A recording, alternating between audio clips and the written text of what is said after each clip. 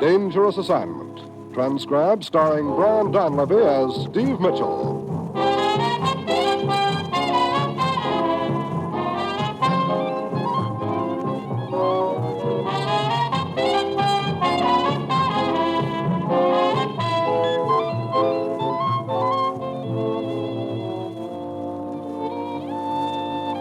Yeah, danger is my assignment. I get sent to a lot of places I can't even pronounce. They all spell the same thing, though, trouble. But when I walk into the commissioner's office, I don't realize this assignment's going to prove that sometimes the best way to stop a guy cold is to step on the gas.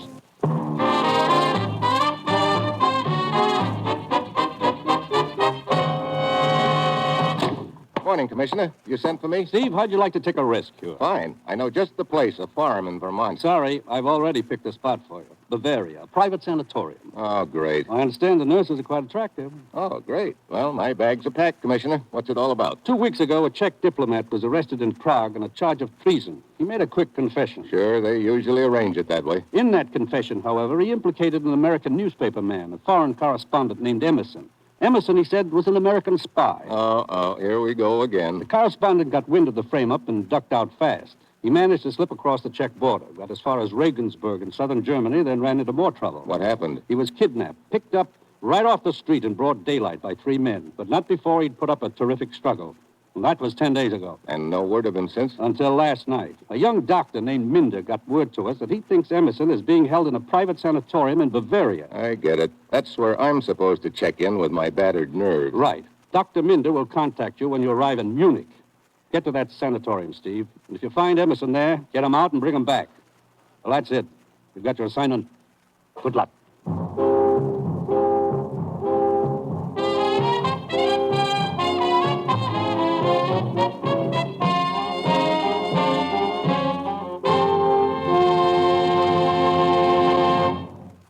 The National Broadcasting Company is presenting Dangerous Assignment, starring Brian Donlevy in the role of Steve Mitchell, colorful, two-fisted government agent. At all those places of the world where danger and intrigue walk hand in hand, there you will find Steve Mitchell on another Dangerous Assignment. Thursday evening on the NBC radio network is filled with great entertainment. Yes, for Western adventure and songs, there's the Roy Rogers Show from Paradise Valley. And along with Roy, you'll hear Dale Evans and the Whippoorwills. And immediately following the Roy Rogers Show, listen to Father Knows Best with Robert Young in the title role. On Father Knows Best, you'll hear the amusing adventures of the Anderson family. And, of course, Thursday also brings another hilarious session of Truth or Consequences with Ralph Edwards, your favorite fun master. On many NBC stations, Thursday ushers in another session of Eddie Cantor's show business show. So for the most enjoyable Thursday evening entertainment, be sure to set your dial to the NBC Radio Network.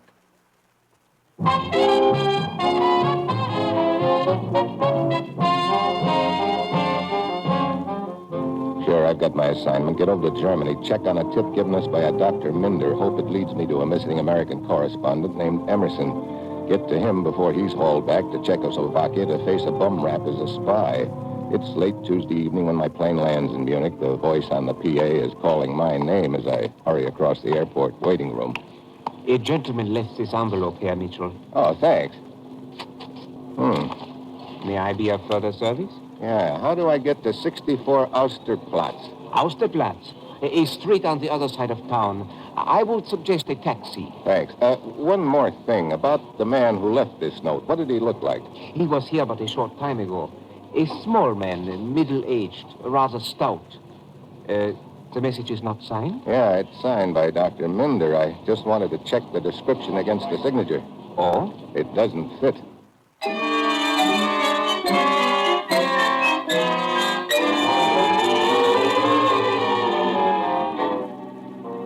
I grab a cab, and on the way across town, I ask myself a few questions. I don't like the answers I get. 10 minutes later, the cabbie drops me off in front of 64 Austerplatz.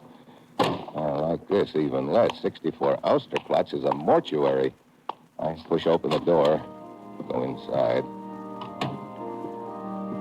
I follow the long red carpet down the dimly lit corridor. At the end of it, there's a desk, and on it, a small vase of flowers, the card index file, and a buzzer.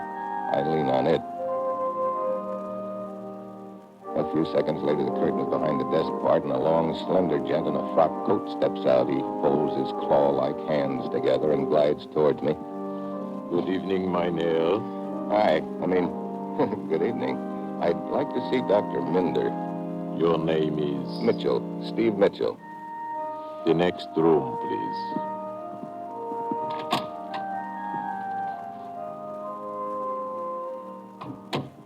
I don't turn around when the door clicks softly shut behind me. I just stare at the casket at the far end of the room.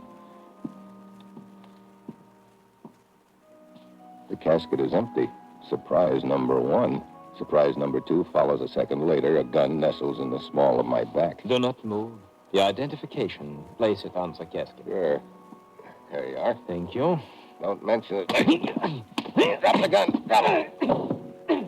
That's better. You've got a lot to learn about this business. Hey, wait a minute. You fit the description I have of Dr. Minder. Yeah. Here, your identification, Herr Mitchell. Look, what's this all about? Just a precautionary measure. I was afraid I might have been followed today. Oh, why pick this place to meet? That man you met a moment ago, he's a very close friend of mine. A doctor with a mortician for a buddy? I wouldn't spread that around, Minder. It doesn't inspire confidence. Yeah, I see what you mean, yeah. Why do you think you might have been followed, Doctor? Because of what happened 2 nights ago, when I saw Emerson at the sanatorium. He is listed as a Herr Langford. They have him in a small private cottage at the rear of the main building. Go on. I was looking for Dr. Anstead. He is the head of the sanatorium. I thought I might find him at the cottage, but when I arrived, I saw the man they call Langford lying on his bed. The bandages removed, his face badly marked, bruised. His face is usually covered with bandages? Yeah. I moved in closer, and then suddenly his nurse appeared from the next room. She screamed at me to get out, called one of the guards. Any repercussions over your visit? No, none. The matter seems to have been dropped. They probably figure you didn't recognize Emerson, so they let it ride. Who's his doctor? Dr. Anstead. You known him long? Since I joined the staff 2 years ago. He is truly a great doctor, Herr Mitchell.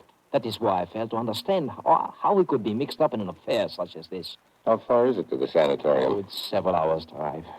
I have my car parked in the back street. Okay, let's get going. We'll figure out something on the way, I hope.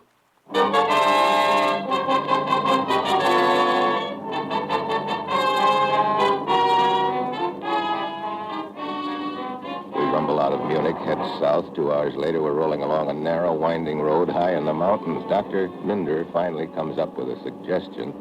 Mitchell, I've been considering a possibility. I might be able to get you into the grounds by way of the back wall. I could possibly hide you in the clinic. Yeah, if I could pass myself off as a villager with a liver complaint. No. As a tourist, perhaps, yeah. But it would be too dangerous. Too many questions would be asked. Wait a minute. They couldn't very well expect me to answer questions if I'd been knocked out cold. An accident. An accident? Why not? We stage an accident for the benefit of anyone who might be watching from the sanatorium. Yes. The guards at the gate, they have an unobstructed view of the road leading to the main gate. What would happen then? Well, a call to the clinic. The gate guard and I would drive to the scene with the ambulance. Right. Now, all we need is an accident. But what kind? Automobile? Look, my expense account won't stand for a car's crash. How about a bicycle? Yes, of course. Can you get one of the villagers to cooperate with a gentle sideswipe? Yeah. Albert Herpfel. He's a farmer. His place is not far from the sanatorium. He has a truck. He will be eager to help us. Yeah, you make sure he isn't too eager. I want this to look real, but not fatal.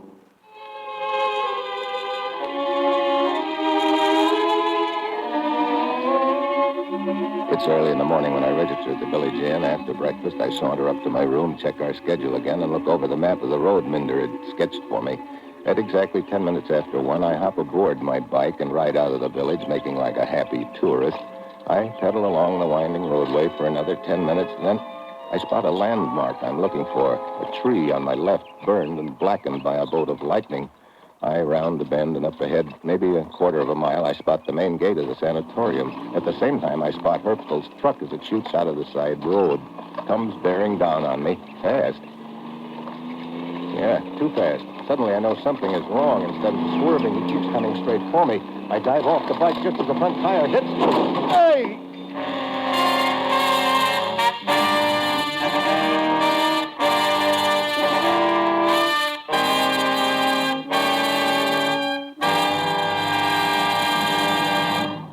Steve Mitchell will continue his dangerous assignment in just a moment.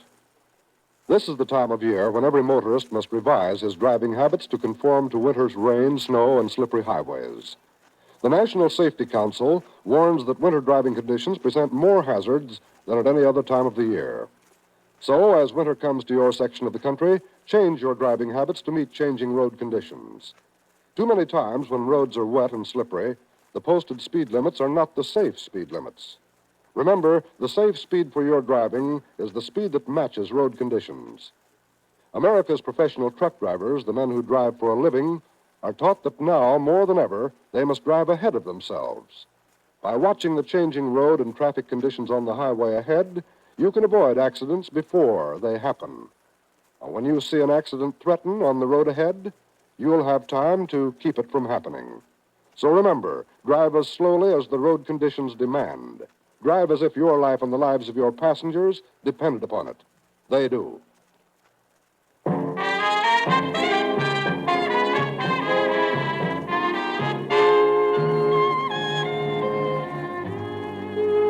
Now, back to Dangerous Assignment and Brian Donlevy as Steve Mitchell.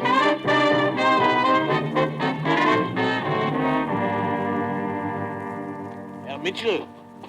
Herr Mitchell. Yeah? Who are you? I am helpful. Hey, the farmer who ran me down with a truck. Hey, what's the big idea trying to... Please, I was not the one who was driving the truck.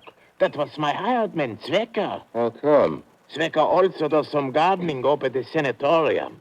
He must have overheard Dr. Minder and myself setting up the plans for this accident. He stole my truck and tried to kill you, possibly hoping to get some kind of reward from them. Brother, he almost earned it, too. When I realized the truck was gone, I came here as fast as possible to warn you. I was climbing up the ravine when you came down. The hard way. Well, this is just dandy. Zwecker's probably up at the sanatorium right now, spilling the whole gag to them. No, Herr Mitchell. I saw him climbing down here after the accident, perhaps to make sure you were dead. I waited for him in the bushes. He's tied up at the bottom of the ravine, and I will turn him over to the police. Nice work. Hey, what's that? The bell on the ambulance. See? Up there. It's winding down the road from the sanatorium. After I took care of Zwecker, I telephoned the report of the accident, as we had planned. Okay, Herpful. You've been very likewise. You can get lost now. I'll take it from here.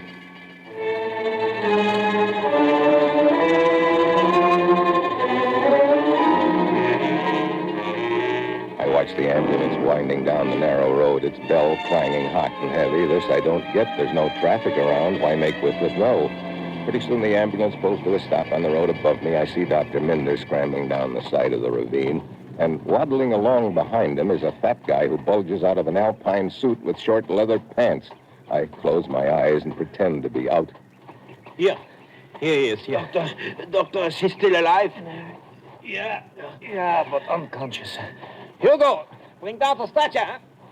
The driver comes down with a stretcher. They load me aboard and lug me up to the road. They slide me into the ambulance. Minder gets in beside me, and away we go.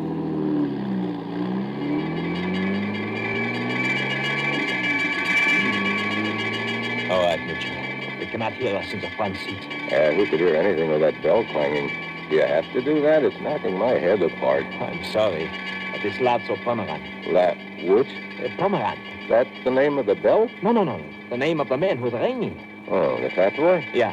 You see, Lazzo Pomeran is a patient at the sanatorium. He's quite wealthy. He always insists on riding with the driver whenever the ambulance goes out so he can ring the bell.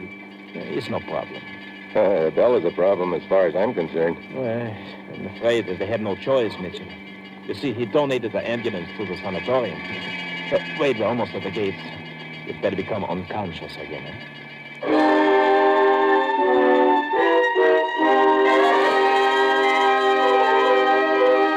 We drive into the grounds with Porky, the bellboy, still hard at work. I'm taken to a small room at the rear of the main building, which overlooks the cottages scattered around the grounds. I keep my eyes closed as Dr. Minder goes through the motions of making a further examination. A nurse hovers close by. Well, Schwandorff, you seem to be studying the patient most carefully. I was just trying to remember. Remember what? Well, I have seen this man before. You feel that you have? He looks familiar in a way. An American, wouldn't you say? Well, I don't know. Possibly a tourist. Is Dr. Anstedt on the grounds? No, he went to Munich yesterday. Munich? He left shortly after you did. He said he had business in Munich. Oh, yes, I see. Well, that will be all for now, Fräulein. Will you please order the x-rays, huh? At once, Doctor. Mitchell? Yeah. I almost swallowed my Adam's apple when that nurse started wondering where she'd seen me before. Where could she have seen you? Search me. Maybe around the village this morning. Or maybe she's mistaken. Well, I don't like it. You don't like it. Another thing. This Dr. Anstedt you think is mixed up in the deal. Yeah. She said he had gone to Munich shortly after I did. Could be he followed you. If so, he knows who you are and why you are here. Well, we're in too deep to back out now, but we'd better work fast. All right. Here's the plan. Come on, sit up in bed. Okay. You see the cottage under those trees near the back wall, huh? Yeah. That's where they've got Emerson? Yeah. We must wait until dinner time. 2 hours from now. I will signal you from outside at the proper time. Huh? Then what? The guard at the cottage leaves for dinner. The special nurse remains. I will try to keep her occupied while you slip into the cottage. If the patient is Emerson, the ambulance will be waiting by the cottage. You'll have to make a run for it with him, huh? Well. What? Oh, Herr Pomeranz. Oh, splendid. I see our patient has recovered consciousness. Yeah. But he is still weak and needs rest. But I trust you play pinochle, sir. There is not one decent pinochle player in the whole place. As you see, Herr Pomeranz, I must give the patient an injection, a sedative. So... And now I must ask you to leave. Well, of course. Well, until later, son, our first pinochle game. That was most unfortunate. I wish to make it appear that you are still unconscious. What was that? Oh, that was Pomeranz's version of a yodel. He thinks it quite amusing to make that sound whenever one of the more attractive nurses passes by. He is even now very probably in pursuit of her. An alpine wolf whistle yet? Look, how am I supposed to slip over to that cottage when you slip me the Mickey with a needle? No, don't worry.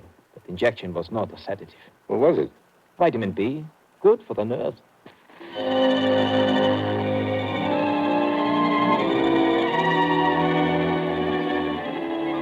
Minder leaves, and I settle back to wait for his signal. The minutes drag by. Finally, it starts getting dark. I stare out the window, but there's no sign of Minder. I begin to get an uneasy feeling something's gone wrong. Finally, I decide I can't wait any longer. I ease out the window and work my way through the shrubbery to the cottage where they've got Emerson. I take a quick look in the window. The patient's on the bed with his face bandaged, but there's no sign of a guard. This is my big chance. I go inside and over to his bed. Emerson. Emerson. He doesn't answer. I start to shake his arm, but it falls off the bed limply. I jerk the bandages off his face.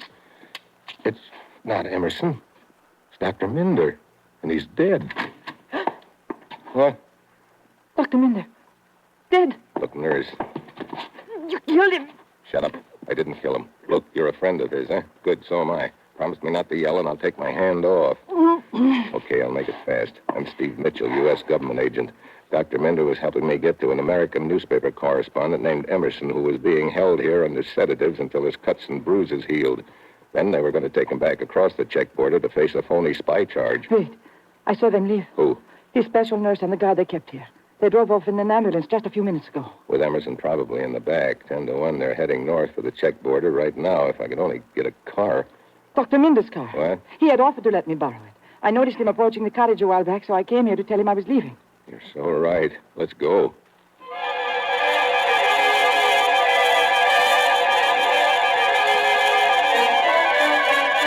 We slip out of the cottage to Minder's car and roar away. We head north toward the border. The minutes drag by. You think we are gaining any on them? Hey, up ahead. The ambulance. Parked beside the road. Yeah, and in that phone booth beside the inn, the nurse. She's probably calling ahead to let them know they're coming. Pull up. We stop beside a clump of trees. I tell the nurse to wait for me down the road a mile or so. She pulls away. And I walk to the ambulance. The guard is sitting in the front seat alone. The nurse is still in the phone booth. I'm almost to the door before he spots me. He reaches for a gun, but I nail him. He slumps over the wheel. I drag him out, jump inside, and take off fast. As the small frosted glass panel back of the driver's seat, I can make out a figure on the stretcher on one side. I pull to a stop around the first bend in the road. I get out and go around to the back. I open the rear door. Hello, Mitchell. What? Pomeran. To be sure. Don't try anything. Well, the fat boy himself. So you've been running the deal, huh? I take it that's Emerson on the stretcher. Quite right. How'd you get Dr. Anstead to help you? We knew he had relatives across the border. The threat of reprisals was very effective. I see. Well, what happens now? You will drive us to the border. And if you try anything, Emerson will be shot immediately. All right. Get back into the ambulance. I walk to the front and get in. I'm pretty sure Pomeran won't shoot Emerson. He wants him alive, but I got to figure out a plan fast. Hurry up, Mitchell. I can make out Pomeran at the frosted glass panel behind me. Then I get an idea. Suddenly I throw open the door and duck. Mitchell! It works. He thinks I'm going outside. I can hear him scramble toward the rear door. As soon as he opens it, I step on the gas. I look out the back window. Pomeran is sprawled, face down on the road, out cold.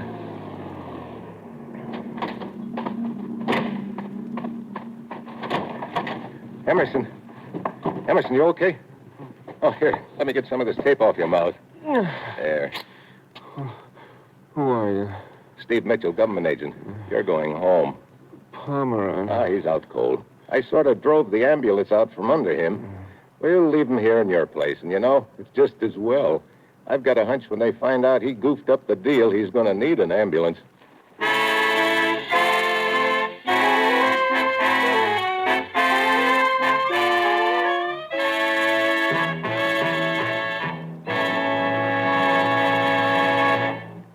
Our star, Brian Donlevy, will return in just a moment. One of the most important functions of a radio network is the quick dissemination of news. Here on the NBC radio network, you can depend upon expert news reporters to bring you all the important news whenever and wherever it happens. A schoolteacher in Michigan, in a recent letter, says it better than we can. Quote, I want to thank NBC for its complete coverage of both the national political conventions and for your accurate and timely reporting of the national election. I'm particularly grateful to read that NBC will be on hand to broadcast the inauguration of our new president in January. For when I add this broadcast to the others I already have recorded on my Webster Electric Echo tape recorder, I'll have a complete history of the 1952 political campaign. Again, I want to thank you and praise you for your wonderful news coverage. Unquote. And we thank you, Miss Miller. Here at NBC, we strive to bring you the finest reporting of the latest news. So remember, the NBC Radio Network is your headquarters for top news coverage.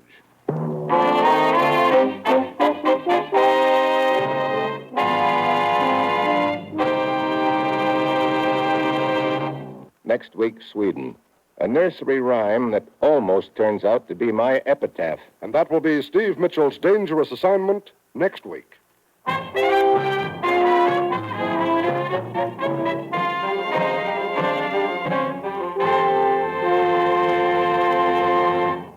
Included in tonight's cast were Byron Kane, Paul Frees, Tony Barrett, Jack Crucian, and Jeannie Tatum. This is John Storm speaking.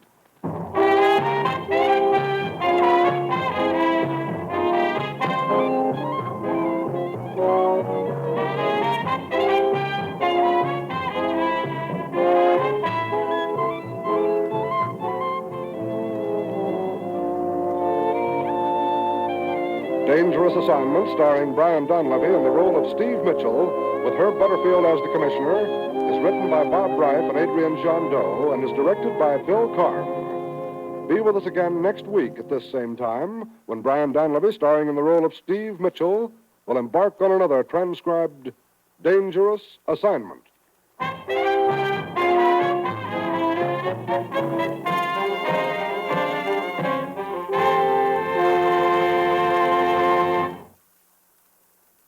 This is NBC, the national broadcasting company.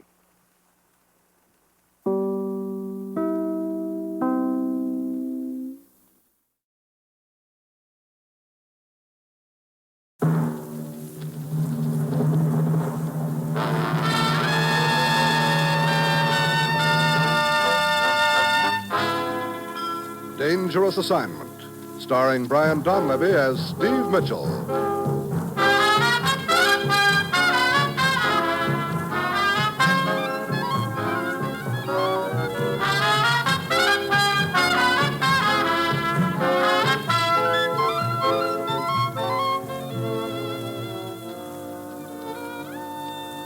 Yeah, danger is my assignment. I get sent to a lot of places I can't even pronounce. They all spell the same thing, though, trouble. But when I walk into the commissioner's office, I don't realize that this assignment's going to have me trying to trap a killer with a new kind of a weapon, a nursery rhyme.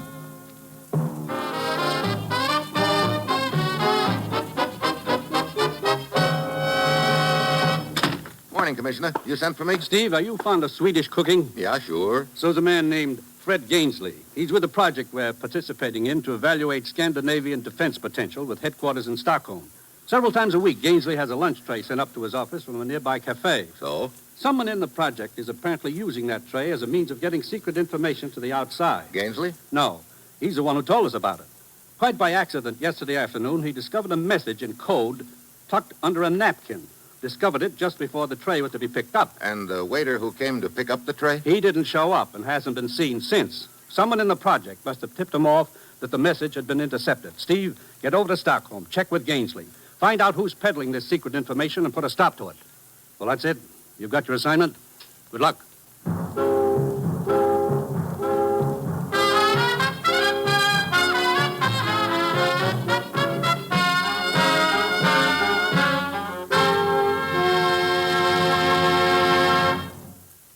The National Broadcasting Company is presenting Dangerous Assignment, starring Brian Donlevy in the role of Steve Mitchell, colorful, two-fisted government agent. At all those places of the world where danger and intrigue walk hand in hand, there you will find Steve Mitchell on another Dangerous Assignment. Here's a word about some of NBC's great Sunday programs. We're justifiably proud of such stellar productions as Theater Guild on the Air, the Phil Harris Alice Faye Show, and Dragnet in our Sunday schedule. Theater Guild brings you top stars of Broadway and Hollywood in the best available dramatic works. And this combination of top stars and great writing makes Theater Guild one of the high spots of the week. And you'll find that Phil Harris and Alice Faye team together to present one of radio's best comedy shows on Sunday night. The same night that Dragnet presents true stories of your police force in action. So, this Sunday and every Sunday, set your dial to the NBC Radio Network for the best radio programming.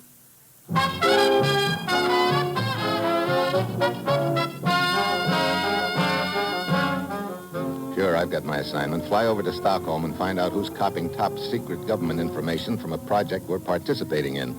It's early Wednesday evening when my plane lands, and I hustle over to the building where the project is quartered.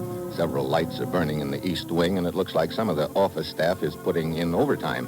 Inside, I flash my credentials and then follow a young clerk down the corridor. Mr. Gainsley should be in his office, sir. At least he was there a few minutes ago. Good. Here we are. Mr. Gainsley, you have a Mr. Gainsley? Doesn't seem to be around.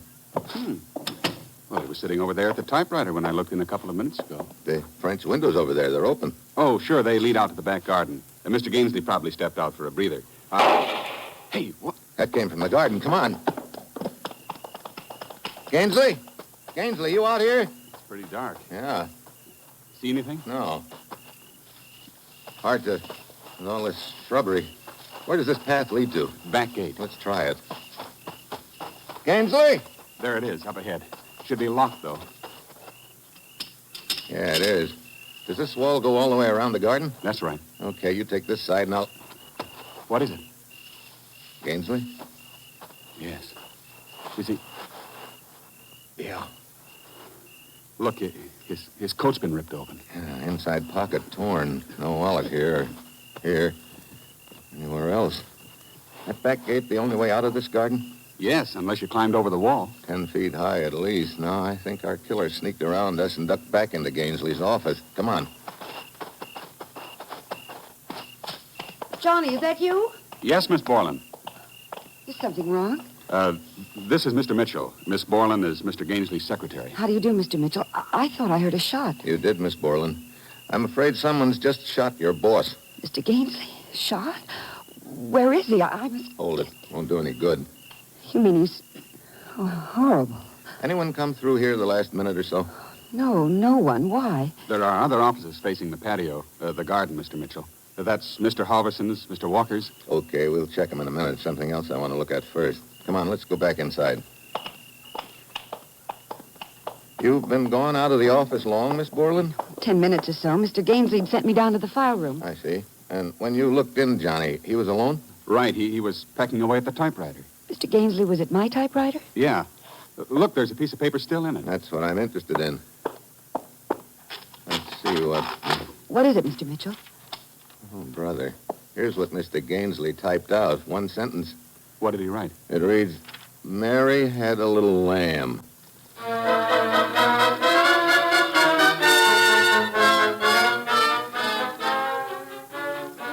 Yeah, that's it. Mary had a little lamb. It's typed at the top of the page, nice and neat, nothing else. So Mary had a little lamb. And it looks like I'm going to have a little headache trying to figure this one out. Seconds later, the other employees come pouring into the office, all of them generating a lot of excitement. I finally get them to clear out and return to their desks. I'm left alone with Miss Borland. I don't understand it, Mr. Mitchell. Why would anyone want to kill Fred? Mr. Gainsley. Well, there happens to be a very good reason. We'll skip it, though, for now. You mind answering a few questions? No, of course not. I'm particularly interested in the lunch tray delivered to this office yesterday. The lunch tray? Well, what can I tell you about... Oh, wait a minute, Mr. Mitchell. Does all this have anything to do with the piece of paper Mr. Gainsley found on that tray yesterday? You know about that? Of course. I was with him when he found it. He seemed puzzled. I asked him about it, and he said it was nothing. Folded the paper and put it in his wallet. His wallet? Uh-huh. Tell me, where is this tray picked up, Miss Borland? There's a table outside in the hall. I usually place the tray there when Mr. Gainsley has finished lunch. What time did you place it there yesterday, do you remember? A few minutes after 1, I'd say. And what time is it usually picked up? Half an hour or so later. How did Gainsley happen to find the piece of paper? Well, he'd been working during his lunch, and sometime after I'd taken the tray into the hall, he missed his fountain pen. Thought he might have left it on the tray, huh? Yes, the two of us went out to look. Is the tray usually picked up by the same waiter? Yes. His name's Carl. He works at a cafe down the street. That's all I know. What does he look like? Oh, short. Very short. Heavy set. He wears rather thick glasses. Okay, Miss Borland, I guess that'll be all for now.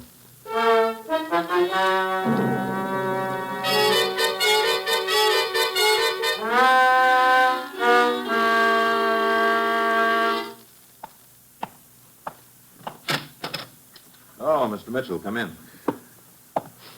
You, Dave Walker? Right, and this is Gil Halverson. How are you, Halverson? Still a bit shaken, I'm afraid, Mr. Mitchell.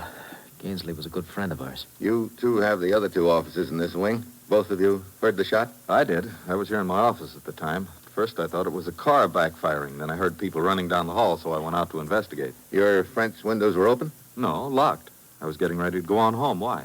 It's possible a killer slipped out of the garden by way of one of these offices. That could have been mine. My windows were open, I'm afraid. And where were you? Downstairs, the file room. That's why I didn't hear the shot. File room, huh? You see Miss Borland there? No, I didn't. Look, what's this all about, anyway? Why would anyone want to kill Gainsley? Yeah, and what's this business about Mary's little lamb? How do you know about that, Walker? Well, Johnny the clerk told us. What's it mean? I wouldn't know. Well, it was meant for you, wasn't it? Was it? Well, look, you're a government agent. You come here looking for Gainsley. He gets himself murdered, but before that, he leaves a message in his typewriter. And you don't know what it means? I don't. Yet. Maybe you have some ideas. Well, maybe. All right, Halverson, let's have it. Well, Walk and I were talking about it before you came in. It has to be a message of some kind, but what? So we finally arrived at something. Oh, sure, it might sound crazy, but I... Come on, what is it? Well, look, there's a cafe here in town called the Golden Fleece. So what's that got to do with... Oh, yeah. Yeah, Mary had a little lamb. Its fleece was white as snow. Oh, I don't know, Halverson. It sounds pretty far-fetched. Well, sure it does, but still is that the cafe where Gainsley got his tray? No. Well, the fleece is run by an American named Daniels. It's on the other side of town. Well, as I say, it sounds a little wild, but so does everything else about the deal. Thanks for the lead. I'll follow it up.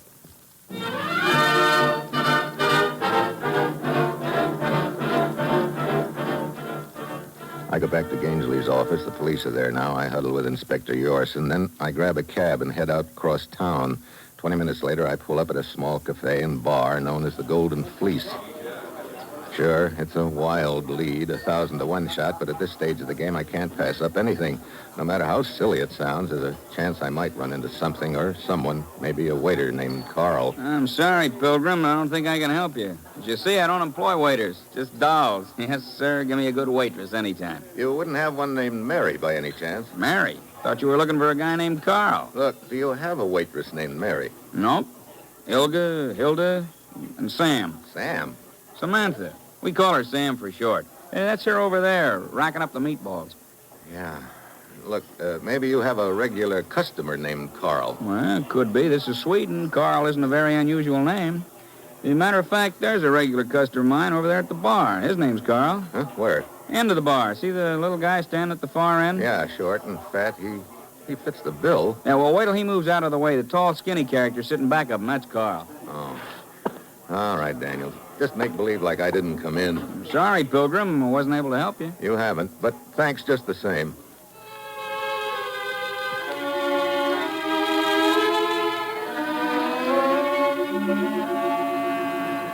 I go back outside, wait a few minutes in front of the Golden Fleece for Inspector Yorson's squad car to show, and when it doesn't, I start walking along the street toward the corner, but I don't make it. Halfway up the block, someone steps out of a doorway behind me. A cord drops around my throat, tugs back hard. My head hits the side of the building. I go out like a light.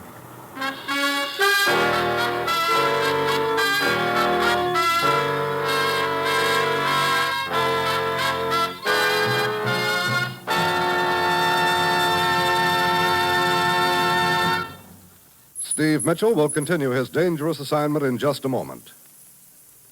Next time your car needs a grease job, or you're having your shoes repaired, or a suit or dress dry cleaned, look around in the place that performs the service for you. You'll see something new, a poster carrying the words OPS Ceiling Prices for Retail Services, and listing the principal services which the place performs and the OPS ceiling prices. Now, the new OPS rule requires that these official posters must also be displayed in shops that do repair work on radios, TV sets, household electrical equipment, on watches and clocks, furnaces, heaters, automobiles, and trucks. Yes, the prices you see may be the highest prices which can lawfully be charged. You may pay less, but you need pay no more. Get the habit of checking the new OPS price charts in service establishments where you trade. And when you shop for goods or services, shop carefully. Use restraint in your buying and spending, and save when you can, all you can. Remember, cooperation can whip inflation.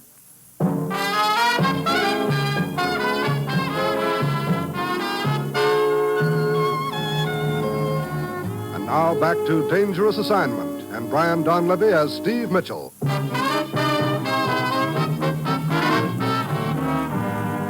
Mitchell? Yeah. Mitchell? Huh? Oh, Inspector Yorson. What happened? I guess somebody didn't like the way I breathe and tried to put a stop to it. The cord around your neck? Yeah.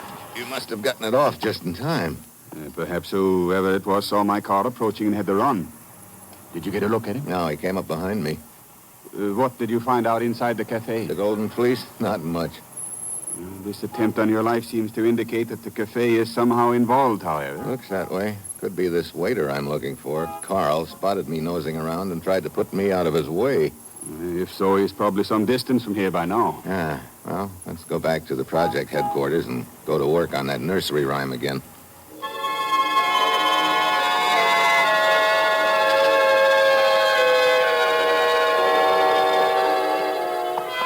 We might as well use Gainsley's office. All right. Mitchell? Oh, Halverson. You boys work pretty late. Yeah, they've been piling it on lately. I'm just knocking off now. Walker work this late, too? No. I guess he cleaned up his desk earlier than usual tonight. He has left the building? Yeah. Matter of fact, he left shortly after you did. Oh? Any luck at the Golden Fleece? Yeah, all bad. But at least it looks like a solid lead. See you in the morning. Oh, sure. So Walker left here shortly after you did. That's very interesting. Yeah. Well, here we are. Do you still have the piece of paper? Right here. Mary had a little lamb. Do you suppose that Mr. Gainsley intended this as some sort of message for you, Mitchell? I doubt it, Inspector. He had no way of knowing I'd be arriving just then. The way it looks to me. He was sitting here at the typewriter, probably heard a sound outside, went to investigate. And was killed? Oh, quite possibly. But then, what does it mean, this fragment of a nursery rhyme? Answer that one and we'll be halfway home. You know, it's possible Gainsley was working on that message he intercepted on his lunch tray. Yes, the message might have been in code. Mary had a little lamb could be part of it. Seems to tie in with the Golden Fleece Cafe, all right. Yeah, it could be, but... But what? I don't know. There's something wrong, something that doesn't quite add up. If Gainsley was trying to decipher the message, why do it on a typewriter? Good point. Well, let's see. Gainsley was sitting here at the typewriter. He heard... Hey, key's jammed. He heard a noise outside. Hey, wait a minute. What is it? I just had an idea. Maybe we've been on the wrong track with Mary and her little lamb. What do you mean? Just a second. I want to put a piece of paper in. There. Now. M-A-R-Y-H-A-D. You are typing the same phrase. Oh, yeah. Now, let's take a look. I see nothing unusual. Maybe that's the point. Gainsley could have typed that line to check the typewriter. He might have been looking for some imperfection, a letter out of line or something like that. Yes. Quite possibly he wanted to compare it with the message he had intercepted. Sure. This was the logical typewriter for him to start with. It belongs to his secretary, Miss Borland. But there are no irregularities on this machine. So he drew a blank here, but how about the others in the building? Yes. Let's see. He could have been looking for something to do with the letter A. There are 4 of them in the sentence. Now, if we can find a typewriter like that, we may have our killer.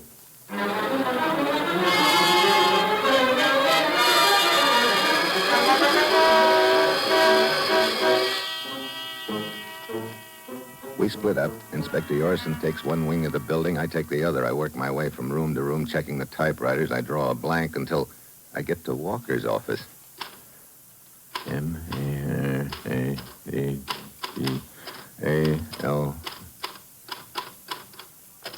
Yeah. The letter A. Raised slightly all 4 times. This could be the one. Oh, Mr. Mitchell. Hello, Miss Borland. I heard someone moving around in Mr. Walker's office and couldn't imagine who it could be. You're here pretty late tonight, aren't you? I forgot something in my desk and came back to get it. Mr. Mitchell, were you in my office earlier? Yeah. I found the same sentence from the nursery rhyme typed out on my desk. You were testing my typewriter the same as Mr. Gainsley was doing. You figured it out, too, huh? Okay, so I was, but I'm not interested in your typewriter anymore, Miss Borland. This is the one. Mr. Walker's? Yeah. The A is raised slightly. But Mr. Walker couldn't have typed the message Mr. Gainsley intercepted. Why not? He was out of town for a week. Walker was? Yes, on business. He got back only yesterday. Oh, great. Anybody could have used his typewriter then. Yes, I suppose so. Wait a minute. Hmm? This basket of correspondence on Walker's desk. Oh, that's probably correspondence he hasn't signed yet. What's wrong with it? Nothing. That's the point. The A's in these letters aren't raised. Mr. Mitchell, that means somebody switched typewriters and put this one here in Mr. Walker's office. It sure does. Any way of checking on these machines to find out which office they were originally assigned to? Yes, all typewriters are listed by serial numbers. The list is in the stockroom. Let's take a look.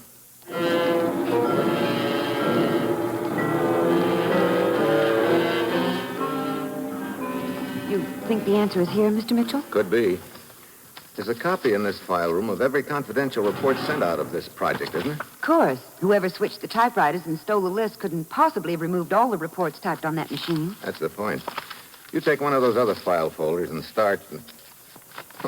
Well, never mind the other folder. You found it? Sure did. Take a look at this report, dated 3 weeks ago. The letter A is raised slightly all through it. Yeah. See this signature at the bottom? Steve! Oh, hello, Halverson. When I saw you heading down here to the basement, I figured you were getting too warm, Mitchell. You're the boy who was smuggling information out on Gainsley's lunch tray. You spotted him checking Charon's typewriter and figured he was on the right track. That's why you killed him, huh? Yeah, that's right. Then you dreamed up that wild goose chase about the Golden Fleece Cafe. I had to keep you thinking the nursery rhyme was some sort of code. So, what happens now? You shoot both of us? Oh, hardly. The security guard's in the building. So's your friend Inspector Yorson. You shot at 2, it'd bring them running. No. I got a much better idea. Step back into the vault, both of you. The vault? You heard me. Okay, it's good enough. Gonna lock us in, huh? You catch on pretty quick. Look, there's no doorknob on the inside. The vault is soundproof. Also, there's no ventilation. So go ahead, yell if you want to. You use up the oxygen faster. Steve. You catch on quick, too, Karen. So long, kids. Mr. Halverson? What? Oh, Inspector Yorson. I'm looking for Mr. Mitchell. Mitchell? Have you seen him? Oh, why, yes. Yes, about 10 minutes ago, he hurried out of the building. Oh? Yeah, he seemed very excited. Said something about going back to the Golden Fleece Cafe. Well, that's very interesting, Mr. Halverson. It is? Yes. If he went to the Golden Fleece, who is the man who just stepped around the corner behind you? Hello, chump. Don't try it. Just hold still while I get that gun of yours. There. Halverson is our man? He sure is, Inspector. How'd you get out of there, Mitchell? An old trick, Halverson. I was holding a folded sheet of paper in my hand. Remember the report made out on your typewriter? When you closed the door, I slid the paper between the door and the jamb over the latch. That kept the door from locking. That sheet of paper? Yeah, that sheet of paper. Sort of wrapped you up, didn't it?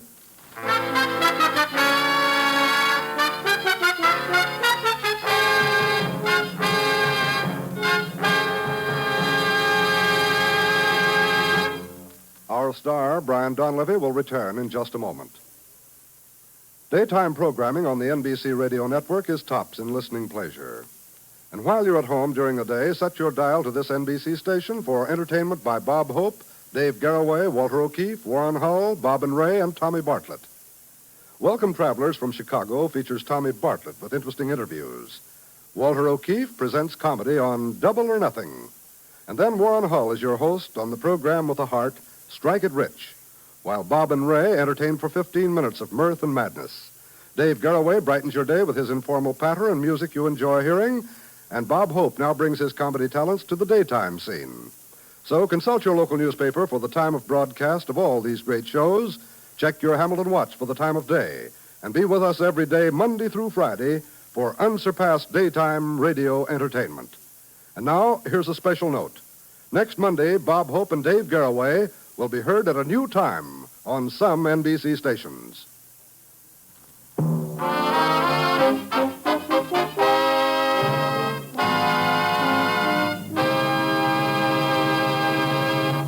Next week, the Mediterranean. A pleasure cruise that almost turns out to be a one-way trip. And that will be Steve Mitchell's dangerous assignment next week.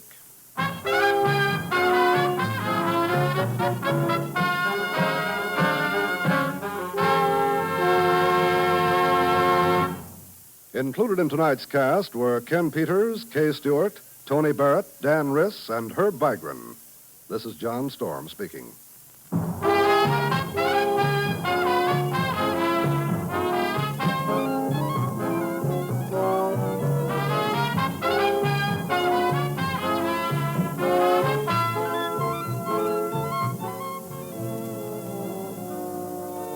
Dangerous Assignment, starring Brian Donlevy as Steve Mitchell, with Herb Butterfield as the commissioner, is written by Bob Reif and Adrian John Doe, and is directed by Bill Karn.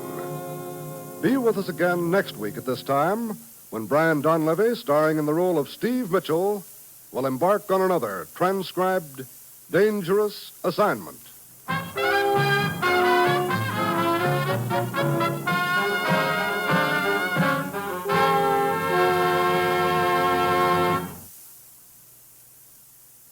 Always listen for the familiar 3 NBC chimes. They're your invitation to fine radio entertainment. Tomorrow, hear both Judy Canova and Truth or Consequences on NBC.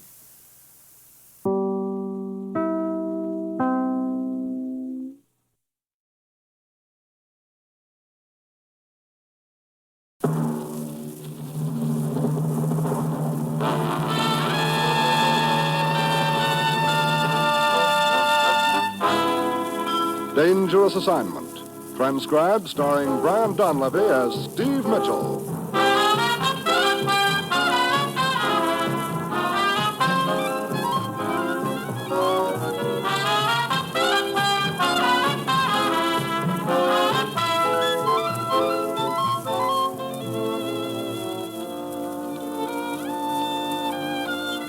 Yeah, danger is my assignment. I get sent to a lot of places I can't even pronounce. They all spell the same thing, though, trouble. But when I walk into the commissioner's office, I don't realize that this assignment's going to prove that you can sometimes hang a killer sky high with a little piece of string.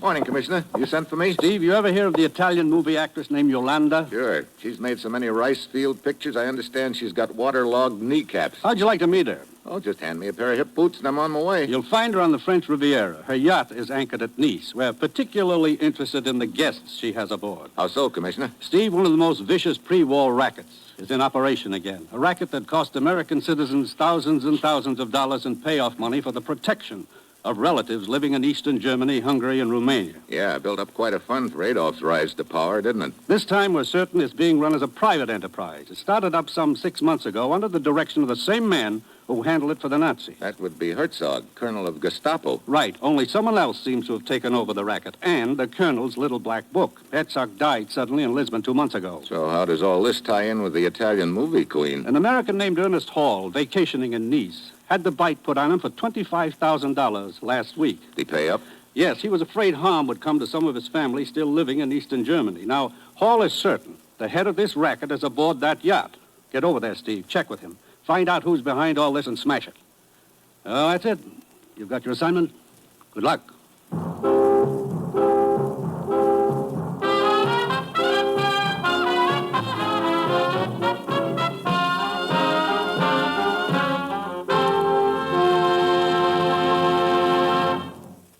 The National Broadcasting Company is presenting Dangerous Assignment, starring Brian Donlevy in the role of Steve Mitchell, colorful two-fisted government agent. At all those places of the world where danger and intrigue walk hand in hand, there you will find Steve Mitchell on another dangerous assignment. Thursday evening is an entertainment-filled listening night on NBC Radio. Set your dial to this station for such fun-packed programs as Truth or Consequences, with Ralph Edwards playing host on America's favorite party game. There's fun, surprises, and always the unexpected when you listen to Truth or Consequences each Thursday. And for Western songs and adventure, hit the trail to Paradise Valley and the Double R Bar Ranch, for there you'll find The Roy Rogers Show and 30 minutes of top-flight entertainment. Robert Young is another Thursday night visitor when he stars in Father Knows Best. We know you'll all enjoy these wonderful programs, so be sure to set your dial right here to this NBC station for top-flight radio entertainment each Thursday night.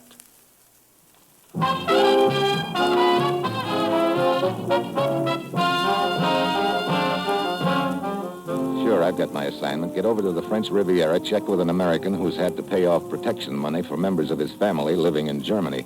Find out who's running the racket and break it up. It's late Thursday afternoon when my plane lands. The American, Ernest Hall, is waiting for me in his hotel room.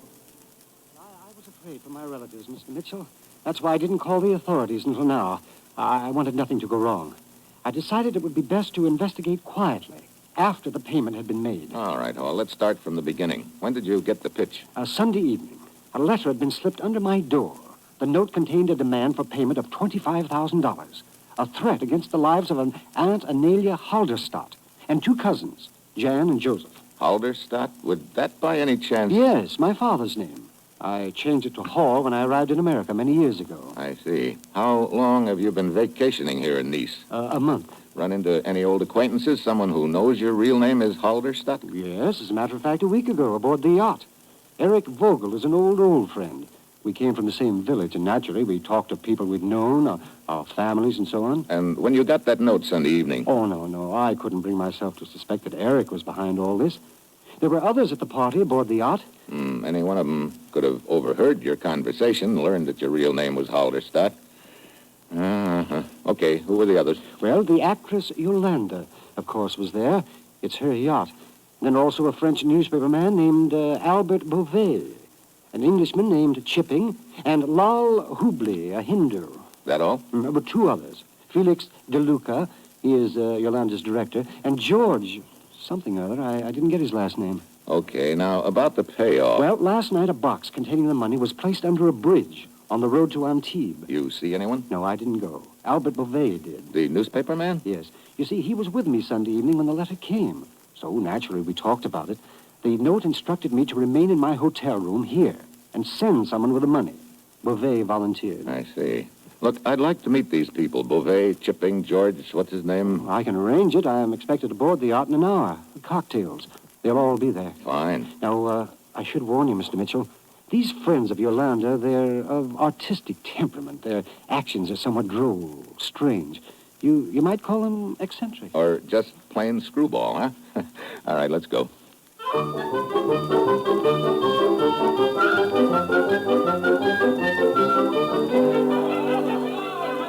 Well, I've met some characters in my time, but nothing like the wacky group assembled aboard Yolanda's yacht. The queen herself is attired in a leopard skin bathing suit, dark glasses, a floppy sombrero with a fur 4-foot brim. She's tossing grapes across the room to a gent who's standing on his head in the corner with his mouth open. The Hindu, draped in his sheet, is sitting cross-legged on the bar, and he's cracking walnuts with his teeth. Paul introduces me to Yolanda, and a split second later, the door bursts open. Two gents race into the room. Each of them is armed with a saber.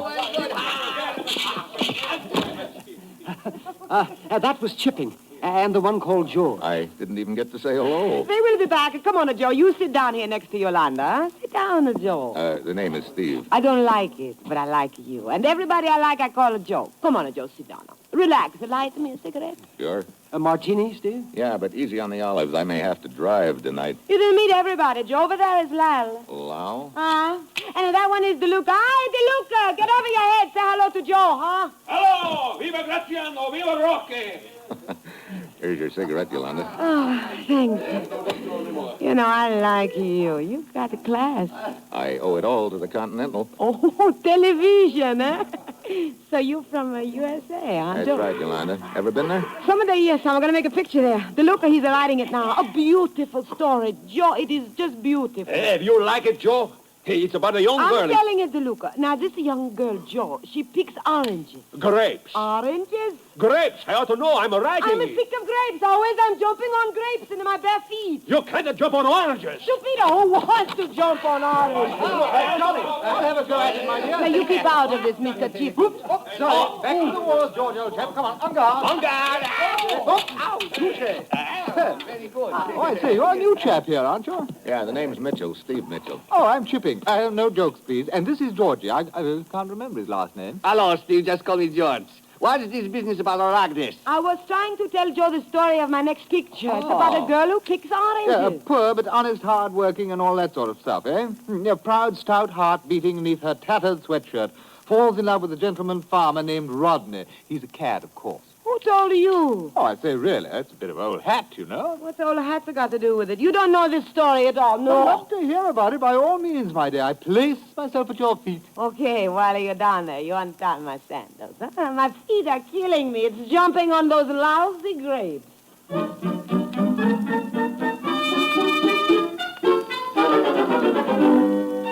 Well, Yolanda launches into a dramatic account of the plot, a tender, heartwarming story of love, greed, and hate among the smudge pots. Suddenly, the salon door swings open. A short, heavy-set gent stands there with a mask over his face, a .45 in one hand, a small satchel in the other. Hi. What are you doing? What's it? Shut up, sister. This is a heist. A heist? What is it he's talking? A stick-up, Yolanda. A hold-up. There's the bag, gents. Let's have your wallets, watches, rings, anything that'll bring a buck. Dump 'em in there. Now, just a minute, sport. Let's get with it. Ain't got all night. You first, Mac. Sure. Only call me George, huh? That's me, sport. George! Okay, George, get up. And don't try that again, see? Oh, I don't try. Next one of you gents who gets funny winds up with a slug in him. Now, come on. Shell out.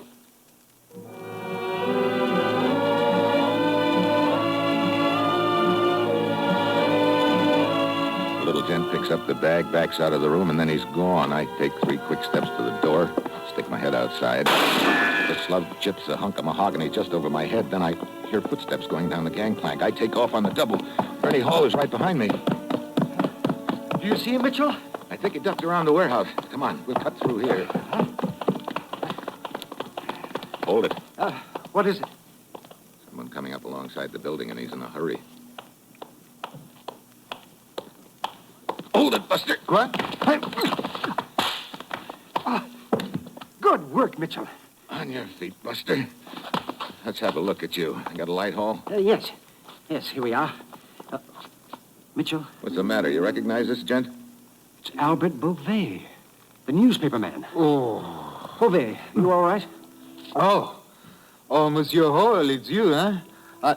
Hey, where is he? He must not get away. Now, let me go. Take it easy. Who are you talking about? The man who robbed those aboard the yacht, I hired him. You hired him? What does all this mean, Beauvais? It was a plan. That the money you gave me to place under the bridge last night, Monsieur Hall, I had marked it, don't you see? So you staged this holdup and hoped you'd trace the marked money? Oui, alors. He was trying to bring the wallets to me. Of all the screwball... Look, Beauvais, where does he hang out? Oh, a small hotel, not far from here. Come on, we better get over there fast.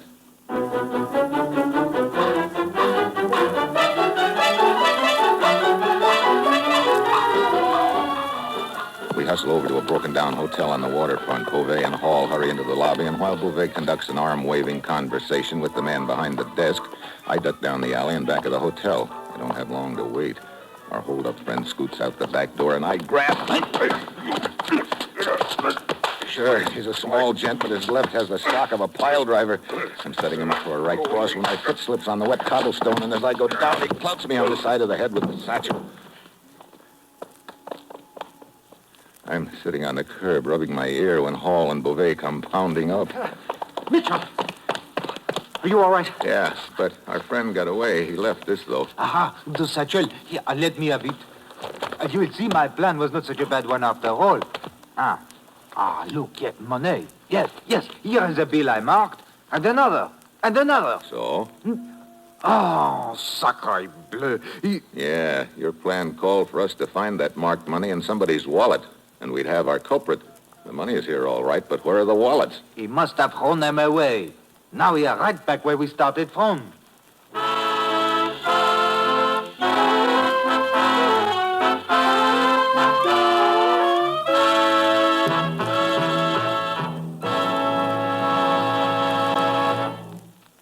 Steve Mitchell will continue his dangerous assignment in just a moment. Have you started your Christmas wishing yet? Well, this is the season for it, the season when we wish we could do the most for our families, our friends, and our loved ones. All of us express that wish when we say those joyous words, a Merry Christmas and a Happy New Year to you. But as the old song says, wishing won't make it so. How much better it would be if you could really do something to make that wish come true. Well, the point is you can do something. You can buy Christmas seals. Yes, Christmas seal money helps pay for chest X-ray campaigns, which search out those who have TB and don't know it, so they can be treated to save their lives and to protect yours. The Christmas seals you buy today may help to find, through chest X-rays, some of the 150,000 persons in our country who have TB without knowing it.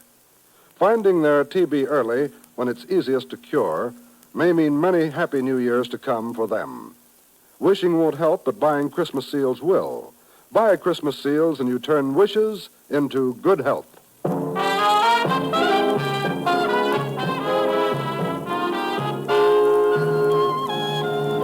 Now back to Dangerous Assignment and Brian Donlevy as Steve Mitchell.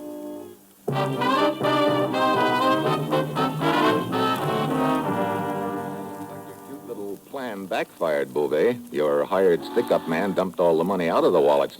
Now, we don't know whose wallet the marked money came out of. Let's see, about $500 of the money in the satchel is marked. Well, the rest of it must be hidden aboard the yacht somewhere. Could be. Okay, suppose you start on Operation Ashcan, Beauvais. Paul and I'll see what we can pick up back at the yacht. Operation Ashcan? What is this? Check all the ash cans between the dock and the hotel where your stick-up boy was hiding out. See if you can find those wallets. Could be some of that marked money stuck to one of them.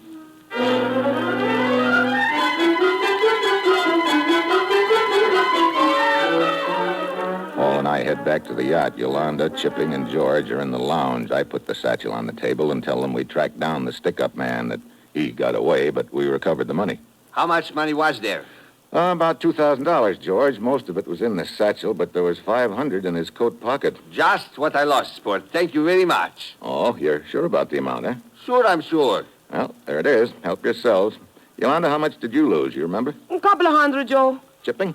Well, it's a bit hard to say. I've stumbled across some rare finds in Nice, and I'm not sure how much they've cost me. Rare finds? He's a book collector, Joe Dull. Oh, then you don't know how much you had in your wallet.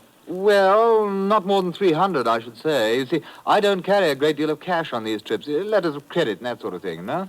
Oh, I should have so much credit. He's a dirty rich, Joe. No, filthy rich, darling. Dirty, filthy. He'll never be cleaned, huh? Oh, fine. Where's DeLuca? Oh, he's attending. He was no feeling so hot. Oh? No, nothing like losing some money to make DeLuca no feel so hot. Well, slip a few of these bills in his oxygen tent. It may snap him out of it. You got a good sense of humor, Joe. Oh, I'm a riot, Josephine. I got a good idea why you don't come with us, huh? Will you? Sure. On the cruise. We're shoving off in about an hour. Oh, where are you heading? Oh, I thought we stop at Corsica and then Naples. Then what? Then we split up. I gotta go back to work. Oh, okay. Thanks for the invitation, Yolanda. You've got yourself another passenger.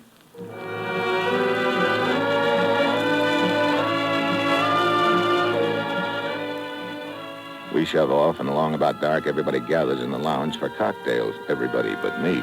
I figure this is my chance to start searching the staterooms, and George What's-His-Name is currently at the top of my suspect list because of the way he tried to stop the holdup, and later, a prompt claim he put in for the $500.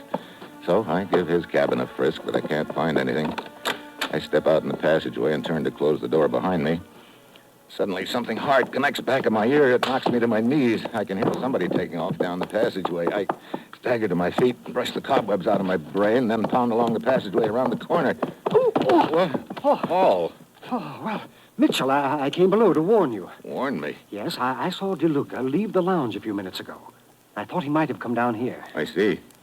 What happened? I got hit on the head. Must have been DeLuca. Maybe. He took off in a hurry. Did you find anything in George's stateroom? No. I'll try Beauvais next. Wait a minute. Sounds like they're all coming below to change for dinner. Great. Okay, looks like I'll have to wait for another chance.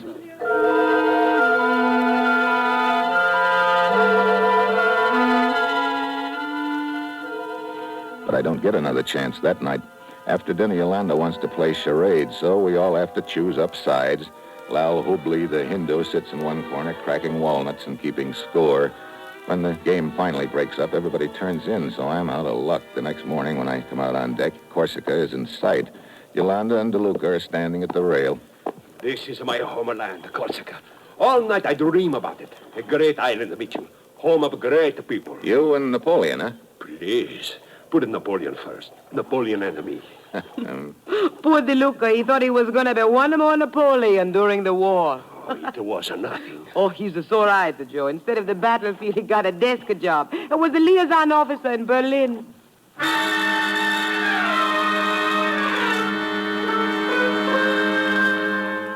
The word Berlin hits me like a hammer. That little black book which started this whole deal used to be in the custody of a Nazi named Herzog in Berlin. DeLuca could have hooked up with him there. At this point, he seems to be edging George out of the top spot on my list. An hour later, we dock, and the happy little group streams off the yacht for a gay day ashore. But the trouble is, they insist that I stream along with them. In the middle of the afternoon, we split up. I get back to the yacht first with Yolanda and George. I'm just starting up along the deck when I spot Chipping coming up the gangplank with a couple of books under his arm and waving his cane frantically at me. Mitchell, I say, Mitchell, a find, a positive find. Oh, what? I was browsing in a bookshop, and I just happened to stumble across these. Can you imagine? What are they? Ancient textbooks of the gladiator school. That's where fencing really started, you know? Look here, old man. You see these illustrations?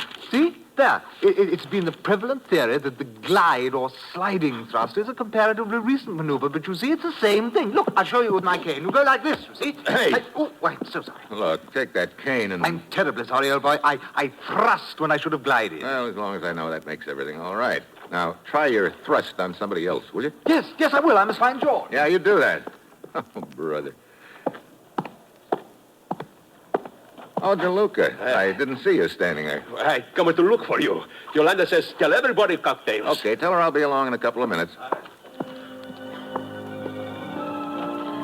I stay up on deck until I see all of them come up to the lounge. Then I head below.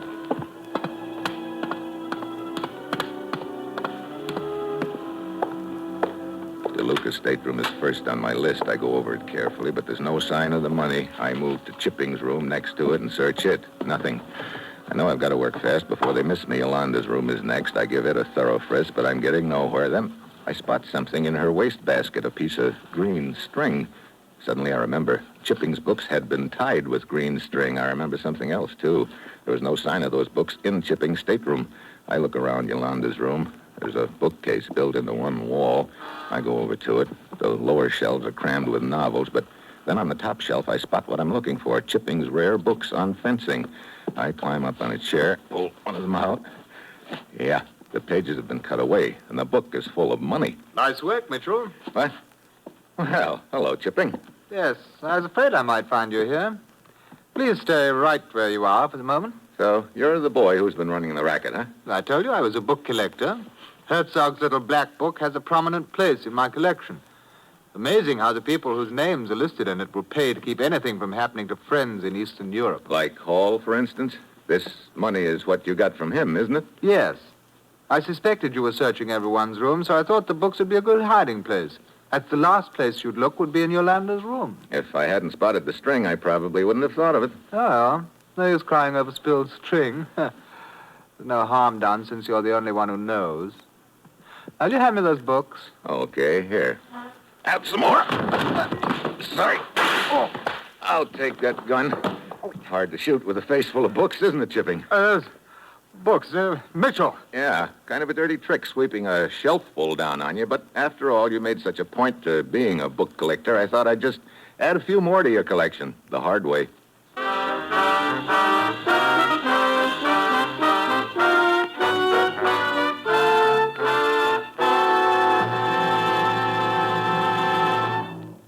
Our star, Brian Donlevy, will return in just a moment.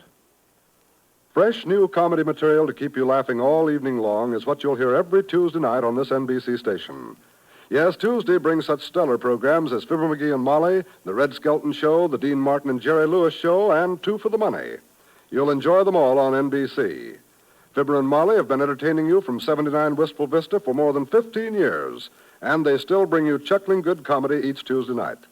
That clown of clowns, Red Skelton, brings you a three-ring circus of laughs with Junior, the mean little kid, Cauliflower McPug, and Willie Lump Lump. Dean Martin and Jerry Lewis are the madcap comedians in our Tuesday night lineup, and you never know what to expect next when they team to bring you a half hour of top comedy listening. Then, of course, Herb Schreiner is the power behind Two for the Money, and his power is to make you feel at home with his down-to-earth humor.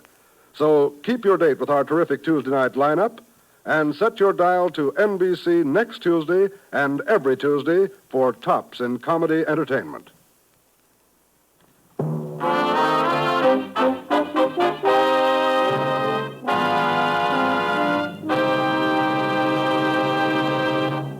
Next week, Austria, a border incident with me in the middle.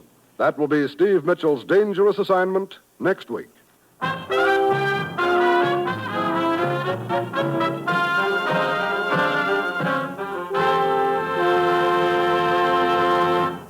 Included in tonight's cast were Howard McNair, Betty Lou Gerson, Nestor Parva, Ben Wright, and Paul Dubov. This is John Storm speaking.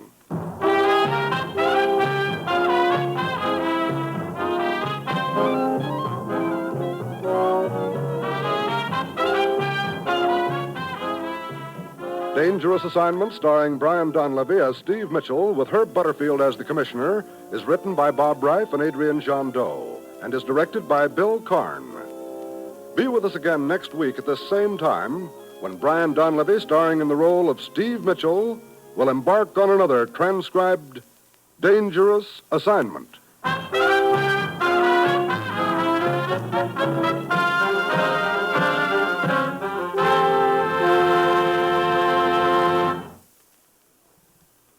Tomorrow, hear both Judy Canova and Truth or Consequences on NBC.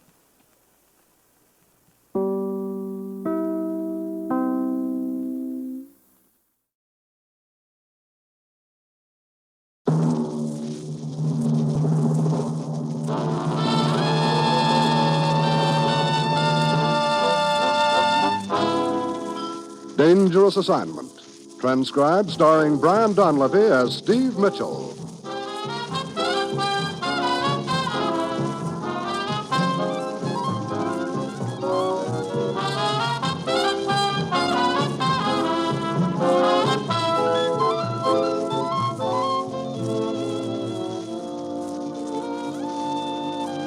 Yeah, danger is my assignment. I get sent to a lot of places I can't even pronounce. They all spell the same thing, though, trouble. But when I walk into the commissioner's office, I don't realize that this assignment's going to show me that sometimes the best thing that can happen to a guy is to get caught in the middle of a riot.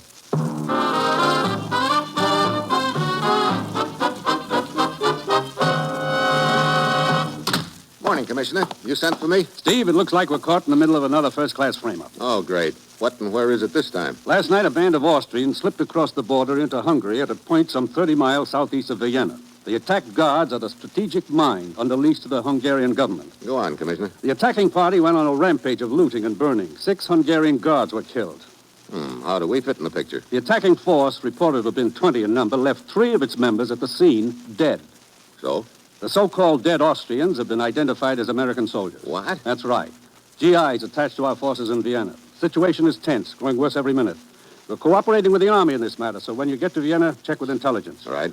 Obviously, we had nothing to do with this raid, Steve, but we've got to prove that and do it quickly. Well, that's it. You've got your assignment. Good luck.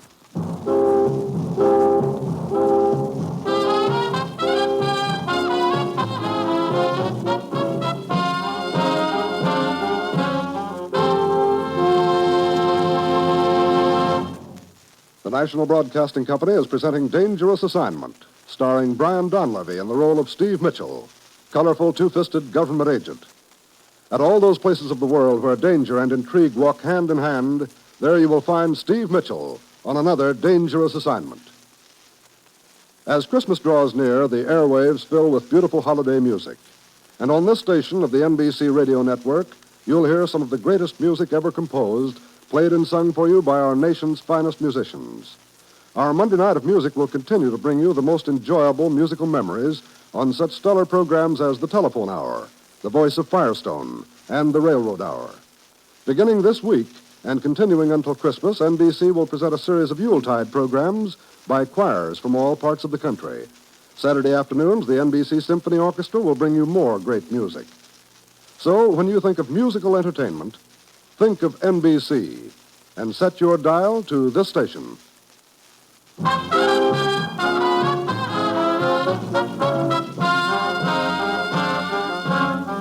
Sure, I've got my assignment. Get over to Vienna, find out who rigged up the plot to implicate us in a border raid on a Hungarian mine, a free-for-all resulting in the deaths of half a dozen Hungarians and 3 American soldiers.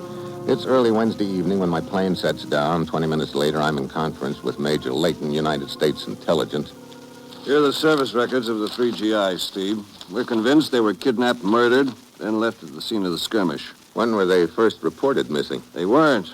You see, they were out on a 3-day pass, due to report back to their company tomorrow. Excuse me. Yes? Good. Send them in, Corporal. Well, that's a relief. And it may be the break we've been waiting for, Steve. Oh? Sergeant Monahan's turned up and alive. He went out on pass with the others yesterday.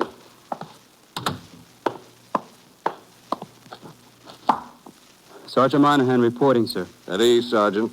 This is Mr. Mitchell. Mr. Mitchell? Sergeant, you've heard what happened. Yes, sir. You've known Polson, Keller, and Whitlow a long time, haven't you? Since, Palermo. The 4 of you went out on pass yesterday, right? Yes, sir. Where? A place called Frankel's, regular hangout. I know the place, Steve. Then what, Sergeant? Well, I had a brew and left. At the last you saw of the others? Yes, sir. What plans did they have for the rest of the evening, do you know? Yeah, they were figuring on going over to a nightclub called the Blue Flame. They wanted me to come along, but I had a date. The Blue Flame, huh? Any special attraction? Yeah, I got a band that plays some pretty good bop stuff, and, And what, Sergeant? Well, Posen knew a girl there. She's a singer. Polish, I think. Her name's Anna. Thought she was pretty great. Didn't you? She was, playing him for a sucker, if you ask me. Her last name wouldn't be Krenko, would it, Sergeant? Something like that, sir. Couldn't be sure. Mean anything to you, Major? Yeah, if it's the same girl. Bad customer, Steve. Clip out is first class. Been mixed up in black market deals, too. I see. I think we better have a little chat with this Anna.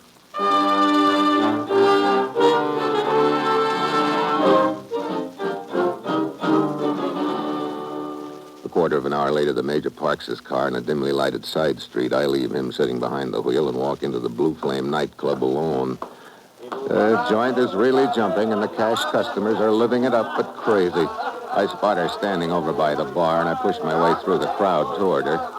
I open my wallet, take out the largest bill, and slide it across the bar. Oh, careful. My drink. Oh, I'm sorry, miss. I'm very sorry. It's quite all right. No harm done. Clumsy of me.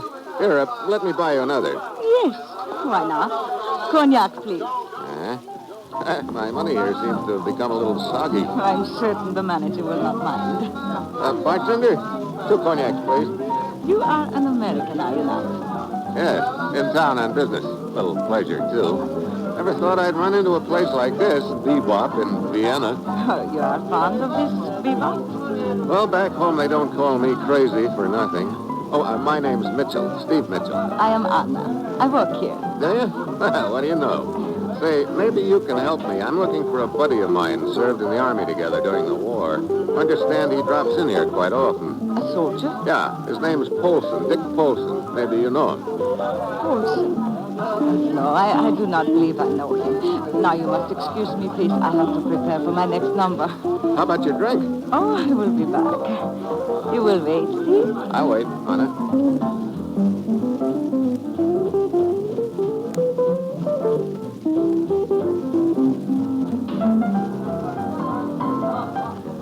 I watch as she disappears through a curtained doorway at the far end of the room. A few minutes later, she's back wearing a different evening gown. The lights go down, the band goes into its intro, and Anna begins to purr into the microphone. I slip through the doorway and down a long hall to her dressing room. I spend the next few minutes giving the place a fast frisk and come up with nothing except a snapshot of Anna and another girl, which I slip into my pocket for future reference. Then I hear someone coming down the hall. I duck into a small closet. Here you are, my dear. You'll find the money in this envelope. Count it if you wish. It will not be necessary. Thank you, darling. Thank you, Anna. You'll be most helpful. Everything went according to plan, really? Perfectly. There are still a few matters to be attended to, however. You are going back tonight? To Bernagi? Yes.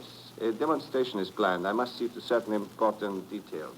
However, I have a few moments to spare. May I buy you a drink, Anna? Thank you. I have a drink waiting for me at the bar, Rudy. Oh? And an American. Oh? I think you will be interested in him. He came in looking for Sergeant Polson. Polson? Said he was an old friend. I see. Well, perhaps he is an old friend, Anna. And then again, he might not be. I think I'd best point this American out to me, Anna. Come along.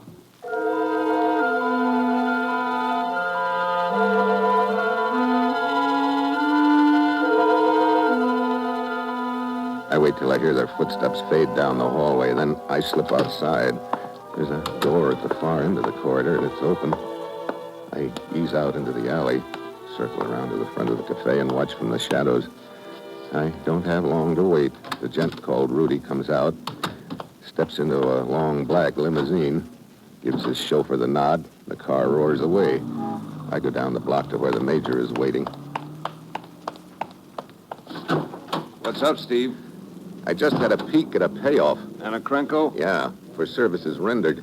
It's got something to do with Sergeant Polson, that's for sure. I heard Rudy tell Anna he was going to a place called Bernagi. Bernagi? Well, that's a town just over the border in Hungary. It's only a few miles from the mine. He said something about a big demonstration. Sure, it figures. The big build-up, beating of the drums, torchlight parade, the works. All very anti-United States, of course. Look, Major, I'd like to take in that little soiree across the border. Can you arrange it? Sure, I can put you in contact with someone. Meanwhile, what about Anna? Keep an eye on her so we can close in fast. We know she's the contact on this end of the line. I've got to nail the big boy at the other end.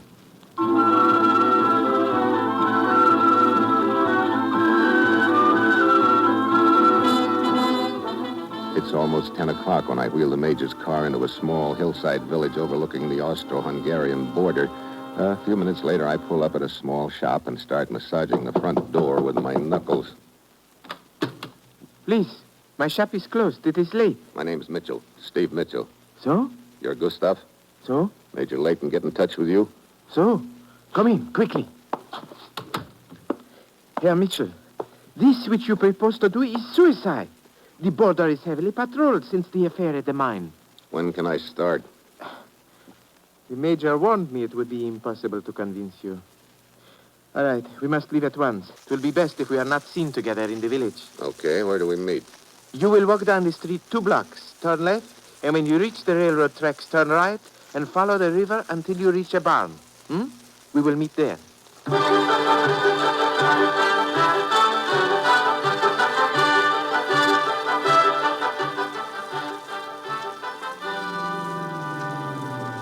10 minutes later, I pull up in the shadows of the barn, look out over the river. Over there on the other side is Hungary, and just over the hill on my left is a red glow in the sky. That would be the town where the big demonstration is being staged. I glance at my watch, then I hear a twig snap behind me. I start to turn around, but I'm not fast enough. Something hard catches me on the side of the head. I pitch forward and fall face down into the weeds.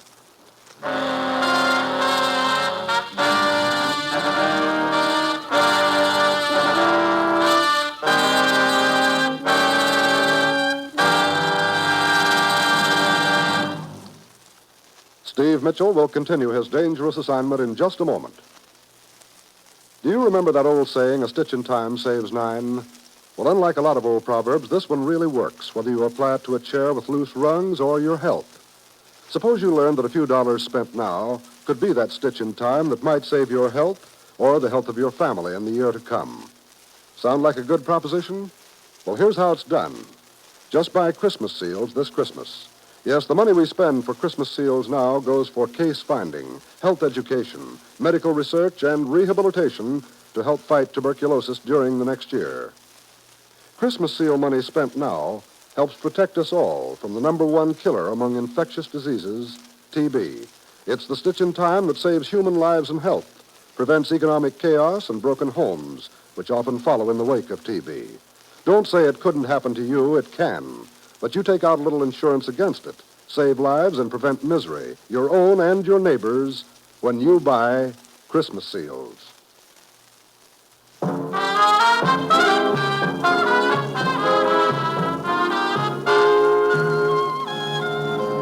Now back to Dangerous Assignment and Brian Donlevy as Steve Mitchell.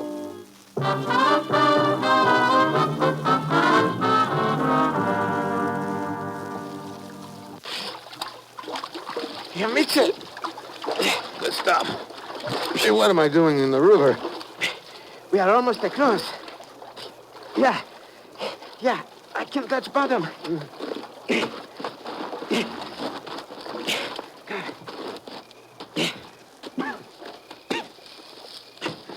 I arrived in time to see 2 men shove you into the river. I waited until they had gone, then I came in after you. I helped you across. Thanks. One of them was wearing a chauffeur's uniform. Rudy and his driver, probably. Huh? Where do we go from here, Gustav? Bernagi is but a few kilometers from here. Come. We climb this bank, cross the road which runs along the top, down the other side of the incline. Then we still stick to the fields and wooded places as we... Hold it. There? What? Look up on the road over to your left.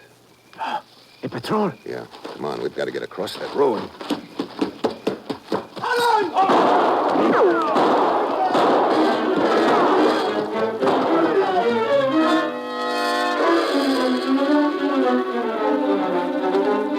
We make it to cover okay. We work our way through the weeds and underbrush to a nearby forest and shake the patrol off our trail. 20 minutes later, we're on the outskirts of Bernagi. Gustav takes me to an underground station, and we get dry clothes. Then we head for the square in the center of town. The demonstration is going full tilt. Gustav and I blend in with the milling crowd. There's a speaker's platform in the center, and on it sit 6 people, the wives of the dead mine guards. My eyes run along the row, and then suddenly I do a take. What is it? That woman on the end. Ah, attractive. Yeah, she takes good pictures, too. Look, this photo. Anna and that girl. Where did you get this? In Anna's dressing room. She and this babe must be pals. We've got ourselves another lead, Gustav. Look, she's leaving the platform. Yeah, quite an act she's putting on, the grief-stricken widow. Hey, the guy who's leading her away. Yes, he's wearing a chauffeur's uniform. Yeah, Rudy's driver.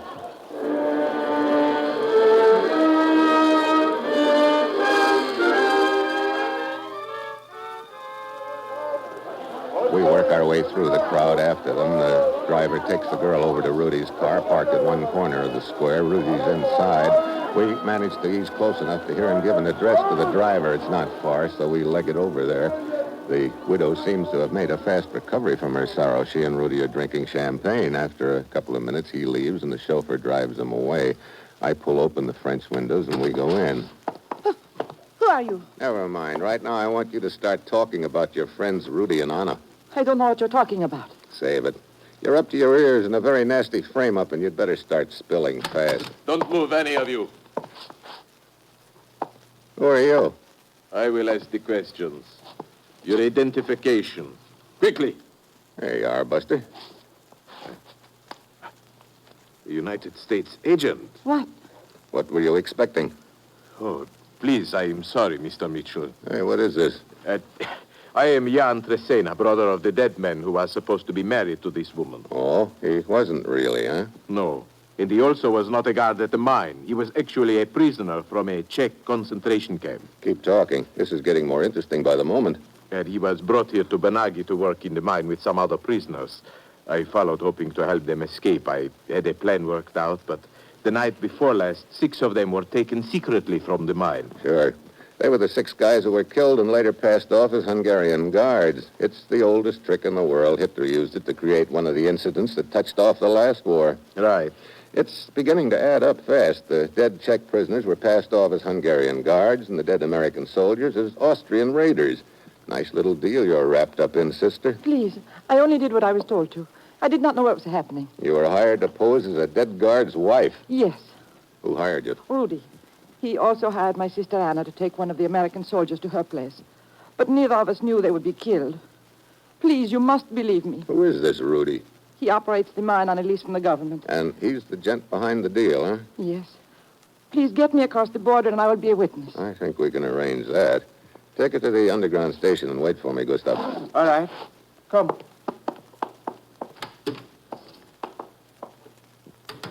Jan, we'd be sitting pretty if we had any proof of all this, but without it, we've got nothing. I know. It beats me how those prisoners can be erased like that with no questions asked. Well, who's to ask the questions? The prisoners are very expendable. Their records are sent back to the camp from which they came, simply marked deceased. That is the end of it. No questions asked. No one asks questions because everyone is afraid. Wait a minute. Their records? Records? Sure. If we could get our hands on them, we could bust this thing wide open. Those records must have fingerprints, photos, and the works. That would be proof that these dead guys weren't as advertised. Wait. You think the records could still be in the mine office? It's possible. Could be they'd hold them for a while until this thing blows over before they send them back. You said you had a plan worked out to get your brother out of the mine compound. Could we use it to get in? Yes. Yes, I believe we could. You see, the shift changes at midnight. At that moment, 2 grenades were to demolish the south fence. The prisoners were to make a break for it. Yeah. During the confusion, we could probably sneak in, all right. There's just one hitch, though. Where do we get the grenades? Will these do, Mr. Mitchell? Nothing like being prepared, Jan. Yeah, they'll do fine.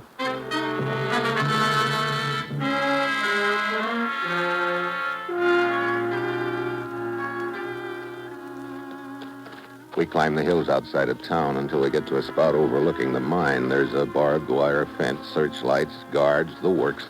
In the center of the compound is a small office building. At midnight, the shift changes. Now, Mitchell. Jan uncorks both grenades and lobs them down beside the fence. It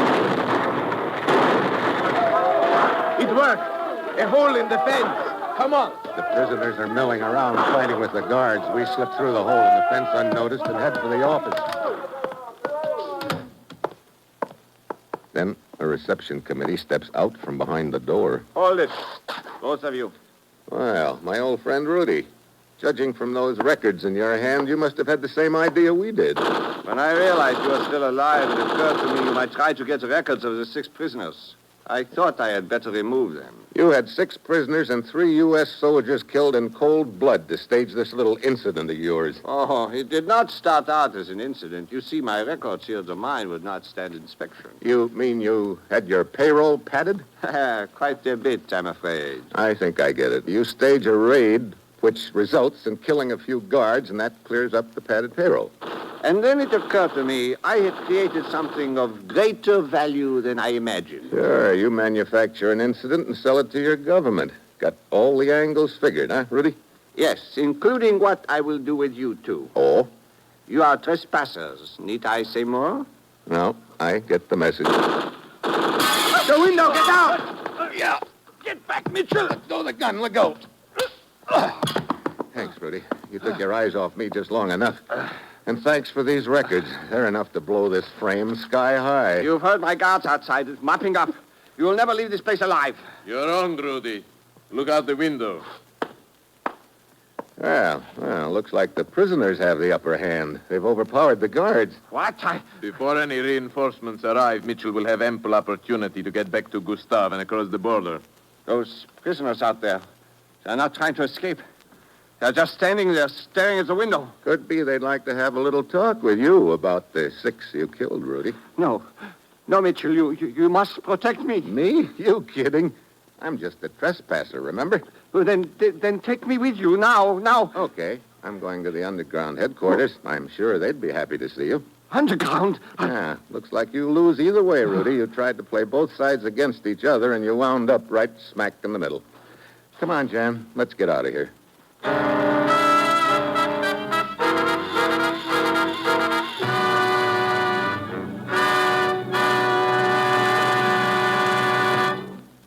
Our star, Brian Donlevy, will return in just a moment. Thursday evening on NBC always brings you enjoyable radio entertainment by some of America's favorite performers. Robert Young stars as Jim Anderson in the family comedy entitled Father Knows Best.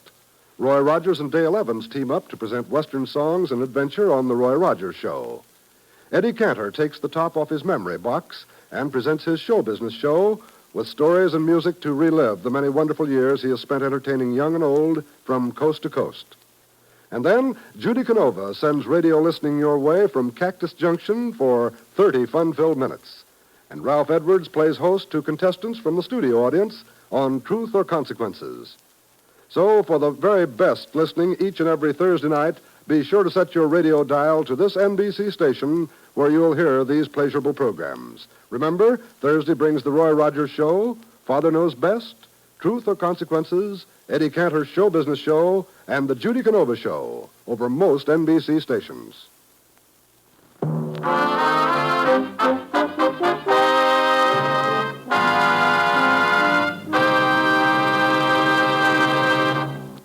Next week, Turkey. A booby trap, and I'm the booby.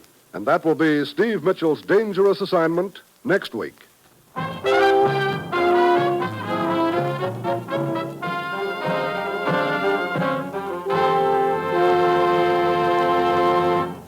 Included in tonight's cast were Paul Duboff, Bob O'Connor, Vivi Janis, Paul Frees, and Jeannie Tatum. This is John Storm speaking.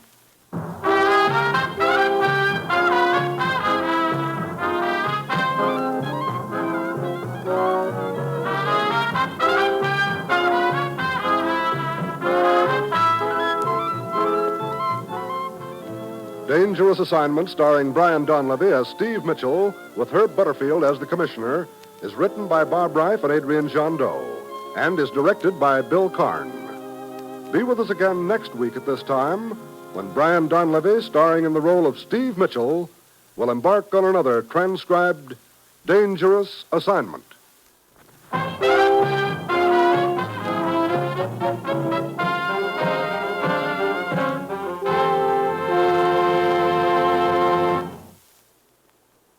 Always listen for the familiar 3 NBC chimes. They're your invitation to fine radio entertainment. Tomorrow, hear both Father Knows Best and Truth or Consequences on NBC.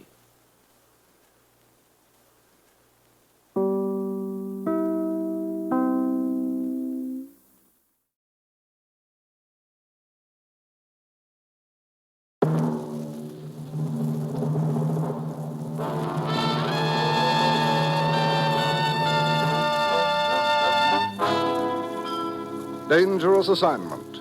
Transcribed starring Brian Donlevy as Steve Mitchell.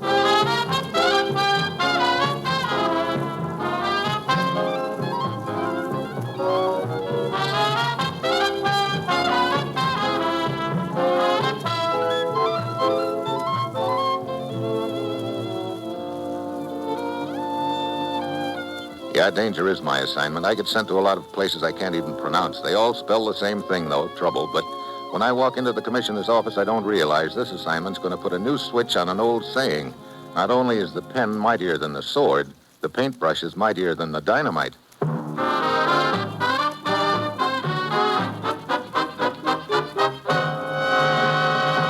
Morning, Commissioner. You sent for me? Steve, back in 1948, the Turkish government embarked on a vast road-building project. A 9-year program was laid out, an agreement made with our government on financial aid. Sure, we've also sent a lot of our engineers over there. Right. The Turkish people have shown concentrated effort and determination in building these roads. Despite the handicaps, lack of industry, experience, difficulty of the terrain, the work has moved ahead on schedule on all fronts. All but one. Trouble? Nothing but trouble, Steve. On a road being built in the mountains of eastern Turkey. They've had a series of costly accidents, cave-ins, mysterious explosions, materials destroyed, equipment breaking down, and so on. Smells like sabotage. Yes. Okay, I'm on my way. Contact a man named Hardin Bersha when you arrive, Steve. He's in charge of the operation there. Check with his American advisors. It's vitally important that road be finished and on schedule. Well, that's it. You've got your assignment. Good luck.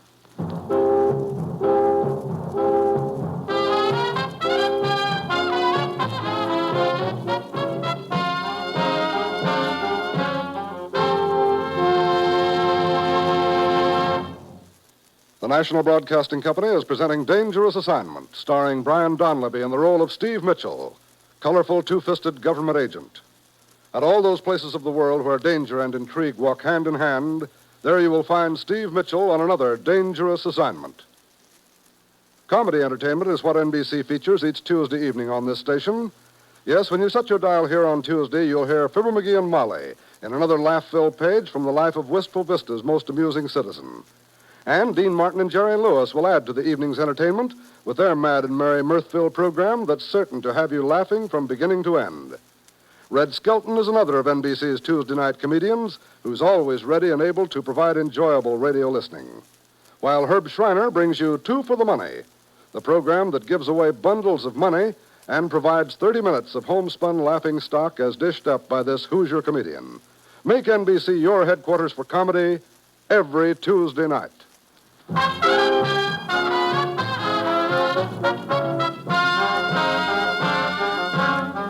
Sure, I've got my assignment. Get over to eastern Turkey and find out who's throwing a monkey wrench into a road-building program we're helping to finance and supervise. It's late Thursday afternoon when my plane lands at the airport in Sivas, some 300 miles east of Ankara. I hop aboard a train and ride deeper into the mountains. It's well after dark when I jump off at a small whistle stop. The station is deserted, almost. In the dim light at the far end of the platform, I see a parked Jeep, and leaning against the front fender is a small, slender gent dressed in khaki and field jacket. Sorry if you've been waiting long, Buster, but Hey. How are you, Mr. Mitchell? Well, surprised right now. I didn't expect... A woman to meet you? My name is Marga Sehan. Well, hello. Mr. Bersha could not come to meet you. He sent me instead. Just throw your suitcase in the back there. Okay. All right. Let's roll, huh?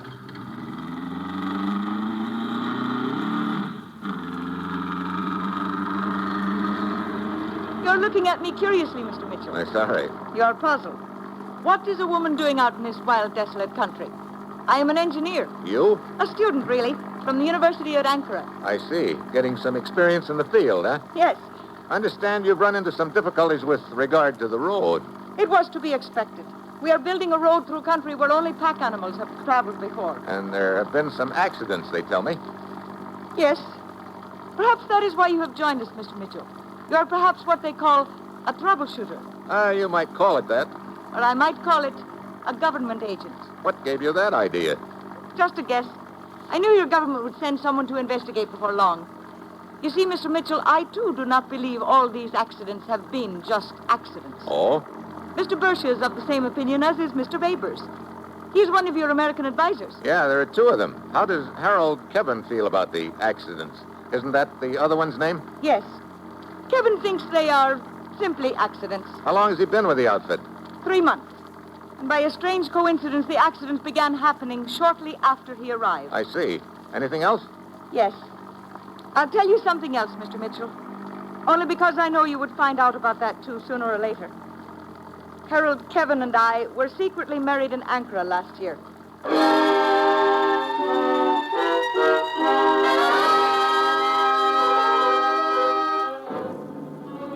Well, after that, the conversation drops to zero. We ride in silence for the next hour, grinding, bouncing over the road, climbing higher and higher into the mountains. Finally, Marga wheels the Jeep into a clearing, a shelf dug into the side of the hill where some other trucks are parked. We walk to the edge of the canyon and look down. A dozen or more floodlights illuminate the work area below. Tents, tool sheds, bulldozers, and other equipment. And rising out of the canyon floor are huge pillars of concrete and steel. The night shift has been abandoned. Lack of material and equipment. What's being done about it? A train is on its way from Sivas now, loaded with more than enough material for us to resume a full schedule. More trucks, tractors, cranes, spare parts, and so on. Good. Well, let's get down there. We go it on foot from here? Yes, down this path. Come along. This is the farthest point your road has reached? Yes. Just a moment, Mr. Mitchell. Yeah, sounds like... Hey, look out. Get back. Oh. I reach out, pull Marga off the trail as the first of the huge boulders roars past us. Thank you. Thank you, Mr. Mitchell. You okay? Yes, I'm all right. Brother, that was a little too close for comfort. Another, shall we say, accident. Yeah, earmarked for me, looks like. Hello up there! The noise has attracted the camp. Hello! Martha, you okay? Yes! Who is that down there? Okay. Who's that? Abers, one of the American advisors. The man with him is Mr. Bersha. Come along. Hey, you two start that ruckus up there? No, Mr. Abers, we did not. You are not harmed, my dear. Not harmed. This is Mr. Mitchell, Mr. Bersha, Mr. Abers. Mr. Bersha? How do you do, Mr. Mitchell? Abers? Glad to have you with us. Marga, is not Mr. Kevin with you? Why, no. I had not seen him for some time. Mr. Abers, have you seen him? No, not for a couple of hours. Marga, we better see what damage those boulders caused. Of course. Good night, Mr. Mitchell. Night. If there's anything I can do to help you get settled, Mitchell, let me know. Sure, Abers. Those rocks, Mr. Mitchell. No accident. You're telling me. Look, Mr. Bersha, just who knows why I'm here? No one but myself. The others think you are an engineering consultant. Marga doesn't. She had me spotted as a government agent right off the bat. Guess, she said.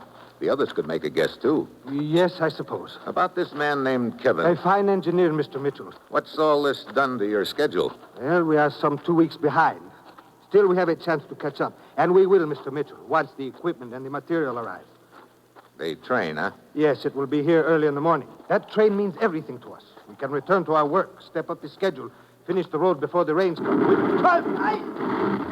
The ground suddenly jumps up under us. Bersha and I find ourselves standing in a shower of rocks and debris, all of it coming from the rim of the canyon overhead. Bersha springs into action, starts up the path. I know he's headed for the tunnel, and I'm right behind him. We're halfway up the canyon wall when I spot someone crawling among the boulders. I let Bersha go ahead, duck off the path, and circle around. And I reach out and grab. Hold it, Buster. Drop the knife. Drop it. That's...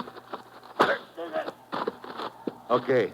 Now get up on your feet. Mitchell! Mitchell! Over here, Bersha. What is it? What happened? Just caught our friend here creeping along the path. Why, this is one of the workers. His name is Dapur, from Afghanistan. What happened up there? The tunnel. Someone set off a charge of dynamite. This gent, probably. Look out, Mitchell!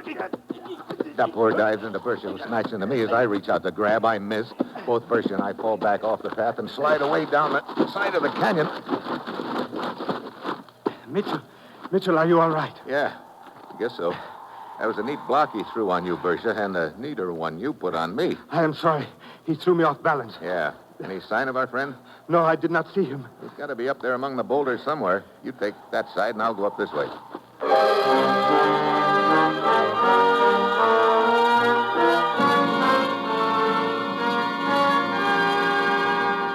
I spend the next 10 minutes poking around the boulders along the canyon wall, but there's no sign of Dapur. I finally go back down to the canyon floor and find a group of workers getting ready to start up the path to the tunnel. In their lead is a tall, lanky American who should be the other engineer, Kevin. All right, men, let's go. On the double. Hey, Kevin. What? Oh, hello. You must be Mitchell. That's right. I'd like to talk to you, Kevin. Oh, sure. Get going, men. Be right up. Sorry I wasn't around to welcome you, Mitchell. I know. You were out for a walk. Yeah, that's right. Heard the explosion and came back. Bersha told me what had happened. Oh? When did you see him? Just a few minutes ago. He's around here somewhere. Oh, what's the matter? What are you staring at? Up there, that cable stretching across the canyon. Oh, that. Just a small bucket car we use to haul stuff from one rim of the canyon to the other. Yeah. The car is moving, headed away from the tunnel. Oh, yeah, so it is. Wonder who's using it. Moving very fast. I think we can just about make it.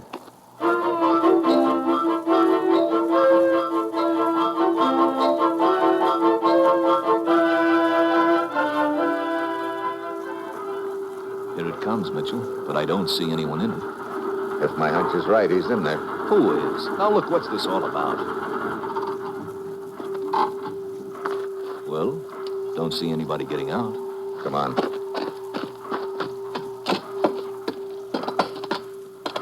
Well, looks like my hunch was right, Kevin. Who is it? Our friend Dapur with a knife in his back.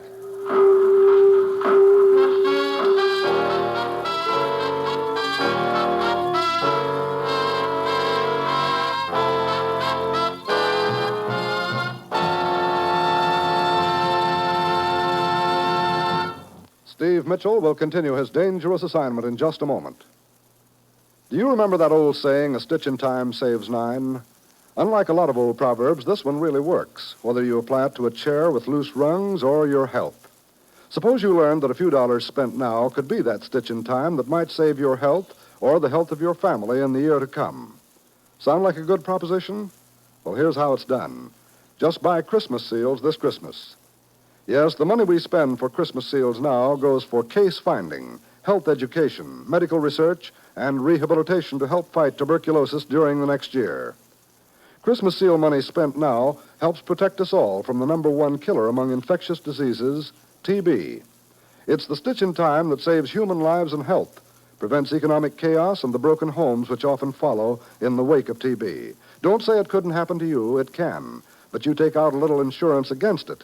Save lives and prevent misery, your own and your neighbors, when you buy Christmas seals.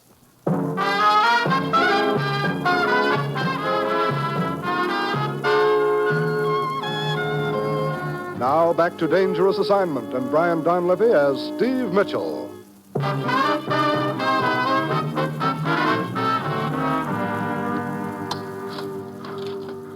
Who killed Dapur and why, Mitchell? I don't know who at this point, but I've got a pretty good idea why, Kevin. Oh? Whoever hired Dapur to blow up the tunnel killed him to close his mouth. He either got it while he was trying to make his getaway in this cable car, or else the killer dumped his body in here to hide it. Either way, the killer must be the one who started the cable car in motion. Yeah, What is it? This stain on Dapur's hand. Orange color. Well, let's get back down to camp and find out where everyone was a few minutes ago when this cable car started moving.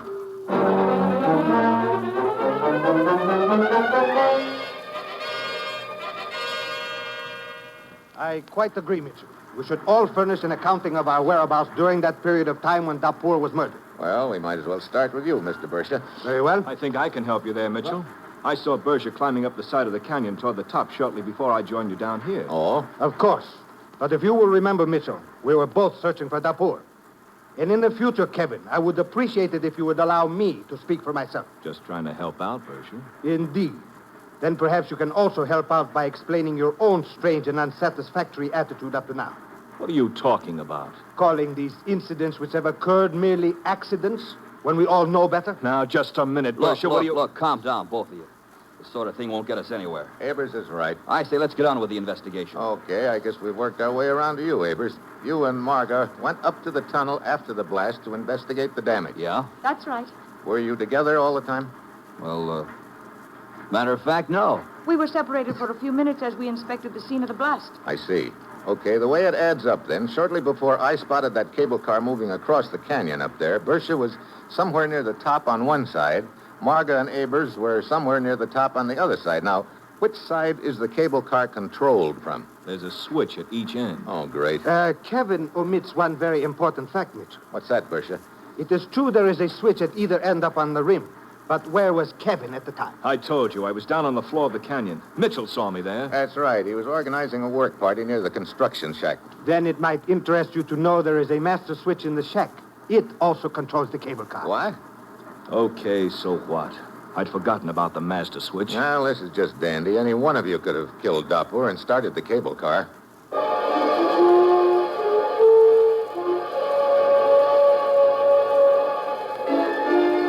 Yeah, at this point, it looks like everybody's trying to get into the act. Persia and I climb up to the wrecked tunnel, and the workers are starting to clear away the debris.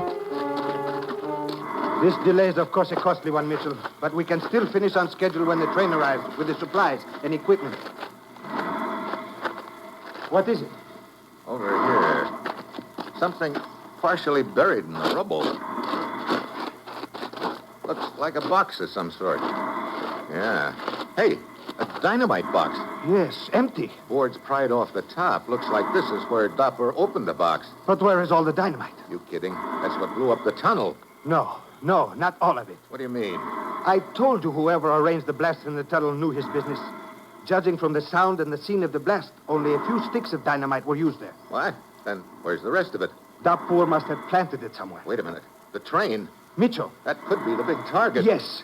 If that train were blown up and the equipment it is carrying lost, the work here would be brought to a complete stop indefinitely.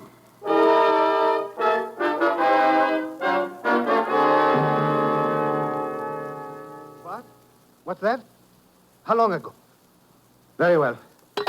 We're too late, Mitchell. They tell me the train passed the junction and onto our spur line 5 minutes ago. Oh, great. Then there's no way we can contact it now. No. According to this map, your spur track from the main line is about 10 miles long. Yes, very close to that. And somewhere on that 10-mile stretch is the train. Also a charge of dynamite. We've got to find it and find it fast. But how? We cannot possibly cover every foot of that track. I know. Look, I figure these points on the map are the trouble points, areas where it's most logical the charge would be set. Now, here... Yes, the area where Dapoor and the others were working today. Yeah, then here... Yes, a downgrade with a curve at the bottom.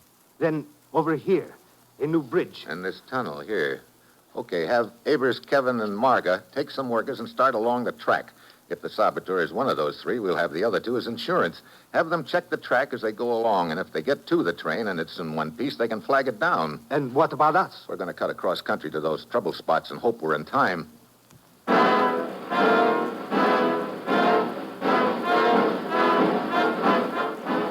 Persia gives the necessary orders, then he and I grab the Jeep and roar out of the camp. 6 minutes later, we're at our first stop, the section of track where Dapoor had been working earlier in the day. We give the area a fast frisk, but no dynamite. The railroad makes a horseshoe bend around the mountains from here. We cut across over the narrow road to our next stop, a downgrade with a sharp curve, but we can't find the charge there either. We're working against time. Somewhere in these mountains is that train, and it's getting closer every minute. We head for the next stop. We are running out of time, Mitchell. There remain only the tunnel, the new bridge, and... Wait! There is also a trestle I overlooked earlier. Oh, but the train must have passed over it by now. Hey, wait a minute, the bridge. What about it? Did you say it was new? Why, yes, it was completed just 2 days ago. Steel construction, girders? Of course. Okay, I'll drop you at the tunnel. I'm heading for that bridge. You think that... Just playing a hunch, Persia, but it better be a good one.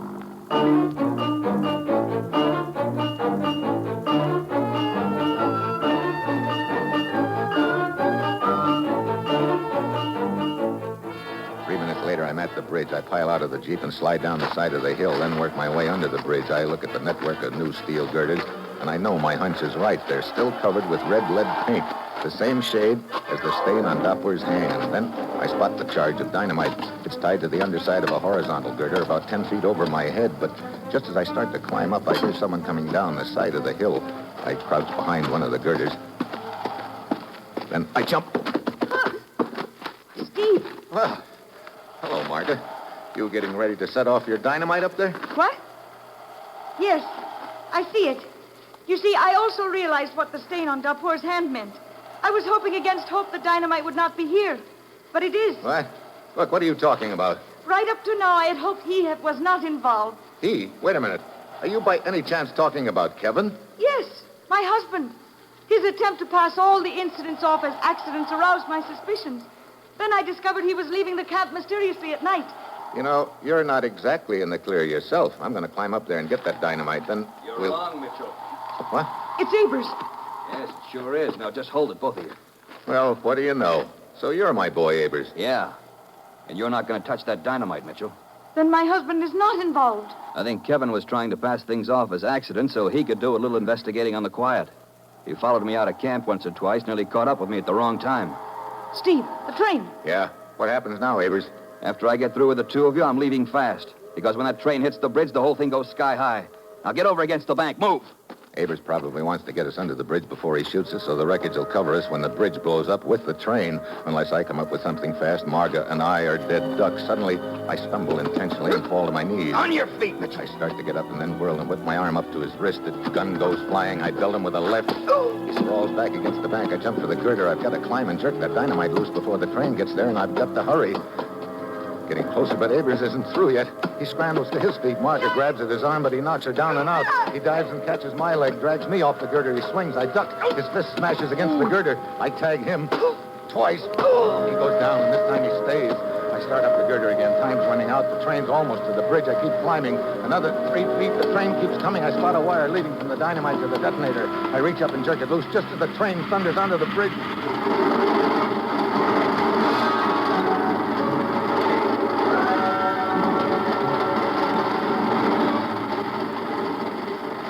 After a couple of minutes, I climb down to the ground just as Marga gets to her feet. Oh, thank heaven, Steve. If you hadn't jerked that wire loose when you did. Yeah. Hadn't been for that streak of red lead paint on Doppler's hand, I wouldn't have been here to jerk the wire loose. That's right. It was fortunate you realized what that stain was. Yeah. Matter of fact, you might call it a red letter day for me.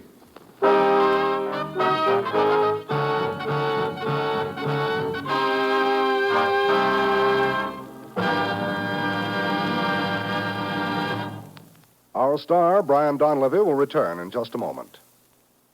Here's a reminder about NBC's stellar Sunday lineup of superb programming. Each Sunday evening, you'll want to tune this station for one of the finest comedy shows on the air, the Phil Harris-Alice Faye Show.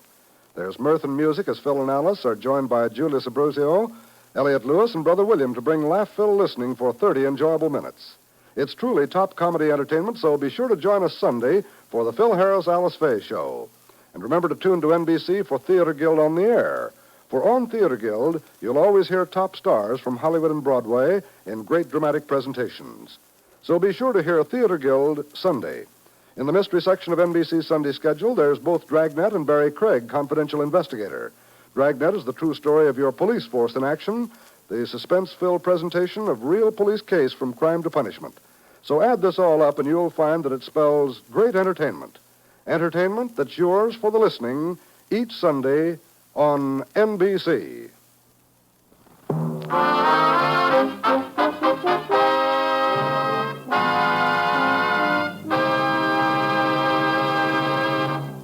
Next week, Christmas Eve in Sweden and a gift-wrapped bullet.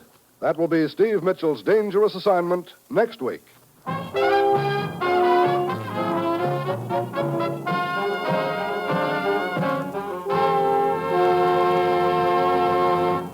Included in tonight's cast were Vivi Janis, Herb Ellis, Jan Arvan, and Peter Leeds.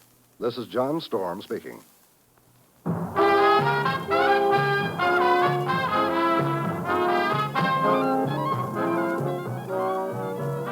Dangerous Assignment, starring Brian Donlevy as Steve Mitchell, with Herb Butterfield as the commissioner, is written by Bob Reif and Adrian Jandot, and is directed by Bill Karn. Be with us again next week at this time when Brian Donlevy, starring in the role of Steve Mitchell, will embark on another transcribed Dangerous Assignment. Tomorrow, hear both Father Knows Best and Truth or Consequences on NBC.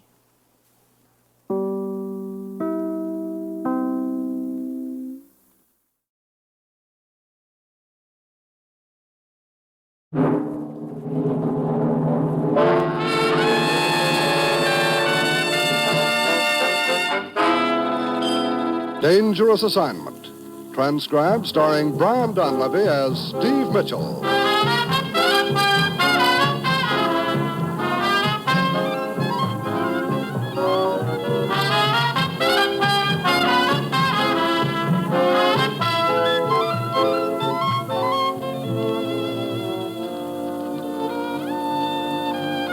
Yeah, danger is my assignment. I get sent to a lot of places I can't even pronounce. They all spell the same thing, though, trouble.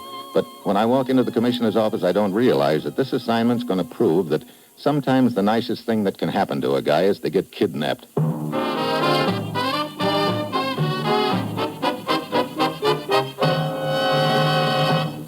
morning, Commissioner. You sent for me? Steve, does the name Ellis Chandler mean anything to you? Ellis Chandler, sure. Otherwise known as the notorious Colonel Chan, soldier of fortune. He'd been in the Orient for years. Do anything for a fast buck. Right now, he's in the business of smuggling guns and ammunition into the islands of the South Pacific. That sounds like Chan, all right. He's operating an air freight line out of Port Moresby in New Guinea. We've kept our eye on him for some time. So far, we've been unable to find out who he's working for and where the guns are coming from. Oh, China, probably. Last night, as Colonel Chan was preparing to take off from the airstrip at Moresby, our men decided to close in. But he managed to get away in a hail of bullets. That guy is as slippery as an eel in a barrel of oil. He didn't get very far, though. Early this morning, his plane crashed in the Coral Sea just off the Solomons. A Navy destroyer picked him up. He was badly injured. Where is he now, Commissioner? The destroyer is taking him back to the hospital at Port Moresby. Get over there, Steve. Check with Jim Turner. He's in charge of the case. Find out what you can from Colonel Chan. It's vitally important we learn who has been buying those guns and smash the operation. Well, that's it. You've got your assignment. Good luck.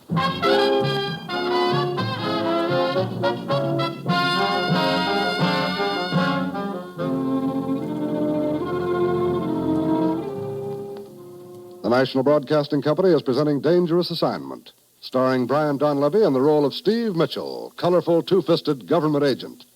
At all those places of the world where danger and intrigue walk hand in hand, there you will find Steve Mitchell on another dangerous assignment. Each Wednesday evening on most NBC stations, you'll hear a great lineup of stellar radio programs. For comedy, laugh with You Bet Your Life and Groucho Marx. Groucho is quick with the quips, and his cutting humor is sure to bring laughs for you and your whole family. Then, from mythical Summerfield, NBC brings you The Great Gildersleeve. It's a laugh-packed 30 minutes of fun with the Water Commissioner, Leroy, Bertie, Marjorie, and all the folks who drop into Peavy's drugstore. Yes, keep your entertainment date with The Great Gildersleeve. And from the front pages of America's newspapers, hear another authentic big story. Wednesday's a fine evening for radio entertainment when you set your dial to the NBC radio network.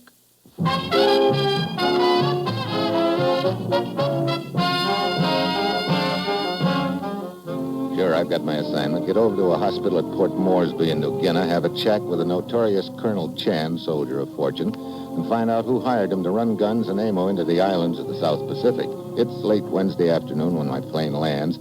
I hustle over to the hospital. Jim Turner, our agent in charge of the case, is waiting for me.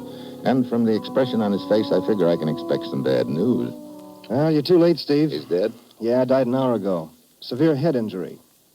I went over to his office at the airport to see if I could turn up anything. Did you? Yeah, a letter. Got it right here. It was in his desk. Have a look. Mm-hmm. Signed by a man named Jarvis? He's a copra broker. Has an office here in town. He sent the letter to Chandler 2 days ago. Chandler run freight for Jarvis? Mm-hmm. Now, in the letter, Jarvis writes that a client of his, the name isn't mentioned, has expressed a desire to meet with Chandler personally. Jarvis has arranged for them to get together on the next trip. Meaning that maybe Chan was on his way to meet him when he crashed, that maybe this client of Jarvis is the Mr. Big we're after. Right. I think I ought to pay a call on friend Jarvis. Looks like he's the go-between.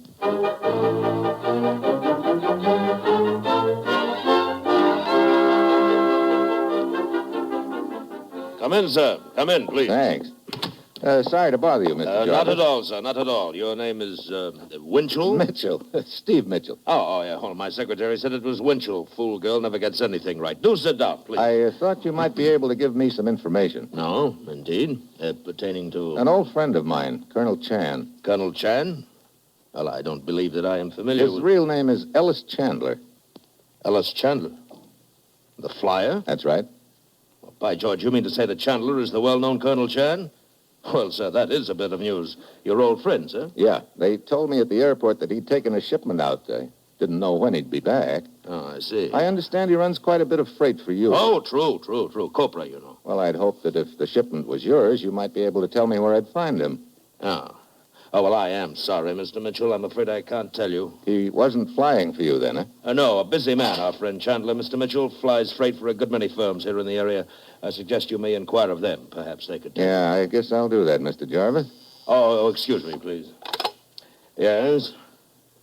Oh, yes, put him on, Miss Moon. It's a long-distance call from a client, Mr. Mitchell. Sure. I'll be on my way. I'm sorry I wasn't able to help you, sir. Well, thanks anyway.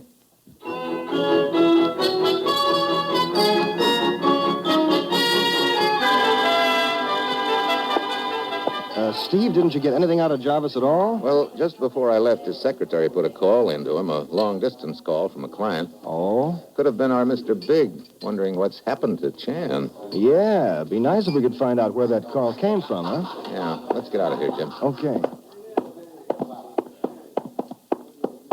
Look, Steve, I have an idea. Yeah? This secretary of Jarvis. Her name is Miss Moon. She'd know where that long-distance call came from. Sure. Is she the, friendly type? Very. Well, if we played our cards right... She might give out with some information, huh? You go back to the hotel. I'll check with you in a while. But what about Miss Moon? That's my cab over there, see it? Yeah, hey, there's a dame in it. Miss Moon? It isn't a mountain goat, Buster. I'll see you later.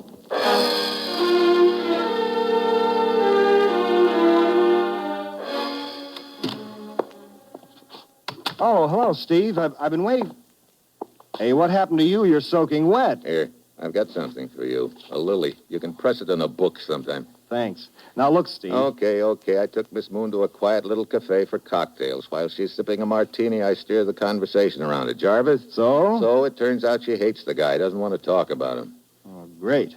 So we have another martini. This loosens her tongue? Only her throwing arm. She starts pelting everybody along the bar with oyster crackers. Now she hates everybody. Oh, fine. Sounds like quite a doll. Two Martini Moon, a fat gent close by calls her as he combs the crackers out of his hair. I ease her out of the place and decide she'd better go home. On the way, we pass a lily pond. That's all, brother. I know. She wanted to go in swimming? She shoved before I could refuse the invitation. Well, the cops show up, and I duck out fast. And what happened to Two Martini Moon? Last time I saw her, she was plowing across the pond in a southeasterly direction with the gendarmes in hot pursuit. Well, that sure was a waste of time. Not exactly. What do you mean?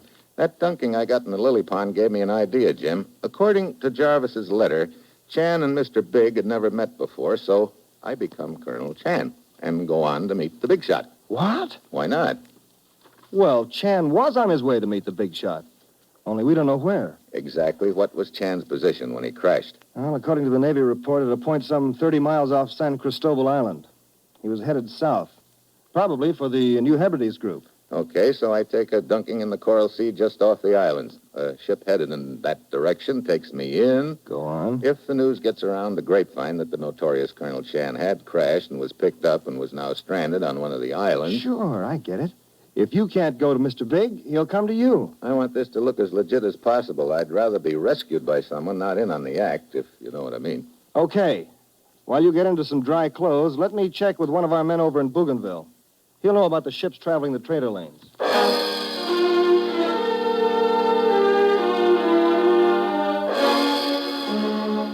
By sundown, we've completed our plans for Operation Sea Rescue. 2 hours later, I'm aboard a Navy flying boat, and we're well out over the Coral Sea, headed for the New Hebrides Islands.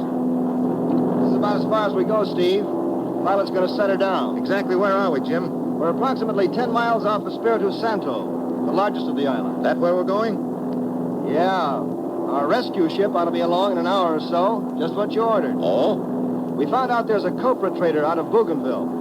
The skipper's a shady character named Wing Su, affectionately known as Pigfoot. 2 toes? Oh, has a fondness for pickled pig's feet. He sounds real peachy. He's well known in the area, Steve. Has an in with the underworld, and he's always out for a buck. But watch your step, Colonel Chan. If the word's gotten out that the real Chan is dead back at Moresby, you'll wind up likewise. Don't worry, my will is made out. You'll get my bicycle clips.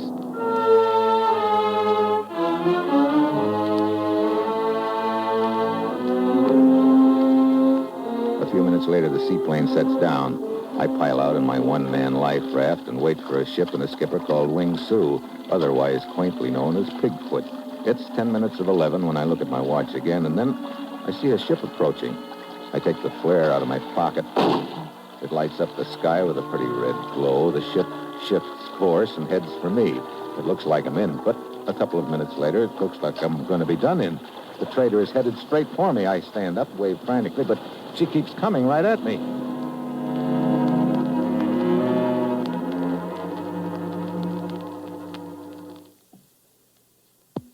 Steve Mitchell will continue his dangerous assignment in just a moment. 20 seconds from now, a fire will break out somewhere in the United States, causing untold misery and devastation. More than 11,000 persons are killed annually by these fires. Many more are injured, and more than $700 million worth of property is lost. Now, the most tragic part of this statement lies in the fact that more than 90% of all fires in the home start through sheer carelessness and could be avoided. Here are a few simple rules of safety which will help you to protect your home and your loved ones from the ravages of fire. First, do not smoke in bed or discard lighted cigarettes carelessly. Second, clean out old newspapers, magazines, and other inflammable debris. Third, promptly repair all defective wiring and electrical equipment. If a wire looks frayed or worn, replace it at once. Fourth, use only those cleaning fluids which will not burn. And fifth, be careful with matches. Keep them out of the reach of small children. You can't afford to gamble with fire. The odds are against you every time.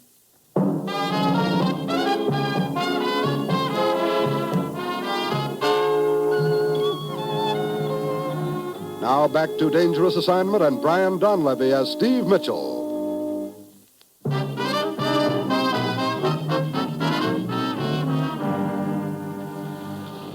The boat's almost on top of me. I dive to one side as it hits the raft.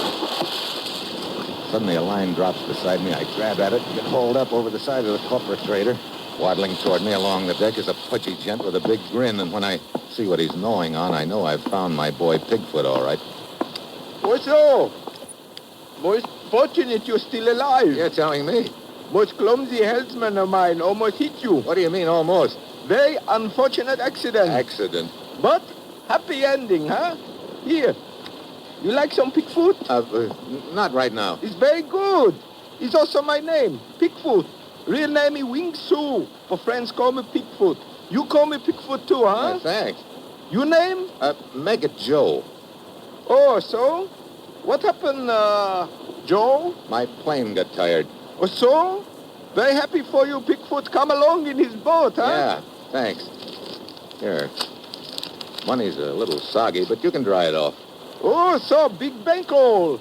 Have excellent place to dry off money. Maybe you... Thanks a lot, but no thanks. I'll let the rest of it dry off in my own pocket. Where are we heading? Espirito Santo. Suits me. There is Navy patrol boat in area. Maybe you would like to be transferred to it, huh? Look, we should run into the patrol boat on the way in. I'd just as soon you kept me out of sight. Oh, so? And here's for doing it. Oh, so... what you say your name is? I told you. Call me Joe.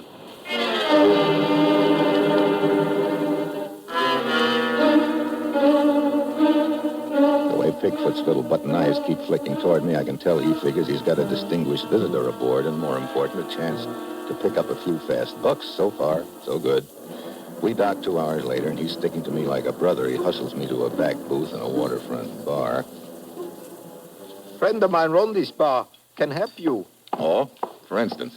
For instance, hello. Well, hello. Oh, so, Liana, this is a friend of mine, Joe. How are you, Joe? Better by the minute. Sit down. Thanks. Well, what can I do for you, Joe? You know, that's a leading question and could easily... Hey, wait a minute. Are you the friend Pigfoot was telling me about, the one who runs this bar? That's right. Wait. Over there near the bar, the local law. Lieutenant Fabian. Hey, he's heading this way. Well, Liana. Are you perhaps trying to get your license revoked? I don't understand, Lieutenant. I can't think of a better way than harboring undesirable characters here. Undesirable? Your friend, Colonel Chan. What? You Colonel Chan? So what? I thought I made it clear the last time you were here 2 years ago, Colonel Chan, that you are emphatically not welcome on this island. I'll give you exactly 2 hours to clear out. Don't push. I'll shove off when I get ready. I see. Very well. That's your attitude. You'll spend your time here locked up. On your feet. Look. I said on your feet, Colonel Chan. Okay, Oh, so. You had better get out of here. Any idea where to? 3 blocks down, little hotel. Room number 7 in back. You wait there for me. Now you go, quick.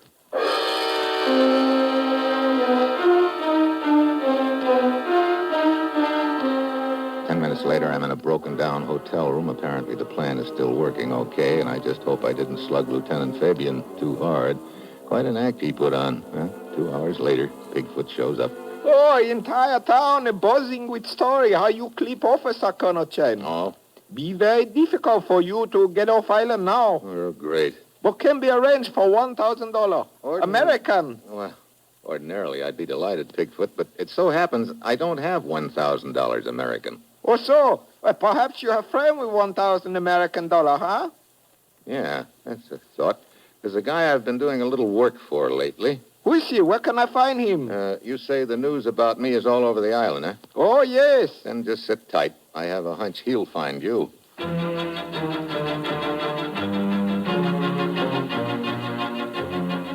Yeah, I figure that the word will spread through the grapevine that Pigfoot knows where Colonel Chan is hiding. It'll eventually reach the ears of Mr. Big, whoever he is, and that's what I'm counting on. Towards evening, I doze off, but not for long. Who is it? It's your good friend, Pigfoot. Hello.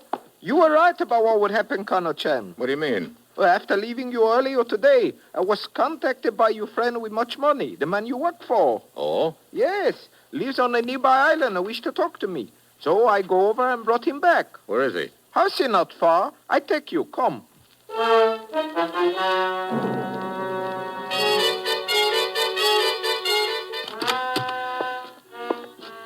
Hey, quite a joint. Yes. I'm glad you like it. What? Liana, why the gun? We want you to be our guest. You're Mr. Big? No, Colonel Chan. But we know who this Mr. Big, as you call him, is. And we believe you are quite valuable to him. Need I say more? No, I get it. You hold me for ransom, huh? Exactly. Pigfoot, you will make the arrangements. Guard, take Colonel Chan to the cellar.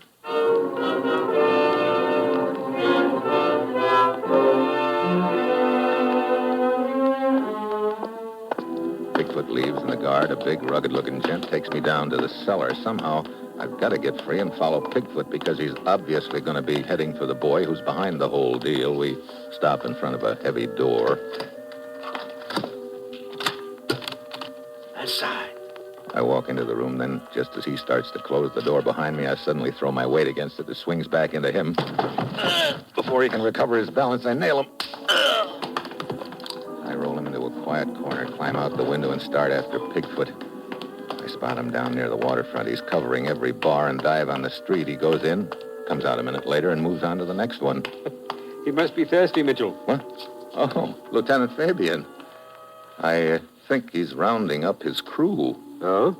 Look, Lieutenant, I'm going to try and sneak aboard his boat. Why don't you pick up a couple of your men in the boat and tag along? Where to? If my hunch is right, to an island inhabited mainly by the gent the real Colonel Chan was working for, the gun runner I'm after.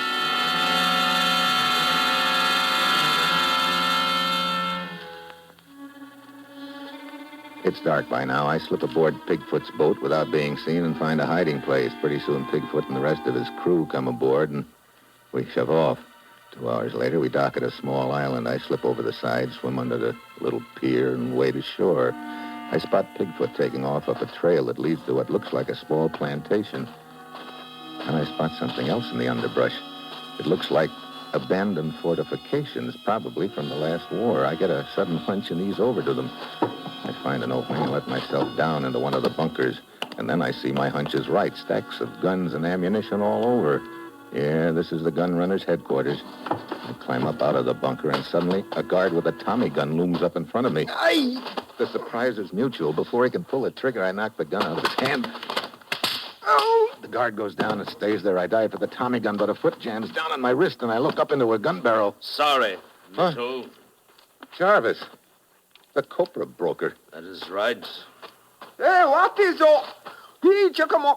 Colonel Chan, how you get here? That is not important right now, and he's not Colonel Chan. More like a government agent. Eh, Mitchell? You're doing the talking, Jarvis. Where's the real Colonel Chan? Dead? If so, that saves me the trouble. You're the boy who's been running the whole deal, huh? That's right. Colonel Chan never knew that. I always posed as the go-between because I didn't want him to get any ideas about trying to take over from me. But he got ideas anyway, apparently. That's why you set up the meeting, to knock him off. Well, a plane crash saved you the trouble. Good.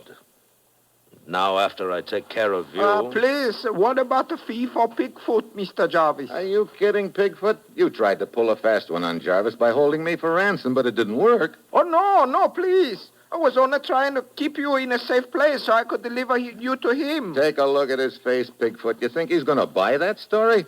You know too much now. The only payment you'll get from him is a slug.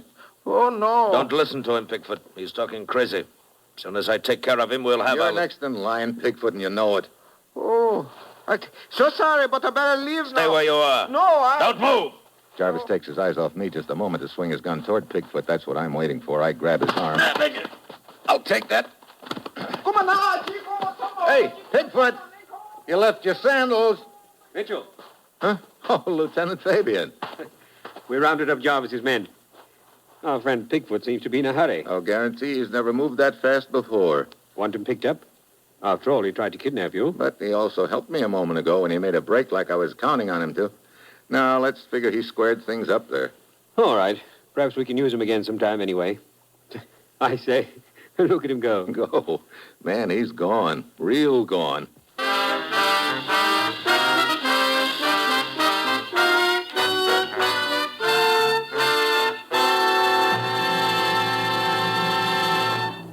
Our star, Brian Donlevy, will return in just a moment. Here's a tip to help you breeze right through your housework every day of the week. Join the millions of American homemakers who every day set their radios to NBC and enjoy the host of popular programs broadcast on most of these same stations. There's laughter with the Bob Hope Show, Bob and Ray, and Dave Garroway. Meredith Wilson brings informal chatter and music to suit every taste on his show Every Day, while Tommy Bartlett presents Welcome Travelers from Chicago. Strike It Rich, the show with a heart, presents enjoyable listening with Warren Hull. It's NBC's prescription to chase away your housework blues. So, whether you're doing the dishes, dusting, fixing lunch, sprucing up the house with your vacuum cleaner, or any one of 1,000,001 things that housework entails, be sure to set your dial to this NBC station where you'll hear the finest in daytime radio programs. Remember, you'll hear Bob Hope, Dave Garroway, Tommy Bartlett, Bob and Ray, Meredith Wilson, and Warren Hull Monday through Friday on most NBC stations.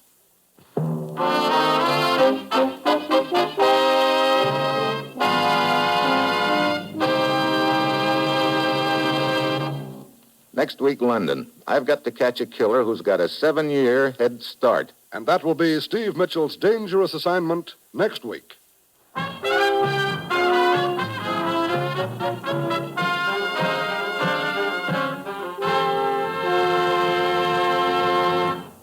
Included in tonight's cast were Ray Dietrich, Bill Conrad, Paul Frees, Betty Lou Gerson, and Don Morrison. This is John Storm speaking.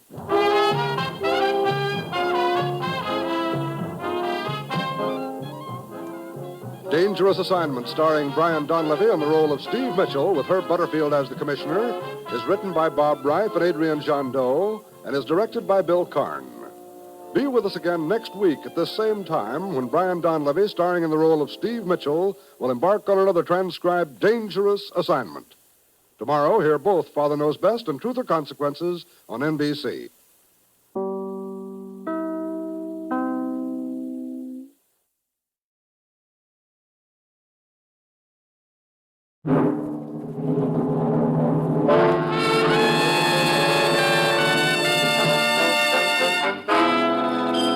Dangerous Assignment, transcribed starring Brian Donlevy as Steve Mitchell.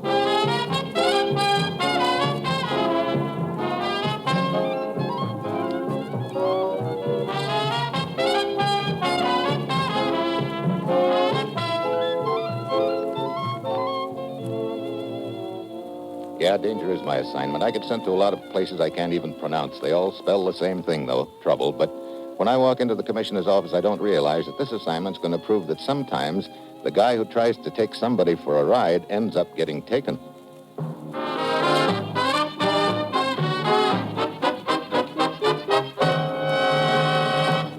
Morning, Commissioner. You sent for me? The Blue Lion has sent us another guest, Steve. The Blue Lion? A pub in London. Acting on a tip, we arrested a man on his arrival in the States last night. His passport and other identification were forged. He's the 5th illegal entry we've picked up in a month. So how does the Blue Lion fit into the picture? That's where these people picked up their phony passports. They don't know or won't tell us any more than that. I guess that calls for a visit to the Blue Lion, huh? The Scotland Yard's given the place a clean bill of health, Steve. The owners are well-known, respectable, and I doubt the man behind this racket is still using the place as a rendezvous, since so many of his clients have been arrested. Any other leads, Commissioner? Several days ago, a crew of workmen found a small package behind some loose bricks in the basement of a house in St. Margaret's Mews in London. The package, wrapped in newspaper, contained a half-dozen forged passports. Identified as our friend's work. Right. I see. So if I can find out who put that package there, I might find out our master penman? Exactly. Mm-hmm.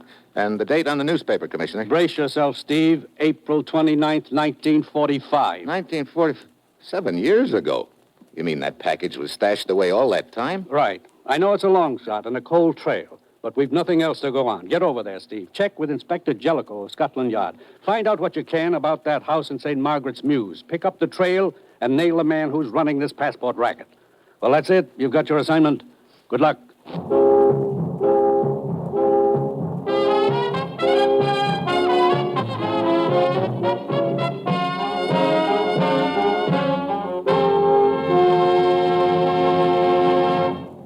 The National Broadcasting Company is presenting Dangerous Assignment, starring Brian Donlevy in the role of Steve Mitchell, colorful two-fisted government agent. At all those places of the world where danger and intrigue walk hand in hand, there you will find Steve Mitchell on another dangerous assignment. This Friday evening on most of these stations, you'll hear a program by the NBC News and Special Events Department titled End of an Era. The program will review the history of the past 20 years. Narrated by Burgess Meredith, this hour-long panorama of the Roosevelt-Truman period from 1933 to 1953 will bring the happy moments of the 30s and 40s mingled with the sad, the joys and sorrows, the victories and the defeats. The title for this survey of the past 2 decades is taken from a remark by President Truman made the morning after General Eisenhower was elected president that this is the end of an era. So hear this special broadcast Friday on the NBC Radio Network.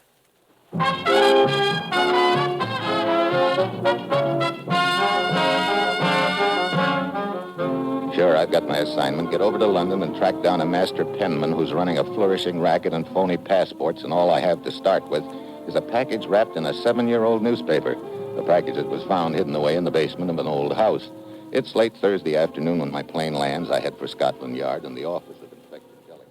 Here's a brief history of the house, Mr. Mitchell. A list of occupants and owners, past and present. Look, Inspector, about this newspaper, the wrapping on the package that was found in the basement. Oh, yes, I have it right here, Mr. Mitchell. Is there any possibility that the package might have been hidden away in the house during, say, the past year? Oh, hardly. You see, Mr. Mitchell, the house in St. Margaret's Mews was severely damaged during the war years. A good deal of repair work was done in the basement in the latter part of 1945. New walls, reinforcements, so on. I see. And the package was found behind the new construction work. That's right. Exactly when did this repair job begin, do you know? Let me see. Yes, here we are. The work was begun in August of 1945. And this newspaper is dated April 45. Well, that narrows it down to roughly 3 months when it could have been put there. I wonder why the package wasn't removed during that time. Why he didn't come back for it. Yeah, it's hard to say. Who owned the house then, Inspector? Oh, it's in the report here. Let me see. Yes. Ian Mackay, the second cousin of Sir John. Lived there alone? He was with the Royal Air Force at the time. Living at the house with his wife, Emily, 2 youngsters, Ronald and Valerie. Any servants? 3, yes. An elderly couple named Denny and a maid named Clara Fitzsimmons. Where are they now, do you know? Well, Ian Mackay was killed in a plane crash in 1946. His wife remarried 3 years later and is now living in Canada, and the children are with her. The Dennys are both dead. And as for the maid, Clara, well, we haven't been able to track her down yet. Who could have had access to that basement other than the people living in the house? Anyone in the whole of London, Mr. Mitchell. What? Yes, you see, it was used for a time as an air raid shelter. Oh, great. Well, let's get back to the item you were wondering about, Inspector. Why was the package stashed away there in the first place? Any ideas? Well, let's examine this possibility. The person carrying the package believes he's being followed. The police, and he doesn't want to get caught with the evidence on him. So he slips into the air raid shelter.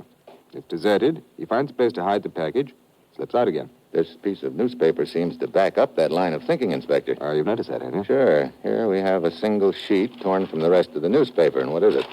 Part of the want ad section. Up at the top of the page is the tail end of the column Rooms to Let. Indicating that our friend, aware that he was being followed, was seeking a change of address. You'll notice the last 6 listings in that column have London addresses. And there are some pencil marks beside them. Be too much to expect to find him still living in one of those rooming houses after 7 years, but it might give us a lead. Righto. I'll take a crack at it, Inspector. You have any plans? Well, I thought I'd drop around to the Blue Lion Inn, check with a man I have there, and then go on trying to track down that maid of the Mackays, Clara Fitzsimmons. Good idea. Well, see you later, Inspector.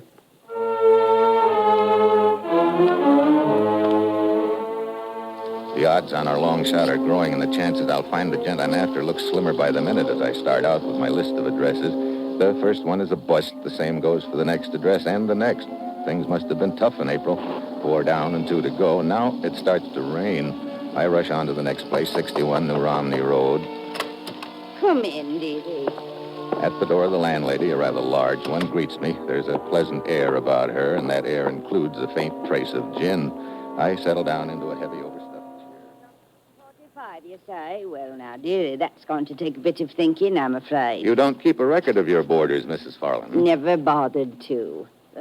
Might I offer you a little nip of something? I always have a small glass before supper. Helps the appetite, you know. Thanks, but I'll skip this round if you don't mind. Also takes the chill out of one's bones. Nasty weather out, ain't it, dearie? So it is.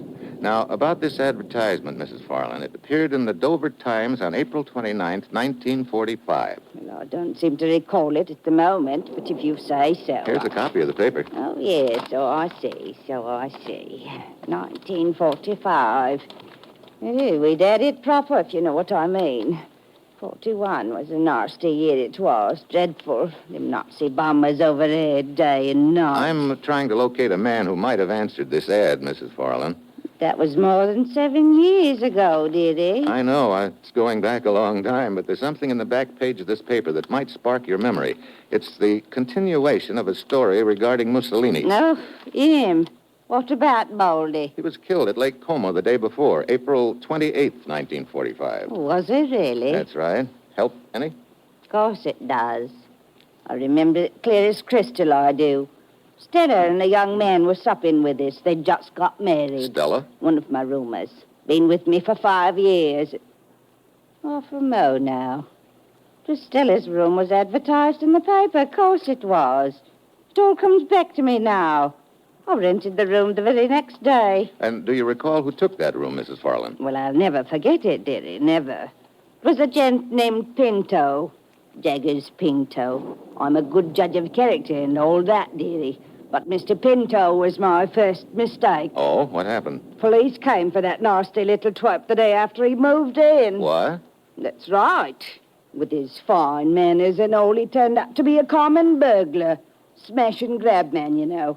Got 5 years, as I understand. Thanks, Mrs. Farland. That's all I wanted to know.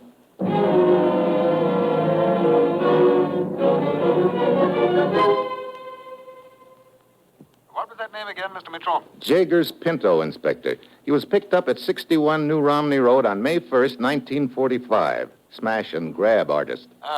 Served 5 years. That could explain why the package wasn't picked up from the basement.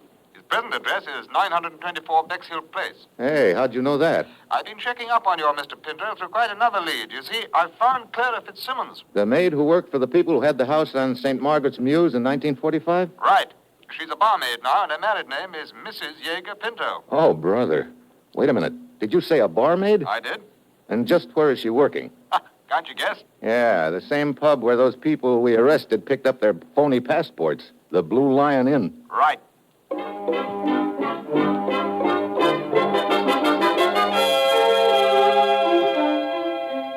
10 minutes later, Inspector Jellicoe picks me up in his car, and we roll out to 924 Bexhill Place, the present address of our long-lost friend, Jager's Pinto. It stops raining as we pull up in front. We go inside, and the landlord gives us the room number we want. Then, just as we start up the stairs... Hey, Mitchell, come on. Upstairs, sounded like. Yes. Look, there on the floor. Yeah. I hope it isn't... I'm afraid it is, Mr. Mitchell. Yes, he matches this picture I have of him. It's Jaeger's Pinto. He's dead.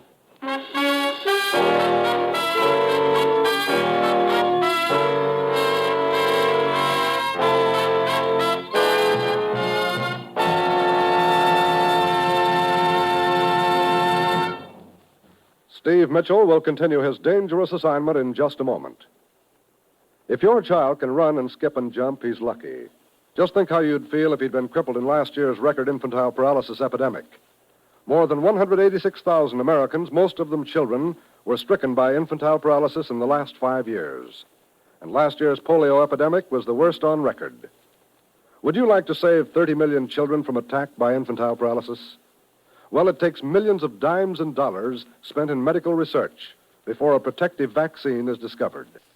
And now your national foundation is $7 million in debt. Yes, the 1952 blow of polio has gotten its fighters rocking on their financial heels. And remember, you can't fight your child's enemy just by wishing. It takes giving, your giving. Take a walk now, won't you, so the polio-stricken may walk later? Join the 1953 March of Dimes.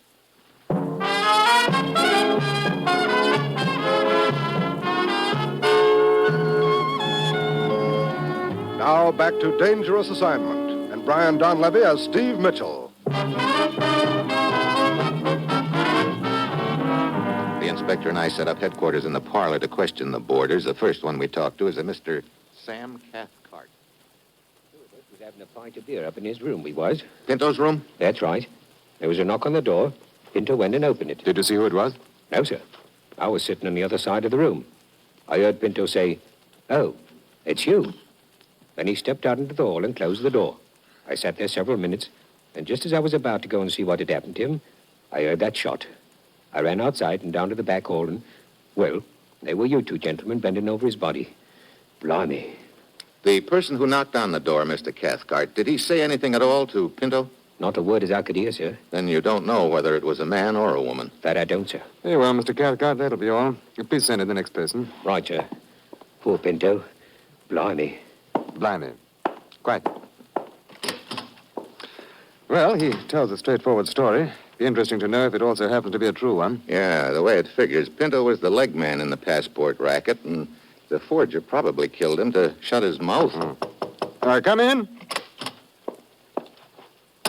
See me, Inspector? Yes. Yes, your name, please. Walter Michaels. I'm an insurance solicitor. I was calling on a client of mine whose rooms are on the 3rd floor, a Mr. Jones. But he didn't answer the door. Johns? Well, let's see. The landlord informed me that Mr. Johns had left the house for the railroad station a half an hour or so before the killing on a business trip. You've no right to prevent me, you know. It's outrageous. Sounds like a bit of a What do you row out mean? in the hall. Yeah, take a look. I'll listen. What seems to be the trouble? This policeman will simply not allow me to go upstairs to my room. It's ridiculous. Your name? Johns, but I don't see what business this is of Will yours. you step in here a moment, please, Mr. Johns? All right. All right. You needn't tug at my sleeve. It's enough out of shape. With the damp as it is. I'll come. Sorry, this is Mr. Johns, Inspector. How do you do? What sort of foolishness is this, Inspector? Just routine questioning, Mr. Johns. If you'll just put your overcoat on that chair. Look here. I'm in a frightful hurry. Can't I make you understand that? I was almost to the railroad station when I realized I'd forgotten some important papers, so I hurried back. Now your man tells me I can't even go up to my room to get them. Since when? You see, there's been a murder, Mr. Johns. Since when had... Murder? Good Lord. Mr. Johns, you haven't said hello to your insurance solicitor here. My what? Mr. Michaels here. I've never seen the man before in my life. What's that? Well, how now, Mr. Michaels? Gentlemen, if I could speak to you in private... that'll be all for now, Mr. Johns, but your trip will have to wait. But it's a business trip. Now, see here, you've no right That will be all, Mr. Johns. I shall speak to your superior. Fine, I'll be glad to make an appointment for you. He... Sounds like my old college yell. Quite. Goodbye, Mr. Michaels. Well, I really came here to see Dora Mays. She has the room across the hall from John's. Your girlfriend? Yes. We had quite a row last night. I had a date tonight to thrash the whole thing out, but she didn't show up. So you came here to her room? Yes, but she was out. That's where I was when I heard the shot. Why didn't you tell us this first off, Mr. Michaels? I was afraid it would get back to Pater. I see. You chaps don't seem convinced, but that's my story. Take it or leave it. Before we take it, Mr. Michaels, we'll check it.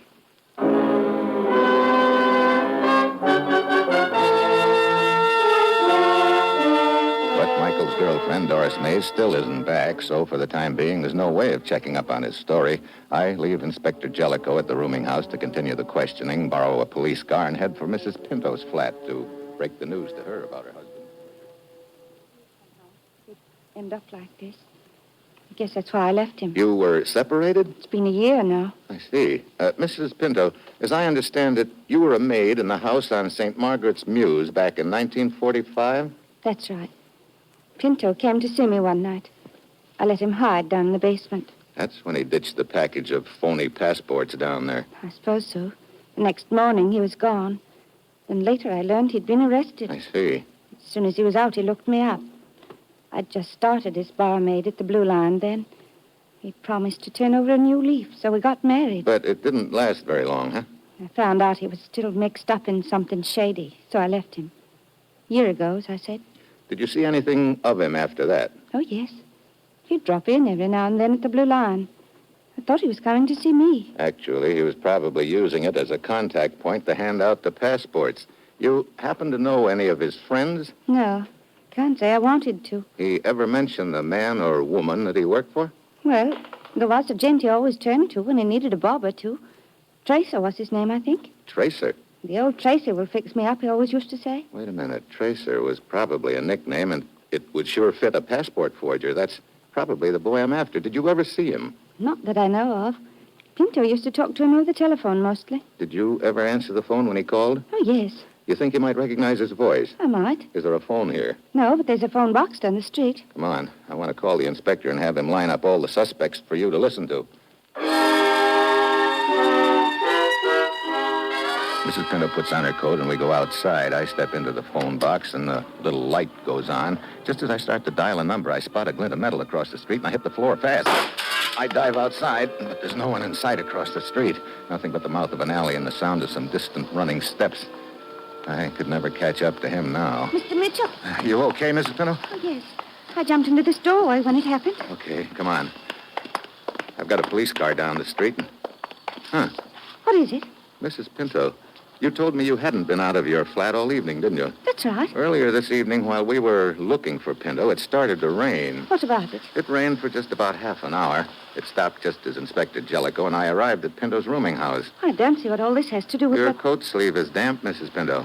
Why... You didn't tell me the truth. You were out of your flat this evening during the time it rained. But... Yes, I was. Where'd you go? I started for Pinto's rooming house to tell him the police were making inquiries about him. Halfway there, I changed my mind. I came back. You sure you didn't go to the rooming house? Quite sure. Hey, hold everything. The damn sleeve. What about it? I told you. Yeah, you just told me the answer.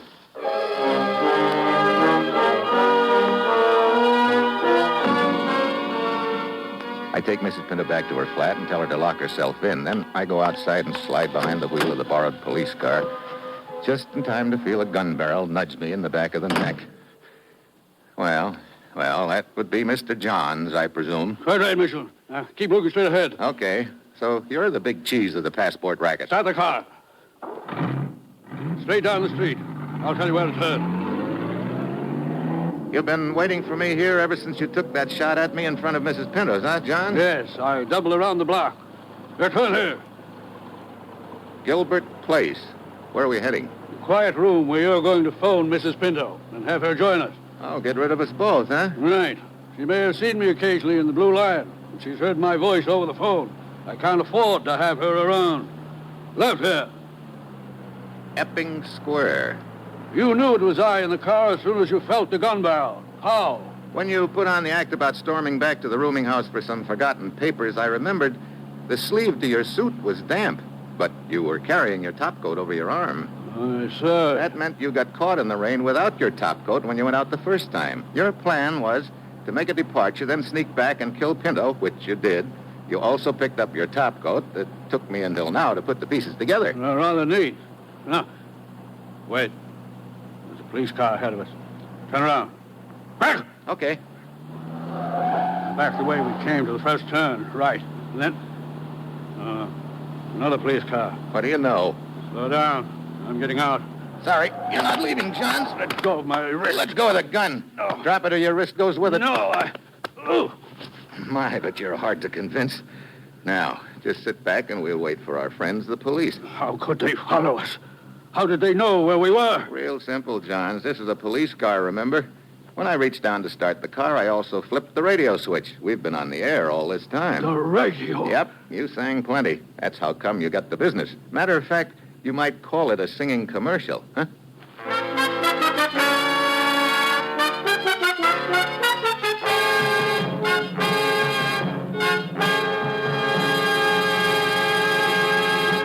Our star, Brian Donlevy, will return in just a moment. Here's another reminder about NBC's special program, The End of an Era. The End of an Era will survey the past 20 years in our nation's history. During the program, we'll recall when Eddie Cantor was singing Potatoes Are Cheaper, and Neville Chamberlain announced that he had brought peace in our time. Those were the days of Hugh Johnson and the Blue Eagle of the NRA, the time of Cab Calloway's Heidi-Ho. Those were the times of the sidewalk apple peddlers at street corners, of the hit song, Brother Can You Spare a Dime, of swing music such as The Music Goes Round and Round. As NBC presents this special survey, listeners will hear again Franklin Roosevelt's inaugural address in 1933, Hitler's angry speeches, Churchill's magnificent replies, the thud of bombs, the rhythm of marching feet, the events at Pearl Harbor that made December 7th, 1941, a day of infamy. Yes, be sure to hear this full-hour documentary program, End of an Era, Friday evening on most NBC stations.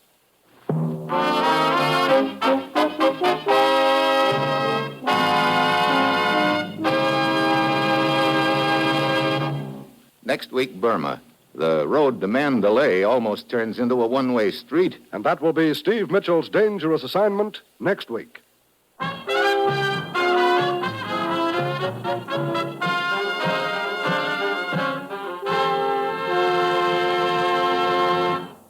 Included in tonight's cast were Virginia Gregg, Ben Wright, Don Morrison, and Dan O'Hurley.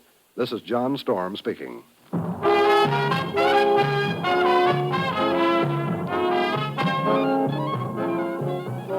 Dangerous Assignment, starring Brian Donlevy as Steve Mitchell with Herb Butterfield as the commissioner, is written by Bob Reif and Adrian Jondeau and is directed by Bill Karn. Be with us again next week at this same time when Brian Donlevy, starring in the role of Steve Mitchell, will embark on another transcribed Dangerous Assignment.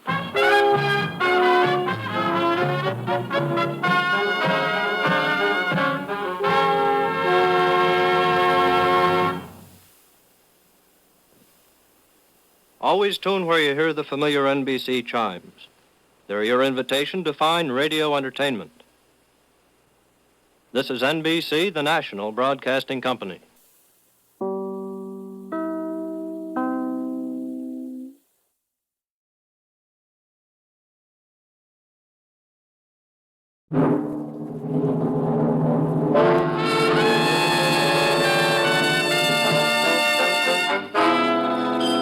Dangerous Assignment, transcribed, starring Brian Donlevy as Steve Mitchell.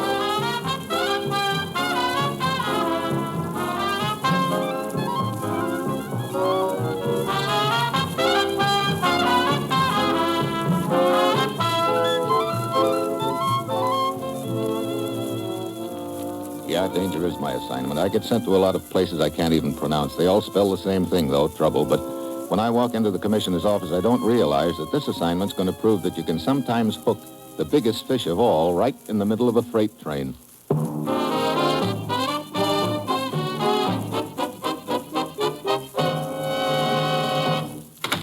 Morning, Commissioner. You sent for me? Steve, ever been on the road to Mandalay? Oh, many times. Vocally, that is. Used to be the theme song of our Jolly Fellows Clam Digging and Marching Society. Well, this time you're actually going to travel that road, Steve, on your way to meet an American newspaper man named Forrester. What's it all about, Commissioner? Lately, we've been concerned over the leak of strategic materials and equipment from the U.S. Materials originally intended for our allies in Indochina, Malaya. You mean some of that shipment isn't getting there, huh? Right. It's winding up in Burma, then being shipped on through the back door of China. So, how does this newspaper man fit into the picture? Chris Forrester knows the Orient. Been there for years, has many contacts. He got in touch with us last night, said he had certain information which might help us plug up that leak of supplies. Okay, Commissioner. Get over there, Steve. Talk with Forrester. Get to the organization behind all this and smash it. Well, that's it. You've got your assignment. Good luck.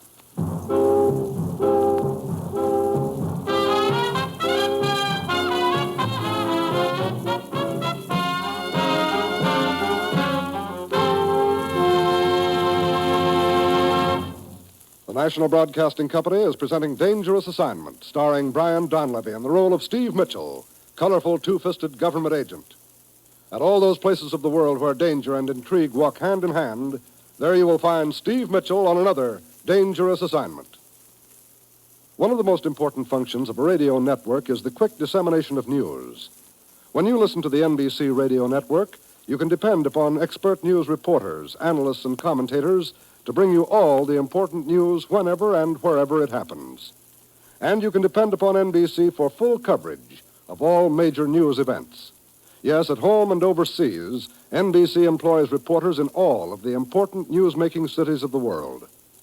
And via the worldwide facilities of major news-gathering agencies, NBC can give you important news flashes as soon as they're received. So when you want the best radio news coverage, be sure to set your radio dial to this NBC station.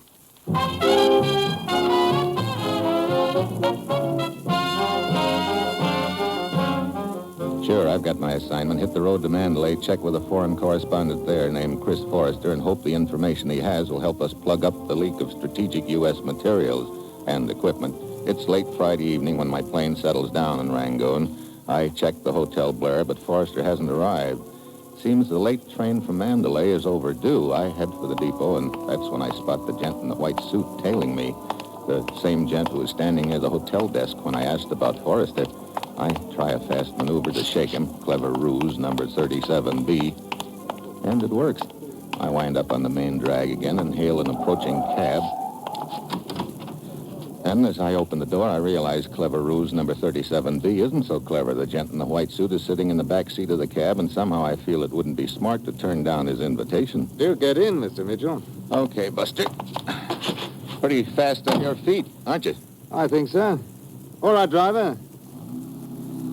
I'd like to have a little talk with you, Mr. Mitchell. Friendly talk? But of course. I might believe it if you took that hand of yours out of your coat pocket. Well, ask what you want with Chris Forrester. You may, only I don't think you're going to get an answer. In that case, your identification papers, please. Come, Mr. Mitchell. Well, here you are. Thank you. Oh, I see. Well, my apologies, Mr. Mitchell. What's this all about? Perhaps you'd better have a look at my credentials. Here you are.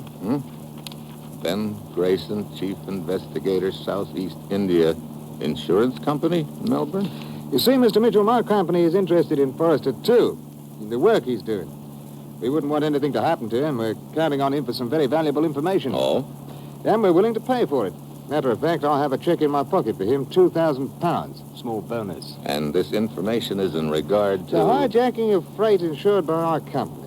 We handle a good many firms in this area, Mr. Mitchell, and the company's taking an awful beating in the past 6 months. The bosses have been on my neck, wanting me to do something about the situation. A job hanging by a thread? No, not exactly. But it does make a chap look bad, doesn't it? Oh, I've had some luck. I've picked up a few operators, small fry, bush league pirates, and the like. Forrester seems to be on the right trail, though. He's after the big wheel, power behind a gigantic organization operating in the area. That's why I'm here, Grayson. Well, as I say, I'm glad to have you aboard.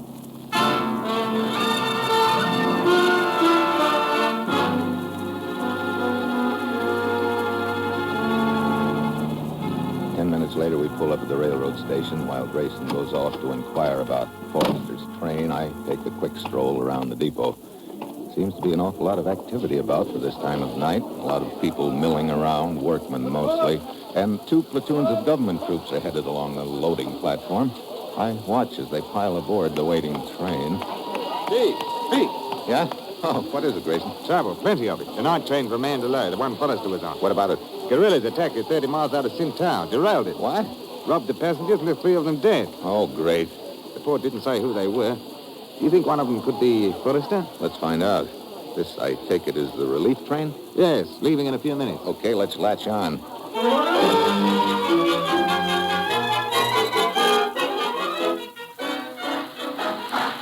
Grayson and I are aboard as the relief train pulls out of the depot, picks up speed, and rolls northward onto Mandalay. Hours later, we watch the dawn come up, not like thunder, but quietly, hot, sticky, and then finally we arrive at the scene of the wreck. The locomotive, looking like a wounded bull elephant, lies sprawled across the tracks. Behind it, 2 passenger cars form a neat pyramid. First, we check the casualties. 2 of them are natives. The third is the engineer. Grayson and I split up, start checking the passengers lined up on both sides of the train. No sign of Forrester. No one seems to remember him, that is, until I reach a short, heavy-set gent sporting an expensive, though badly wrinkled, tan gabardine suit. American chap, you say? Tall, graying about the temples? Oh, yes. We were in the same car. I spoke with him briefly. Mm-hmm. When did you see him last? Some time ago, before the attack, that is. I got in a small conversation with him regarding bicycles. I represent the Birmingham Thunderbolt. It's an excellent wheel, sir. A stout little machine and all that. I'm sure. Thanks for and one moment, sir. Tava, would you pop over a moment, please? She might be able to help you, sir. She's a lovely girl. Oh, lovely. And from Singapore. I don't know what she does, but whatever it is, she must do it well. Yes, what is it, Mr. Perryman? My dear, this gentleman, I didn't get the name, sir. Steve Mitchell. Tarver, Mr. Mitchell. My name is Perryman Amos Jade. How do you do, Mr. Mitchell? He's looking for a chap, friend of his, Forrester. Oh, yes, the newspaper writer. Yeah, you were with him when the guerrillas attacked the train? Yes, we heard shots and then the train stopped suddenly. There was great confusion. And Forrester, what happened to him? I don't know. In all the excitement, he just vanished. He could have gotten off the train, you think? Yes. I thought of doing the same. Started to. But the rebels suddenly appeared and forced us to remain in the car. Ghastly lot they were. I know a smattering of the Charon dialect. I managed to catch part of their conversation. I got the impression they were looking for someone in our car. Yeah, could be, Mr. Perryman. Could be. Thanks.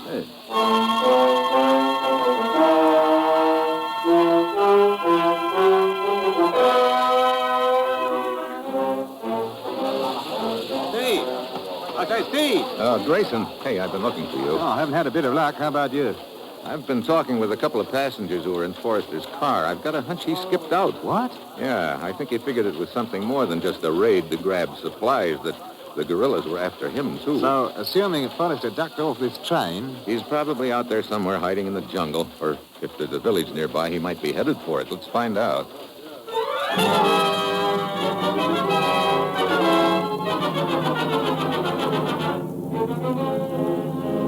We do some fast checking. We find out there is a village not too far away. We also find a native who'll lead me through the jungle to it. Grayson stays on at the scene of the train wreck in the event that Forrester doubles back. I follow my native guide into the jungle. We don't get very far before we run into someone else on the trail. Good morning. Morning. You lost? Lost? No. I was just out for a stroll. I understand it will be quite some time before the train is ready to take us on to Rangoon. That's right. You were one of the passengers? Yeah. My name is Hairstyle, August Hairstyle. I was about to return to the train. Shall we go back together? No, my friend and I will push on a little further. A word of caution, gentlemen. Do not venture too far. The jungle is treacherous. Well, thanks for the advice, Hersdal. We'll be careful.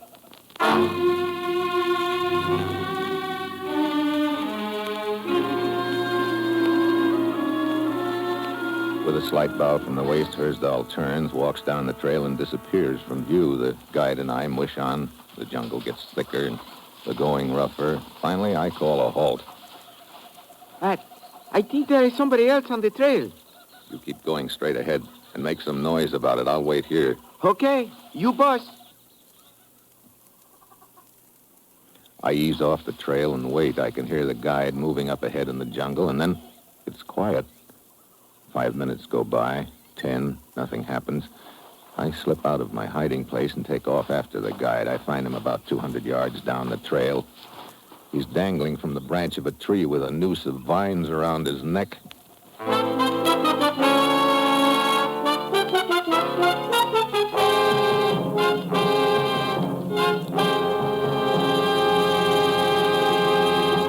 Steve Mitchell will continue his dangerous assignment in just a moment.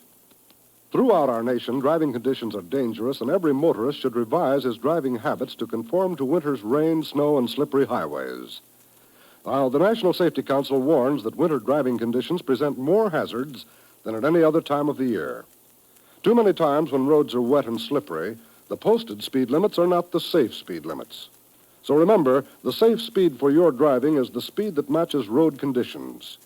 America's professional truck drivers, the men who drive for a living, are taught that now, more than ever, they must drive ahead of themselves. By watching the changing road and traffic conditions on the highway ahead, you can avoid accidents before they happen. When you see an accident threaten on the road ahead, you'll have time to keep it from happening. Remember the current campaign against speed, the #1 killer on the highways. Drive as slowly as the road conditions demand, and you'll be doing your part in this campaign. And remember, the life you save may be your own.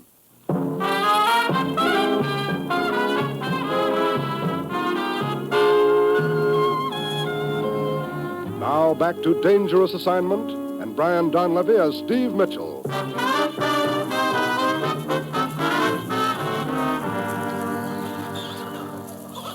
I cut the guide's body down from the noose of vines and bend over him. As it turns out, I bend just in time. The slug whistles over my back. I dive into the brush and hug the ground. There's no sign of the sniper anywhere, and that's just the way I want to keep it.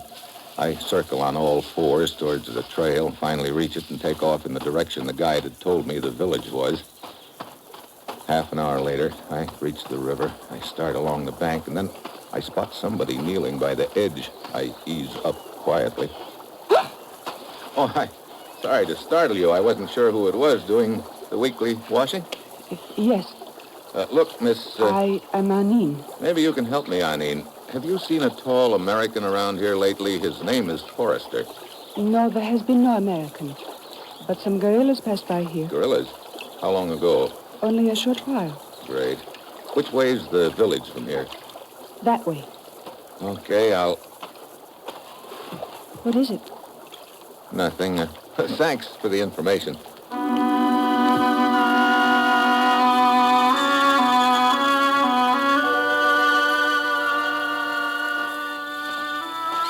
I walk out of her sight, then I stop. Anina's given me more information than she realizes. In her pile of washing, I spot the cuff of a man's white shirt, and it doesn't look like the native type. I wait. Pretty soon she comes along the trail, looking back to see if she's followed. I keep in the brush on one side of the trail and stay with her. She leads me to a hut half hidden in the underbrush and disappears inside. I pop in after her. A tall blonde guy is stretched out on a mat, and he sits up fast. Hey, who are you? Steve Mitchell, the guy who was supposed to meet you. Here are my credentials, Forrester. Oh, brother, am I glad to see you. How'd you find me? Spotted your shirt in the girl's washing. She was too tired to get the blood out of it. Shoulder wound, huh? Yeah, but it's not bad. From the guerrillas? Uh-huh. They jumped the train. They followed me, but the girl here hid me and patched me up. Guess she thought you were after me, too. Oh, I did not know who you were. Sure. Forrester, those people who got friendly with you on the train... Perriman? And the girl Tava, I figured either one of them could have been planted there to put the finger on you for the guerrillas. Or it might have been Hersdahl. Who? I ran into him in the jungle near the train. Said he was one of the passengers out for a walk. Remember meeting him on the train? Oh.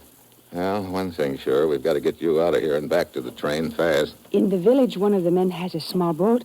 I will go and talk to him. I'm certain he will help. We head down the river away and then double over to the train, huh? Yes. You remember the place at the river where I was washing clothes, Mr. Mitchell? Wait for me there.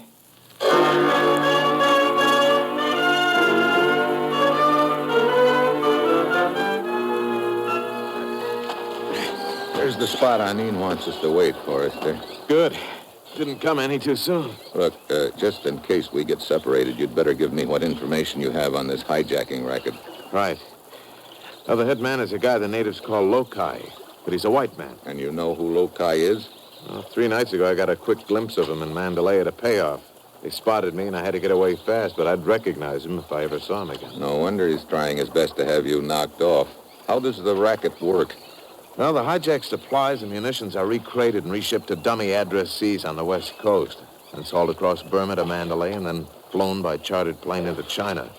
He has no trouble with the local rebels because he pays them off, and they leave his shipments alone. Sounds like that'd take a lot of dough. Lokai doesn't use money.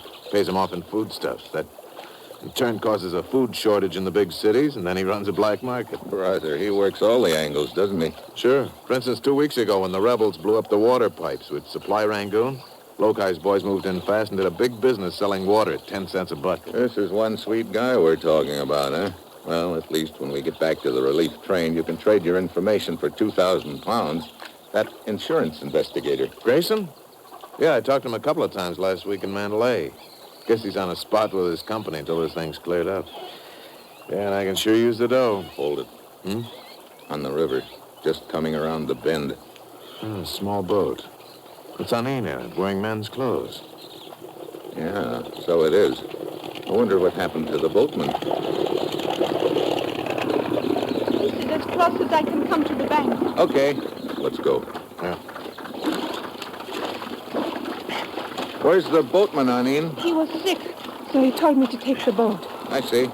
Here, Forrester, I'll give you a hand aboard. All right. Thanks. Okay. You had better get under the tarpaulin near the bow. Right. Stay under cover. There are many guerrillas in the area. Right. There. That'll hide us. We can see out of this torn place. Forrester. Yeah? She sure seems cooperative. Yeah. Maybe a little too much so. If the price on your head is as high as I think it is, she may be trying to collect it herself. Yeah. Maybe by taking us to the local guerrilla chief, Tuan Ko. Just the same, I figured we'd better play along for the time being. This boat's our best chance of getting out of here. Yeah. Hey, get down. Boat over there near the other side of the bank. 3 natives in it. Guerrillas. Aye. Oh, great. You understand any of it? Enough to tell me who our friend Anine is. Oh? I told you the local guerrilla chief was Tuan Ko. Well, she's his sister. What? Look, that other boat's out of sight. Let's get out of here. Steve, up ahead. That native bridge across the river. Yeah, 3 guys perched up there with Tommy guns in those boats on the bank. I think we're being taken to guerrilla headquarters. Yeah, it looks like we've drifted right into a nice little trap. I start to crawl out from under the tarp so I can grab the helm, but just as I stick my head out, something very hard hits me over the ear, and I fold.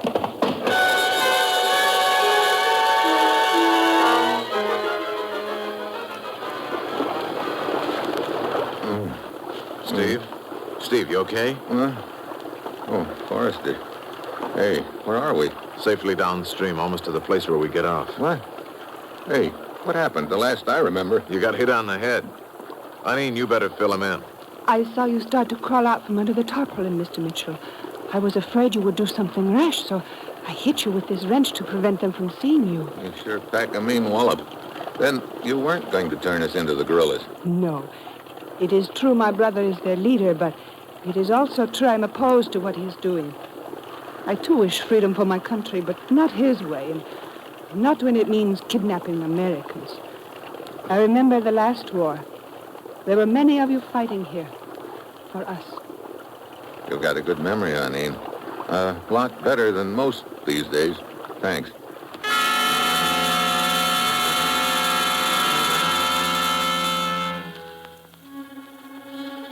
A couple of minutes later, she pulls the boat over to the bank and lets us out. We head through the brush in the direction of the train and Grayson.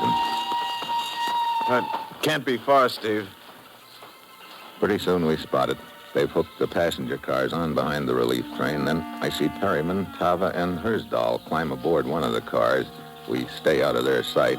Any one of them could be the one who put the finger on Forrester. Hey, it's starting up. We try to hurry, but Forrester's wound slows him down. I put him across my shoulders in a fireman's carry and take off after the train. Then I spot Grayson on a flat car on which a crane is mounted. I come up beside the flat car, roll Forrester onto it, and dive aboard. Good job, boy, good job. Oh, for a minute, Grayson, I thought we... Hey, why, the gun? Mitchell! Mitchell, don't you know who this is? Sure, it's Grayson. No, this is Loci.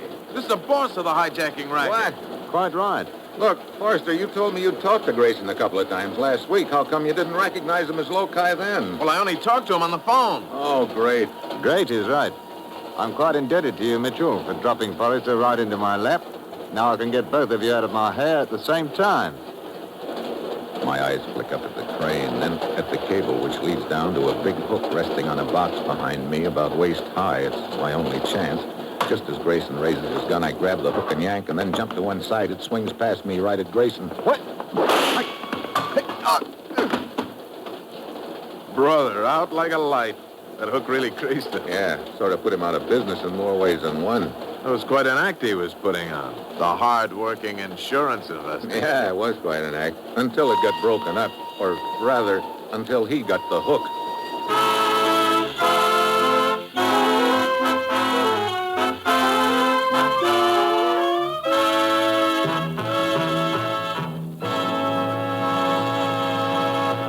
Our star, Brian Donlevy, will return in just a moment. Daytime programming here at the NBC spot on your radio dial is tops in listening enjoyment.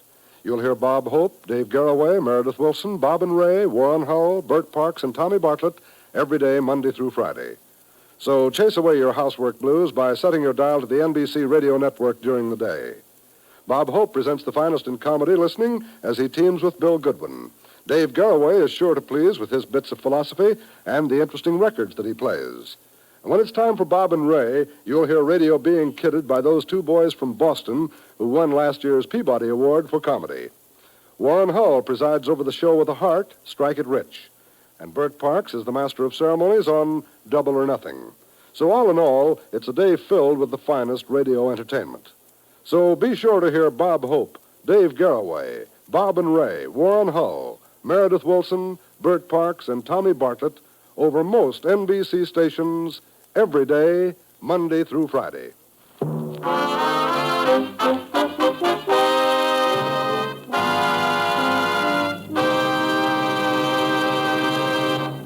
Next week, Mexico City, moonlight and murder. And that will be Steve Mitchell's dangerous assignment next week.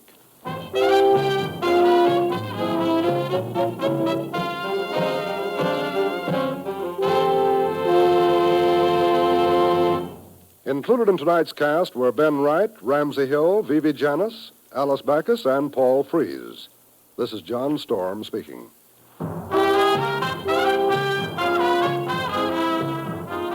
Dangerous Assignment, starring Brian Donlevy as Steve Mitchell, with Herb Butterfield as the commissioner, is written by Bob Reif and Adrian Chandeau, and is directed by Bill Karn. Be with us again next week at this same time when Brian Donlevy, starring in the role of Steve Mitchell, will embark on another transcribed Dangerous Assignment.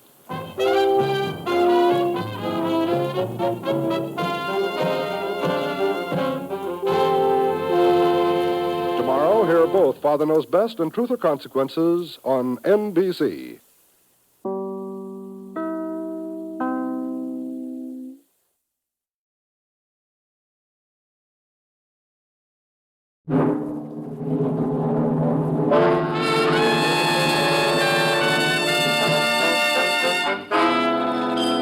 Dangerous Assignment, transcribed starring Brian Donlevy as Steve Mitchell.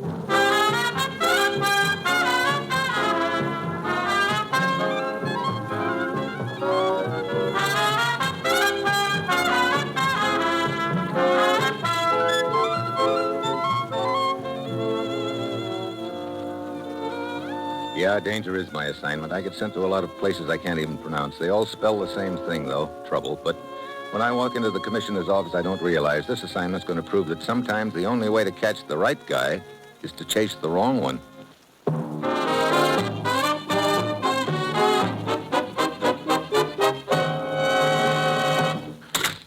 Morning, Commissioner. You sent for me? Steve, ever hear of a gent named Charon? Charon? Sure. He ran a river taxi, ferried the souls of the dead across the river Styx. He was in Greek mythology. This one's in Mexico City. Come again? Mr. Charon, he calls himself. He's a cold-blooded killer, Steve, an assassin for hire, and mixed up in half a dozen international murders, and has given us nothing but trouble during the past few years. I want you to go to Mexico City to find a man named Felipe Alvarado. He says he has all the information we need to nail Charon. Alvarado's been playing a game of hide-and-seek with us. He wants to make a cash deal before he does any talking. For $50,000, he'll put the finger on Mr. Charon. So it's up to me to find him and convince him we don't do business that way. Real cinch. Get to Alvarado. Get the evidence we need to nail Mr. Charon. But don't waste any time. If Mr. Charon hears of the deal, he'll be looking for Alvarado, too. Or you. Well, that's it, Steve. You've got your assignment. Good luck.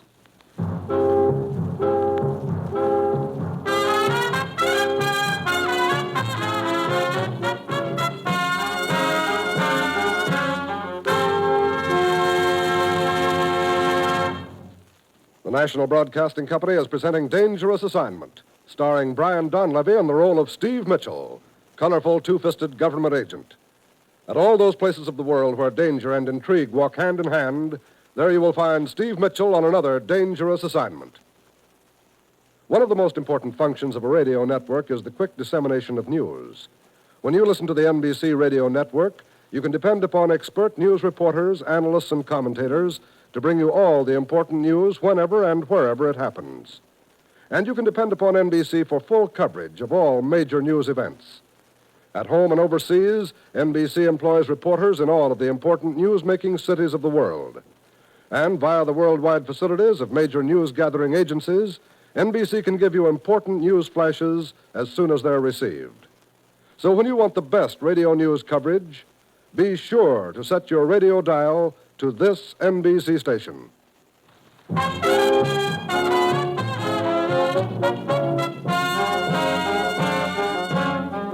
Sure, I've got my assignment. Get down to Mexico City and persuade a gent named Felipe Alvarado to hand over the evidence we need to grab off an international killer known as Mr. Charon. It's early Friday evening when my plane sets down and one of our boys, Jeff Sloan, meets me at the airport. We hop into his car and drive over to a quiet residential district on the outskirts of town. There's a house up ahead, Steve. Left-hand side of the road. Some layout. You sure he's the man we want, Jeff? Yeah, he's Felipe Alvarado, all right. When did you get a lead on this place? Just an hour ago. The local law is cooperating. They have men watching the villa. That one of them up ahead there under the trees? Yeah, let's check him. Good evening, senor. Sergeant Ruiz, this is Steve Mitchell. Senor Mitchell. Hello, Ruiz. Our man still inside? We've been here only a few minutes, but he has not left the house during that time. But he has had visitors.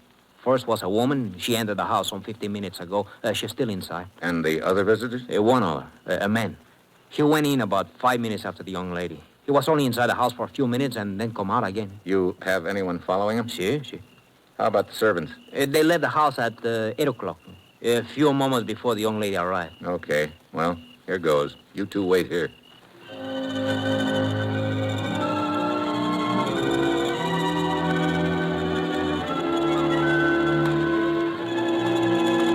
I move across the road, push open the heavy iron gates, hurry up the path to the front door of the villa, and I lean on the bell.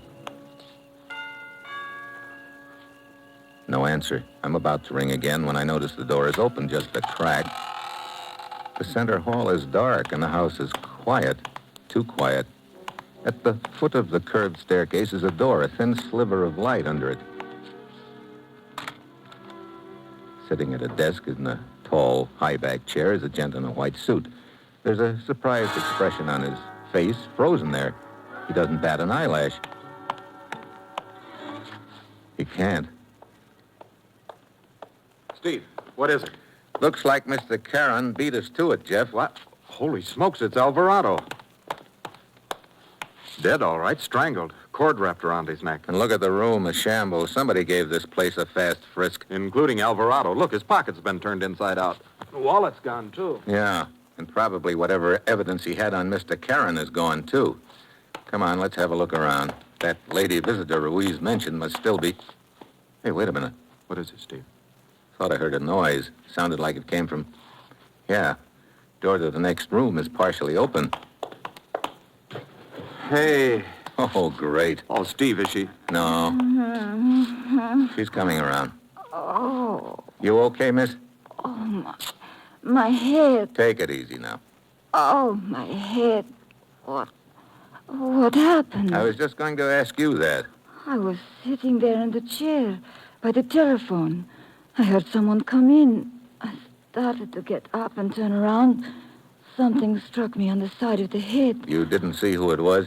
No, it happened so quickly. Steve, look over there. The French windows are open. Killer could have gotten out that way. Killer? There's been a murder, miss. Senor Alvarado. Alvarado? Who is he? You don't know? Should I? Yeah, sort of. He happens to live here. Look, who are you, and what are you doing here? Oh, I am Maria Montalba. I came to the house to use the telephone, to call the garage down the road.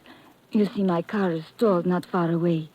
The man of the house led me in here and then went into the next room. Oh, Alvarado had a visitor shortly after you arrived. Did you see him? No. Hear anything? No, nothing. Not even the door chimes? No, I do not recall. Door might have been unlocked, Steve. He could have just walked in. Yeah, and he also walked out that front door a few minutes later, according to Sergeant Ruiz. From the looks of things here, it would seem our killer made his escape through this room after slugging Miss Montalba, then ducked out those French windows. But Ruiz has a man in the garden. Yeah, it could have happened before Ruiz's man got there. Stay here with the girl, Jeff. I'll have a look.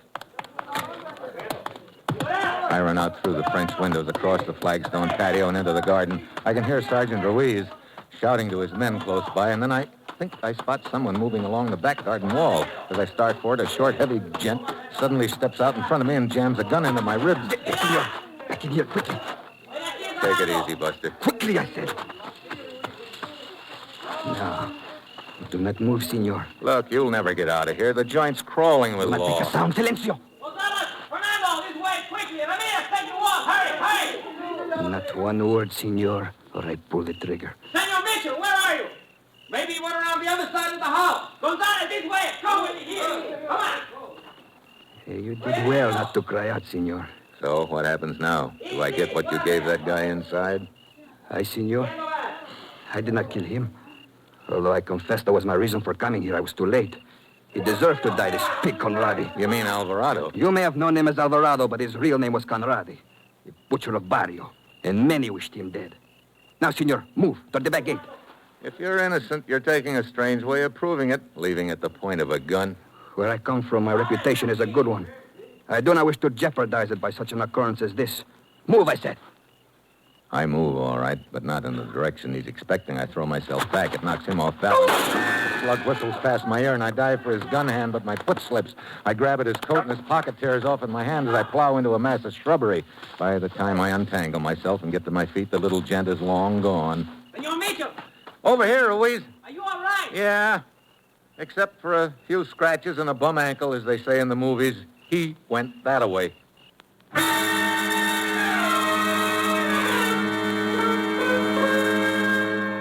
Ruiz takes off after him. I spot an envelope on the ground with the torn pocket. It's addressed to a Senor Vasquez in a South American city. I limp back to the house, fill in Jeff on what's happened and what I want him to do. Then I put in a call to police headquarters. 10 minutes later, a gray-haired, wiry little gent named Captain Estacio shows up, and I take him into the room where the dead man is. Yes, he's the great deal. Yet I would recognize him anywhere. This is Enrico Conradi. Otherwise known as the Butcher of Barrio. Who was he? An evil man, Senor Mitchell. A most evil man. One of the most hated men in South America.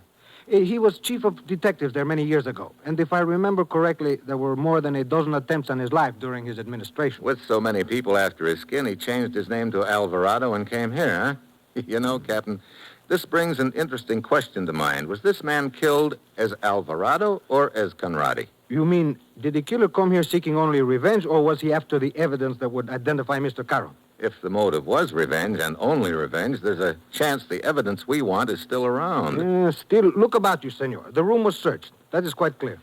Yeah. Looks like it was Mr. Charon who did the job, all right. This evidence you seek, exactly what is it? I only wish I knew. It could be a photograph of Mr. Charon, some papers, a police file, probably. That would tie in with Conradi here, since he was once a cop. Oh, Captain Estacio. Si, senor? Phone call for you. Oh, thank you. I will be right back, Senor Mitchell. You take care of that little job, Jeff? Yeah, Steve. The men from the garage brought back Miss Montalba's car a few minutes ago. Simple repair job, they said. How simple? Loose wiring. They said it could have been done on purpose. I see. Where's the girl now? Police matron's with her. Nothing turned up in the frisk. What do you think, Steve? Her story could be true. Oh, Senor Mitchell. Yeah, Captain. I have just received a report on the man who visited this house earlier tonight. The man seen by Sergeant Ruiz. Yeah, the guy who was only in the house a few minutes? What about him? He was followed to the Hotel International. His name is Dominic. Carl Dominic. Okay, let's pay him a call.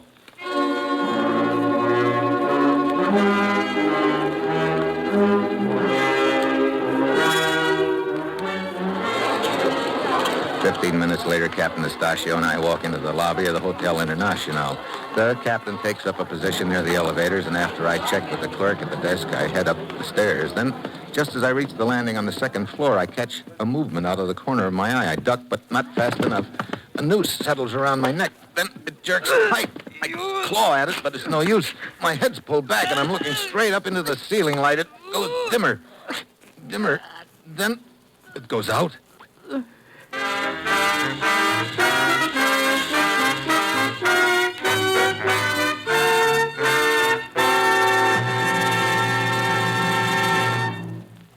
Steve Mitchell will continue his dangerous assignment in just a moment.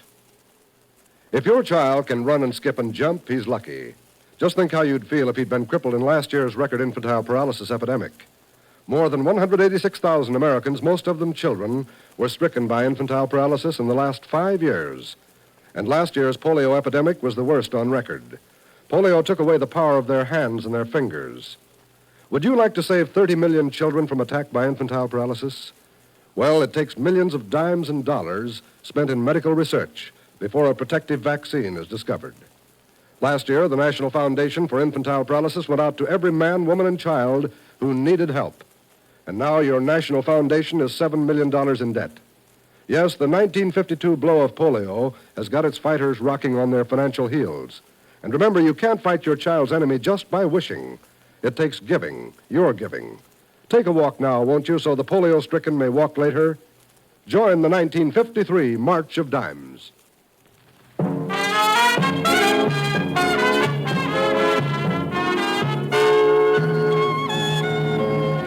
Now back to Dangerous Assignment and Brian Donlevy as Steve Mitchell.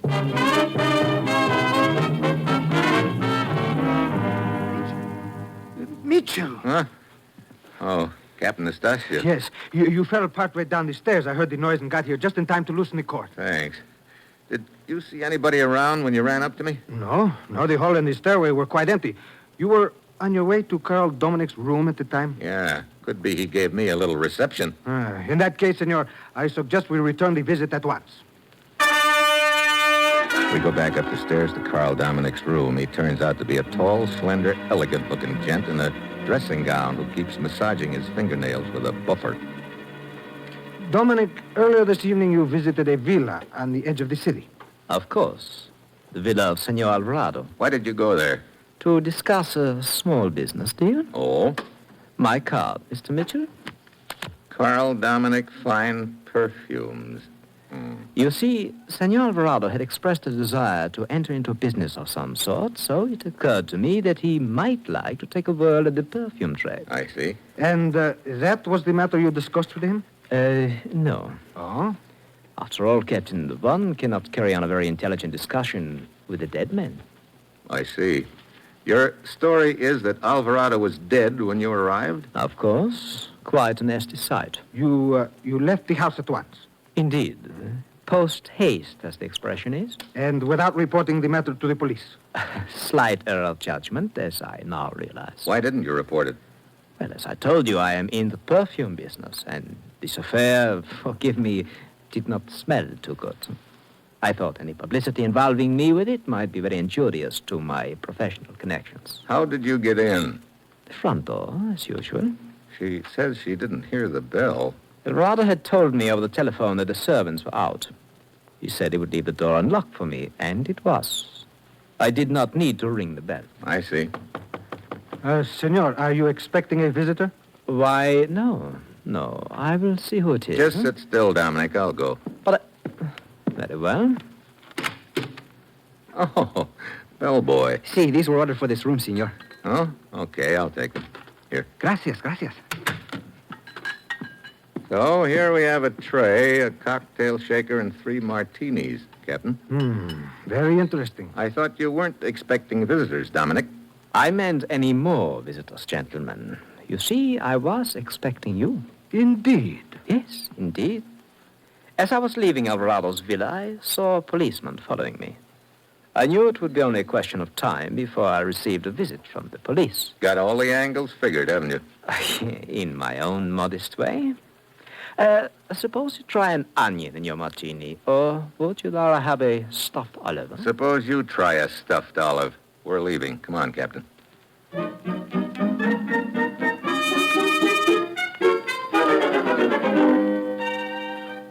A most perplexing case, Mitchell. Yeah, this Dominic is a cool cookie, pretty sure of himself. He could have knocked off Conradi and grabbed the evidence. But who then hit the girl over the head and left by the garden? Could be the gent I ran into in the garden, Vasquez, or else the girl was lying about getting hit. That, of course, is a possibility also. Here's another thought. Maybe Dominic killed Conradi, then slugged Maria and opened the garden window to make it look like the killer left that way. But it seems to me if Dominic's the killer, he'd be long gone by now instead of pouring martinis for us in his hotel room.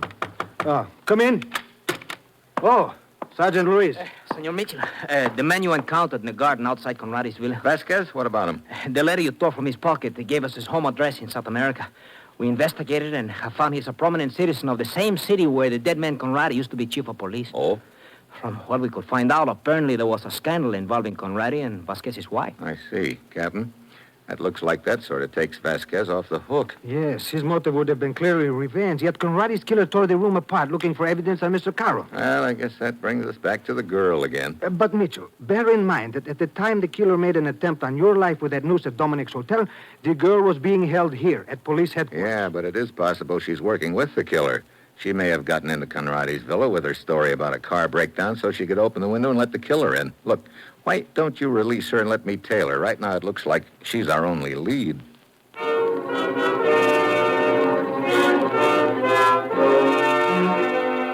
So we release Maria. I give her a block lead start after her, and it's a slim chance that the trail will lead anywhere. But right now I'm grabbing at anything which might possibly throw a little light on the deal, and suddenly I stop.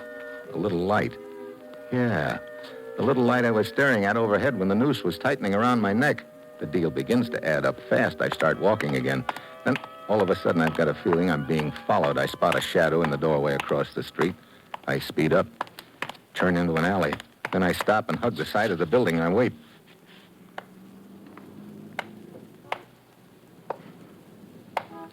Pretty soon I hear someone easing closer. Then he turns into the alley. I spot the gun in his hand, gleaming in the moonlight. I grab for it.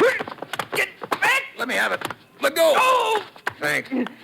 Yeah, just what I thought. My little friend Vasquez from the garden. It figured to be you. What do you mean? Dominic's taller than I am. You're the only short one in the deal. A little guy from behind me would have to pull down on the noose. That forced my head back, and that's how come I was staring up at the light overhead when I blacked out. I had no choice, senor. I was afraid you would track me down. I had to try and put you out of the way. Just like you were trying to do now. You know, Vasquez, what threw me off was the room being torn apart. You did kill Conradi for revenge, all right, then tore the room apart, not looking for evidence, but for a reason so obvious, we overlooked it. You wanted to make the motive look like common, ordinary robbery. See. In the process, you removed some evidence I want, evidence that identifies an international killer known as Mr. Charon. I took only a few papers and some keys. What did you do with them? I threw them in the bushes outside the walls of Conradi's villa. Take me to them. All right. It doesn't matter anymore anyway. To me it does, believe me. Come, I will show you. It's about here, as I remember. See, over there, against the wall behind the large bushes. Yeah, I see this stuff. I got it. Some papers and keys. You know, this key looks like one to a baggage locker. 5 will get you 10. That's where the evidence is. Thank you very much for finding it. What? Dominic. Drop the gun, Mitchell. Alias Mr. Charon, Exactly. You went to kill Conradi, but found out somebody else had done your dirty work for you. For another reason. Yes, your friend Vasquez. I realize he must have taken the evidence about me, and that is why I've been following him. And now you have been kind enough to find it for me. Yeah, Mother's little helper, that's me. Drop the keys on the ground. Okay. Good. Now, over against the wall, both of you. Bushes should hide your bodies very nicely. Move. Vasquez and I start into the bushes with Dominic behind us. I push back a large branch, and then I duck. It breaks back over me and into Dominic. The slug hits Vasquez. I hack at Dominic's wrist, and his gun goes flying, and he spins around. I lunge at him and shove hard. He goes back into the wall. That'll take a little starch out of you. My head! Well, after all, Dominic, you had me up against a stone wall all through the deal, so I just returned the compliment the hard way.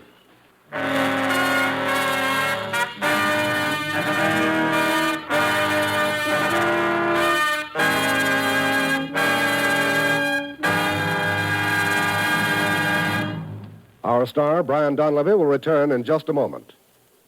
Daytime programming here at the NBC spot on your radio dial is tops in listening enjoyment. you'll hear Bob Hope, Dave Garraway, Meredith Wilson, Bob and Ray, Warren Hull, Bert Parks, and Tommy Bartlett every day, Monday through Friday.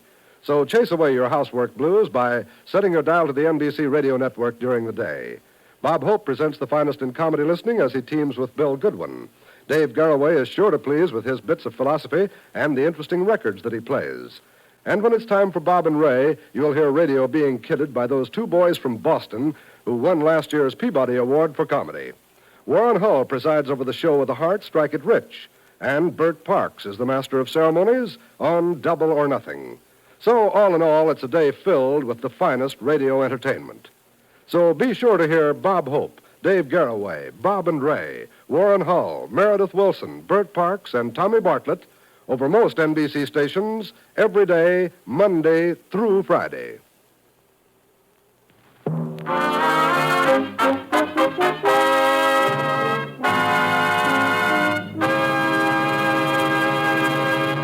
Next week, Greece.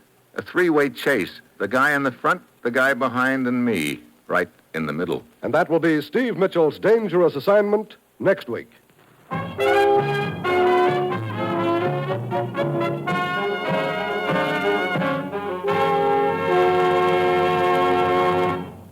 Included in tonight's cast were Dan Riss, Tony Barrett, Eve McVeigh, Herb Ellis, and Jan R. Van.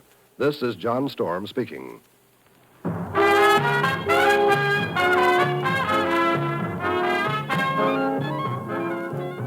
Dangerous Assignment, starring Brian Donlevy in the role of Steve Mitchell, with Herb Butterfield as the commissioner, is written by Bob Reif and Adrian Jandot and is directed by Bill Karn. Be with us again next week at this same time when Brian Donlevy, starring in the role of Steve Mitchell, will embark on another transcribed Dangerous Assignment. Tomorrow, hear both Father Knows Best and Truth or Consequences on NBC.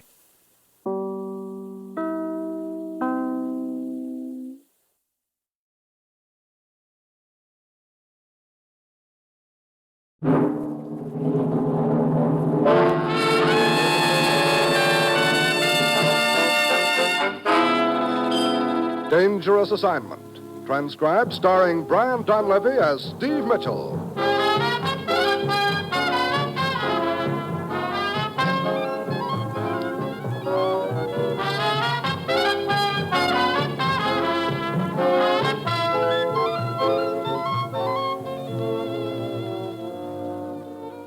Yeah, danger is my assignment. I get sent to a lot of places I can't even pronounce. They all spell the same thing, though, trouble. But when I walk into the commissioner's office, I don't realize that this assignment's going to prove that sometimes the best way to catch a fish is to let him off the hook.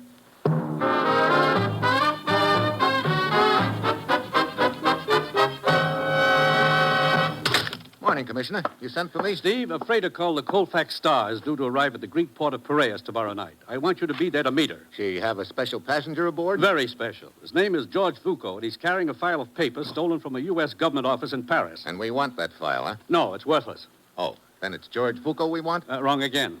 So I follow a guy we don't want carrying a file that's worthless. Look, Commissioner, what's this all about? A week ago, an American physicist named Arnold Fried disappeared en route from Paris to Marseille. He'd received an urgent message saying that his son had been injured in an auto accident in the south of France. The message turned out to be a hoax. Anyone seen Fried since? No trace of him at all. He's a very important man to us, Steve.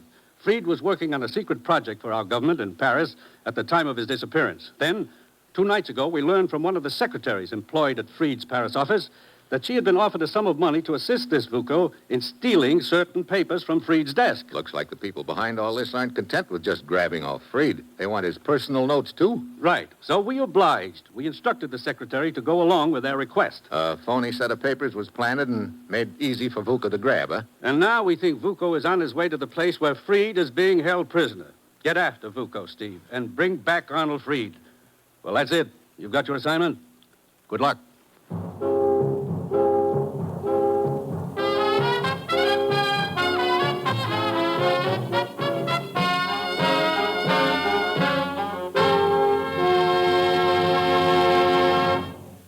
The National Broadcasting Company is presenting Dangerous Assignment, starring Brian Donlevy in the role of Steve Mitchell, colorful two-fisted government agent.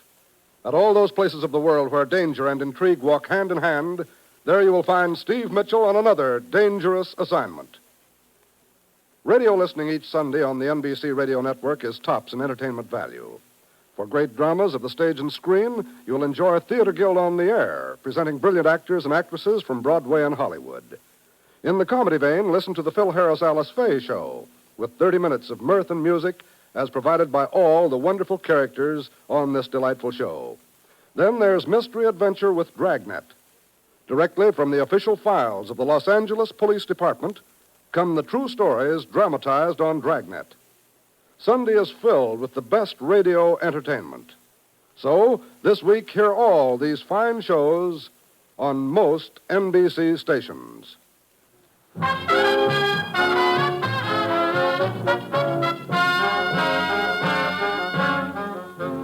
Sure, I've got my assignment. Get over to Greece, pick up the trail of a gent named George Vuko, and hope he leads me to a spot where American scientist Arnold Freed is being held prisoner.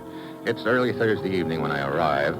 I hurry down to the docks and wait for the freighter Colfax to tie up. She pulls in half an hour later, and I watch the passengers come ashore. None of them fits the description I have of Vuko.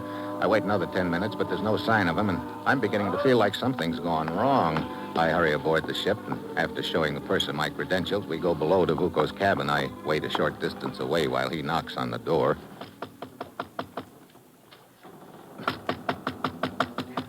There's no answer, sir. All right. I guess you'd better open up. Righto. You think something's wrong, sir? I wouldn't be at all surprised. There we are, sir. Mm-hmm. Hey, no one here. I was certain he hadn't gone ashore, sir. Oh, there's his luggage and his overcoat. He must still be aboard. Yeah, I wonder... May I assist you, gentlemen? What? Mr. Vuko. Well, that is to say, sir, we weren't sure if you'd left, sir. I was down the corridor saying my au revoir to a shipboard acquaintance. Mrs. Farquhar, that is. Charming woman. Charming. You were looking for me, gentlemen? Not exactly, Mr. Vuko. George Vuko at your service. You see, I've booked passage aboard. I'm going on to Turkey. Oh, I understand. And this is to be your cabin? Oh, yes, sir, that's right, sir. This gentleman was most anxious to bring his luggage aboard. Of course. I'll get my things out immediately. I don't mean to rush you, Mr. Vuko. Not at all, not at all. Here, I'll give you a hand with those bags, sir. I can manage quite well, purser. Thank you. Well, gentlemen, au revoir, and I hope you have a pleasant journey. Mr. Thanks. Sort of caught us red-handed, didn't he, sir? Yeah, I think he sort of planned it that way. Now he knows what I look like, and it's not going to make my job any easier.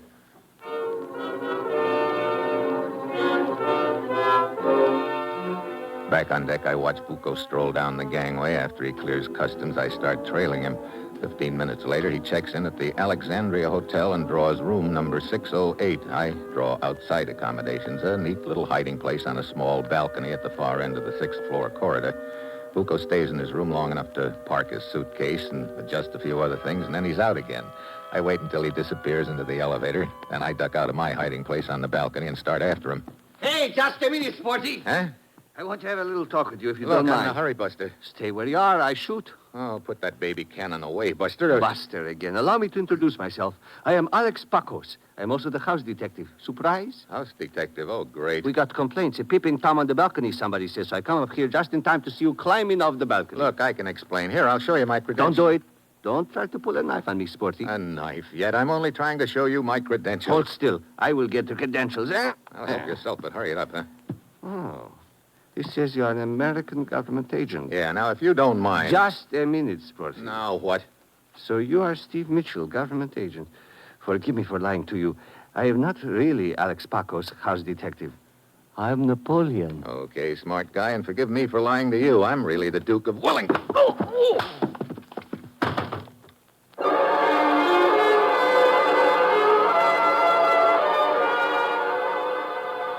Friend Pacos pulls up like a road map. I head down the stairs, but when I get to the lobby, George Vuko is nowhere in sight. I hurry out into the street. He's long gone. Then I get a thought, so I trot back upstairs. The housecop is still sprawled out in the corridor, but there's a long, lean gent in tweeds bending over him. Look what I found. Body, eh? What happened? Dashed if I know, old boy. It seems to have been an accident of some sort. Must have been quite a show, what? Missed it, by George. Was in my diggings at the time, examining my wart. You see here? Frightfully worried about it, you know. He'll be all right. Can't let a chap just lie here, prone and all that. I say he's a bit beefy. Lack of exercise, what? Why don't you phone downstairs? Righto. I say, old man. Yeah, what's wrong? We haven't met. My name is Quinton, Ronnie Quinton. Mine's Mitchell, Steve. And call the desk, huh? Check.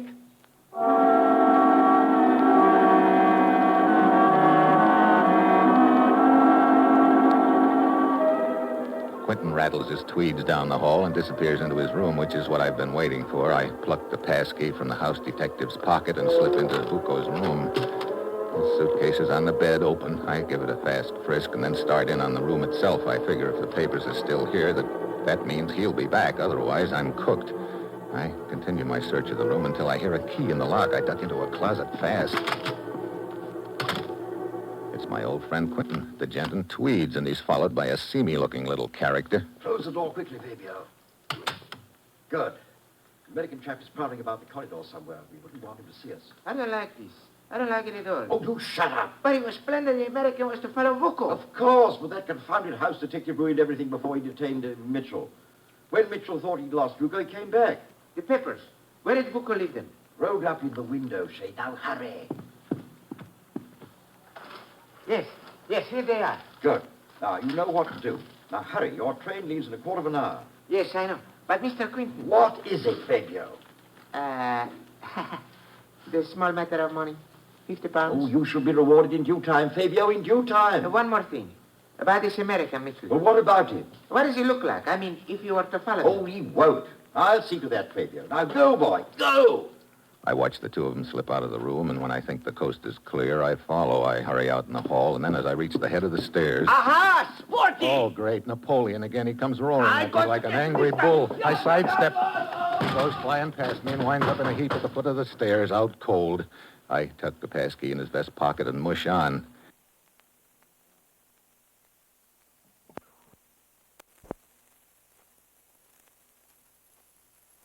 Ten minutes later, I wind up at the train depot.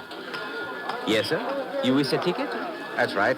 Your destination, sir? You have a train leaving here in about 2.5 minutes. That's the one. We have 2 trains leaving in 2.5 minutes, sir. Oh. Well, let me put it this way. A little gent in a gray overcoat bought a ticket here just seconds ago. Where's he headed?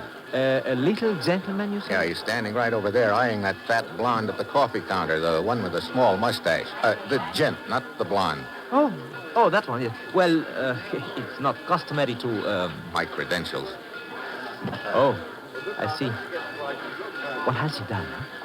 We think he's Adolf Hitler. No! Hey, where's he going? Salonika. I'll make mine the same. Yes, sir. 2-way ticket, huh? Huh? That is to say, you will be returning. Yeah, I hope.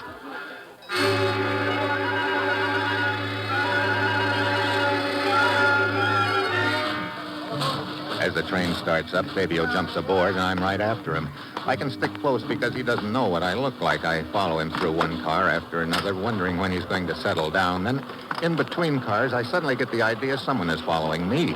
I whirl around and look into the business end of a 45. Holding it, his friend Quentin. You are a persistent fellow, aren't you, Mr. Mitchell?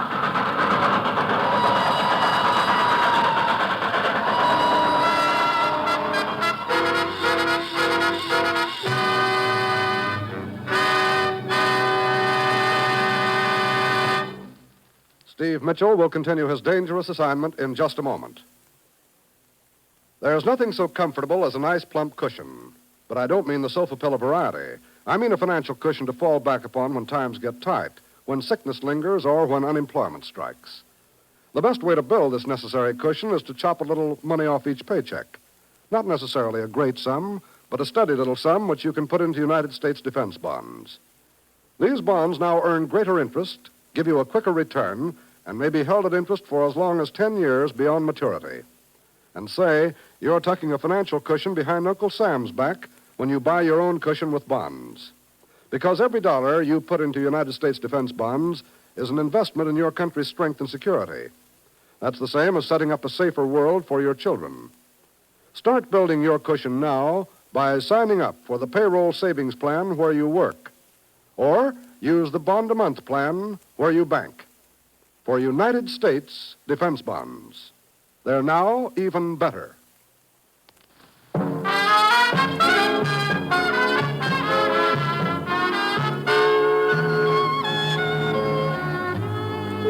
back to Dangerous Assignment and Brian Donlevy as Steve Mitchell.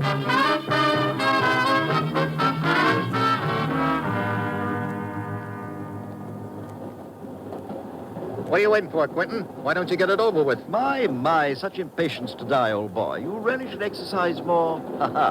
Now, I think we're going sufficiently fast. Yes. One moment now, when I get the door open. There. Now, Mitchell. He suddenly kicks at me, but I dive to one side. I manage to grab the handrail. Then he smashes down on my knuckles with a gun barrel, and I fall out.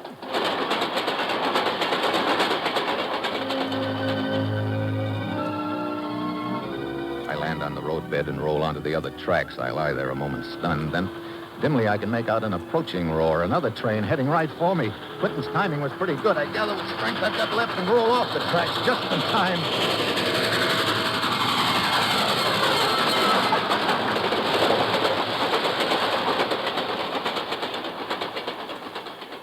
After my head clears, I make it to the road and flag down a car. Hey, look, I've got to beat a train to Salonika and... Hey. Mitchell. Vuko. Get back. Sorry. Oh. Thanks for the use of the car, Vuko, old boy.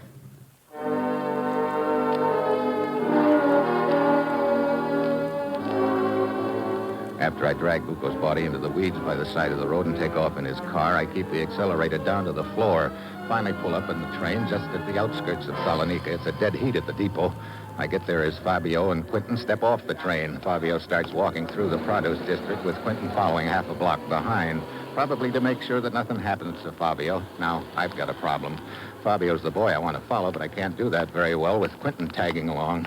I ease around a parked truck and wait until Quentin walks by. Hi, sweetheart. Just keep your hands in sight, old boy. Let go my arm. Keep quiet or your arm goes with me. Now walk. What good's this going to do you? The way I figure it, Quentin, the play was for me to follow Vuko. He was the decoy in the meantime. Fabio up ahead there is the boy with the papers. Either he passes them to somebody else or takes them to where your outfit is holding our missing scientist, Freed. I'm afraid that your brilliant and accurate deductions won't do you much good, old chap. Why not? You see, we really don't believe in taking any chances. As you note, I was following Fabio to keep an eye on him, and I'm reasonably certain that at this moment Vuko is following me. I'm sorry to disappoint you, but Vuko got delayed. What? Fortunately for me, he was tailing the train. I persuaded him to let me borrow his car. Here, this is far enough. Truckload of cabbages. That'll do very nicely. Mitchell, don't try it. I gag him with his handkerchief and tie him up with his belt and necktie. Then I roll him onto the truck under some of the cabbages. As I start away, the driver shows up and drives off with the truck. So I figure Quentin is out of the ball game for the time being. I take off after Fabio and tail him to a small bar. But the way he starts tossing down the drinks, it doesn't look like he's got anything on his mind but a celebration. I start wondering if anything's gone wrong or if he's already passed on the papers. I figure I'd better get closer to him, which I can do because he doesn't know what I look like. But along about then, he saves me the trouble. He decides to get closer to me. You like Fabio to buy you a drink? Well, That's good. Bartender, bring drink for my friend. I like your face. I buy you a drink. Thanks, but don't let me keep you. You don't keep me. I got nothing to do but drink with people I like. You I like. You have a happy face, not like sour face or him. Who? Over there, I don't like his face. That happens to be a police lieutenant, Buster. Fabio. And I don't care if he is police lieutenant or mayor. Hey, watch out, your coat sleeve. It's in the ashtray. Huh? Don't look now, but you just burned a hole in your sleeve. Stop trying to change the subject. Hey, you! You over there. Hey, look. Come here, you. Yes, sir. What is the matter? You know something? I don't like your face. Look, Lieutenant, he's... You keep out of this. I suggest you keep quiet and avoid trouble. Trouble? You want trouble, huh? I'll give you trouble. You're drinking my face. Oh, brother. You are under arrest. You want more trouble? I'll give you more. Hey, cut it out. I will handle him. You sure did. You are a friend of his? Not exactly, Lieutenant. I'll fill you in on the way to the police station.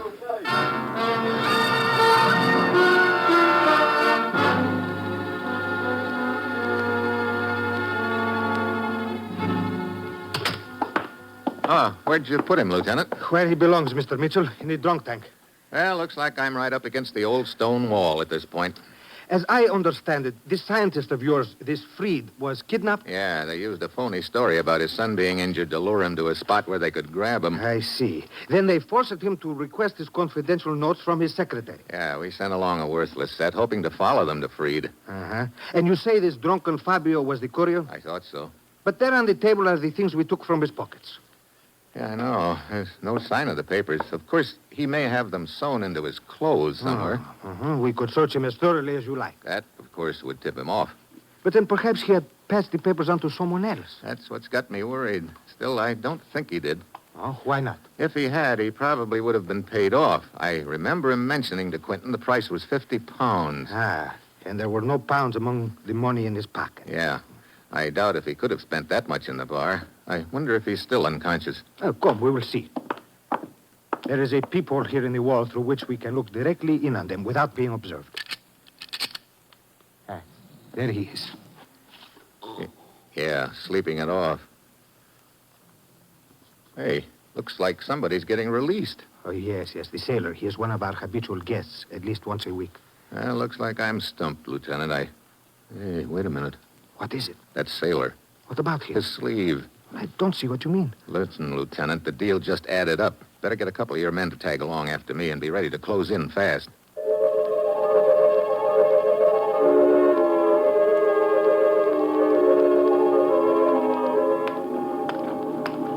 I slip outside and start tailing the sailor. He heads straight for the waterfront to a rusty-looking freighter tied up at one of the piers.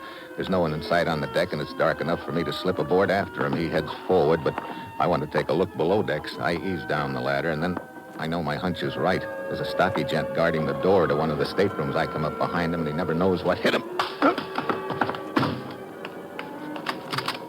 Inside, there's a man stretched out on the bunk. It's our missing scientist, Fried. I try to rouse him, but apparently he's been drugged. Then I hear a sound in the doorway. I whirl around and stare at the business end of a gun. Don't move, Mitchell. Well, hello, Bucco. Did you visit our ship to return the automobile you borrowed from me so forcibly? Sure. That and to pick up our scientist here. I'm afraid I shall have to deny you that. We intend to shove off shortly. Please be our guest. Thanks. Where to? Our destination is a port in the Black Sea. However, you will not stay with us that long. Bucco motions me back into the stateroom. What? The lieutenant and his boy is up on deck. Get back, mister. But he's taken his eyes off me too long. I'm on top of him before he can shoot. I hack the gun out of his hand. It goes flying, but he gives me a knee in the stomach. That jackknifes me onto the deck. Before I can recover, he gets to the gun, grabs it, and swings it towards me. Mitchell! Are you all right, Yeah. But if it hadn't been for that shot of yours just then, I sure wouldn't be, Lieutenant. My men have taken the rest of the crew prisoners. Oh, and that is our scientist in there. Yeah, he's drugged, but otherwise okay. Mitchell, I am still not clear how you knew to follow the sailor here from the jail. I spotted a burned hole in his sleeve. I remembered that Fabio had burned a hole in his sleeve in the bar. Ah, you mean the sailor had exchanged coats with Fabio in the drunk tank? Sure. I figure Fabio put on that whole routine in the bar so he'd land in jail and pass the papers in his coat along to the sailor. Well, it was most fortunate you noticed the sleeve. Yeah, Fabio tried a little sleight of hand on us. But he should have known a magician is dead as soon as anybody spots what he's got up his sleeve.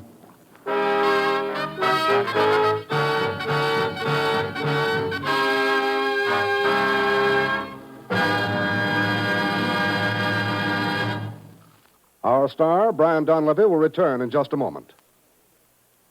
Variety is the spice of life, they say, and variety is what we at NBC attempt to give you each Thursday evening. Yes, each Thursday on most NBC stations, you'll hear such entertaining programs as The Roy Rogers Show, Father Knows Best, Truth or Consequences, The Judy Canova Show, and Eddie Cantor's Show Business Show. Roy Rogers brings Western song and adventure from the Double R Bar Ranch in Paradise Valley. Later, it's time for Father Knows Best with Robert Young in the title role. And perhaps you'll agree that the things about which Father knows best is trouble. But trouble or not, there's always fine listening when it's time for Robert Young to star on this station. Ralph Edwards brings you Truth or Consequences, and the fun really begins when a contestant misses a question and has to pay the consequences. Judy Canova adds to the mirth and merriment with hilarious comedy and some songs in her own delightful style. Then Eddie Cantor brings you his show business show, during which he reminisces about his years in the entertainment world. Every Thursday, listen to all these fine shows on most NBC stations.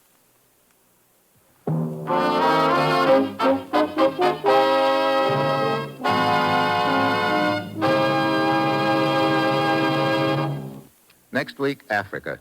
Somebody tries to slip me the double bongo in the Congo. And that will be Steve Mitchell's dangerous assignment next week.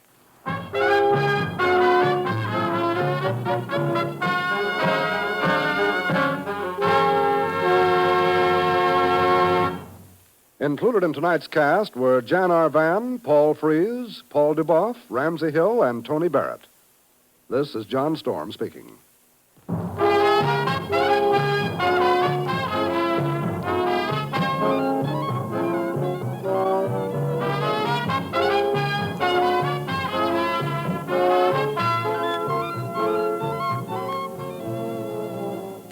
Dangerous Assignment, starring Brian Donlevy as Steve Mitchell, with Herb Butterfield as the commissioner, is written by Bob Reif and Adrian Jondot and is directed by Bill Karn.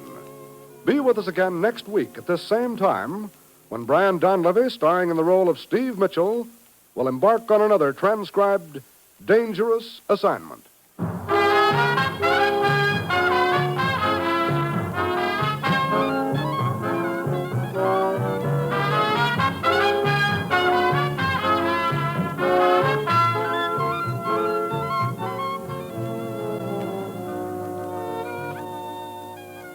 Tomorrow, hear both Father Knows Best and Truth or Consequences on NBC.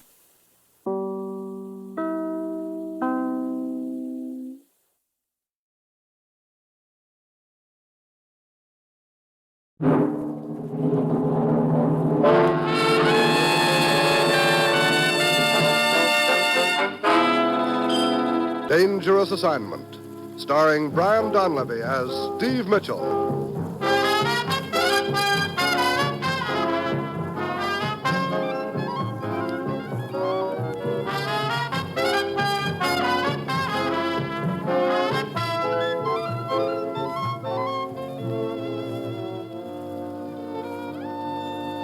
Yeah, danger is my assignment. I get sent to a lot of places I can't even pronounce. They all spell the same thing, though, trouble. But when I walk into the commissioner's office, I don't realize this assignment's going to prove that sometimes the best way to stop one fight is to start another one.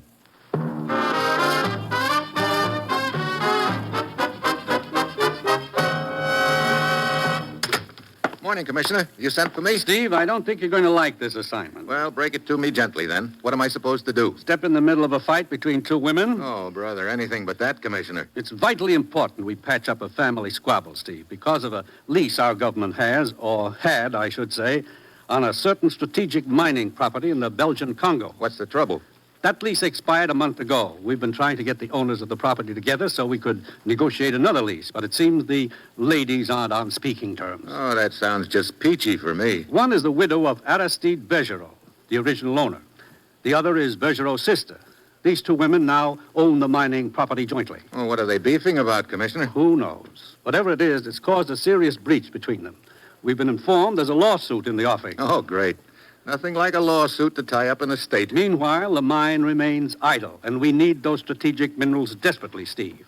Get down to the Congo, to the Bergerot estate in Leopoldville, and find out what this is all about. Well, that's it. You've got your assignment. Good luck.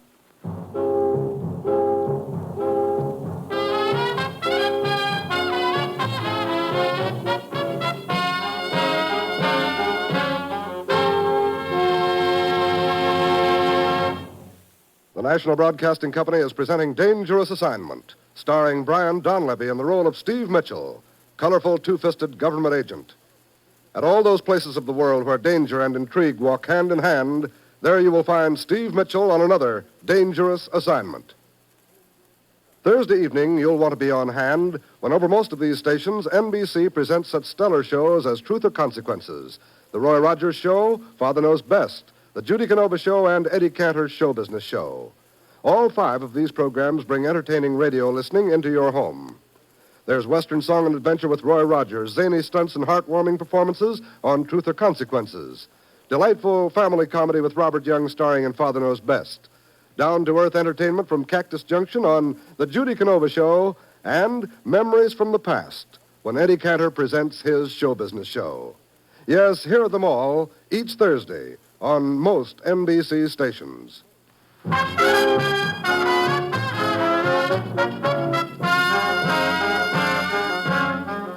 Sure, I'd forget my assignment. Carry an olive branch down to the Belgian Congo and see if I can patch up a quarrel that stands in the way of our renewing a lease on a vitally important hunk of mining property. It's late Friday afternoon when my plane lands, and Greg Carlson of the American Consulate in Leopoldville is there to meet me. We pile into his car and head out for the Bergeron estate. I'm sure glad to see you, Steve. Maybe you can get this mess straightened out. What started this feud, do you know? Yeah, a chapeau. A frilly little bonnet costing all of $10. What happened? Well, it turned out to be a favorite hat of Mademoiselle's. That's Bergerot's sister. And Toto massacred it. Toto? The French poodle. He belongs to Madame. That's Bergerot's widow. So a dog chews up a hat and away we go, huh? Well, one thing led to another in Wango. A lawsuit is in the works. Because of the hat? Oh, no. That happened a long time ago. Since then, many rumors and insinuations all spread around by both camps. You want to hear the latest word? Sure.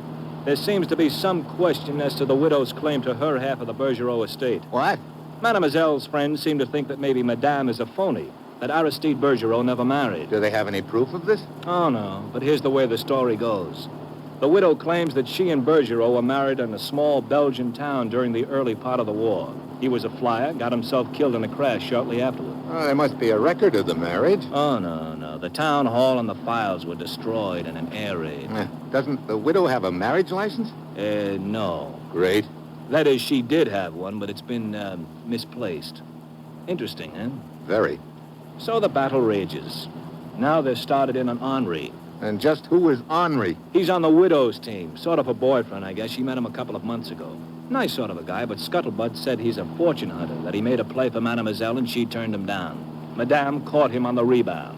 Hey, about this lawsuit, Greg, how far has that progressed? Well, it hasn't reached the courts yet, and it won't if Van Leuven has anything to say about it. He's the family lawyer. He handling the case? Like a hot potato. Poor little guy's on the spot, right in the middle of the beef. He doesn't know what to do. If he goes through with the case, Mademoiselle gets sore. If he doesn't, Madame blows her top, huh? Yeah. Oh, there's the entrance to the estate up ahead, Steve. The big gate's on the left. Hey, looks like quite a layout. Oh, it is. Everything but gold doorknobs. I wonder where the gatekeeper is. Is it locked? Not usually. Well, allow me.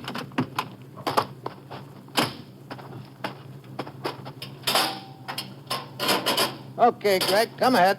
Hey, wait a minute, hold it. Car coming down from the house. Yeah, at a good clip, too. Well, looks like Henri's car, little souped-up job. Oh, brother. Well, what do you know, the widow herself. Yeah, she always drive like that? Oh, so I understand. A real fiend on the road. She'd better slow down or she isn't going to make that curve. Yeah, she's really... Hey, she isn't going to make it.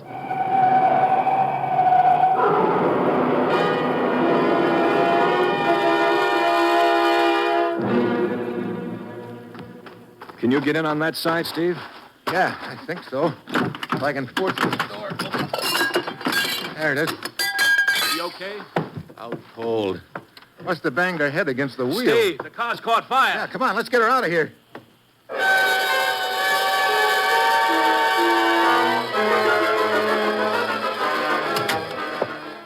How is she, Mr. Van Leuven? Well, she's regained consciousness. Doctor says she will be all right. A few bruises, nothing more. Oh, glad to hear that. Oh, this is Steve Mitchell. Ah, Monsieur Mitchell. How do you do? Mr. Van Leuven.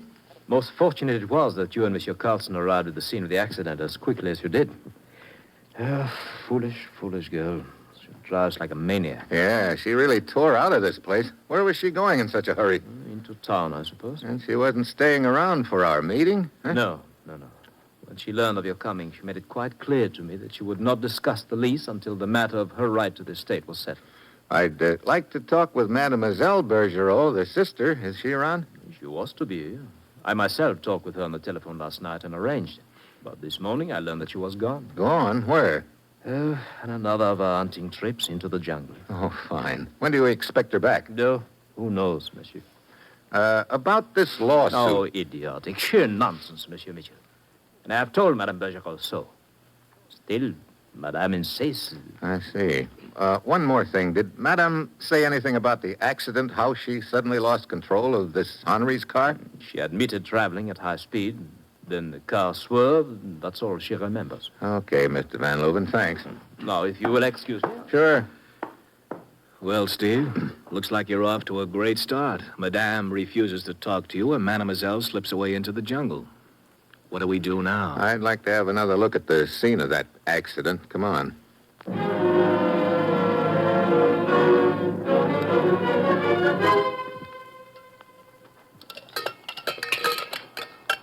Find anything, Steve? Yeah, I think so. Come here. Here, take a look at this. Steering rod? Uh-huh. Look at this break here. A little too clean cut. Might have been worked over with a hacksaw. Yeah.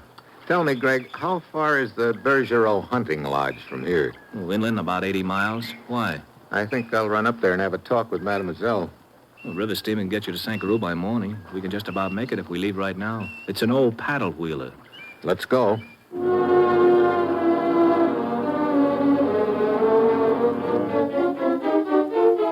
Shortly after dark, we pull up at the steamship office. I get myself a ticket to Sankaroo, and then I walk out on the dock where Greg is waiting. You all set, Steve? Yep. Hey, gangway's over here. You sure you don't want me to come along? Oh, you'd better stick around here in town and keep eyes on things. All right. I'll take care of... Uh-oh. Well. Monsieur Carlson, this is a surprise. Oh, hello, Henri. How are you? Oh, fine, thank you. Taking a little trip? Oh, no, I was just seeing a friend of mine off. Steve Mitchell, Henri Hubert. Enchanté, monsieur. Mr. Hubert, you going aboard, too? Oh, yes. A little pleasure trip. I like to get away like this on occasion. I find the river journey most relaxing. We'd better hurry aboard, Monsieur Mitchell. Right. Goodbye, Monsieur Carlson. Have a good trip. So, that's Henri Hubert, huh? Madame's boyfriend. Yeah. I wonder what he's up to. A pleasure trip, he said. Well, I'd better shove off. I'll see you when I get back, Greg. Yeah, and take care, Steve.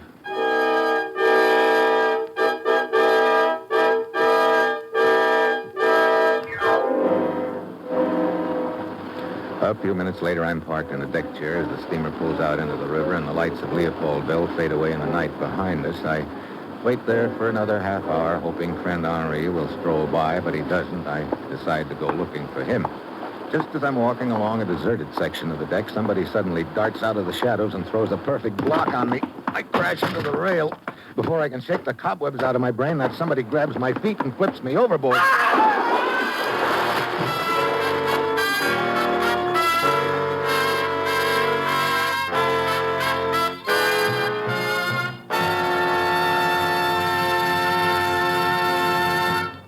In just a moment, Brian Donlevy will continue his dangerous assignment. Every American benefits from the hard work and strong influence of the scouting movement in building a better nation in which to live. And during this anniversary week celebration, scouts throughout the nation will rededicate themselves to the Scout Oath.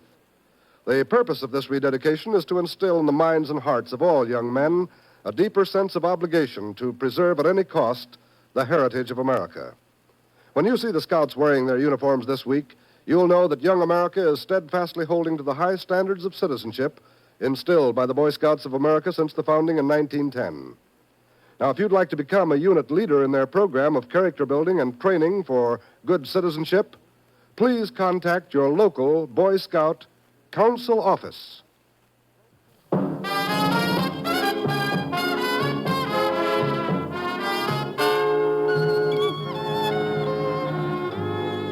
Now back to Dangerous Assignment and Brian Donlevy as Steve Mitchell.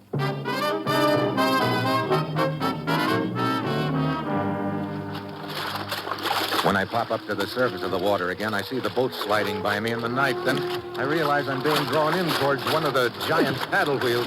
I try to swim away, but the suction's too strong for me. Finally, I drift close to the side, double up my legs, and kick out. It shoots me out far enough so the wheel clears me by a foot. Now a couple of the passengers spot me floundering around in the water. Pretty soon somebody tosses me a line and hauls me up on deck. Why, Monsieur Mitchell? Huh?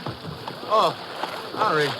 Here, let me give you a hand. Yeah, thanks. You had a very close escape, monsieur. You're telling me. Good thing you guys spotted me and tossed the rope. Monsieur, I suggest you retire to your cabin and change your clothes as soon as possible. I know this jungle climate. It's not good to stand around wet. Yeah, good advice, but I don't happen to have a cabin. In that case, monsieur, permit me. My name is Portnoy. Please use my cabin. Well, thanks. Come, monsieur. I will fetch your bag, Monsieur Mitchell. Thanks, Henri. Here we are, monsieur. A word of caution, monsieur. What do you mean? I know these river boats quite well. In the future, it would be much safer to leave your valuables with the captain. Valuables? Jewelry, perhaps, a diamond, an unofficial transaction. I have traveled this river for years, monsieur. I know the types of business that flourish here. Well, I've been taken for a lot of things in my day, but never a diamond runner. Come in. Your suitcase, Monsieur Mitchell. Oh, thanks, Henry. Oh, this attempt on your life, it upsets me greatly. Me too. You know, in some way, I feel rather responsible for you. How so? Oh, because of our mutual friend you are with back on the dock. Oh, you mean Greg Carlson? Oh, yes, a most charming person. Yeah, you known him long? No, only since the Bergerot cocktail party of some 2 months ago. You see, Madame Bergerot, a dear friend of mine, invited me. Greg Carlson, of course, was the guest of Mademoiselle. Wait a minute. He was with Mademoiselle Bergerot? Ah, oui, Madame's sister-in-law. Mademoiselle and Carlson at one time were rather interested in each other. I see. But hélas, Mademoiselle has always had many suitors besides Greg. He has not spoken of her lately. A broken romance, perhaps. Eh bien, we do not wish to speak of such things, eh? Yeah, that's probably it. I changed into dry clothes, wondering why Greg didn't mention his friendship with Mademoiselle Bergerot. Could be the reason Henri came up with. On the other hand, could be something else. At dawn, we dock at the little river port of Sankaroo. I go ashore and look up a guy whose name Greg had given me, a white hunter named Stryker. I hire him to take me to the Bergerot hunting lodge, and an hour later, we're deep in the jungle. Lodge isn't too much further, Mitchell. That's good. This is pretty rugged country, Stryker. Yeah.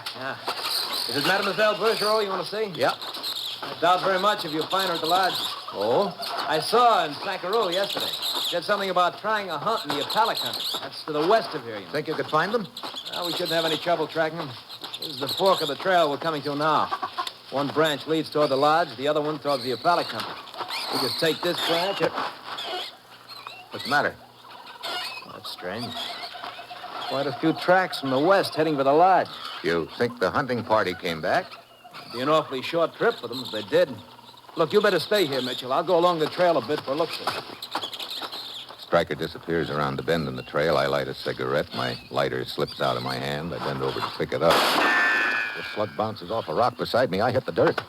A moment later, Stryker pounds into sight. Mitchell, what happened? Somebody trying to play bullseye with me. I heard somebody moving on the trail ahead of me. Just before the shot. Come on. We start carefully along the trail, and I'm giving Stryker and his gun a few side glances. He could have done it. Then we round a bend in the trail, and there, right in front of us, is a woman with a rifle. What? Oh, Stryker. What? It's Mademoiselle Bergerot. Yes, I heard a shot. I came back to investigate. Oh? I thought you'd gone hunting in the Apala country. We did, but 2 of the bearers were clawed rather badly. I canceled the trip and we returned. We were almost to the lodge when I heard the shot. Was it either of you who fired it? No. Oh, this is Steve Mitchell. He's been looking for you. For me, monsieur? Yeah, here are my credentials. United States government agent. You and your sister-in-law own a piece of strategic mining property formerly leased to us. Oh, yeah. The lease has expired, and we've been trying to renew it, but you and your sister-in-law seem to be involved in some sort of a dispute and can't get together. That's why I'm here. I see. Come, let us return to the lodge. This trouble between myself and Amalie. That's your brother's widow? Yes. It is idiotic, all of it. I have come to realize that more and more the last few days. Foolish things, hurtful things were said by both of us. I personally would like to put an end to it, but that is up to her. I see. There's a rumor that she's a phony. Wasn't ever married to your brother. I did not start that rumor, but I have heard it. I do not know what to think. When I received letters from my brother during the war, he mentioned a romance with Amalie. Then there was no news for some time, and finally a letter from Amalie telling of my brother's death. She said they had been married shortly before. Oh? I invited her to live with me. I never questioned her story until the rumor started. Then I found it strange she could not produce the wedding certificate. She said she must have misplaced it. There's the lodge up ahead, Mitchell. Yeah, that looks like Henri Aubert waiting there. Oh, yes, it is Amalie's friend. Ah, we meet again, Monsieur Michel. So we do, Henri. Monsieur Michel has come to try and patch up the family feud, don't we? Ah, then we have the same purpose, monsieur. Do we? Oh, bien sûr. That is why I made a trip up here, to do what I could to settle the differences between Celestir and Amalie. This trouble has gone on long enough. Well, I'm afraid you didn't do so well settling your friend Amalie's troubles. How do you mean? You loaned her your car. But of course. She had an accident. What? Only it wasn't an accident. The steering rod had been sawed almost through. Oh, no, hello, but this is incredible. Was she hurt badly? No, she's going to be all right, but this comes as a big surprise to both of you, apparently. But of course it does. No, I suggest we return to her immediately. Yes, at once.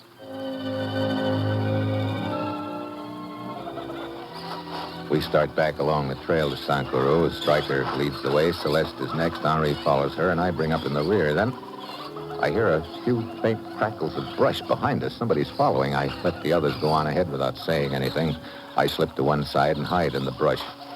After a moment, a figure with a gun slips into sight. I let him get close. Then I lunge at him and knock the gun out of his hand. Well, my friend Flournoy from the riverboat. Monsieur Mitchell. Suddenly he jerks a knife out, lunges at me, but I lock his wrist and bend it back. He twists away from me and slips and falls. Right onto his own knife. I search him. The only item of interest is a key to a hotel room in Sankuru. I figured Flournoy was just a hired killer. Maybe this key will tell me who hired him. I head into Sankuru and find the hotel whose name is on the key. It's a cheap dive near the waterfront. I go upstairs, start down the dimly lit hall toward the room on the key, but I don't quite make it. Somebody steps out of the shadows behind me with a gun in my back. That's far enough, Mitchell. Ah, hello, Van Leuven. So the trusted family lawyer turns out to be the big boy of the deal. Quite right. I imagine you got quite a tidy offer to stir up trouble between the two women and try to block our lease renewal. It was made well worth my while, Mitchell. I don't get why you tried to knock off the widow. The steering rod on Henri's car. I hired Flournoy to weaken that, to kill Henri, since he was trying to bring the two women together. But he lent his car to Amalie. I see. You also hired Flournoy to knock me off. I gather he was to report here afterwards for the payoff, huh? Yes, he was to be paid off with a bullet. But apparently you have saved me the trouble. So you may have that bullet intended for him. Thanks. Into that room. Quick. I walk to the door. Van Leuven motions me to unlock it. I do. Inside. I walk in with Van Leuven behind me. Then suddenly I kick the door back at him. Knocks his gun to one side. I slam the door on his wrist. There. That ought to keep you nice and relaxed a while. And when the ladies find out who's been stirring up the trouble, I don't think I'll have much trouble getting a renewal on the lease. My wrist! That door just slammed shut on a lot more than your wrist. What do you mean? Your future, Buster.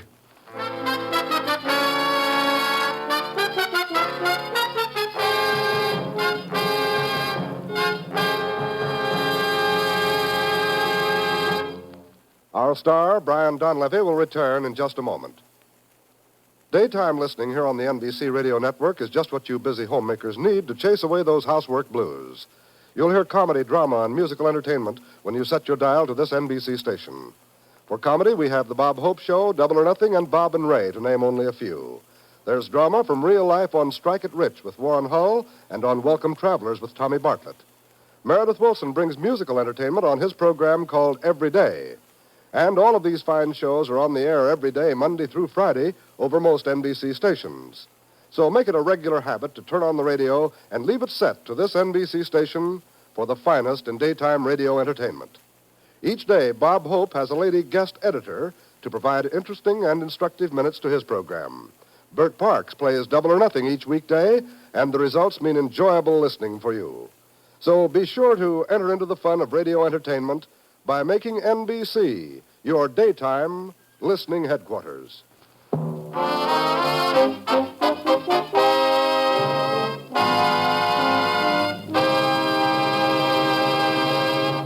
Next week, Tokyo. Tea for two and a slug for me. And that will be Steve Mitchell's dangerous assignment next week.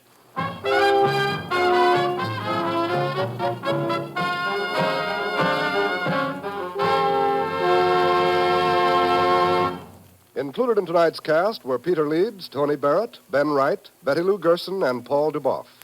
This is John Storm speaking.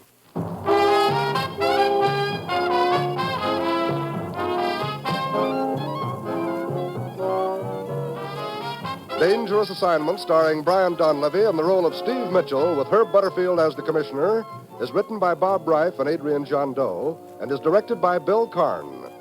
Be with us again next week at this same time when Brian Donlevy, starring in the role of Steve Mitchell, will embark on another transcribed Dangerous Assignment.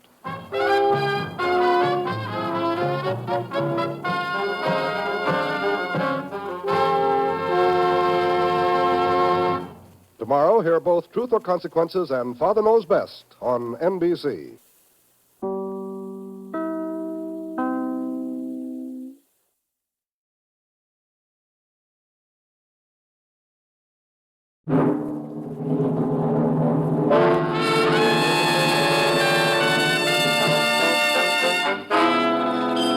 Dangerous Assignment, transcribed starring Brian Donlevy as Steve Mitchell.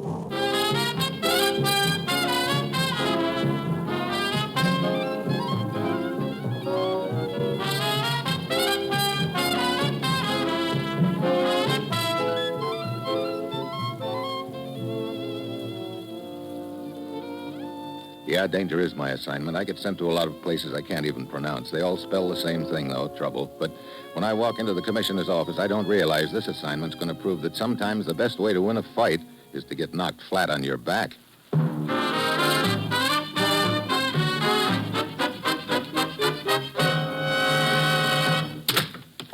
Morning, Commissioner. You sent for me? Steve, a serious charge was filed against us yesterday in Tokyo. A charge that's caused quite a stir among the Japanese people. What's the trouble? A doctor named Mitsuko was kidnapped, beaten, held captive by some agency of our government operating in Japan. What? Exactly what agency, Commissioner? We don't know. Dr. Mitsuko is unable to identify the office allegedly involved.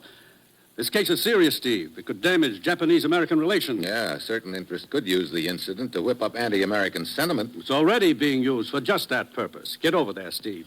Find out who's behind all this. Set this thing straight and do it fast. Well, that's it. You got your assignment. Good luck.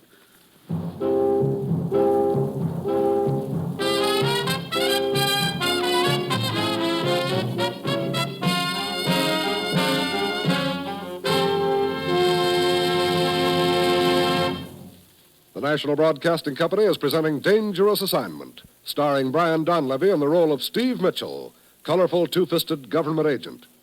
At all those places of the world where danger and intrigue walk hand in hand, there you will find Steve Mitchell on another dangerous assignment. Sunday evenings on most NBC stations, you can hear the best in entertaining radio programming. Yes, for comedy, there's the Phil Harris-Alice Faye Show, starring Phil, Alice, Frankie Remley, Julie Sabruzio, Brother William, and young Allison Phyllis. You'll enjoy the mirth and music provided by this delightful group of stellar comedians. So be sure to tune in Sunday.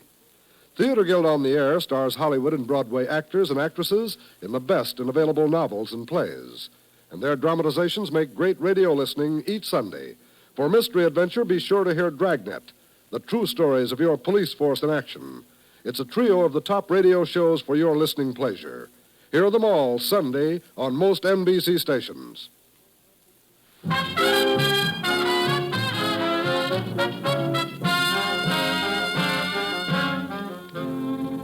Sure, I've got my assignment. Get over to Japan and find out if a U.S. government agency was actually involved in the kidnapping of a certain Dr. Mitsuko. If not, find out who rigged it.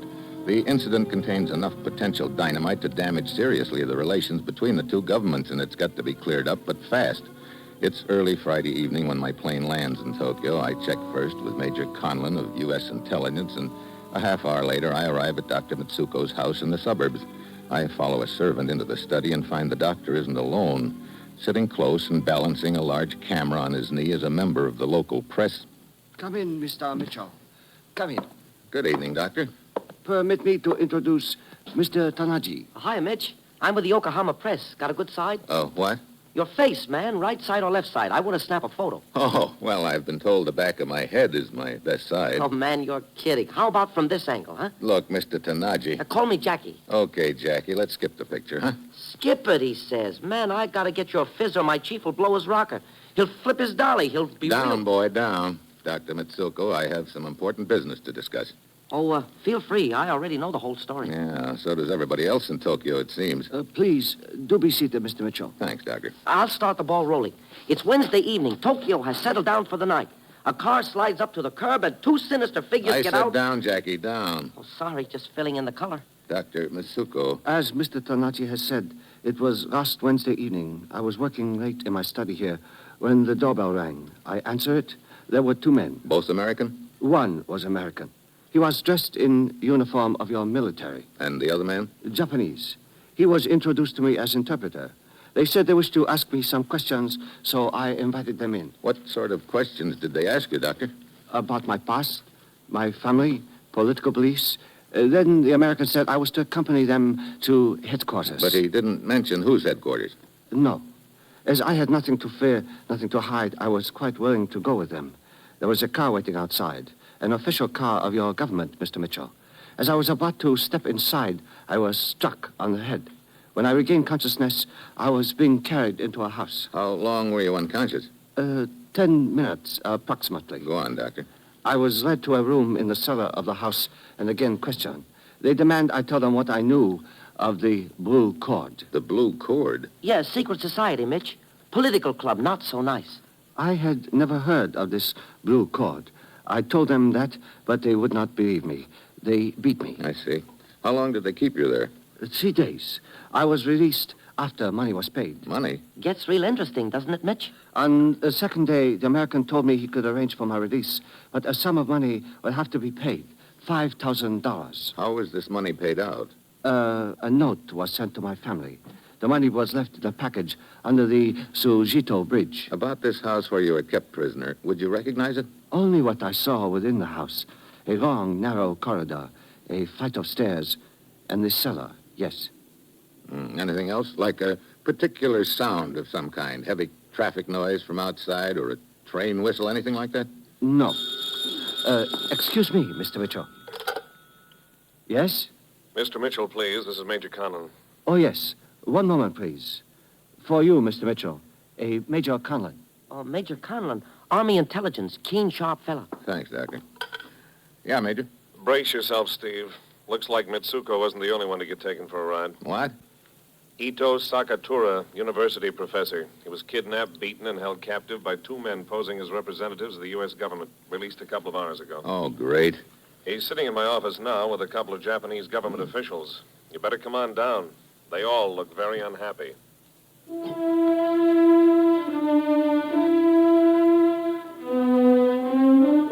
Ito Sakatura's story is pretty much the same as Dr. Mitsuko's. Kidnapped victim number 2 was picked up by the same two gents, taken away blindfolded in the same car to the same house, and asked the same questions. Sakatura, however, was not held captive in the cellar, but in an attic room, and that, as it turns out, makes a big difference. You're certain of the sound you heard, Mr. Sakatura? That they didn't come from within the house? Yes, Major Conlon, I am certain. A pounding noise like someone striking metal with a hammer, huh? That is correct. And then there was the odor of paint. Unmistakable, Mr. Mitchell. That too seemed to come from outside the house. Hammering on metal, odor of paint. What does that mean to you, Major? Offhand, I'd say paint shop. The automotive kind, maybe. Yeah. Mr. Sakatura. Yes? How long a ride was it from the time you were picked up till you reached the house? 15 minutes, I would say. Let's look at the map, Major. Now, let's see. Where does Mr. Sakatura live here? Right here, Steve.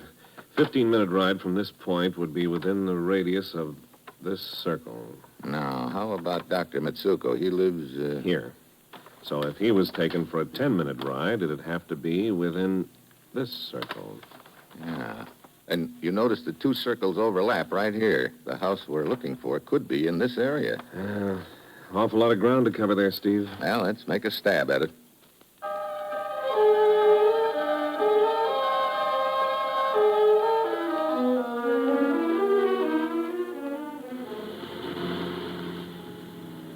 A quarter of an hour later, the Major and I arrive at the center of the area marked off on our map. We cruise around block after block, working toward the outer rim of the area, and the only thing that comes anywhere near what we're looking for is a garage on a quiet side street.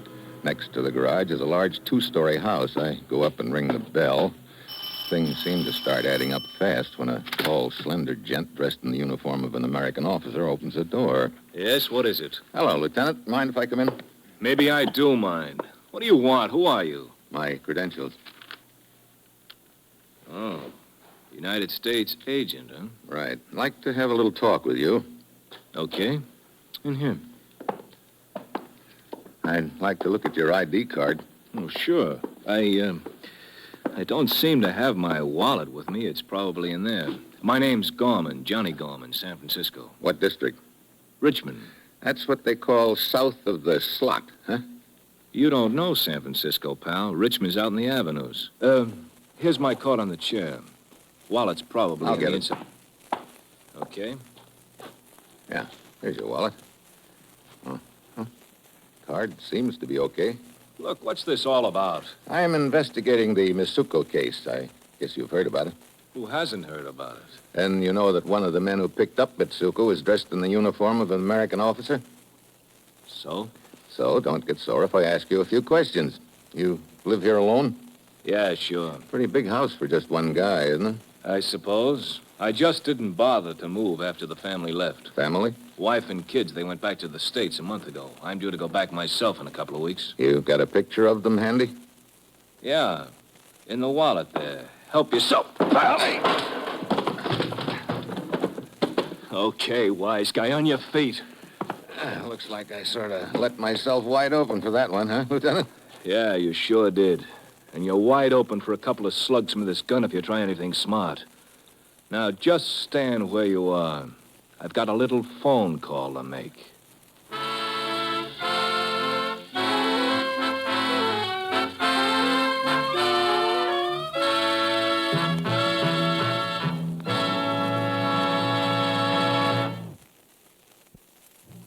Steve Mitchell will continue his dangerous assignment in just a moment.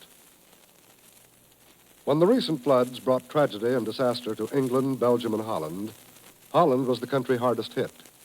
And right now, following this loss of millions of dollars worth of homes, land, crops, and livestock, the people of Holland need help desperately. And most of us are eager to do what we can to relieve their misery. Well, the best way for you to help is to make a contribution to CARE, C-A-R-E. CARE is an international nonprofit organization with a background of experience in relief. CARE already has completed all arrangements necessary to distribute whatever help is most needed by the flood victims of the Netherlands. Now, to help in the best way, send your check or money order to CARE. CARE, New York City. That address again, CARE, New York City. Your contribution by check or money order to CARE is the best way you can help in this century's most tragic disaster.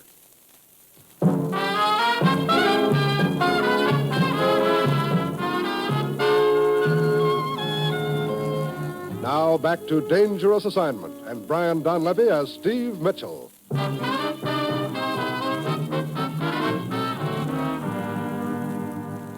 Hey, look, Gorman. Just stand real still while I'm making this call. So, you're my boy, Lieutenant, huh? Right now, I'd say you were mine. Hello, let me speak to Major Conlon. Conlon, wait a minute. Shut up. What's that? Oh, he's not in. Look, I've got a guy here who might tie into this kidnapping deal. Oh, fine. Name's Mitchell, posing as a government agent. He said... What? Are you sure? Well, describe him. Yeah, it checks. Sorry. Well, looks like I owe you an apology, Mitchell. They tell me at headquarters you're legit. I guess this Mitsuko incident has made us all jumpy. He was grabbed by a guy posing as one of your representatives, and when you showed up, I guess I figured it. Sure, no harm done, Lieutenant. But if you want to talk to Major Conlon, why don't you just turn around? Hey. Hello, Gorman. Major Conlon. Yeah, we came together. He's been standing in the hallway for the last 5 minutes. So that's why you left yourself open for a poke in the jaw. Yeah, sort of the hard way of finding out if you'd make a break. Well, Steve, looks like this is a blind alley. Any more ideas? I'm fresh out, Conlon. Let's go see Dr. Mitsuko again. Go back over the whole story and see if we've overlooked any leads.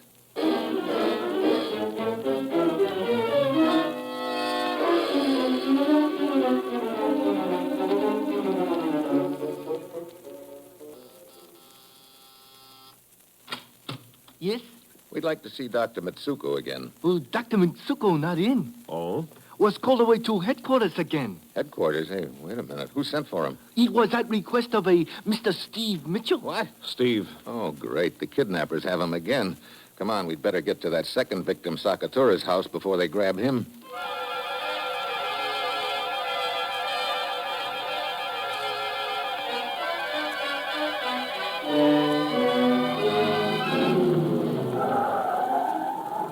Here's his house.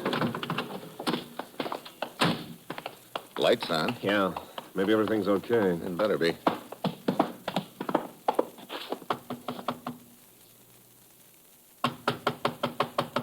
Huh. Mr. Sakatura! Mr. Sakatura! I don't like it, Steve. Come on, let's go around the side. Should be a window. Yeah, right here. Maybe. Yeah, let's see. Hey, Steve. There he is inside. Sitting in a chair. With his head on his chest. Sakatura! Get back, Conan. Right. Okay, come on. Watch the broken glass.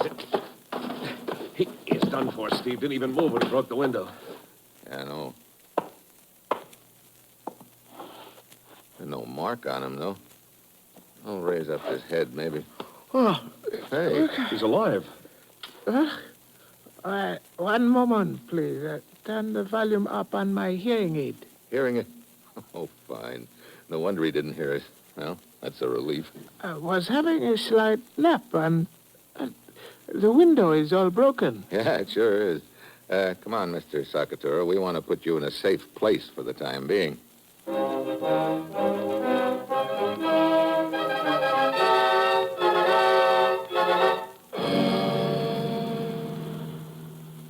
And you're sure you haven't overlooked telling us anything that might give us a lead on the location of that house, Mr. Sakatura? I've told you everything, Mr. Mitchell. Now, suppose you tell me something, please. What's that? Who is to pay for my broken window? Hey, don't worry about that, Mr. Sakatura. New window will stop Sakatura's worries fast. We'll take care of it. Steve, the only thing we've got to go on is that hammering noise and the smell of paint. But so far, that's given us nothing. Yeah, we must be wrong about it being an auto paint shop. Yeah, but the hammering on metal, the smell, the sound of cars. I know, but I figure the guys running this deal would be too smart to set up a shop near a place that could be traced that easily. So? So maybe the noise and the smell of paint were only a temporary thing, something that started after the kidnappers picked their headquarters. Some kind of construction job, maybe? Yeah, either that or a remodeling job. Look, suppose you let me out here. Where are you going? I'll grab a cab and get over to the area, start combing it again. After you drop Mr. Sakatura at headquarters, you can join me. Right. We've got to work fast. If they've got Dr. Mitsuko again, it'll be a race to get to him alive. And that's one race I don't want to see end in a dead heat.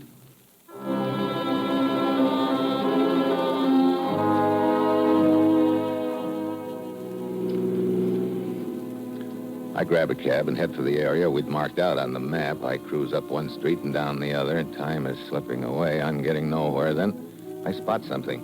A remodeled warehouse with a tin roof. That would account for the sound of hammering on metal. And the warehouse is sporting a fresh paint job. Looks like I'm getting warm. I pay off the cab and start working the area over on foot. Yeah, there's a broken-down old house just on the other side of the warehouse. I ease around to the back. There's a shack. I go inside.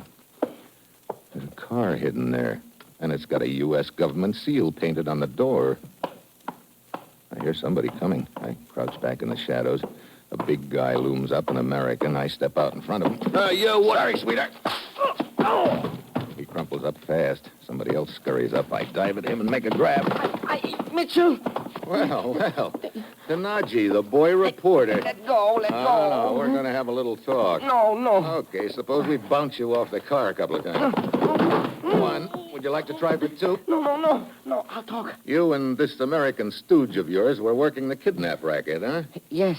What was your pitch? Trying to create an incident and damage relations between our two governments? Oh, no. We were just doing it for the money. Well, then why the phony government car and your stooge in an American uniform? Well, that way we thought the victims would keep quiet.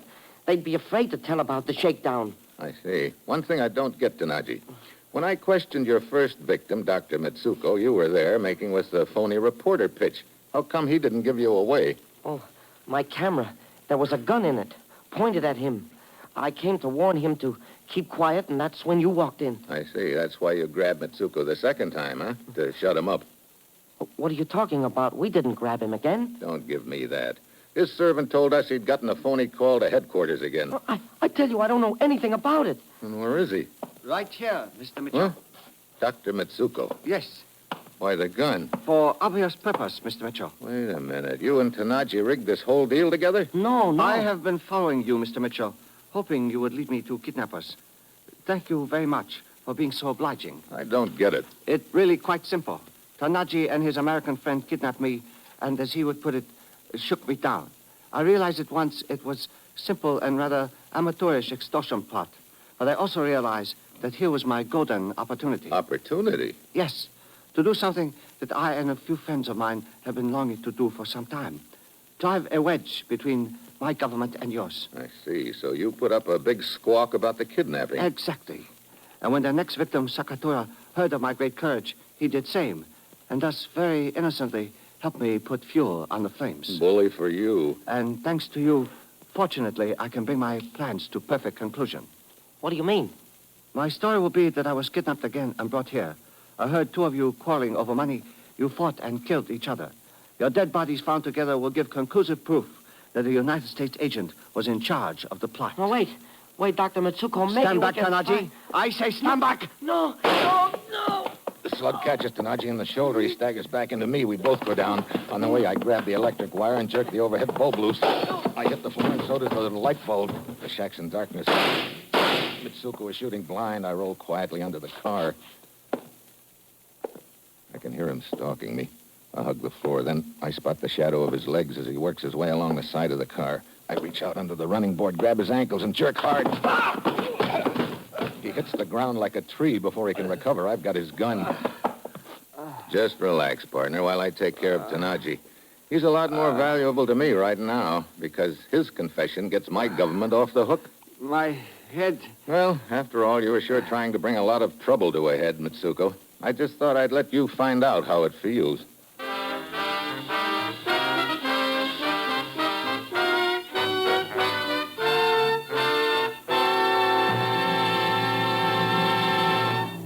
Our star, Brian Donlevy, will return in just a moment.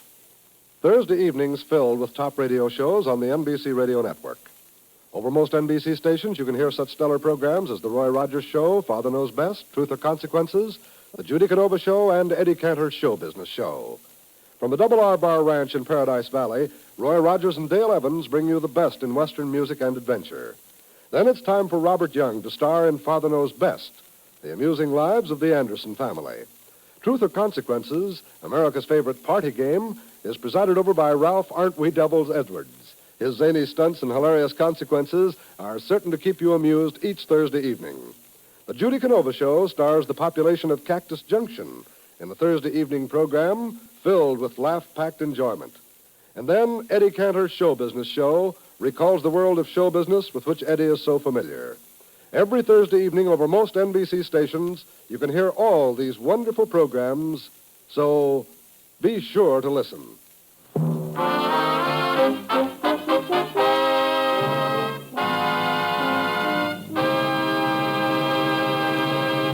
Next week, the Riviera. I make like a jewel thief. And that will be Steve Mitchell's dangerous assignment next week.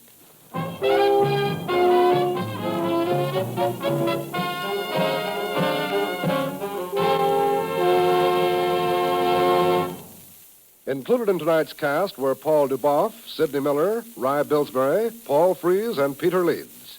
This is John Storm speaking.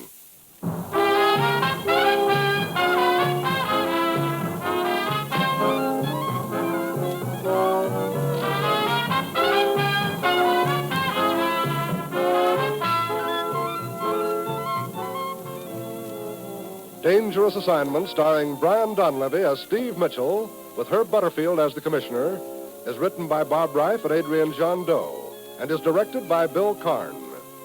Be with us again next week at this same time when Brian Donlevy, starring in the role of Steve Mitchell, will embark on another transcribed Dangerous Assignment.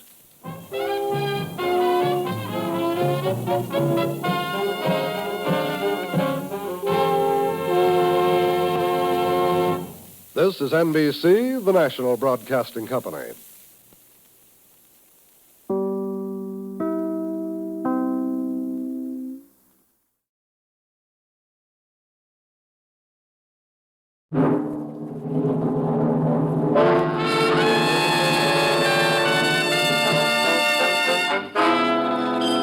Dangerous Assignment. Transcribed, starring Brian Donlevy as Steve Mitchell.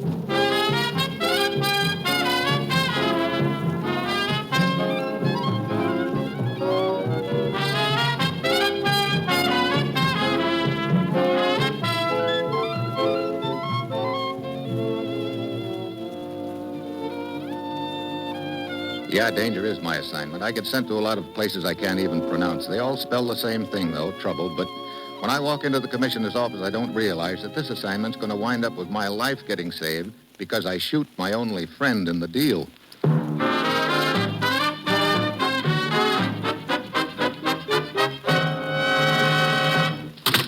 Morning, Commissioner. You sent for me? You're going after a black market operation this trip, Steve, an operation that's unbalancing the entire Mediterranean economy and therefore seriously hampering recovery and defense. Sounds like a king-sized organization. They're convinced it's run by one man, an international criminal, but we've never been able to run him down. They're convinced, too, that he originally financed the project with money secured through various jewel robberies. Yesterday, the French Sûreté picked up a man named Dagger in Marseille.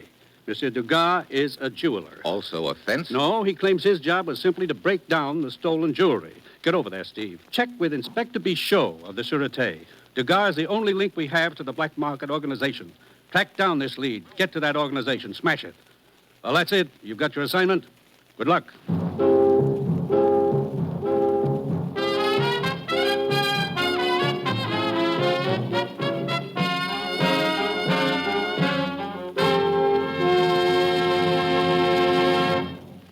The National Broadcasting Company is presenting Dangerous Assignment, starring Brian Donlevy in the role of Steve Mitchell, colorful two-fisted government agent.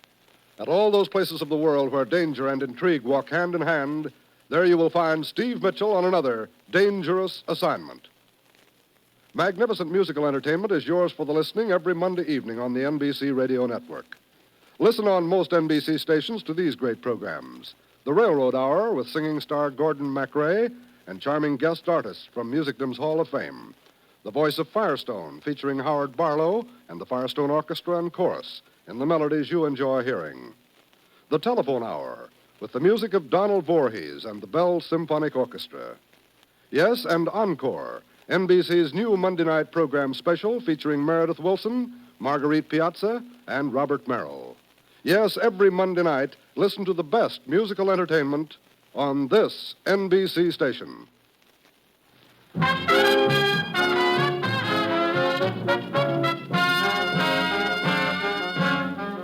Sure, I've got my assignment. Get over to Marseille, find out what I can about a jeweler named Dagger, and hope the information leads me to the top man heading the black market organization operating along the entire Mediterranean area. It's early Wednesday afternoon when my plane lands, and I hurry over to police headquarters. A few minutes later, I'm in a huddle with Inspector Bichot of the French Sûreté.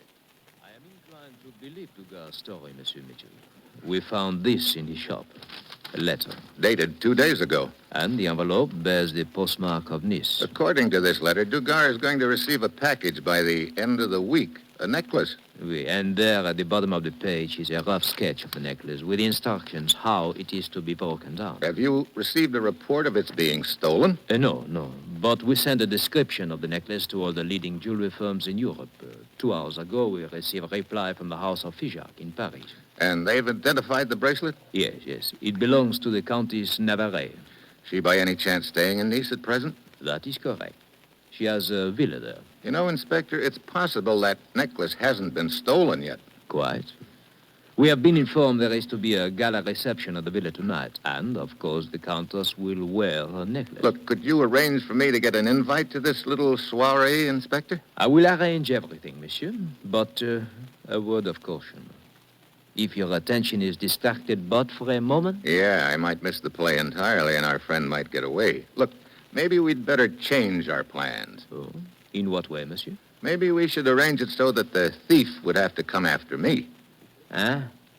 You intend to steal the necklace yourself? Well, I'll admit my technique is a little rusty, but... I see. Yes.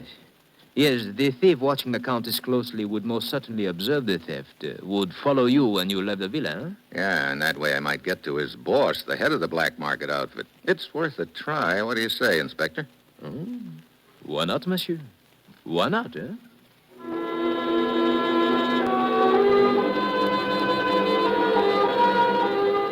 The inspector and I go over our plans in detail. We cover all the angles, including my rusty technique.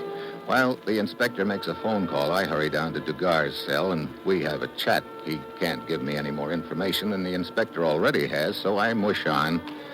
10 minutes later, I stroll into a small bakery shop not far from police headquarters. The proprietor, a small, dapper gent, greets me. Good afternoon, monsieur. You, Paul Bizak? At your service. I'm Steve Mitchell. Inspector Bichot telephoned you. Ah, mais oui. You are the pupil, eh? Bien, come this way. I have a small apartment in the rear of the shop. You will not be disturbed there. You must be pretty good, Bizak. The inspector gave you a high recommendation. Good, monsieur. I was in my prime considered the best in my profession. Then, alas, the Sécurité made me see the error of my ways. I paid my debt to society, and now I am a baker. A very good one, monsieur. I don't doubt that. In here. The inspector tells me you have had some training? Well, in a way, yeah. Forget it. Huh? Forget all you have learned. We start from the beginning, the Bizak method. Now, the item you are to appropriate is a necklace, eh? That's right. Bien. This string of beads will serve as a necklace. Now, a moment and I will turn on the victrola. Bien. Now, may I have this waltz, monsieur? What? Hey, look, I didn't come here for a dancing lesson. But, monsieur, you will be dancing with the lady when you remove her necklace. Oh. Shall we dance? Okay. Who leads?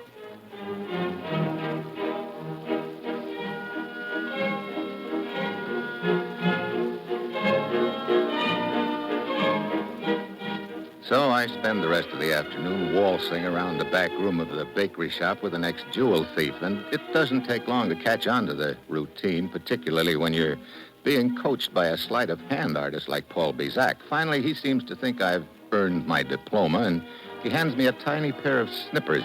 These, monsieur, you will keep well hidden in your hand. At the right moment, snip. The necklace is yours. And remember, the sleeve work is important. That is where the amateur generally fails, the sleeve work. I'll remember, Professor. You have been a most excellent pupil. It has been a pleasure. Thanks. Oh, by the way, here's your wallet. My wallet? Bien, monsieur, bien. You learn fast. Not bad, eh? Not bad at all, monsieur. Here, monsieur. Hey, my credentials. Good afternoon, monsieur.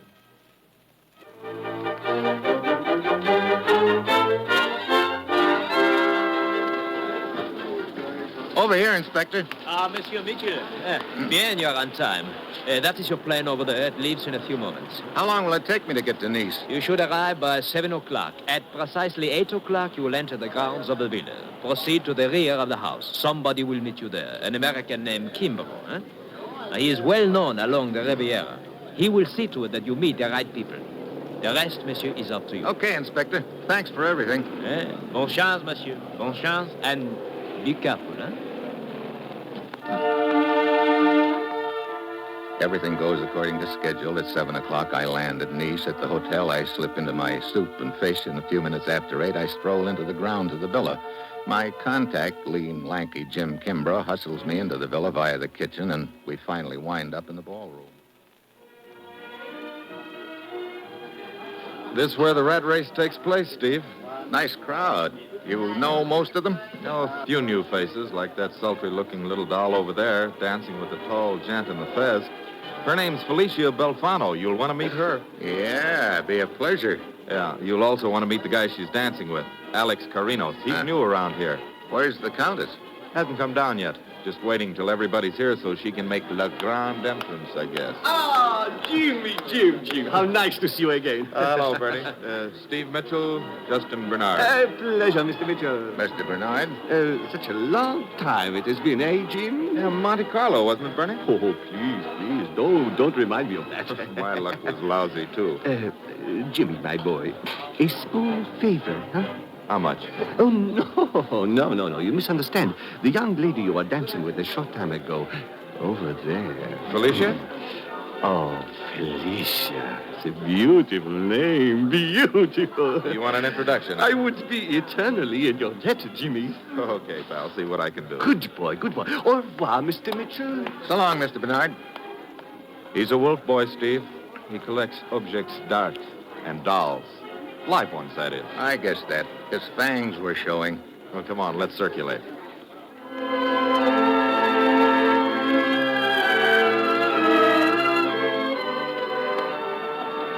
So we circulate, and through Jim Kimbrough, I meet practically everyone who is anyone on the Riviera. An hour goes by, and still no sign of the Countess. I'm beginning to get a little worried when finally she makes her grand entrance, and all of a sudden my clever little plan doesn't look so clever. Hey, Steve, do you see what I see? Yeah, she isn't wearing the necklace. My schedule falls apart right here. Something's gone wrong, that's for sure. Hey, wait a minute, look over there. Yeah, Felicia Belfano heading up the stairs. Come on, let's tail her. When we get to the second floor, Felicia is nowhere in sight. While Kimbrough cases the corridor, I slip into the Countess's room. There's a jewelry box on her dressing table and the necklace. Suddenly, I get the feeling I'm not alone in the room. I scoop up the necklace, ease out onto the balcony, and climb down the ivy-covered wall. A few minutes later, I'm out on the street. I grab a cab, and as we pull away, I look out the rear window. On the grounds of the villa, a pair of car lights are suddenly switched on. The car comes down the driveway and starts trailing my cab. I know I'm in business.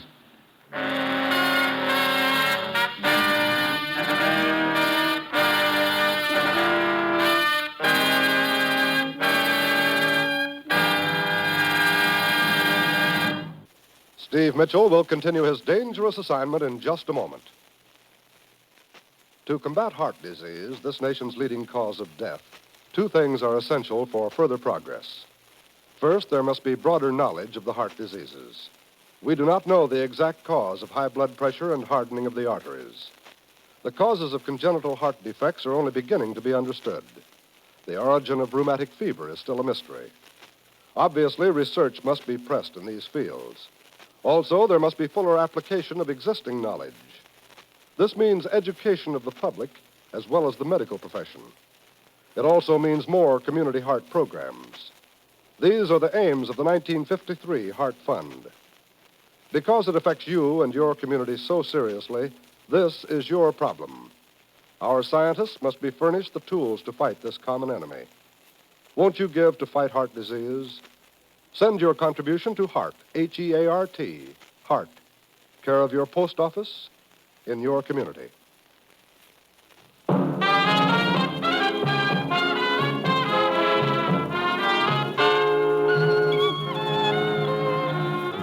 Now back to Dangerous Assignment and Brian Donlevy as Steve Mitchell.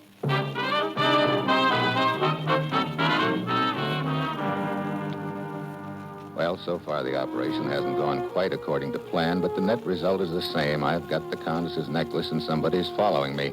Probably the jewel thief, who could be pretty burned up that I beat him to it. So if I play my cards right and find out who he or she is, I may be able to get to the boss, the gent who's running the black market outfit. I head for my hotel and go to the bar. A plainclothes cop gives me a nod and slides out of one of the booths. I slide in. I reach down. There's a slit under the seat. I slip the necklace in. Then I settle down and wait. I don't have to wait long. Hello. Oh, Miss Belfano, isn't it? Felicia Belfano. We met at the Countess Villa. Yeah, sit down. Thank you.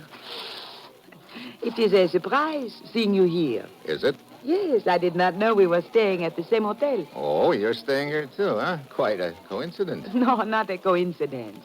I was a late arrival here in Nice. The other hotels were filled. I see. You're on vacation? No, not exactly. I'm a dancer on tour. They wanted me to perform at the Countess's, but suddenly I decided to leave. Oh? A most persistent and annoying man named Bernard kept after me. Oh, yeah, the boy wolf. But I must say I'm quite disappointed in this place, Steve. Oh, I don't know. There are quite a few things to do around here if you know the right places. And the right people, huh? Maybe I have not been with the right people. Maybe. That big fellow with the fez you were talking to at the Countess's, friend of yours? Alex? Casual acquaintance. But I believe we were speaking of excitement, things to do with the right people. Like to see for yourself? Yes. Okay, let's go, Felicia. Let me go up and change first, huh? I'll only be a moment. She heads out of the bar. After a second or two, I get up from the booth and ease over to the door just in time to see her stop at the magazine counter and exchange a few words with a guy who's been standing there real casual like. It's Alex, the big guy in the fez. Felicia goes up the stairs and I go back to my booth. 2 minutes later, I've got company again. Good evening, sir. Good evening. Huh? Oh, I believe we met at the party earlier this evening. To be sure. I am Alex Carinos. And you are... Steve Mitchell. To be sure. Sit down. Thank you. But I will not stay. You bored with the party, too? Not exactly. I was, as a matter of fact, enjoying myself to the utmost until a charming young friend of mine left suddenly. Oh? The night is young, Mr. Mitchell.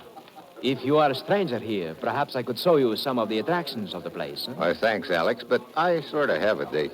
In that case, allow me to congratulate you on your good fortune. Well, thanks. I hope it is.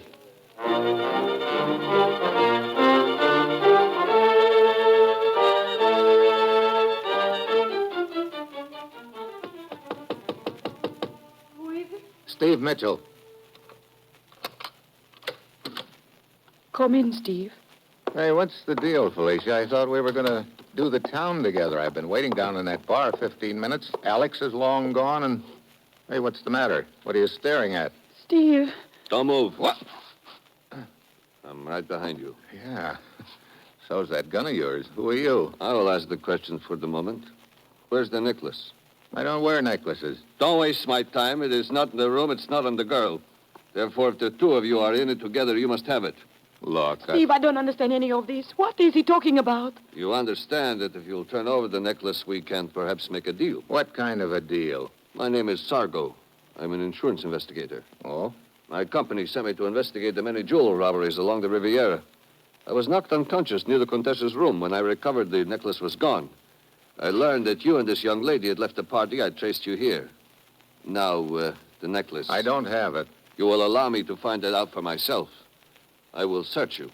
And please stand very still. Wait a minute. I said stand still. This is no good. He's sure to find my credentials and comment on them. If Felicia is in on the deal, that'll blow it sky high. I can't risk it. I whirl, knock his gun to one side with my elbow and flatten him. Oh. Steve, you did steal the necklace? Look, we better split up. Meet me down at the waterfront. The small pier farthest east, 15 minutes. We can talk about the necklace and what we're going to do with the money, huh?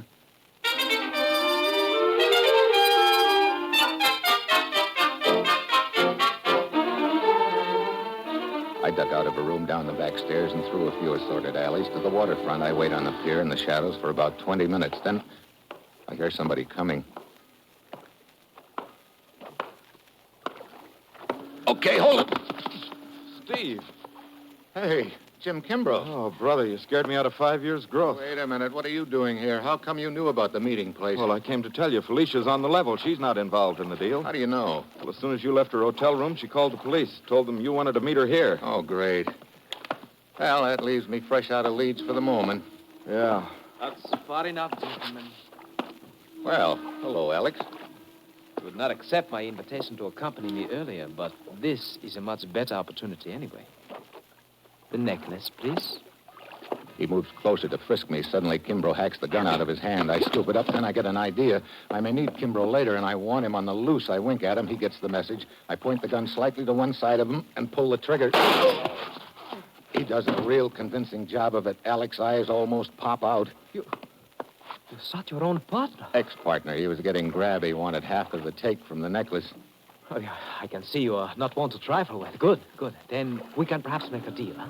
And I will not ask for half. I will be satisfied with a quarter. You're in no position to make a deal. I've already got the necklace. But you are a marked man, Mr. Mitchell.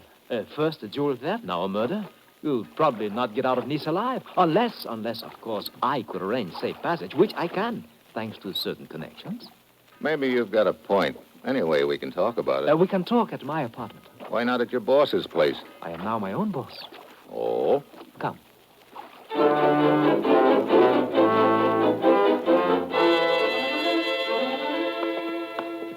So, you were in the Countess's room when I lifted the necklace, huh, Alex? You know, I thought I felt somebody watching me. Oh, you can imagine my rage. I had planned it carefully. After I knocked the guard unconscious and hit his body, I slipped into the room. Then you came, and I had to hide. Here's my apartment. Where are the lights? I will get them. There. Bernard. Hey. Yes, Bernard. Bernard! Getting rid of your stooge, huh? You could not have put it better, Mitchell. So the amateur wolf has sharper teeth than I figured. You're the boy who's running the black market setup. Exactly. One thing I don't get, why'd you have Alex keep on the jewel robberies after you got enough dough to start the black market operation? Continuing the thefts was his own idea. I told him to stop and leave the area. He did not obey. Now he's dead, and you are next. You forget I have the necklace hidden. You forget I'm not interested in the necklace. I only wish to close your mouth. Suddenly I spot somebody outside the window on the fire escape. It's Kimbrough. He tries to ease the window open, but it makes a little noise. Bernard whirls toward it. I lunge at Bernard, knock the gun away, but he gives me the knee and sends me sprawling into Kimbrough. We both hit the floor. Bernard runs out of the room. We scramble to our feet and follow. There he goes upstairs, Steve, heading for the roof. We pound up after him, chase him across the roof. He reaches the edge and then dives across at the next roof. He's not going to make it. His hands clutch the edge frantically, but he can't hold on. Brother. Well, that's that. Yeah. I thought that dive I took when you staged that fake shooting was something. But it didn't compare with Bernard's just now. No, it sure didn't, Jim. I guess you might say the black market just hit the bottom.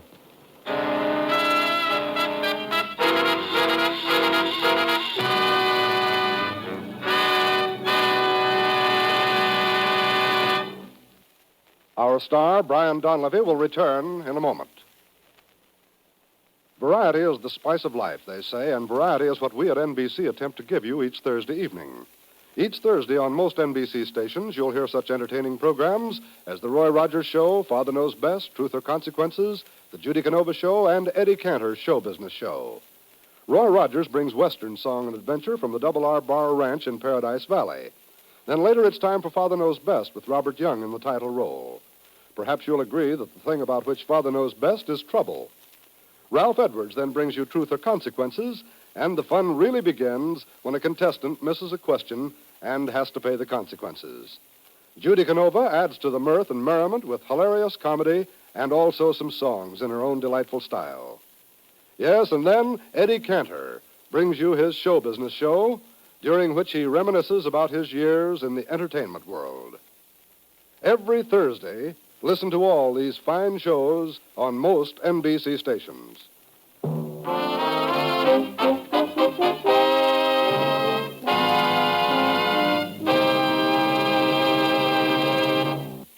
Next week, Bavaria, a manhunt, and a woman.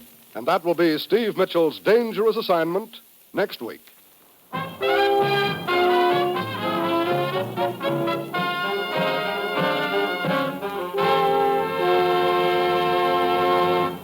Included in tonight's cast were Tony Barrett, Hal Gerard, Dan Riss, Paul Duboff, and Betty Lou Gerson.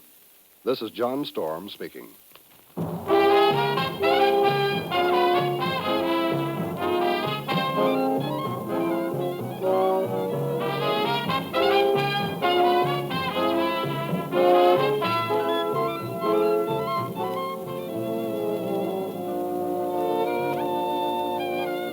Dangerous Assignment, starring Brian Donlevy as Steve Mitchell, with Herb Butterfield as the commissioner, is written by Bob Reif and Adrian Jondot, and is directed by Bill Karn.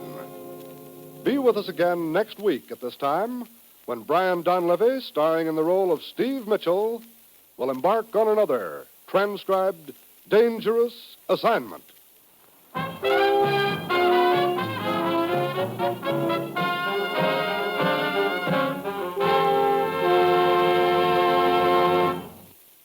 Always tune where you hear the familiar NBC chimes. They're your invitation to fine radio entertainment.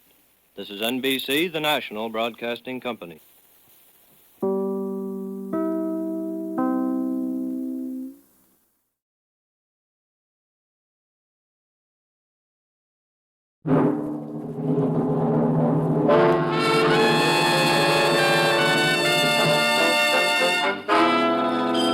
Dangerous Assignment, transcribed starring Brian Donlevy as Steve Mitchell.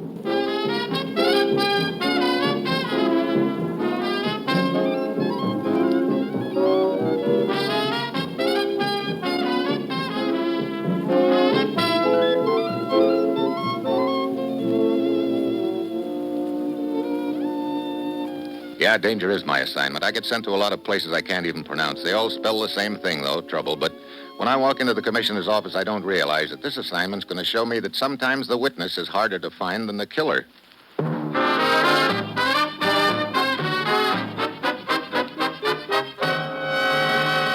Morning, Commissioner. You sent for me? Steve, you'll recall that several former leading Nazis were arrested not long ago on charges of plotting to regain power in Western Germany. Yeah, 7 of them in all, including 2 of Hitler's so-called heirs. There's still another ex-Nazi big shot involved, perhaps the most dangerous of them all, but we haven't been able to get enough evidence to nail him. His name is Henrich Schwandorff. He could be their new leader. Schwandorff, yeah, I remember him. He's clever, Steve, very clever. And as I said, we haven't been able to pin a thing on him. But we've been digging into his past. Anything we can use? We think so. An American intelligence officer was murdered in Berlin in 1947. The crime was never solved, but we've never stopped working on it. To date, the evidence on hand seems to point to Schwandorff as the killer. But we can't prove that either, huh? We might prove it if we could locate a man named Peter Metnick. He was witness to the murder. Gave us a fair description of the killer. And it adds up to Schwandorff? The description fits him, yes. Unfortunately, it fits a lot of other people. Which means we have to bring Metnick face to face with Schwandorff. It won't be easy finding Peter Metnick, Steve. Displaced person. We've lost track of him. I've already contacted the International Tracing Service in Germany. They'll have checked their DP files by the time you get there. Right, Commissioner. A word of caution, Steve. If Schwandorff's found out we're looking for Metnick, he'll try to stop you and get to Metnick first. We want Metnick, Steve, alive. Well, that's it. You've got your assignment. Good luck.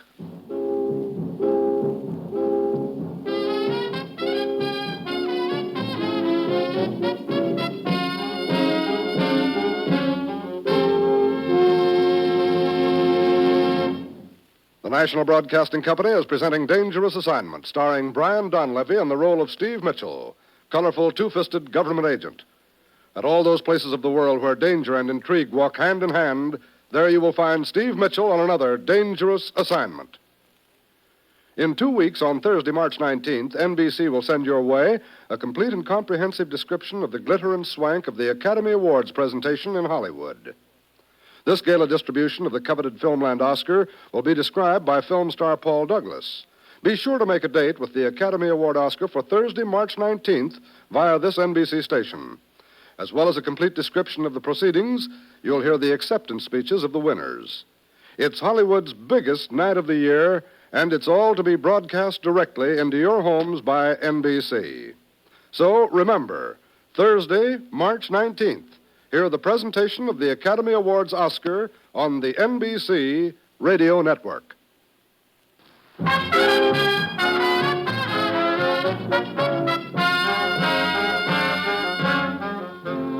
Sure, I've got my assignment. Get over to Germany and start tracking down a displaced person named Peter Metnick and hope he can identify a killer for us, an ex-Nazi big shot we'd like to put away for keeps. It's early Friday evening when my plane lands, and I hurry over to the office of the International Tracing Service, an agency of the Allied High Commission. Yes, Mr. Mitchell, here's a record of the man you're seeking. Not much information, I'm afraid, still. Well, let's have it anyway, Mr. Vogel. Peter Jan Metnick, profession, school teacher. Arrested in Prague, 1940. Released by Allied forces in 1945. Has been employed as a dock worker, private tutor, shoe salesman, and farm labor. A brief description of him follows. Height, weight, color of hair, eyes, and so forth. When did you get this information? August 1948. Peter Metnick came to us seeking information regarding a daughter. We succeeded in locating her 2 years later, but by then Metnick had disappeared. Hadn't he left an address with you? Yes. He had secured employment on a farm in Bavaria, near the village of Linderheim.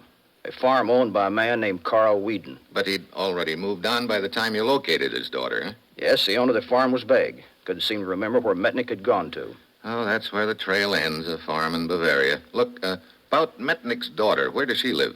Frankfurt. I guess I ought to run down there. That will not be necessary, Mr. Mitchell. Fraulein Metnick is here. Oh? When we were informed of your arrival, we immediately contacted her, thinking perhaps she might have heard of her father. She hadn't, but she insisted on coming here to see you. Good. Let's talk to her then. Of course. Excuse me.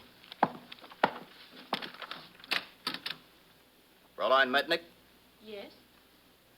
This way, if you please. Fraulein Metnick, Mr. Mitchell. How do you do, Mr. Mitchell? Fraulein, sit down, please. Thank you. You're looking for my father, Herr Mitchell. He's in danger. So are you. Because of what your father knows, someone may try to silence him with a threat against you. I don't understand. Your father was a witness to a murder. Berlin, 1947. He saw the killer get away. We think we know now who that killer was. Oh, I see. And you need my father to identify him. Then we must find him quickly, Herr Mitchell. First of all, Fraulein, do you have any photographs of your father? I have several snapshots in my purse. Good. Here, this one. This was taken on the steps of a school in Prague where my father taught. He was there many years until he was arrested. That was the last time my mother and I saw him. Ever hear from him after that? Oh, there were a few letters, yes. The last one came shortly before his escape from Buchenwald. I'll want to know all there is to know about your father, his friends, his habits, hobbies, if any. Even the kind of tobacco he smoked. Yeah. Must be something in his past that'll give us a clue as to where he went after he left that farm in Bavaria.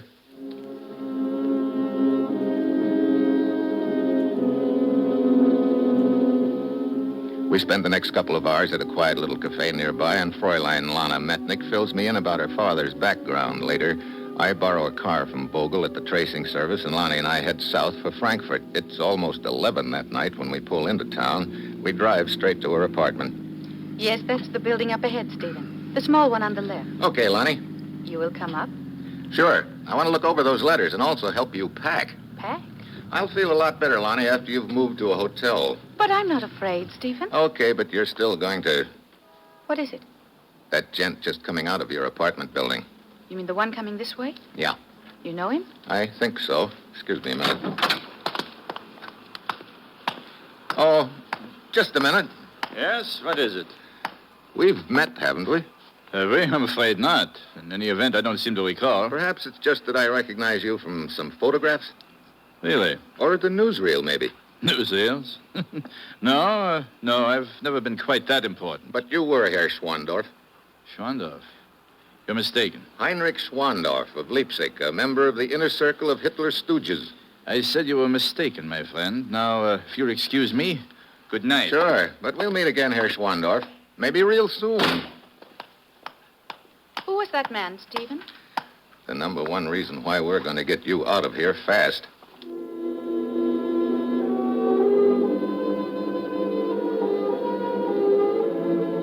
Upstairs in Lonnie's apartment, I read over her father's letters while she packs a suitcase. 10 minutes later, I drive her to a hotel and leave her with the promise that I'll contact her as soon as I get word of Peter Metnick. Then I put in a call to the local law and ask them to find Schwandorff, and if they can, keep an eye on him. Also, keep an eye on Lonnie. An hour later, I'm wheeling my sedan toward the village of Linderheim in Bavaria. Then, as I hit a bumpy stretch of road, I hear something. A muffled groan in the back seat. I slam on the brakes. I reached back and jerked the auto robe off the floor. Hello, Stephen. Lonnie, look, what's the idea? Oh, please, don't be angry with me. I had to do this. I had to come along with you, Stephen. Oh, great. I knew you'd refuse if I asked you, so I... So you stowed away under that auto robe while I was making that phone call. Did you enjoy the trip? No, not very. That bump you hit back there, I hit my knee. Here, you see? Yeah. Oh, you're angry with me. No, I guess not. Well, I just had to come with you. I'm so worried about my father and... Okay. No point in taking you back to Frankfurt now. We'll mush on to Linderheim.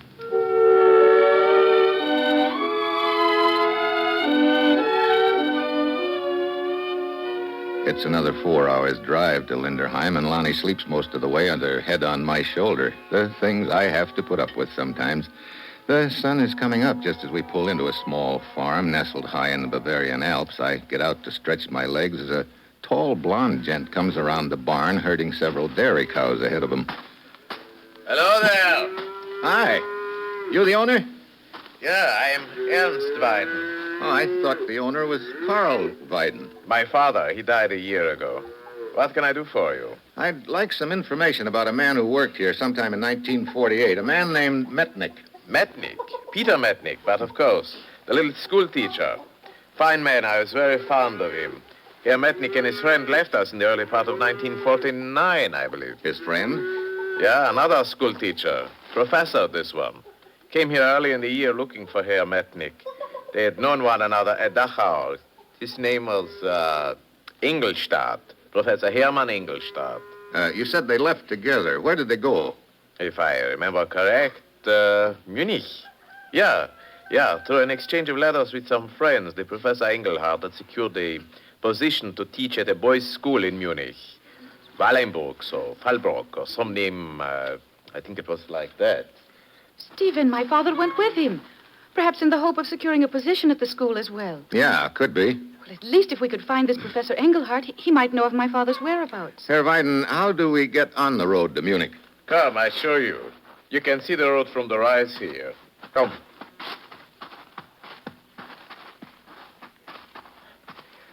Down there. You see the village? Yeah. On the left, a road? Yeah, going past the church? Yeah, that is it. You take that road and... Hey! Hey, Lenny! Lenny! Oh, great. Your lady friend seems to be in a hurry. She's left you.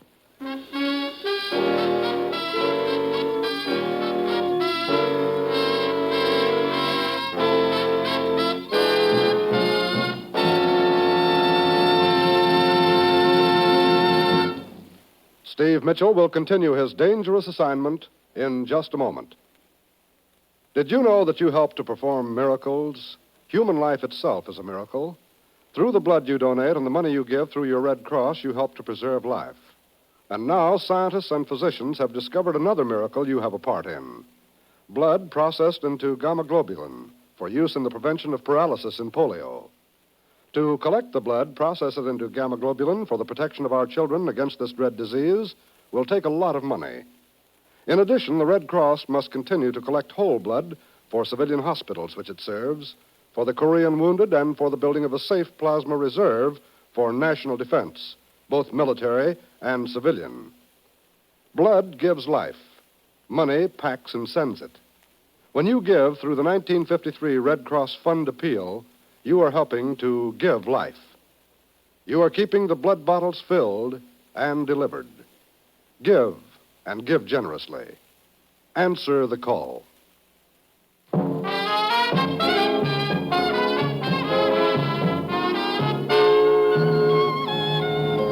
Now, back to Dangerous Assignment and Brian Donlevy as Steve Mitchell.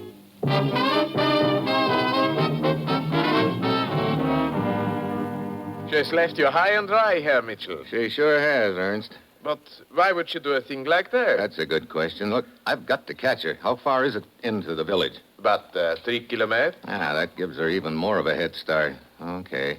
Once I leg it in, is there a police station of some kind? Yeah, a constable. Good. Maybe I can borrow a car and overtake her. You could never overtake her with what you could borrow from the constable. What do you mean? A bicycle? Oh, great. That just about licks me. No, wait a minute. Is there a telephone in the village? Yeah. See you later.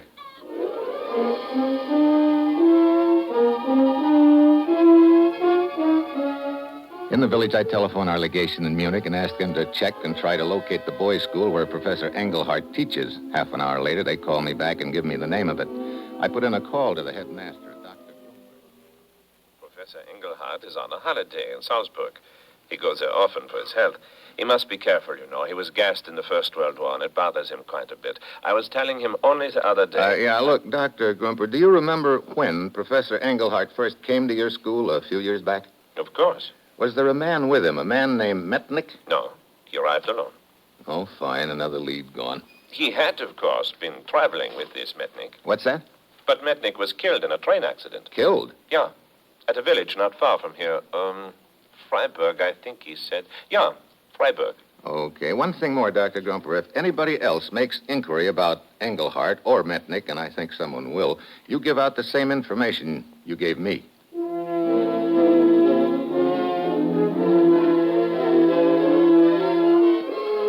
I grab the next train and head for Freiburg. At this point, it looks like I'm cooked on the deal, but I've got to be sure. At Freiburg, I check with the local law, and they let me look through their files, and sure enough, there's a report of Metnick's death. Then, while I'm still looking it over, they usher somebody else into the room. Well, Stephen. Hello, Lonnie. How did you get here? I took a shortcut. Stephen, my father's dead. Yeah, I know. Well, that's what the headmaster told me, but, well, I couldn't believe it. I had to be sure. That's why I came here. I guess there's no doubt about it, Lonnie. Hey, look, why did you grab the car and beat it back there at the farm? Because I didn't think you were telling me the truth. What do you mean? Well, I thought my father must be in trouble or must have done something. I thought you were after him. Then when I saw you talking with the Nazi Schwandorff... Oh, so you did know him? Of course. Many of us have good cause to know him. I thought the two of you were working together. I see. So when that farmer told us about the boys' school, my only thought was to get to my father and warn him. Later, I realized I must be mistaken about you. I'm sorry, Steve. Well, like you say, I guess it doesn't matter anymore. How did it happen, Steve? Well, according to the report here, Professor Engelhardt and your father, Peter Metnick, had hitched a ride on a train. Riding the rods, we call it. Your father fell off to the tracks and, well, you can guess the rest. Oh, yes. Sorry, Lonnie. Thank you, Steve. Well, what now? I wanted to find your father because I figured he could pin a killing on Schwandorff. Now, maybe I better talk to Professor Engelhardt if I can find him. You think he might have some information? Maybe. He was traveling with your father. Well, if he can tell me anything, I want to talk to him also. Well, we'd better check that headmaster at the boys' school in Munich, see if he can give us a line on Engelhardt.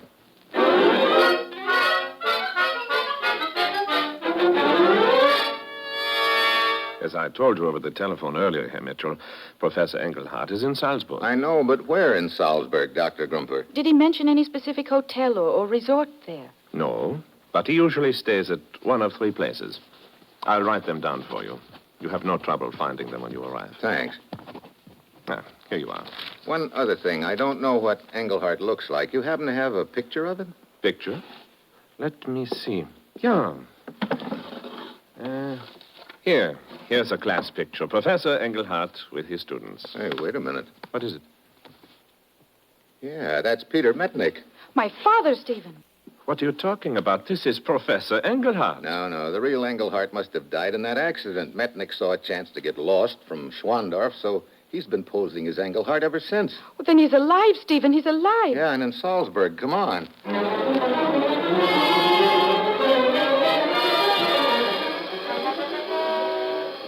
We burn up the road to Salzburg. I head for a phone booth to call the places the headmaster gave me. One of them has no phone, so I call the other two. Lonnie waits outside the booth for me. I draw a blank on both places. Any luck, Stephen? No, we'd better head for the third place on the list. All right. I casually brush some tiny tobacco flakes off the counter and start to leave the booth. Then I stop. Tobacco. Pipe tobacco. Something registers all of a sudden.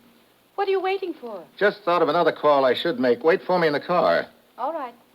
She wanders off. I put through a quick call to my friend Vogel at the Displaced Persons Tracing Service.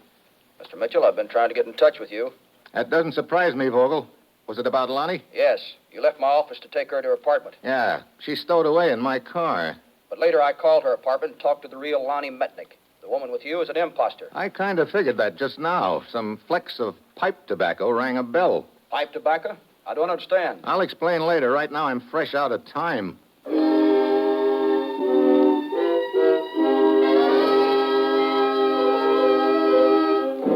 I go outside to the car. Lonnie's nowhere in sight. I've got to act fast. I go to the third address on my list. Yep. They tell me Lonnie just left. She'd been asking about the professor who's at the band concert in the park.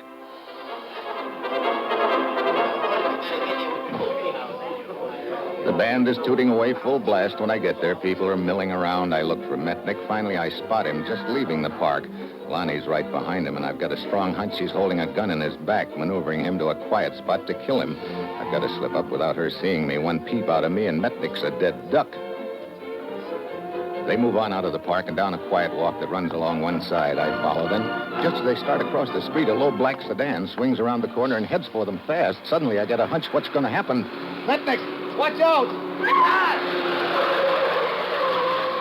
They jump back just in time. The car whips by and heads for me. I grab a push cart and shove it toward the car as I dive to one side. The driver swerves and goes up on the sidewalk. I run over to it just as Schwandorff tries to get out the door with a gun. He slumps against the door. I grab his gun and whirl toward Metnick and Lonnie. Then I relax. Metnick's got her gun and is herding her toward me. Who are you? And who is this girl? I'm Steve Mitchell, United States agent. This girl was hired to find you and knock you off to keep you from putting the finger on this boy in the car. Huh? Henrich Schwandorff. You remember him, huh?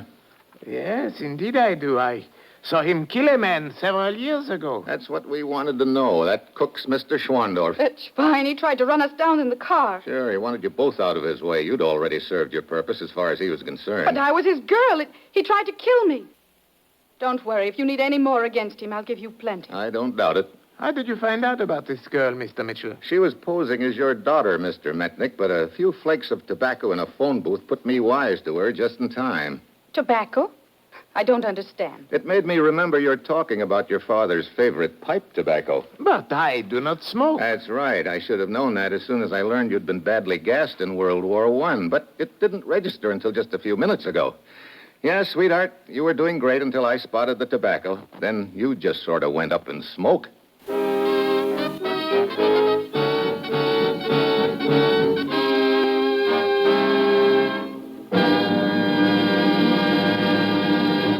Our star, Brian Donlevy, will return in just a moment. If musical entertainment is high on your list of enjoyable radio programming, then NBC's Monday Night of Music was designed especially for you. When you set your radio dial to most NBC stations on Monday, you'll hear such stellar programs as The Railroad Hour, The Voice of Firestone, The Telephone Hour, and Encore. The Railroad Hour presents Gordon MacRae and his charming guest stars in memorable operettas.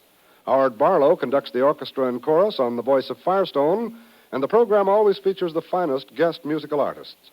The Telephone Hour brings you the music of Donald Voorhees and the Bell Symphonic Orchestra, as well as famous guests from the realm of music. Also, on Monday evening, you'll enjoy hearing Encore with the musical talents of Meredith Wilson, Marguerite Piazza, and Robert Merrill. These three stellar musical personalities, each Monday, bring you the melodies that you want to hear again. So, make it a date to be one of the millions of people who, each Monday night, enjoy NBC's musical program schedule.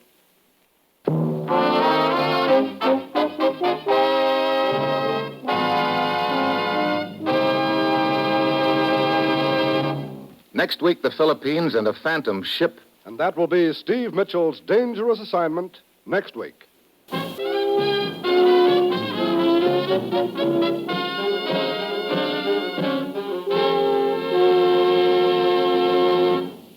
Included in tonight's cast were Jim Davis, Pamela Duncan, Henry Rowland, Paul Frees, and Rye Billsbury. This is John Storm speaking.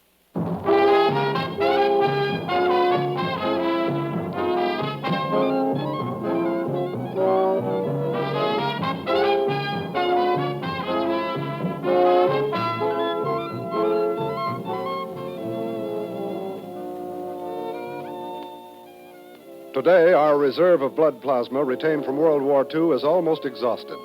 This is serious, for in many battle casualties, there's no substitute for blood. Make your donation of blood for the armed forces. Call your Red Cross chapter or local blood donor center today for an appointment. All types of blood are needed. Dangerous Assignment, starring Brian Donlevy in the role of Steve Mitchell, with Herb Butterfield as the commissioner, is written by Bob Reif and Adrian Jandot and is directed by Bill Karn. Be with us again next week at this same time when Brian Donlevy, starring in the role of Steve Mitchell, will embark on another transcribed Dangerous Assignment. Each weekday, hear One Man's Family on NBC.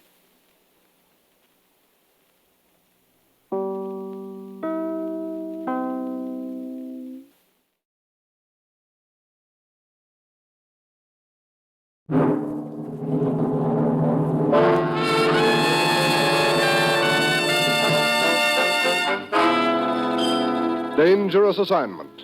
Transcribed starring Brian Donlevy as Steve Mitchell.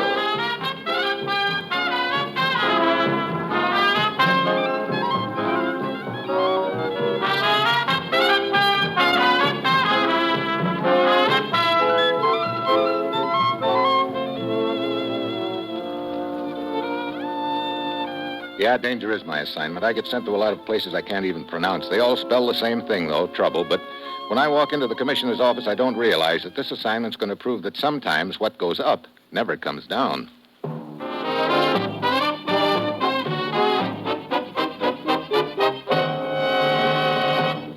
Morning, Commissioner. You sent for me? Steve, I've got a ghost for you to go after. Gentleman or a lady? She's no lady. She's a tramp. What? Freighter, that is. Oh, ghost ship, huh?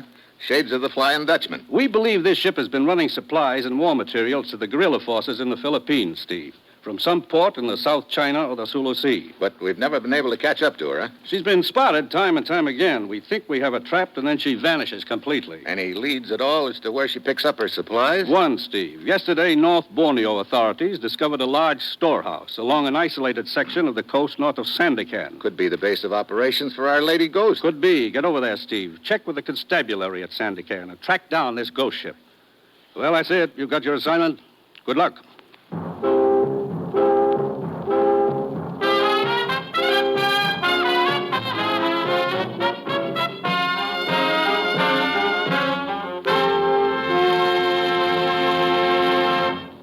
The National Broadcasting Company is presenting Dangerous Assignment, starring Brian Donlevy in the role of Steve Mitchell, colorful two-fisted government agent. At all those places of the world where danger and intrigue walk hand in hand, there you will find Steve Mitchell on another dangerous assignment. All Hollywood will be on hand for the Academy Awards Thursday, March 19th. And you can hear a complete description of this gala presentation of the fabulous Filmland Oscar when you set your radio dial to NBC. Yes, NBC invites you to share the glamour, glitter, and swank of Academy Award night during a 90-minute broadcast of this fabulous event. Paul Douglas will do the radio commentary, and Bob Hope will be on hand to keep the proceedings running smoothly. Yes, it's Hollywood's most important night of the year, Academy Award night. So be sure to hear every star-spangled moment on Thursday, March 19th, on the NBC Radio Network.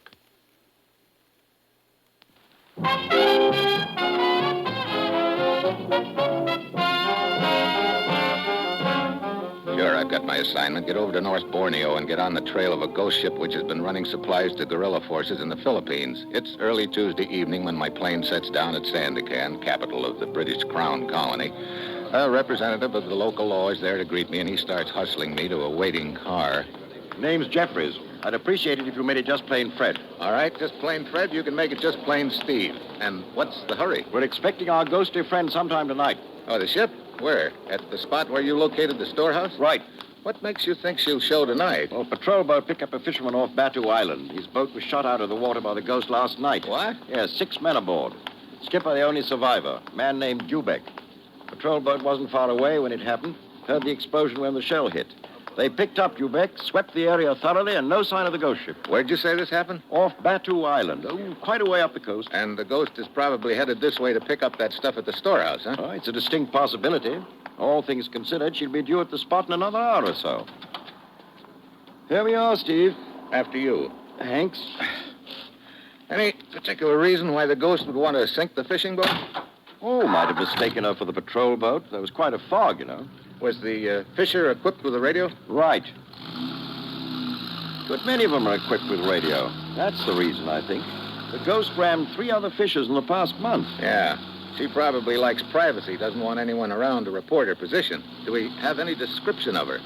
Other than that she's a freighter? None. But before the night's over, we might know a lot more about our friend the ghost. I hope.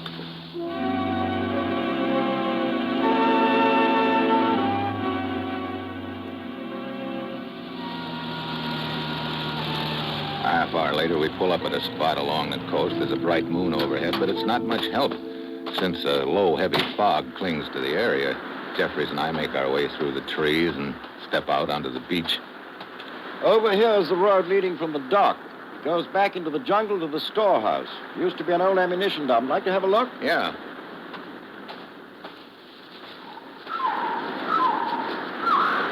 Never did like that sound. 9 times out of 10, the bird turned out to be a Japanese soldier. Well, this time, it happened to be one of my own men. Got them scattered all over the area. Another one of my chaps, Joe Tiber. Never could do that call properly. Sounds good enough to me. Oh, wait till you hear Sam Keone. He's the top man in the bird call department. Does tend to be a little flashy at times. Overconfident, you know. Here we are. Down this way. Climb the steps.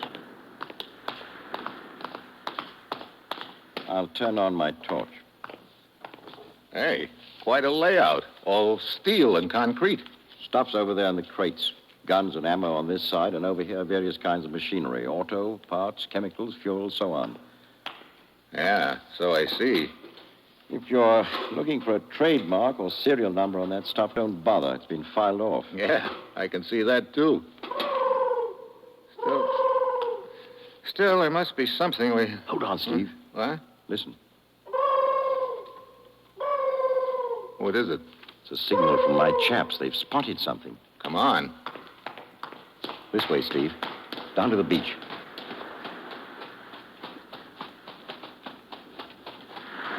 Here, sir. Here.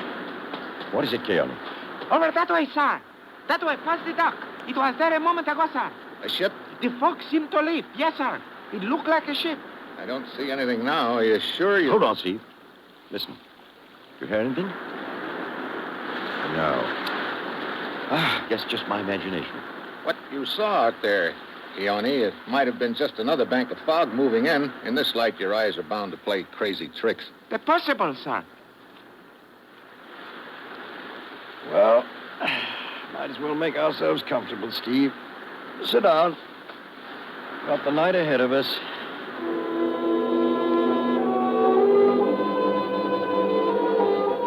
Two pots of coffee and half a pack of cigarettes later, the sun is high overhead and the fog is completely gone. There's no sign of the ship. Just to play it safe, Jeffries leaves his men on the scene, and the two of us head back to Sandakan. We spend the rest of the day nosing around the waterfront. We pick up a lot of talk about the ghost, nothing more. Early that evening, before heading up the coast again, we decide to stop in at the local hospital to have a chat with the fisherman who survived the shell fire from the ghost ship. Next room is down this way, Steve. Doctor said he'd be... Jeffries! Leon Maros. He owns a fishing fleet, one of the largest in the area. Jeffries. I've been waiting for you. I figured that. Look, I'm sorry about what happened. Of course. That's what you said the last time, and the time before, and the time before that. How long can this go on, I ask you? We're doing all we can, Mr. Maros. This is Steve Mitchell, United States government agent.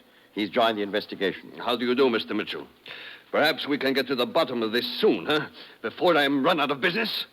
So far, 4 of my ships I have lost. Rams shot out of the water by this ghost. I understand how you feel, Mr. Morris. My men have become frightened. Soon they will refuse to man my ships, and then where will I be? Have you talked with Dubeck yet?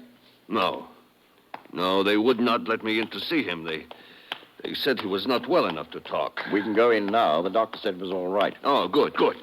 Well, here we are. You two go on in. I want to check with headquarters.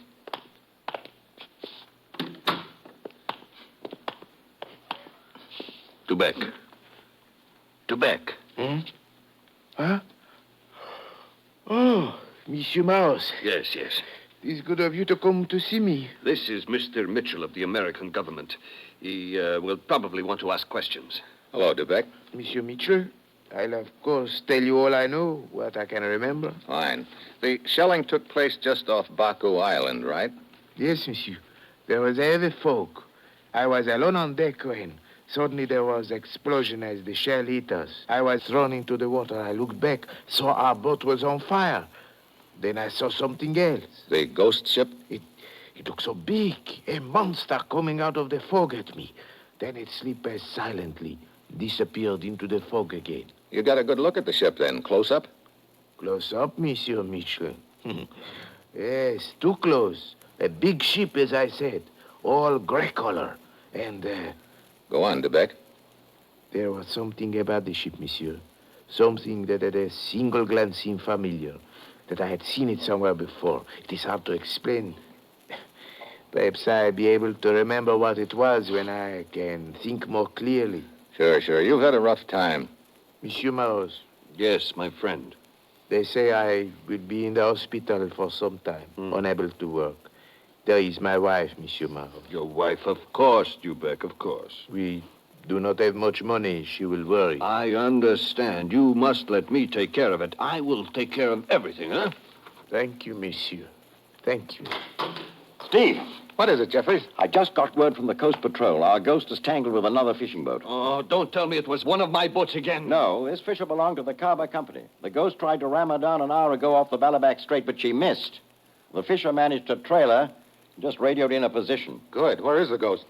She's gone up into the Tanya River, and there's only one way out. We've got the ghost bottled up this time, but good.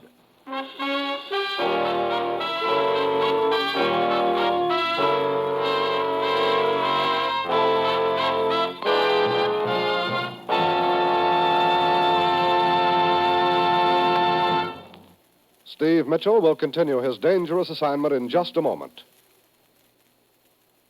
Did you know that you help to perform miracles? Human life itself is a miracle.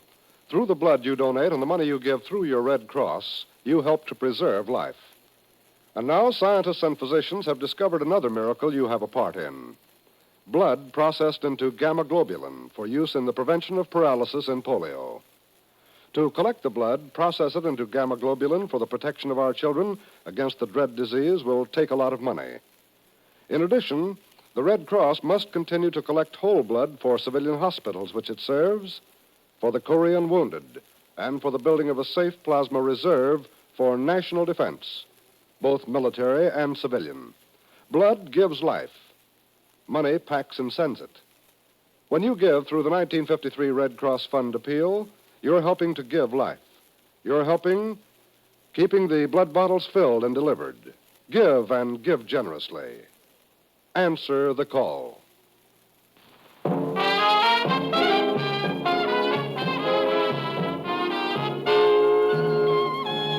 Now back to Dangerous Assignment and Brian Donlevy as Steve Mitchell.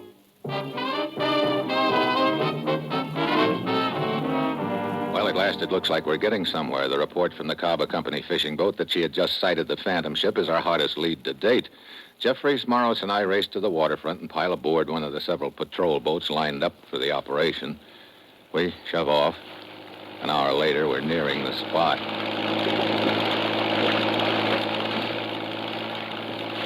No sign of fog tonight, Steve. That ghost ship won't be able to lose herself so easily. I hope not, Jeffries.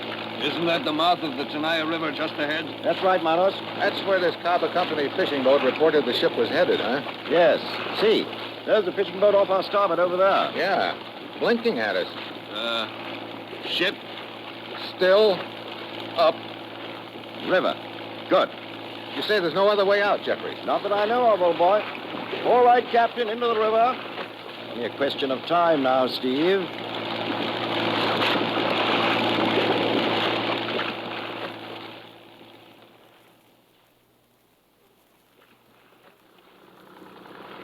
Shouldn't be much farther now, Steve.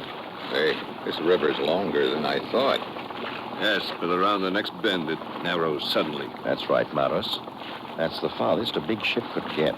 In that case, she's got to be right around the bend. Our gun crews are ready for her. I approach this moment with great pleasure. Blow my fishing boats out of the water, will she? Now she'll get a taste of it herself. Wonder why she headed up this river. Possibly a hidden supply dump around here. Yeah, could be. She sure wouldn't have done it if she'd known the fishing boat was tailing her. Steady now. We're rounding the bend. Steady. Now, searchlights on. That's it. Sweeping back and forth across the... Hey. Steve. It's impossible. There's no ship at all.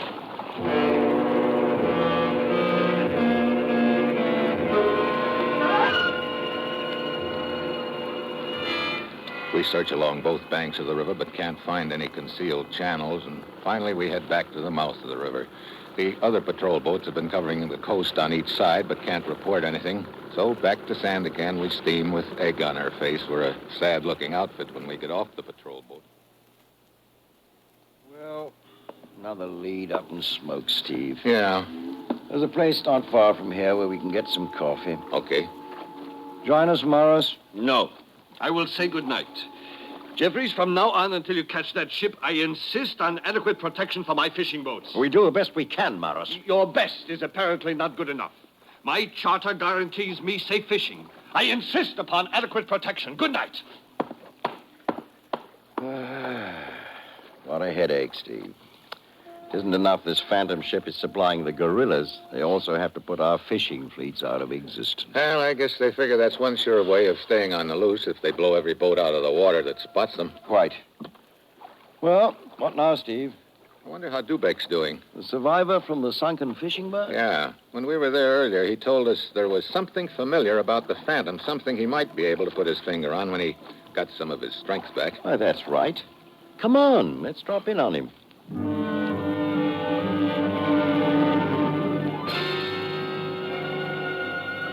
See, that's his room at the end, isn't it? Uh-huh. Hope he's been able to remember a little more. Steve. From Dubek's room. Locked. Get back.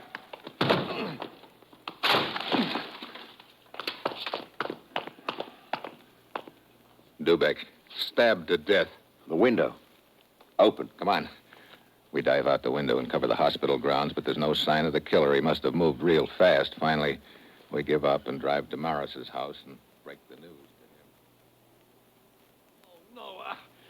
Dubek, dead. Now I'm ruined. What do you mean? Well, how do you expect me to keep even one crew together when this leaks out, let alone an entire fleet? I know. Well, come on, Jeffrey. Right. Oh, Morris. Yes. Didn't Dubek mention having a wife? Mrs. Dubek. Of course. She lives in the village of Lemana. She has not heard the news? Not that I know of. Oh, Mr. Mitchell, I don't suppose you... No, I guess it is my duty to tell her. I think so, Maris. I'll drive up there right away. Why didn't I stay in the Mediterranean? I had it so nice there. I see you later. I doubt there's much more we can do tonight, Steve. I guess not. I'll drive you by your hotel. Fine. You seem preoccupied. Oh, just thinking about something Maros said. Oh? About being put out of business by all this. Well, what about it? Maybe that's the point. But I don't follow you. The Phantom ship steams up a river. There's only one way out, but we searched the river. No Phantom ship. So? So there's one possibility we haven't examined yet. Namely, maybe the ship never steamed up that river. But the fishing boat reported Exactly. And that fishing boat is owned by the Kaba Company. Oh, you think they deliberately sent in a false report? Could be. Maybe they wanted to draw us away from that storehouse we were watching up the coast so they could get a load of supplies from there. The Kaba Company... Look, there are two fishing fleets, Morris's and the Kaba Company. Morris has lost about 4 boats. How many has the Kaba Company lost? Why, none that I know of. Matter of fact, I think they've acquired 2 additional ones recently. I see. Steve, you may have hit it right on the head. If the Kaba Company is behind this business, they could be trying to kill 2 birds with 1 stone. Sure, smuggle contraband to the guerrillas and put a rival fishing company, Marrow's outfit, out of business. Do they have any freighters? I don't know, but I'm certain that Maros could tell us. Let's go back and ask him.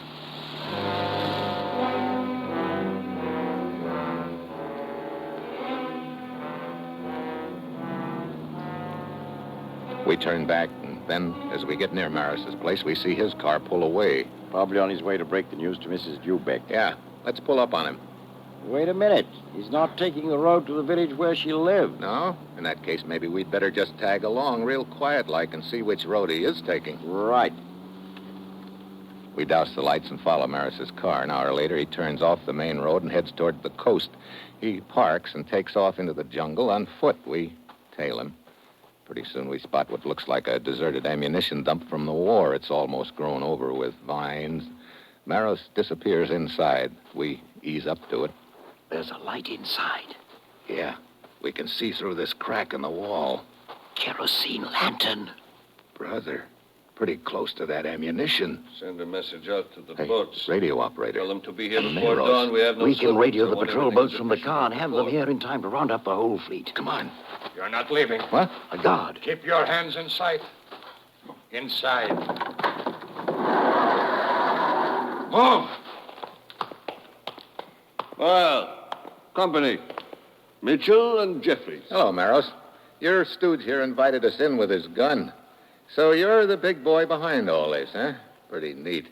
There is no phantom ship. There never was. You made up the whole deal to cover the fact you've been using your fishing boats to run supplies to the guerrillas. That is correct, Mitchell. One thing I don't get, why did you sink your own boats?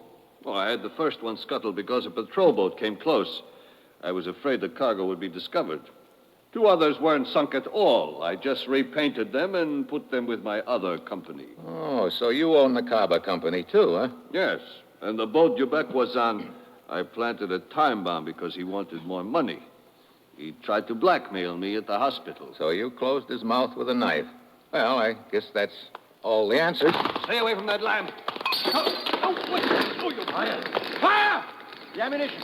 I'm getting out of here. Check the radio, man, Jeffrey. I've got the Get right. Get. Jeffrey, come on. Let's drag him out before the whole joint goes up in smoke.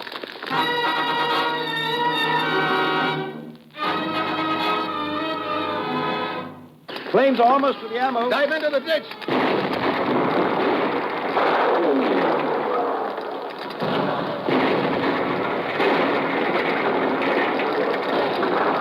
Are you okay, Steve? Yeah. Another second and we wouldn't have been. Maros is coming out of it. Yeah. What? You missed the show, Maros. The storehouse. Yeah. Looks like you just went out of business with a bang.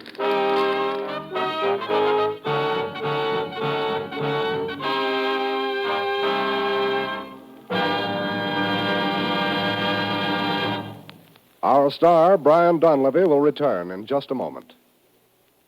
Jane Wyman, Ray Milan, James Stewart, Olivia de Havilland, Janet Gaynor. These are only a few of the 20 former Academy Award winners who will be heard Thursday, March 19th, when NBC broadcasts the complete Academy Award presentation ceremonies. It's Hollywood's most important night of the year, the night when Academy Award Oscars will be presented to Hollywood's finest artists. Bob Hope will be master of ceremonies, and film star Paul Douglas will be the NBC radio commentator.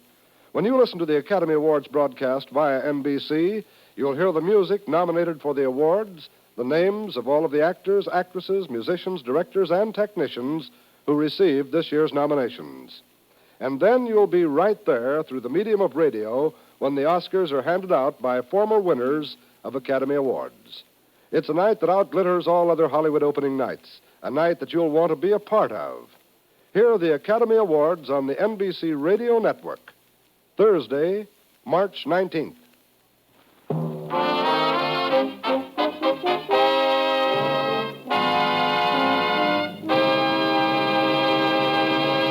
Next week, Scandinavia. I elect myself target for tonight. And that will be Steve Mitchell's dangerous assignment next week.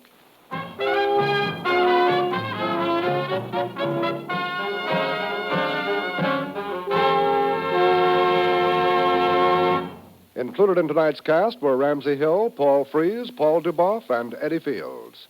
This is John Storm speaking.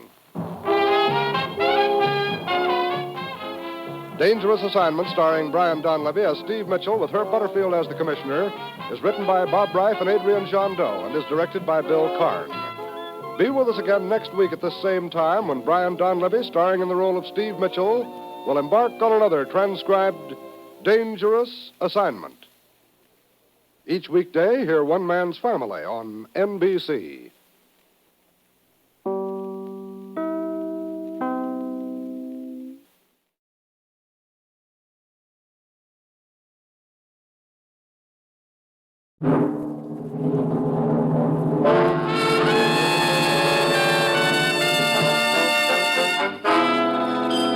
Dangerous Assignment. Transcribed starring Brian Donlevy as Steve Mitchell.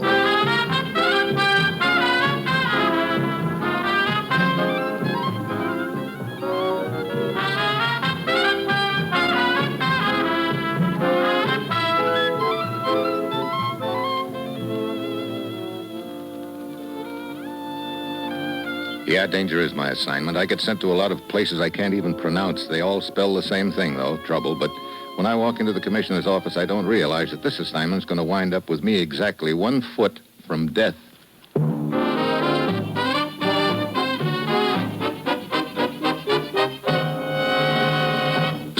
Morning, Commissioner. You sent for me? Steve, I've arranged an appointment for you in Oslo, Norway, tomorrow night. Oh, who am I supposed to meet? We won't know until he shows up. Room 21, Hotel Engar. Is this going to be a friendly meeting, or are things apt to get rough, Commissioner? We've been after this man for a long time, Steve. He heads an organization known as the Bureau, an international clearinghouse for stolen information. Sounds like big business. It is. This man has agents operating in every European capital, as well as here in the United States. They pick up any secret information they can buy or steal, funnel it back to the Bureau, where he sorts it out and peddles it to any nation interested. I see. So why is he going to show up at the Hotel Engar in Oslo? He's bringing a payroll.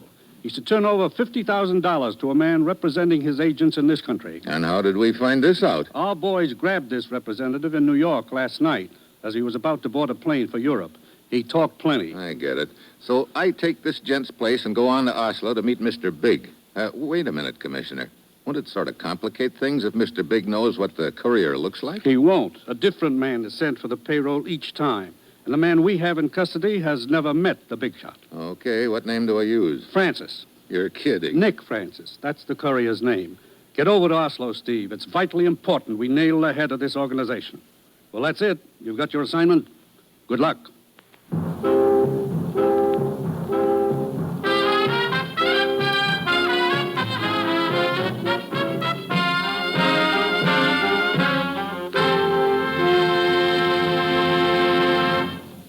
The National Broadcasting Company is presenting Dangerous Assignment, starring Brian Donlevy in the role of Steve Mitchell, colorful two-fisted government agent.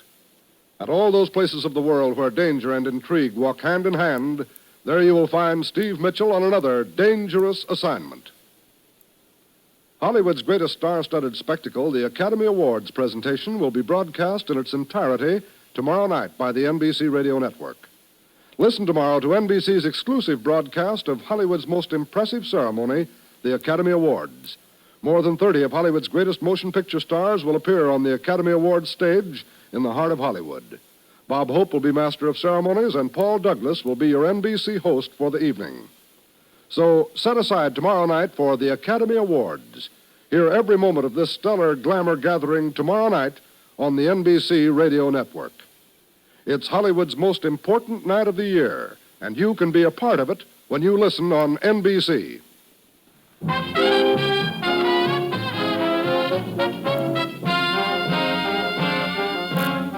Sure, I've got my assignment. Get over to Oslo, Norway under the name Nick Francis and keep an appointment with a gent who heads an international information ring. It's early Thursday evening when my plane lands at the Norwegian capital. As I saunter through the airport waiting room, I get the feeling that a pair of eyes are planted on the back of my head. Attention, please. Will Mr. Francis report to the information desk? Attention, Mr. Francis. Report to Well, here we go already. I don't know if that's good or not. I look around, spot the info desk at the far end of the waiting room, and walk over. Yes, sir. May I assist you? You were paging me. I'm Nick Francis. Oh, yes. A lady has been asking for you. Oh, well. Let me see. Over there. You see the large lady with the red hat carrying the Perez cage? Oh, yeah. Sitting next to her on the left, the attractive blonde lady. That's the one. Well, that's better. Here she comes. Looks like Oslo's answer to Marilyn Monroe. I beg pardon? You are Mr. Francis? That's right. Well, I am Helga Strauss. There has been a change of plans, Mr. Francis. I was sent to inform you. It is not safe here at the hotel. Thanks for the tip. What now? You will come with me. I will take you to the meeting. Okay. Lead on, Helga.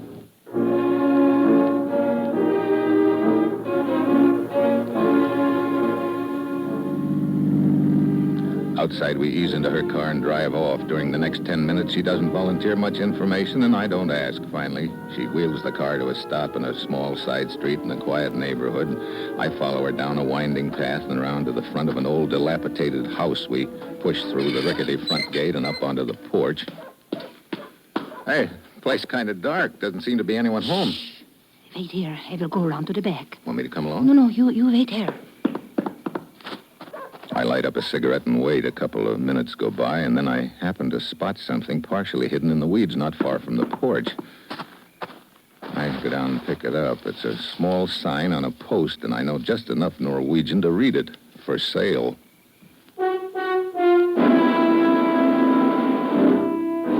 I grab my bag and head down the path on the double. When I get back to the street, Helga's car is long gone. Yeah, as neat a sucker play to get me out of the way as I've ever seen. No blood, no mess, no fuss. Simple, but effective. I give myself 3 demerits and spend the next 10 minutes trying to find a cab. It's another 15 minutes before I pull up at the Hotel Engar. Good evening, sir. Good evening. I'm Leanvold. May I help you? I have a reservation. The name is Nick Francis.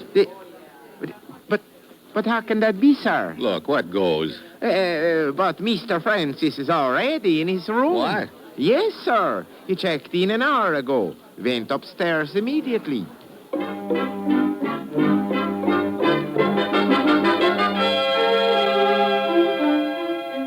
I don't wait for the elevator. I take the stairs, 2 at a clip, and 40 seconds later, I pull up at the door of room 21 and try the knob. The door's unlocked.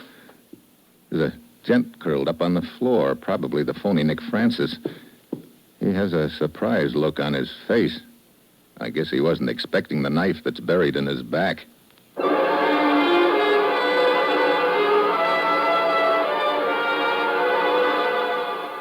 5 minutes later, the law arrives in the person of one Lieutenant Roberg. He clears the room of interested spectators, and when we're alone, I show him my credentials and give him a fast rundown.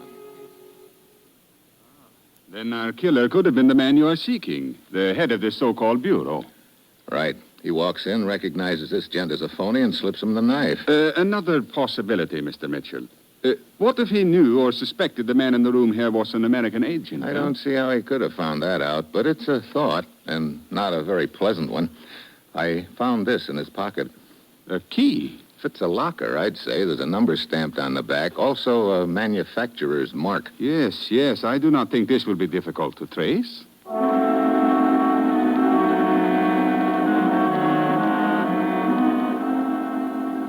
The lieutenant puts in a couple of phone calls and finds out the key is to a baggage locker, and 10 minutes later, we roll up in front of the railroad station in a police car. There's the lieutenant and I hurry inside. I bump into an old friend. Oh, excuse me. Oh, it's you. Yeah, me. Hold on, sweetheart. Let me go here or call the police. You can whisper for one, Helga. Meet Lieutenant Roberg. What?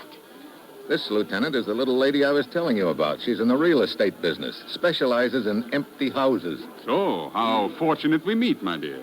I have some questions I would like to ask concerning the affair at the Hotel Engar this evening. I don't know what you're talking about. You can drop that routine, sweetheart. You're up to here in murder. Murder? Yeah, your boyfriend. Rudy, Oh, you lie.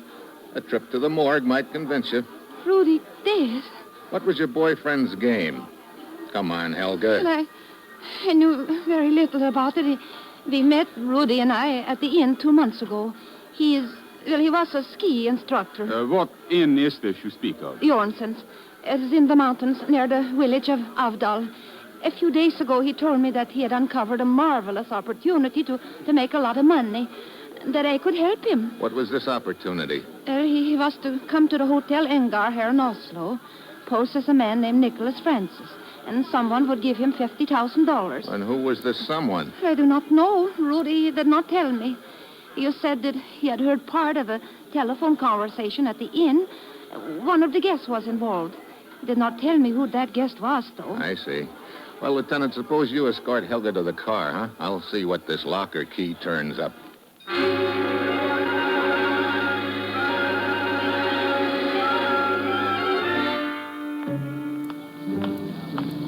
Over here, Mr. Mitchell. Ah, where's our girlfriend? In the car. My man is with her. Here's the stuff I found in the station locker. Small traveling bag, clothing. Also a wallet and identification papers. Checks with what Helga told us. I see. Well, come, let's go back to headquarters then. You go on, Lieutenant. I've just bought a train ticket to Avdal. You are going up to the inn? Yeah. I'm interested in the guests staying there, or one of them anyway. I'd like to find out which one took a little trip to Oslo today. Having rid himself of Rudy, you think he has gone back to the inn? Maybe. Probably to set up another contact with Nick Francis. I see. But suppose our killer knew that the man he was to meet in that room was an American agent. Instead, he finds Rudy, whom he recognizes as the ski instructor. He kills him because, obviously, Rudy knows too much. Go on, Lieutenant. There is still the American agent to be disposed of. You. The killer hurries to the airport to contact Nick Francis, perhaps by the same method the girl used. Only she beats him to it, but he gets a good look at me. And now if you show up at the inn... Yeah, I'm a dead pigeon. That is if your theory is right. If you're wrong, I'll see you around, Lieutenant.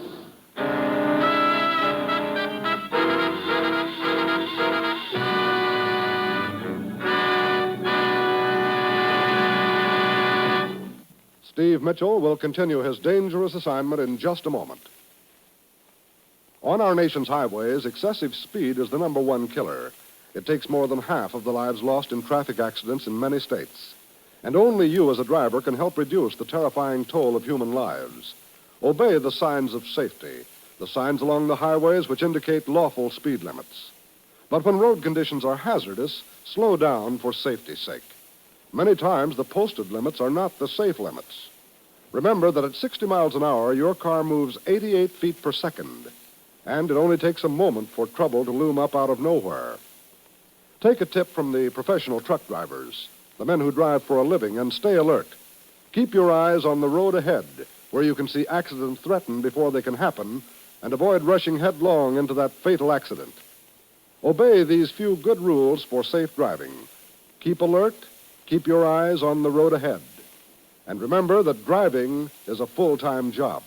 Then slow down, for the life you save may be your own.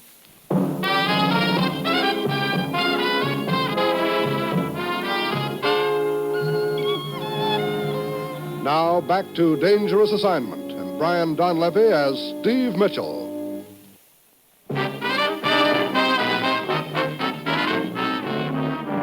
Well, at this point, it looks like Rudy, the ski instructor at Jorson's Lodge up in the mountains, decided to deal himself into the card game by posing as Nick Francis to collect a payroll from the boss of an international secret information ring, which, of course, is what I'm trying to do also, in order to nab the boss. But Rudy got himself dealt a knife in the back, which, of course, doesn't exactly relax my shoulder blades any. Right now, though, it looks like my best chance of finding the killer is up at the inn, so I hop the next train. 2 hours later, I get off at a small village at the foot of a mountain. Then I spot another guy getting off the train, a fat gent with a cane who comes waddling toward me. Ah, good afternoon, sir. Good afternoon. Hi. Is your destination the inn? Why, yeah. You know where it is? Sight along McCain, sir. Up on the side of the mountain. Huh? Hey, long way up. Hey, Lena should be here any moment. Lena? The innkeeper's daughter. She usually meets the trains. Oh, you're a guest at the inn, Mr.? Whitley's the name, sir. Ronald Whitley. And you? Steve Mitchell. Delighted. Yes, I'm a guest at the inn. But you took a little trip into Oslo, huh? Yes. Made a rare find, too. What? I'm a collector. Isn't this a beauty? The cane? Oh, it's much more than just an ordinary cane. See. Ooh. A sword cane, hey. I'm sorry, old boy. Look, would you flourish that thing somewhere else than in the vicinity of my belt buckle? Did I come a bit too close for comfort? Yeah. Here's Lena. Hello, Mr. Whitley. My dear, this is Steve Mitchell. Another guest for you. Hello, Mr. Mitchell. Well, hello. A charming addition to the inn, don't you think, Mitchell? Yeah, and I haven't even seen the inn. Come along, both of you.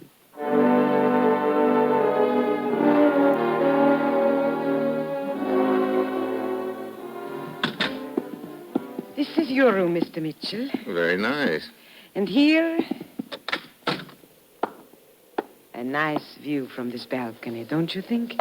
Yeah. A long way down, too. Over there, in that direction, is... Yeah. Oh, sorry, I did not mean to crowd you against the rail. Of course not. I just wanted to point out the pond where we skate. And down there is another pond. Quite beautiful in the evening. Oh? Perhaps you would like to see it. Perhaps you'd like to show it to me.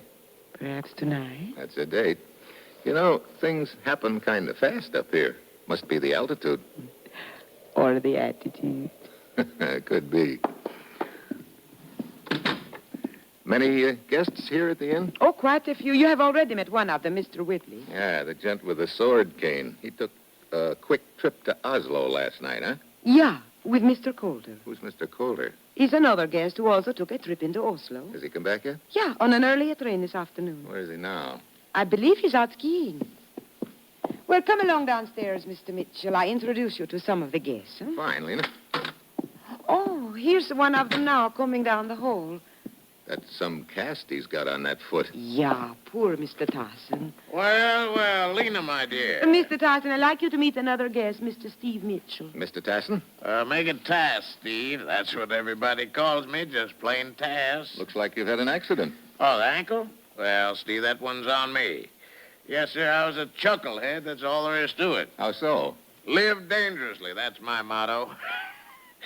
Old Tass has only been skiing a couple of months, but already he's not satisfied with the easy slope back of the inn. No, sir. He's got to try the big one over the ridge. A very dangerous slope, Steve. Talk about a three-point landing, and one of the points happened to be my ankle. Quite a few of us saw it happen. We thought he was dead for a moment. Only thing that saved me, I guess, was that I hit first on my head. Yeah, well, I'll see you around, Mr. Tasson. I wander around the inn, sizing up the guests, and of course I'm wondering about that cast on Tasson's ankle, and if it's legit, but I find out real soon that it is. One of the guests is the doctor who set the ankle, and he tells me it was broken in two places. That sort of crosses Laughing Boy Tasson off my list, because the gent I'm after killed Rudy in Oslo, and Tasson hasn't left the inn. That sort of focuses attention on Whitley, the sword cane artist, and Cooler, who's still out skiing. Also, I'm wondering about that quick date Lena made with me for tonight. She could be involved, too. Towards night, I wander into the lounge. Steve? Over here by the fireplace. Oh, Tasson. All right, come on in and join us for a drink, huh? Take the chill out of your bones. You know Whitley, Steve. Sure, he made quite an impression on me earlier with the point of his sword cane. You are enjoying your stay here, Steve? Yeah, What is it, Steve? Nothing. I'll be back. What starts me moving is the sight of a man starting down the stairs. It's Lindbald, the clerk from the Hotel Engar in Oslo. As he reaches the bottom of the stairs, he spots me and ducks out a back door. I pound after him. Outside, he's nowhere in sight. I circle around the inn a couple of minutes, but there's no sign of him, and the snow is too cut up to do any tracking. Then, as I round the corner of the building... Hey, Lieutenant Roberg from Oslo, what are you doing here? I went to the Hotel Engar to question the clerk Lindvold again about the times involved in Rudy's murder. They told me Lindvold had been taken ill suddenly. As I was leaving, I observed him coming out of the rear entrance. I followed him to the depot. And then here, huh? Come on, he can't be far. If Lindvold is involved, Mitchell, that means... Hold it. What's the matter? Sounds like an engine of some sort. The ski lift. Lindvold's going up the slope in one of the seats. Come on. We head for the ski lift, but halfway up the slope, Lindvold spots us and jumps off. We start after him. It's slow going in the snow, but we gain on him. Then over the ridge, he comes to a deep crevice. He tries to jump across, but he doesn't make it. Mitchell? Yeah, that takes care of Lindvold. Look, I figure he was just a stooge in the deal. Also, the people at the inn can't possibly know he's dead. So? So we're going back to the inn and set a little trap. If it works, I hook the boss.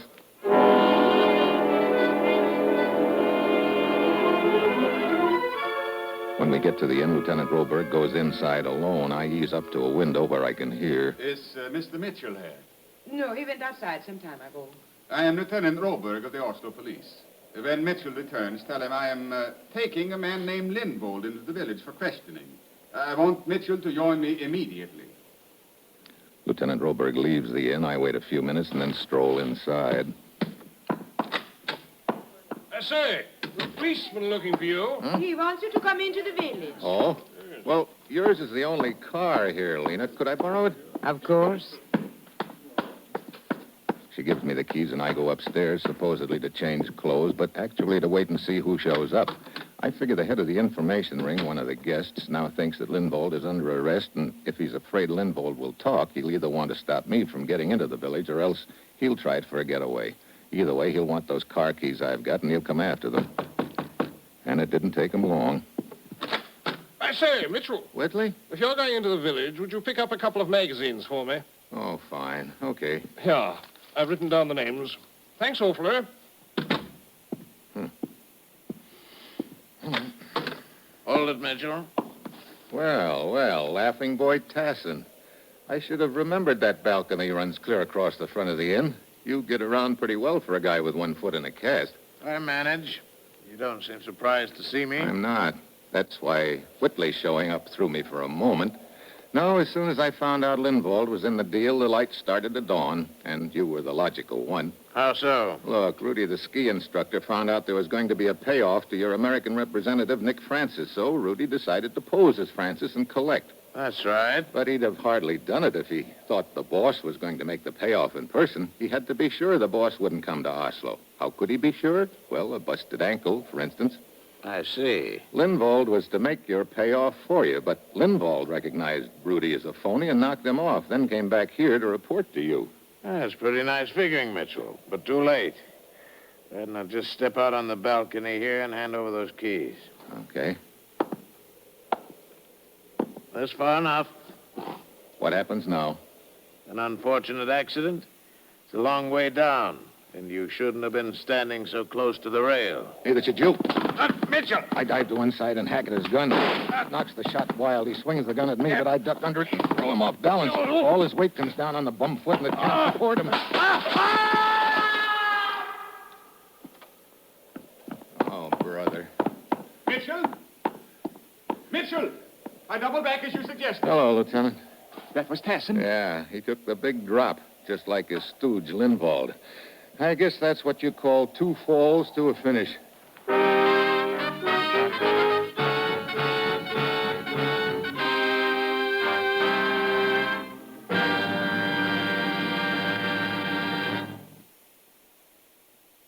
Our star, Brian Donlevy, will return in a moment. Remember, tomorrow's the night for NBC's exclusive broadcast of the fabulous Academy Award ceremonies over this station. Listen and hear the glamour and glitter that is Hollywood's biggest night of the year, Academy Award night. Hear Bob Hope as Master of Ceremonies and Paul Douglas as NBC's host for the evening. Hear such great Hollywood stars as Loretta Young, Ginger Rogers, Janet Gaynor, Mary Pickford, James Stewart, Ray Milland, Olivia de Havilland, Jane Wyman, and many, many others as they introduce this year's Oscar winners. Then hear the voices of the winners as they accept the highest award in the motion picture industry. Yes, you have a front row seat for all of the star-spangled glamour that is the Academy Awards when you set your radio dial to this station. This is the Academy's Silver Jubilee year, and all of Hollywood wonders who will win the Oscars. You can hear each award presented tomorrow night. So make it a date to hear every glittering moment of the ceremonies on the NBC Radio Network.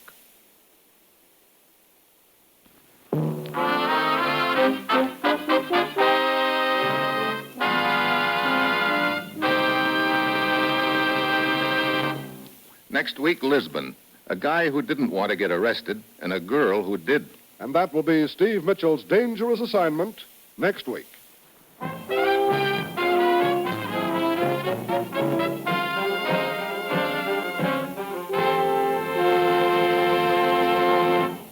Included in tonight's cast were Ken Peters, Gigi Pearson, Paul Frees, Dan O'Hurley, and Betty Lou Gerson. This is John Storm speaking.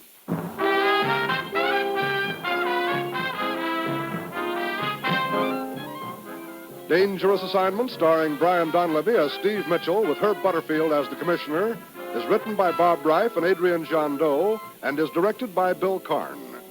Be with us again next week at this same time when Brian Donlevy, starring in the role of Steve Mitchell, will embark on another transcribed Dangerous Assignment.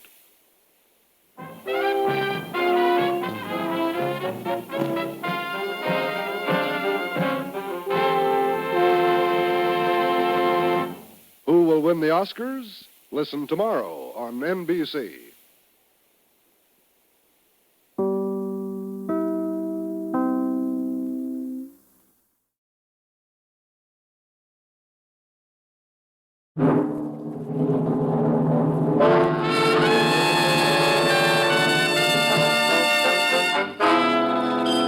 Dangerous Assignment. Transcribed, starring Brian Donlevy as Steve Mitchell.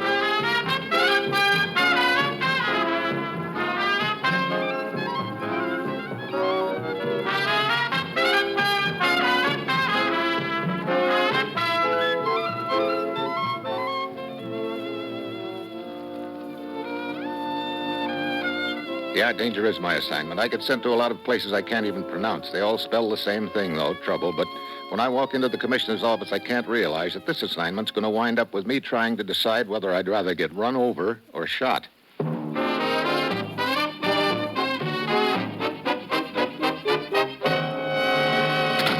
Morning, Commissioner. You sent for me? Steve, I'm putting you on the trail of a young lady. Hey, this must be my lucky day. A very beautiful lady, I might add. Here's her picture. This gets better as it goes along. Tell me more, Commissioner. Her name is Antonina Aguirre.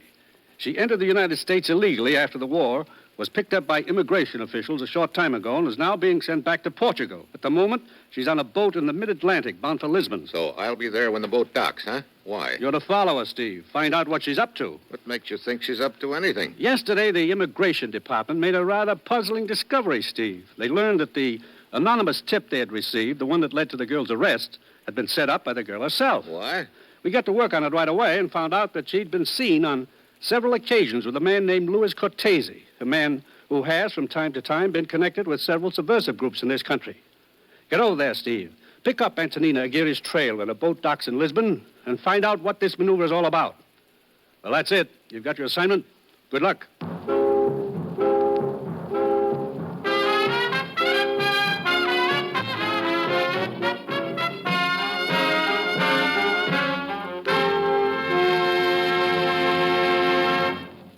The National Broadcasting Company is presenting Dangerous Assignment, starring Brian Donlevy in the role of Steve Mitchell, colorful two-fisted government agent. At all those places of the world where danger and intrigue walk hand in hand, there you will find Steve Mitchell on another Dangerous Assignment. Thursday evening brings a host of entertainment over this NBC radio station. There's comedy fun with the Andersons when Robert Young portrays the title role on Father Knows Best. Roy Rogers brings Western music and adventure from the Double R Bar Ranch in Paradise Valley. Ralph Edwards adds to the fun with an hilarious laugh-filled session of Truth or Consequences. And Eddie Cantor presents another edition of his show business show. Judy Canova stars in a fun-packed adventure at Cactus Junction. And the entire evening bubbles over with wonderful radio entertainment. So make it a date to hear all of these enjoyable programs every Thursday night on most NBC stations.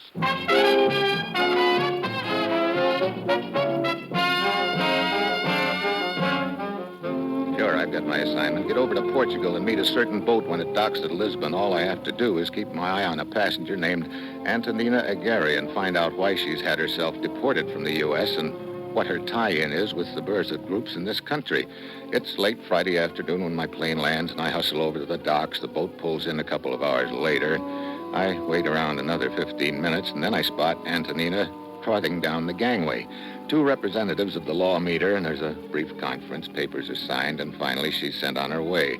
An hour later, she's aboard a northbound train rolling out of Lisbon. I'm in the same car a few seats away.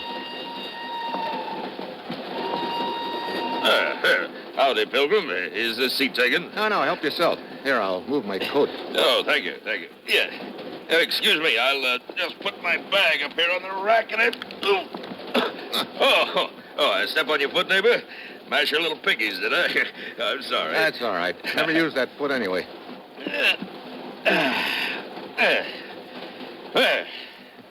Sure does feel good to sit down, yes, sir. Am I crowding you, Pilgrim? Fat boy like me needs a lot of room, you know. Can I offer you a cigar? Thanks, no. Yeah, yes, sir. Always been a fat boy ever since I was knee-high to a stirrup back in Pertwee. Yeah. Only man I ever knew who was fatter, postman in the old hometown. He lost his job on account of it. Oh? Oh, yes, he was a fat one, he was. On hot days, he'd perspire so much that the steam would unglue all the letters. Oh, fine. Yeah. My name's Jessup, Sam Jessup. I travel in silks. Sounds real cooling. Hey, look at that pretty little senorita over yonder. One with a pink bonnet. Yeah, I've sort of had my eye on her, too. You have? Well, I tell you what, Pilgrim, I'll toss you for it. No, you go ahead. Well, there's the code of the traveling man, you know? You saw her first. I'll sign a release. Go ahead. Start trolling. That's right decent of you, neighbor. Well, here I go.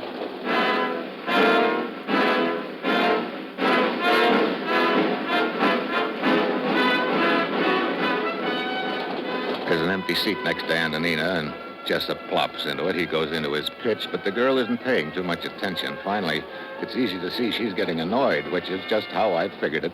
I decide it's time to make my play, so I walk over to them. Pardon me, miss. Yes?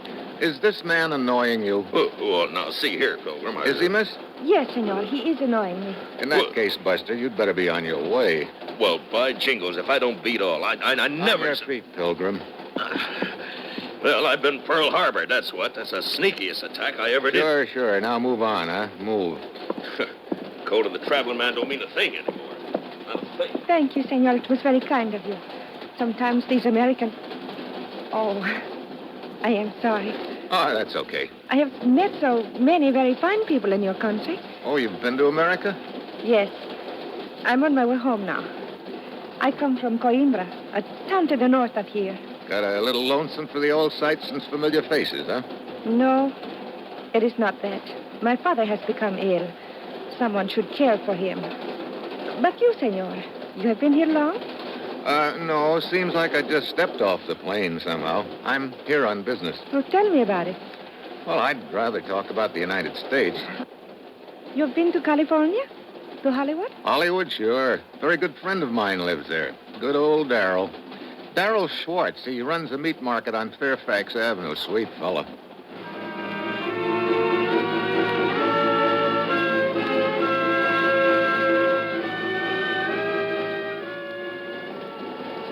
She wants to hear more about Hollywood, so I lean back and launch into a narrative that would have the California Chamber of Commerce drooling for a week. My narrative runs down about 10 miles later, and Antonina excuses herself to check on something in the baggage car. Well, it's my Quisling friend, huh? Oh, hello, Jessup. Hey, you piling up points, huh? Getting along first rate with a little filly? Looks that way. Not sore, are you? Oh, I'm not one to hold a grudge, Pilgrim. As a matter of fact, I'm much obliged to you. Yes, sir, I admire your technique. I'm going to try it myself sometime. Hey, I say, the little filly ain't getting off here, is she? No, she just went back to the baggage room to, Hey, wait a minute. This isn't Coimbra we're pulling into, is it? No, town up ahead's called Novandas. Regular stop? Well, not unless somebody wants off. Why? Excuse me, Jessup. I want to check on something. I hurry through the train towards the baggage car, and when I get there, the train has grown to a stop. No sign of Antonina. I stick my head out the door and look down the tracks, and then I spot her running past the depot. I take off after her on the double. I lose sight of her as I sprint around the station platform. I'm pretty sure she's headed into town, so I do likewise. It's, well, after midnight, and the streets are deserted, all of which makes it easy for me to pick her up again. But it seems someone else has the same idea. A car up ahead suddenly sweeps around the corner. A gent jumps out and grabs Antonina. Let me go. Please, let me go. You'll hurt the lady, Buster. Let's go.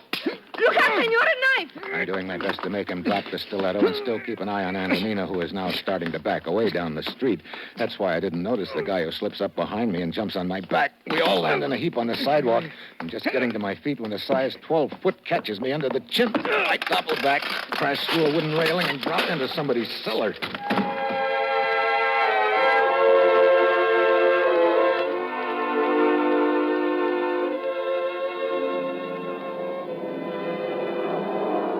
Senor? Senor? Oh, Senor, can you hear me? yeah. Are you all right? I think so. Ooh, my head. Here, let me help you. Can you sit up? Yeah. Thanks. Well, I certainly didn't expect to see you again so soon. I got away from them, hid and came back. Who were those gorillas? The one in the car I've not seen before, but the other one I saw a few times in America. He works for a man named Cortese. We already know quite a bit about Louis Cortese, Antonina. You know my name? Yeah, mine's Steve Mitchell. Here, better take a look at my credentials. Oh, I see. First of all, why did you set yourself up for deportation? To get away from Cortese. The errands he forced me to do. What sort of errands? He came to see me at the office where I worked 2 months ago. He said he had known of me for some time, that I had entered the country illegally. He requested my cooperation. And if you refused, you would tip off the immigration boys, huh? I was frightened. I did not want to leave America, so I agreed to do what he asked. And that was to run an errand? Yes, he gave me an envelope. I was to deliver that envelope at 11 o'clock that night to a man who would be waiting on a street corner about 2 miles from my apartment. 2 days later, Cortese contacted me again. Another envelope, but a different street corner. How many envelopes did you deliver? 2. The third one was stolen from me. Stolen? I'd never seen the man before. I was waiting at the corner one night when he jumped out of the shadows, ripped the purse out of my hands. I struggled with him, and then a passerby heard my cries and rushed up. The man got away. A few moments later, the police arrived. I see. What did Cortese have to say about that? Oh, he was furious. He questioned me for a long time, wanted to know about the man who had come to my rescue, what his name was. He seemed to think the man was implicated. What was this passerby's name, do you remember? Yes, Eduardo Podesta. About these envelopes you carried, did you ever look into them? Yes, the last one. The envelope contained several X-rays. X-rays? X-rays of what? Teeth. Teeth? Are you sure? Positive. Oh, brother. Just when all this was beginning to make sense, some guy has to shove his choppers into the act.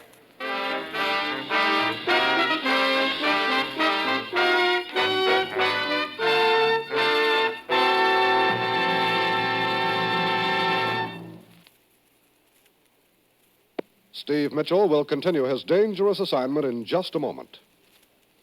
That a child may walk, that a soldier may live. That is the promise a pint of blood holds today. For gamma globulin and serum albumin are both products of a single blood donation. Gamma globulin, GG, is the medicine which prevents the crippling effects of polio, and serum albumin is the medicine used on the battlefield to sustain life in the wounded. These two miracle medicines are derivatives of our blood, but the process of extracting them is expensive. Your Red Cross has increased its budget this year to finance the project. So, parents, when you contribute to the 1953 Red Cross Fund appeal, remember the boys in Courier, the child in your own home and the child across the street, and give generously, won't you?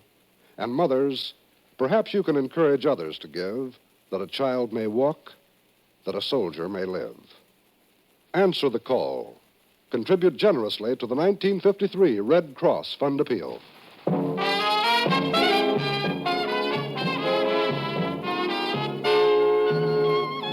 Now back to Dangerous Assignment and Brian Donlevy as Steve Mitchell.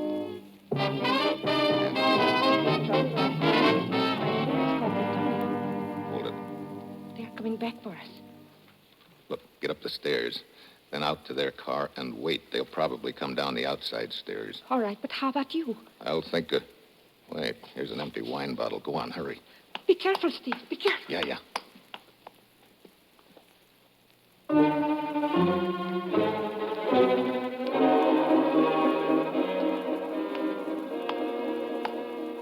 Hold it, Buster. Feel my gun in your back. See? Blow you wide open if you try anything now. Drop your gun, quick. Kick it to one side. Okay, I'll call your buddy. Tell him to get down here. You heard me call him. Rodriguez! See? What is it? Come down here. What is it, Jose? You told me to stay in the car. It's a trap. What? You're so right. You have no gun. It is a bottle. Sure is. Have a drink. Hurry,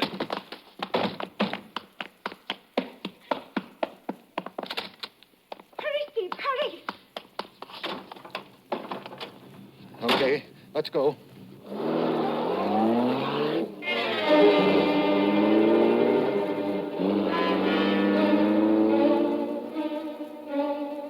We take a few assorted back streets out of the village, then head for Tony's hometown, Coimbra.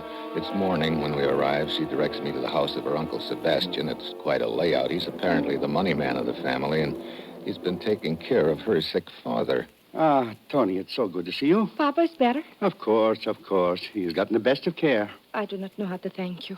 For my own brother, I need thanks? Huh, no, Tony. I'm the one to say thanks to Senor Mitchell for getting you home to us. Well, as long as things are pretty much in order on this end, I think I'd better be getting along. What? No, I insist you join the family for breakfast. You have met none of them. Thanks, but I want to talk to the authorities. Could you tell me where the police station is, Sebastian? Of course. It's on the south side of the plaza in the center of town. Police Captain Rio's in charge.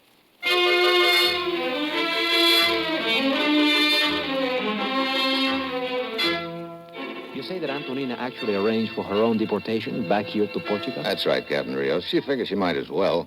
The outfit which was using her kept holding it over her head, and she didn't want to do any more of their dirty work for them. Yes. But I do not understand why this envelope they give her to deliver contained dental x-rays. You and me both, Captain. Also, I don't understand why they tried to grab her back in that village. Well, in any event, you have delivered her safely home now. Your job is finished. I'm afraid not, Captain Rios. I've got to find out what's behind all this. You see, we know that the gent bossing the deal is head of a recognized subversive group back in the United States. Now, my job is to find out what he's up to. I see. What will be your next step, then? There you've got me. They probably won't try to grab her again as long as she's with the rest of her family at her Uncle Sebastian's. Wait a minute. Maybe that's the answer. What is? Captain, if Tony and her uncle will cooperate, I'd like to set up a little trap.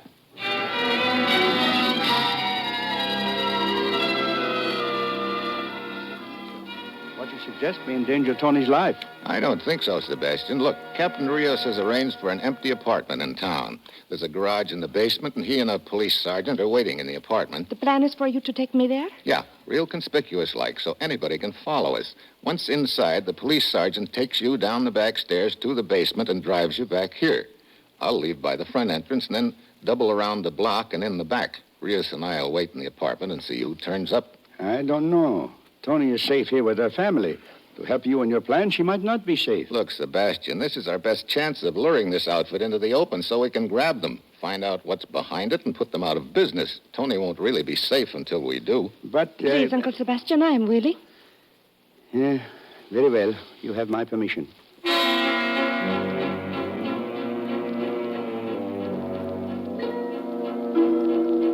It's nightfall when I drive Tony to the apartment. Captain Rios and the sergeant are waiting inside in the dark. We turn on the lights, and Tony walks back and forth in front of the window a couple of times. Then the sergeant sneaks her down the back stairs. I leave by the front and double around the block to the back. Rios and I wait. Pretty soon we hear steps in the hall. Someone fumbling at the door. We jerk it open.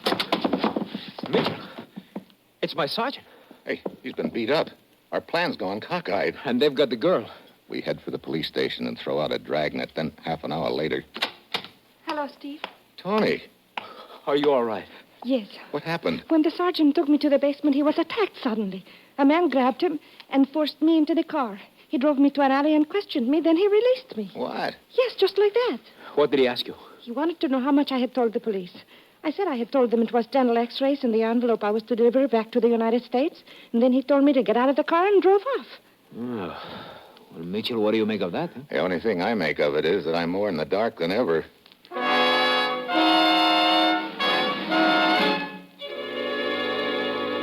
At this point, it looks like the outfit I'm bucking is pretty sure of itself. I decide to put through a transatlantic phone call to the commissioner back in the States. I sure am, Commissioner.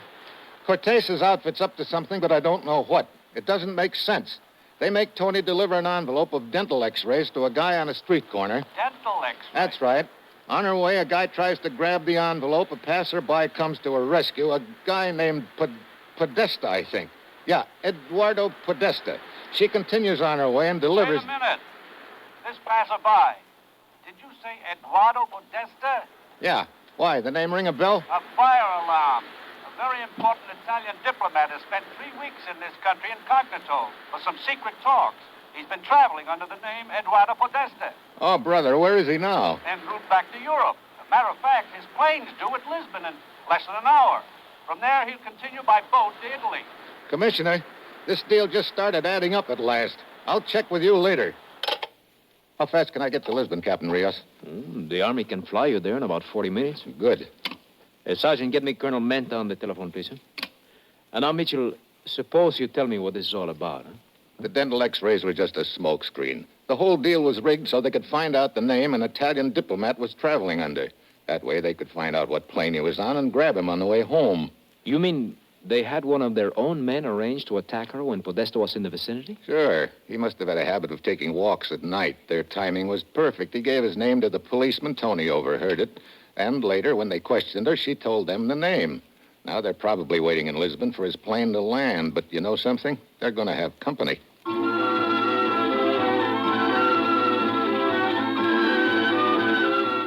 On our plane to Lisbon, we radio ahead and start the ball rolling. By the time we get there, everything's in order, according to Colonel Menda, who's in charge of the arrangements. The civilian plane carrying Podesta is landing now. He has been alerted by radio. That black sedan will pick him up at the plane, then drive into the tree-lined road at the edge of the field. You will be waiting there. You will take Podesta's place in the car.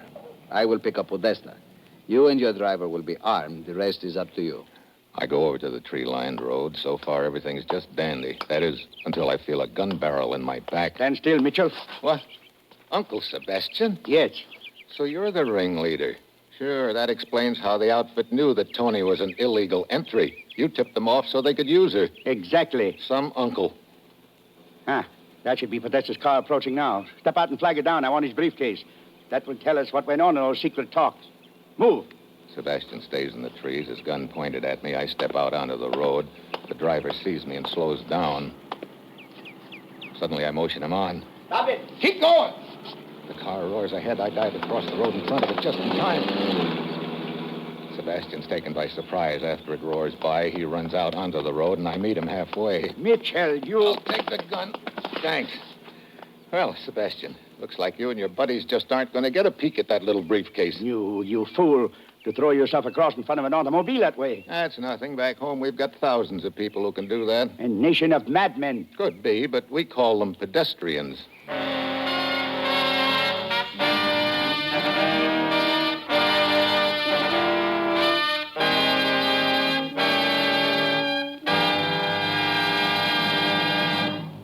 Our star, Brian Donlevy, will return in just a moment. Now that spring is officially here, more and more of us will be getting out of doors and away from our living rooms during our leisure moments. And as the call of warmer weather takes you out of doors, once again we remind you that wherever you go, there's radio. So if you find your pleasure through a day at the beach, if your outdoor living means a ride into the country, or if your enjoyment of spring weather comes from digging in your garden, remember that you can take your radio entertainment with you wherever you go. And radio offers the finest in music, drama, mystery, comedy, and up-to-the-minute news. More than 22.5 million automobiles are now equipped with car radios. For Americans everywhere know that radio entertainment is fine entertainment. And remember, too, you can read and listen to the radio at the same time. Consult your local newspaper listings for the schedules of great programs this NBC station offers, and then set your dial here. Whether you're at home or away, for the finest in listening enjoyment.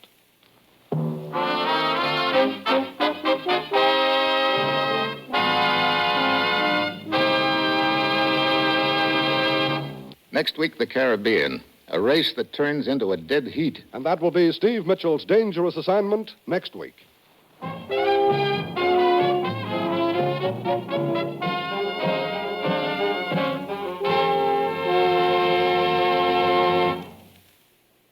Featured in tonight's cast were Bill Conrad, Virginia Gregg, Harry Bartell, Tony Barrett, Ralph Moody, John Storm speaking. Dangerous Assignment, starring Brian Donlevy as Steve Mitchell with Herb Butterfield as the commissioner, is written by Bob Reif and Adrian John Doe and is directed by Bill Karn. Be with us again next week at this time when Brian Donlevy, starring in the role of Steve Mitchell, will embark on another transcribed Dangerous Assignment. Each weekday, hear One Man's Family on NBC.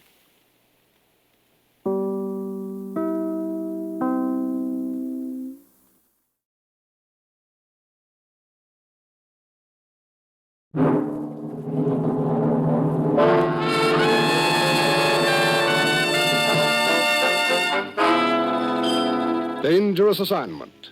Transcribed, starring Brian Donlevy as Steve Mitchell.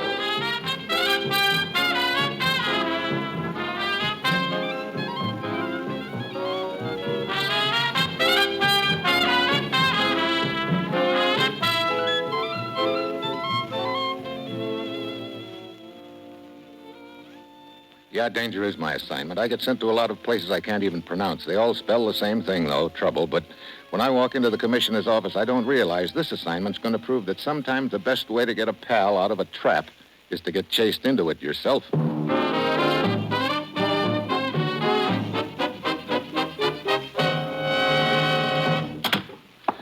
Morning, Commissioner. You sent for me? Steve, one of our agents is in trouble, Rick Perez. Oh, what happened to him? Because of his Spanish ancestry and his knowledge of Latin America, he seemed the logical choice, the man to investigate those reports we've been getting on the Caribbean Legion. Caribbean Legion? Oh, yeah, I've heard about it. They're training and arming men to lead revolts in the countries of Central and South America. Yes.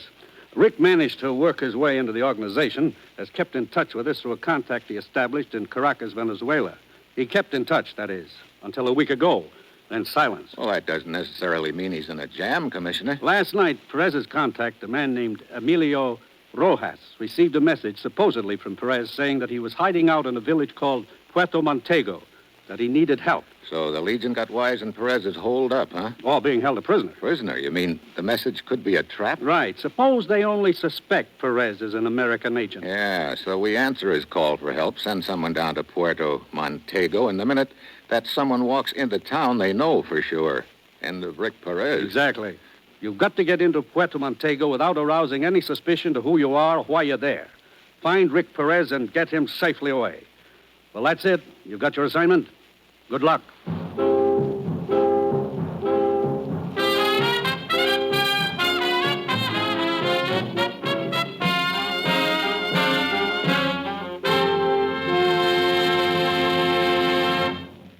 The National Broadcasting Company is presenting Dangerous Assignment, starring Brian Donlevy in the role of Steve Mitchell, colorful two-fisted government agent. At all those places of the world where danger and intrigue walk hand in hand, there you will find Steve Mitchell on another dangerous assignment. Magnificent musical entertainment is yours for the listening every Monday evening on the NBC Radio Network. Listen on most NBC stations to these great programs. The Railroad Hour with singing star Gordon MacRae and charming guest artists from Musicdom's Hall of Fame. The Voice of Firestone featuring Howard Barlow and the Firestone Orchestra and Chorus in the melodies you enjoy hearing. The Telephone Hour with the music of Donald Voorhees and the Bell Symphonic Orchestra. And the Dinah Shore Show, NBC's new Monday night program special starring America's favorite songbird, Miss Dinah Shore. Yes, every Monday night, listen to the best musical entertainment on this NBC station.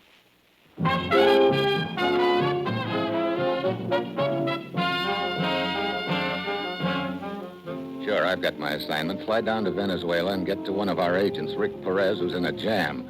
And we hope on the trail of a subversive outfit known as the Caribbean Legion. It's late Friday afternoon when my plane lands in Caracas, and I head straight for a rendezvous with our contact there, a gent named Emilio Rojas.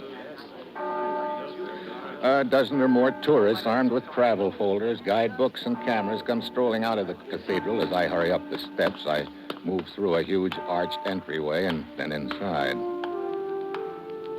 Senor. Oh, hello. Looks like I'm a little late for the guided tour, huh? Yes, a pity.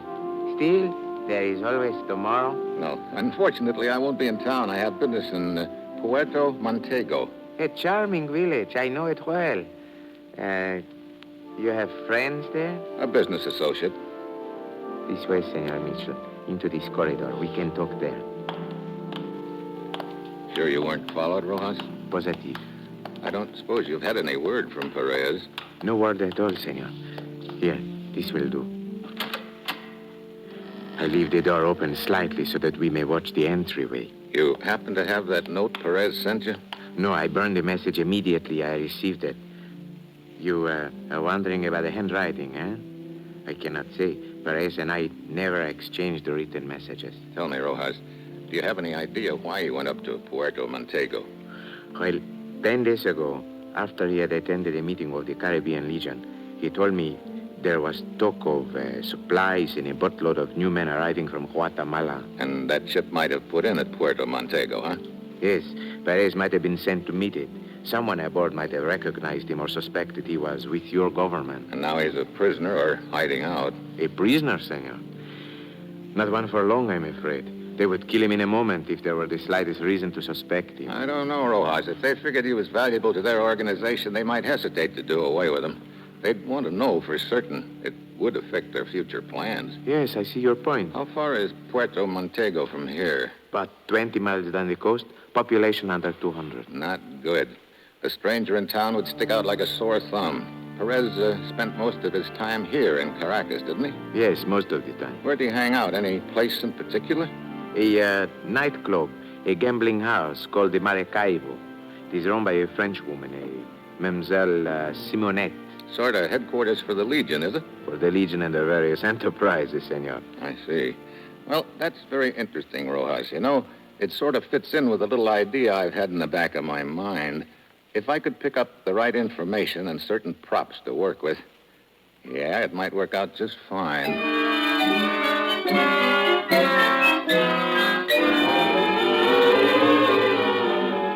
Half hour later, I'm at police headquarters, sitting in the office of Colonel Villara.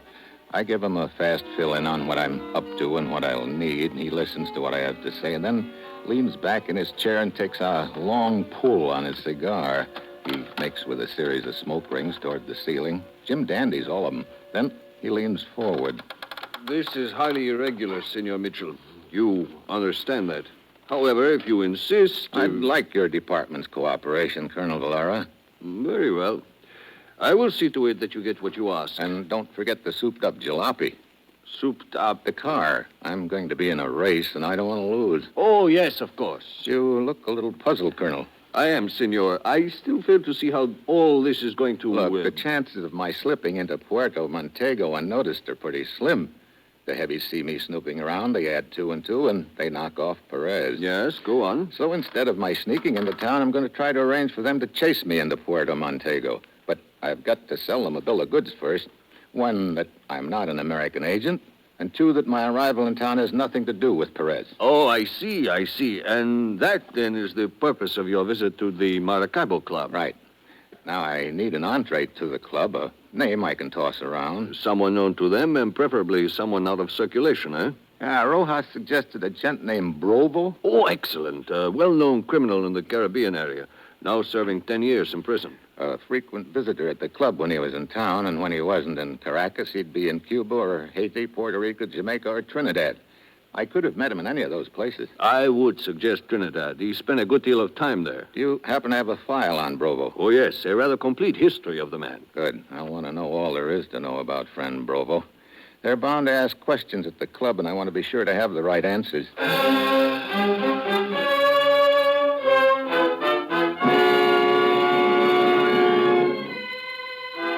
An hour later, I check in at the hotel, and shortly after 8 that night, I wander over to the Maracaibo Club.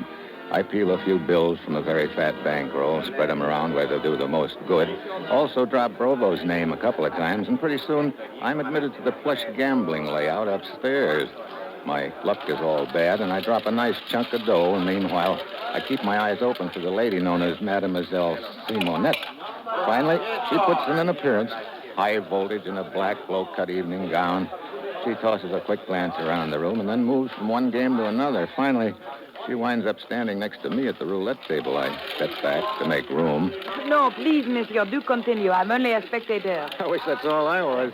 Bad luck? Never been worse. Well, perhaps the dice table. You recommend it? Why not? Okay, but I could use a drink first. On the house, I insist. Oh, thanks, mademoiselle.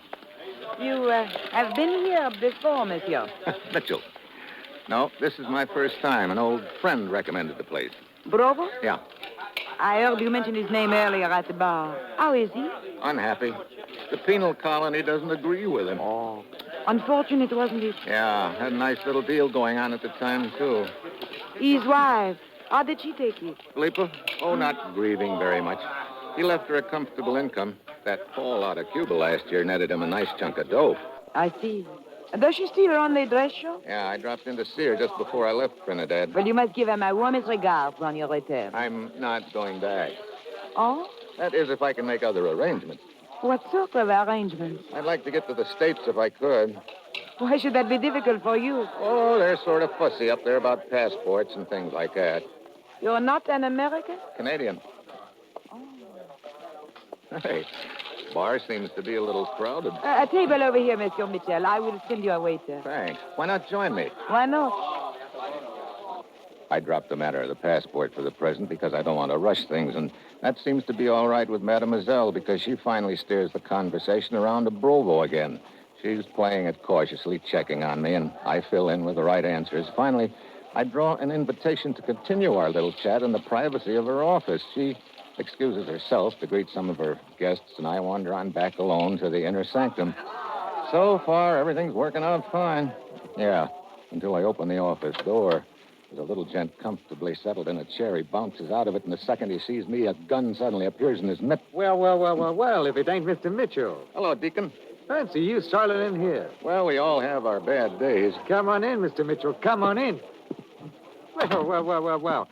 Ain't this cozy now? What brings you here, if I might ask? I was about to conduct a little transaction, but you've sort of complicated things. Oh, that's a shame. That's a real shame. That's what it is. I thought the Australian police would have you under lock and key by this time. Not me, Governor. Not Albert Deacon. You tried hard enough. Well, we got the boys we were after and left the small fry like you to the local law. No small fry no longer, Mr. Mitchell. Sit down. Make yourself comfortable and don't try any funny moves or this little pop gun goes off, see? I get the picture, Deacon. This little transaction you mentioned. It's with the mademoiselle, I imagine. Oh, good. We'll just wait here until she comes along. I dare say she'll be mighty interested to know she's entertaining a United States government agent.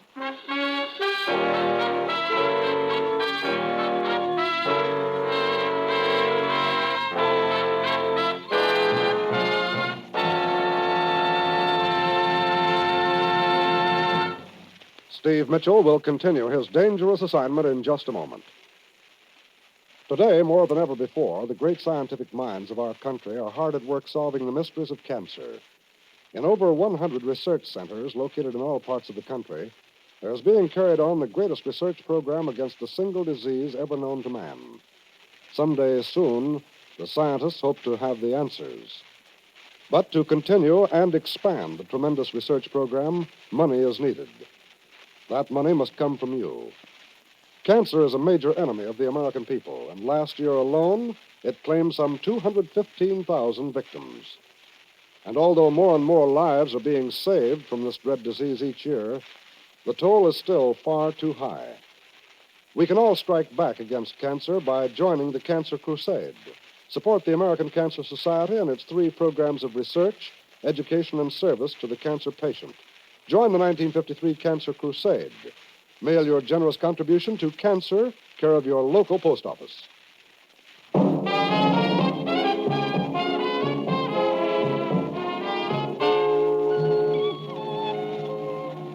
Now back to Dangerous Assignment and Brian Donlevy as Steve Mitchell.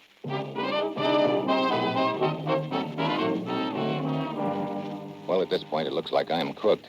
Just when I'm starting to do okay with Mademoiselle Simonette, I wander into her office and find myself face to face with a seamy little character named Deacon, whom I'd tangled with several years ago in Australia. Needless to say, he recognizes me and pulls a gun. It's Simonette. She's coming in. Deacon moves to open the door with a big grin and takes his eyes off me a second. That's when I make my move. I grab his wrist and twist. Mitchell, thanks for the gun. Okay, it's in my pocket and pointed at you. One peep and you're dead.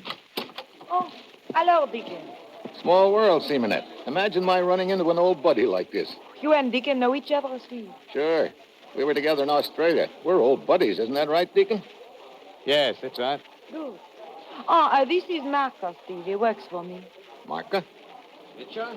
Those papers I wanted you to take, Marca, over there on my desk. Yes. Yes, those are the ones. Very well. I will see you later.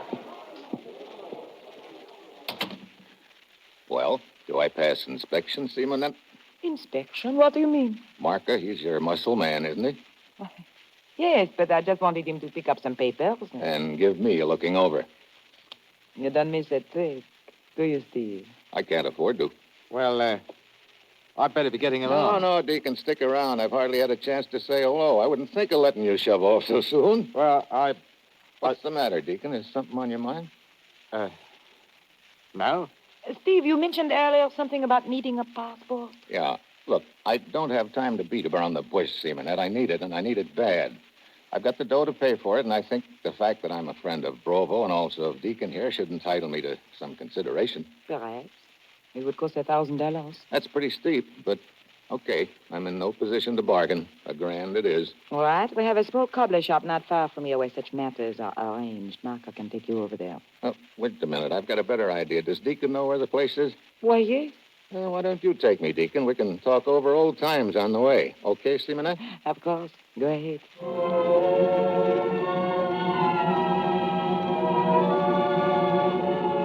I hustle Deacon out of there before he can tip my mitt. I make him take me to the cobbler shop. And in the back room, they take a picture, and half an hour later hand me a passport. I peel off the dough and pay them. Then I take Deacon to the house of my contact, Rojas, who salts him away in his car. You'll be quite safe down there, Senor Mitchell. Good, Rojas. I could have Colonel Villara put him under arrest, but one of Simonette's boys might possibly find out about it. Yes, that would not be too good. Senor Mitchell, I still do not understand what your plan is. Right now, my plan is to go to my hotel room and wait. For what? For Marca, and maybe another Simonette's boys to show up. I figure they should be there within 2 hours. But what makes you so sure they will come to your room? That money Colonel Valera furnished me. The dough I used to pay for my phony passport. What about it? It's counterfeit. Ooh. Yeah. You know, I think those boys are going to be real mad when they find that their own phony dough is shoved back on them.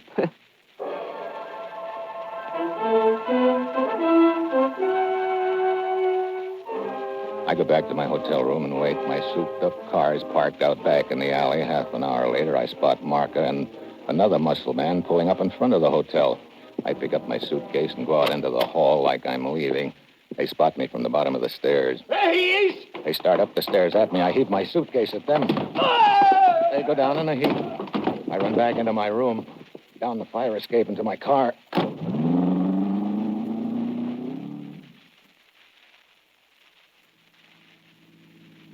Chase is on. So far, it's working out just right. I drive fast enough to keep out of range, but not fast enough to lose them. An hour later, I'm in Puerto Montego, the village where we think Perez is hiding. It's all of 2 blocks long. I gun through the town, then ditch my car at the far end behind one of the buildings. I circle back on foot and hide. Pretty soon, Marca and his buddy roar into sight and stop at a house on the outskirts of town. They run inside and come out again with 2 other guys. They all pile into the car and take off through the village, supposedly after me.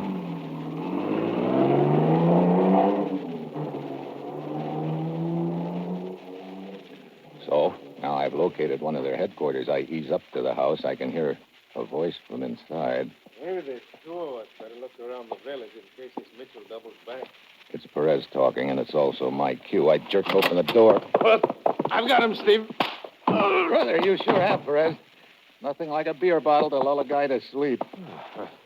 When Marco pulled in here a couple of minutes ago and said he was chasing a deadbeat named Mitchell, I remembered we once pulled a trick like this in Casablanca, wasn't it? Yeah, I hoped you'd remember. And when I heard you talking to your buddy here about the 2 of you, I knew the odds were in our favor if he was the only other one here. They've been holding you prisoner, Rick? Not exactly, Steve. But they were watching me pretty closely, and I had a hunch they were suspicious of me and checking up. Then you didn't send that note to us, by the way, Rojas, saying that you were in trouble here and needed help. No. Then Simonette and her boys must have sent it. It was a trap. But it didn't quite work the way they figured it. Oh, look, we've got to move fast. When they come back here and find you've flown the coop, they'll realize that they were right about you.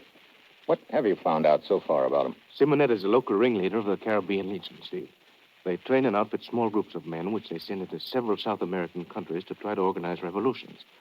Simonette has a list of the 3 men's cells which have been sent to each country. I know that. I saw it in her office at the Club Maracaibo. Then come on. We've got to get back to Simonette fast and grab that list.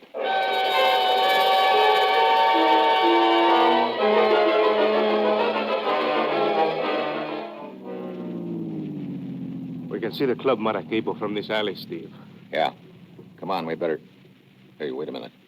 There goes Marca in the front door. He didn't lose any time. We're licked. He'll alert Simonette and she'll destroy the list. I don't think so, Steve. I think they'll try and warn those 3 men's cells in each country first. Oh. Well, they've got a radio transmitter hidden somewhere, but I wasn't able to find out where. Maybe it's right there inside the Club Maracaibo. Well, I don't think so. I've spent a lot of time inside that dive. I think I would have spotted it. Hey, look. Marca coming out the front door again. With a briefcase. Maybe he's on his way to the transmitter. And maybe not.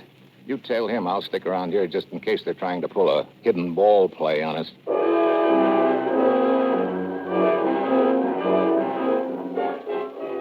Perez takes off after Marker, and I ease around to the back of the joint and wait in the shadows. Sure enough, a minute later, Simonette comes out the back door carrying an envelope. She crosses to the alley and disappears into a warehouse. I follow her. Inside, I spot her starting up a flight of stairs. I catch up to her fast. What? Steve! I'll take that list. You let go of me. Let go. Well, hello, Marker. I guess you just took a little trip around the block, huh? That's a good guess. I'll hand over that list. He keeps coming at me up the stairs. Suddenly, I grab the rail and kick at his wrist. The gun goes flying. I lunge at him. We roll down to the floor. His head connects with the cement. I whirl around, but Simonette's already got the gun, and it's pointed right at my belt buckle. Steve, you okay? Yeah, sure am, Perez. I wouldn't have been if you hadn't shot that gun out of her hand when you did. Oh, no, Simonette, you're not leaving. Let go. With that list we've got, the only place you and your outfit are going is out of business for keeps.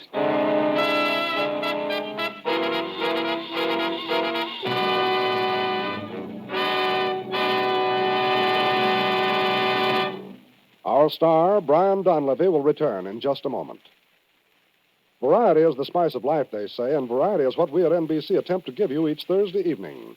Each Thursday on most NBC stations, you'll hear such entertaining programs as The Roy Rogers Show, Father Knows Best, Truth or Consequences, The Judy Canova Show, and Eddie Cantor's Show Business Show. Roy Rogers brings Western song and adventure from the Double R Bar Ranch in Paradise Valley. Later, it's time for Father Knows Best with Robert Young in the title role. Perhaps you'll agree that the thing about which Father knows best is trouble.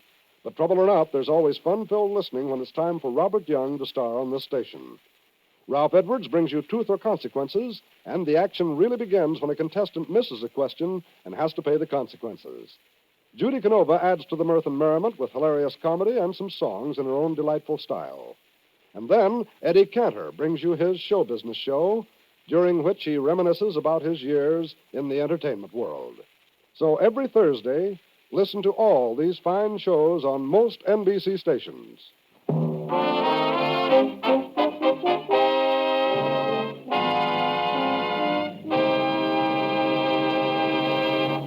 Next week, Paris. I bodyguard a quiz kid. And that will be Steve Mitchell's dangerous assignment next week.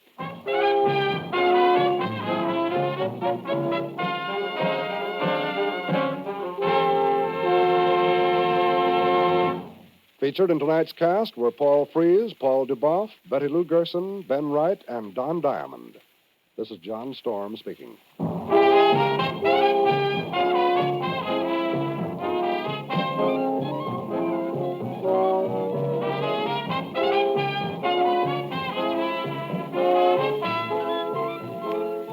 Dangerous Assignment, starring Brian Donlevy as Steve Mitchell with Herb Butterfield as the commissioner, is written by Bob Reif and Adrian Jondot and is directed by Bill Karn.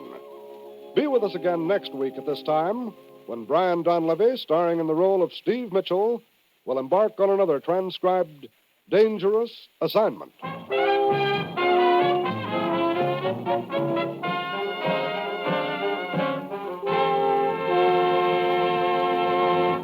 Fridays, listen to Dinah Shore on NBC.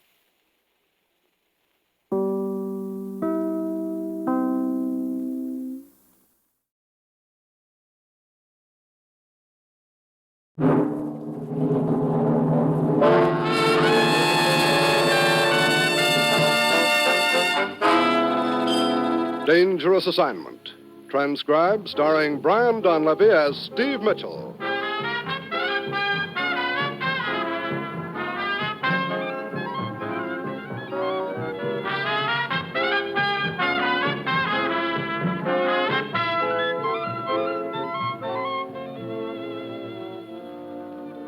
Yeah, danger is my assignment. I get sent to a lot of places I can't even pronounce. They all spell the same thing, though, trouble. But when I walk into the commissioner's office, I don't realize that this assignment's going to prove that sometimes the nicest thing that can happen to a guy is to get shot at.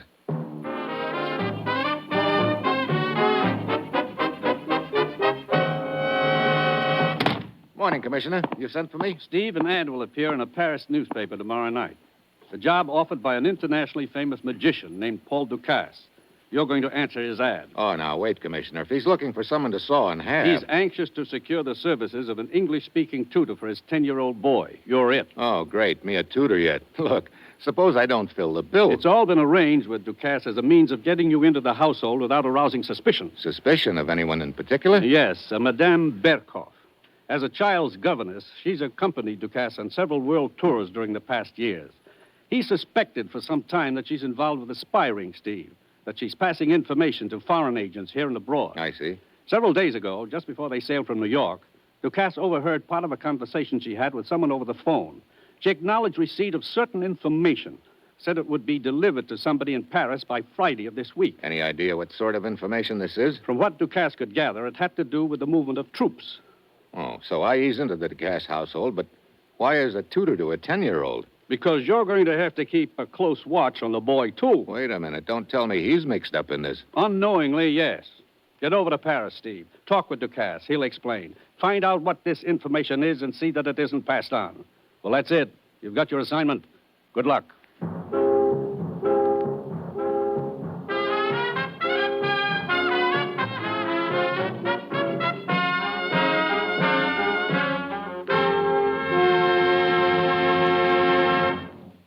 The National Broadcasting Company is presenting Dangerous Assignment, starring Brian Donlevy in the role of Steve Mitchell, colorful two-fisted government agent. At all those places of the world where danger and intrigue walk hand in hand, there you will find Steve Mitchell on another dangerous assignment. There's more great mystery and adventure every week on most NBC stations when Dragnet brings you the authentic stories of your police force in action. Dragnet means thrill-filled entertainment. From crime to punishment, Dragnet stories are true. Be sure to hear Dragnet. And there's more adventure and excitement when you tune for Barry Craig, confidential investigator, with William Gargan in the title role. There's always high adventure when Barry Craig takes on an action-filled case. Another exciting program is The Big Story. The Big Story brings you true stories directly from the pages of our nation's leading newspapers. Remember to hear these adventure-packed programs every week on the NBC Radio Network.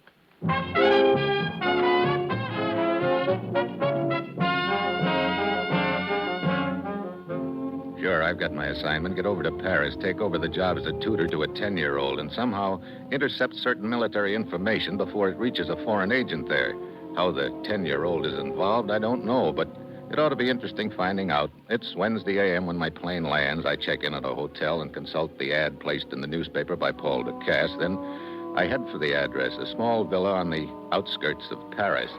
A truck is pulling away from the entrance when I get there. The front door is wide open, and the hall is crowded with packing cases and trunks. And before I can ring the bell, a woman appears suddenly at the far end of the hall, comes running toward me. Oh, the truck. I thought I heard it drive away. That's right. Oh, voila. I told the men I wish the trunks taken downstairs. Everything is in such disorder. We arrived ourselves only a few minutes ago. You've been on a trip, I see. A long one at that, huh? America, Monsieur Ducasse has been on tour. I see. You were Madame Ducasse? Madame Berkov. I'm Monsieur's housekeeper. Oh, my name's Steve Mitchell. I came in answer to this newspaper ad. Oh, I see. You enjoy tutoring, Monsieur? Sure. Sometimes it's a little hard on the nerves, though. Ah, well, I know. I was Henri's governess for many years. Only last night I learned he was to be taken out of my charge. Frankly, I was relieved. Oh? Monsieur Ducasse is right. Henri is growing up. A man's firm hand is needed.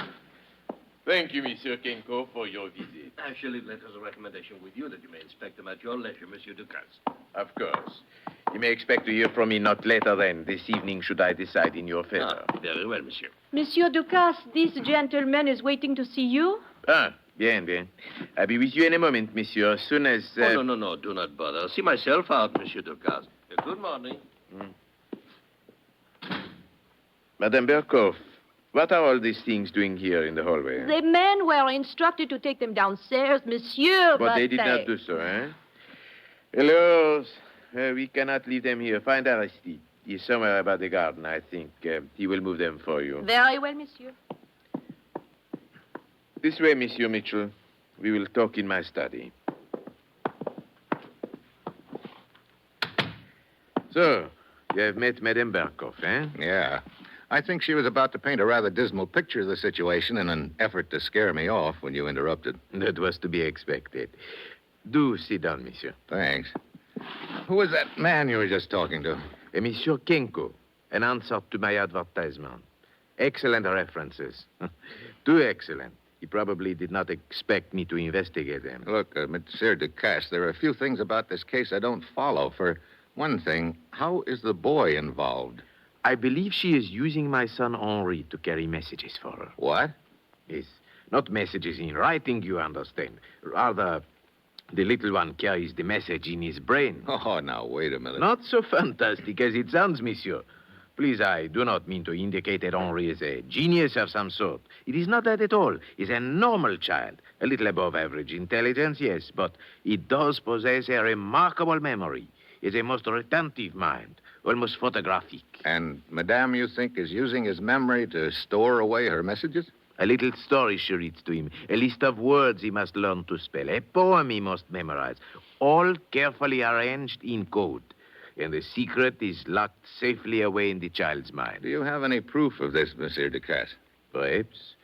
Not too long ago, while we were in Berlin, the boy came to me one day after touring the city with Madame Berko. He described the trip in detail, and I noticed certain irregularities in the street names. One word. Naturally, it meant nothing to me then, but later. What was it? Z-I-T-K-O. Zitko. Hey, wait a minute. Anton Zitko, Romanian underground leader. He was murdered in Trieste, the day after we had arrived. A coincidence, you think, monsieur?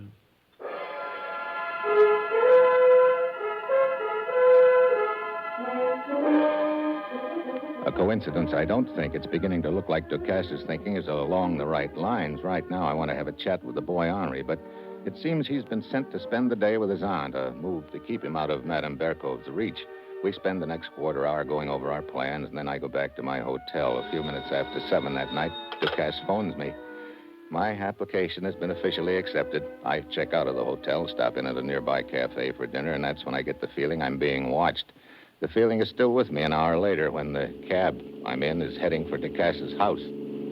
We're flying low through a quiet residential street when I spot the headlights tailing us, closing in fast. Hey, driver. Oui, monsieur. The car behind us. If it comes up alongside, keep your eyes open. But there's no need for alarm, monsieur. Here he comes. Watch it. Hey, he's crowding you. Look out.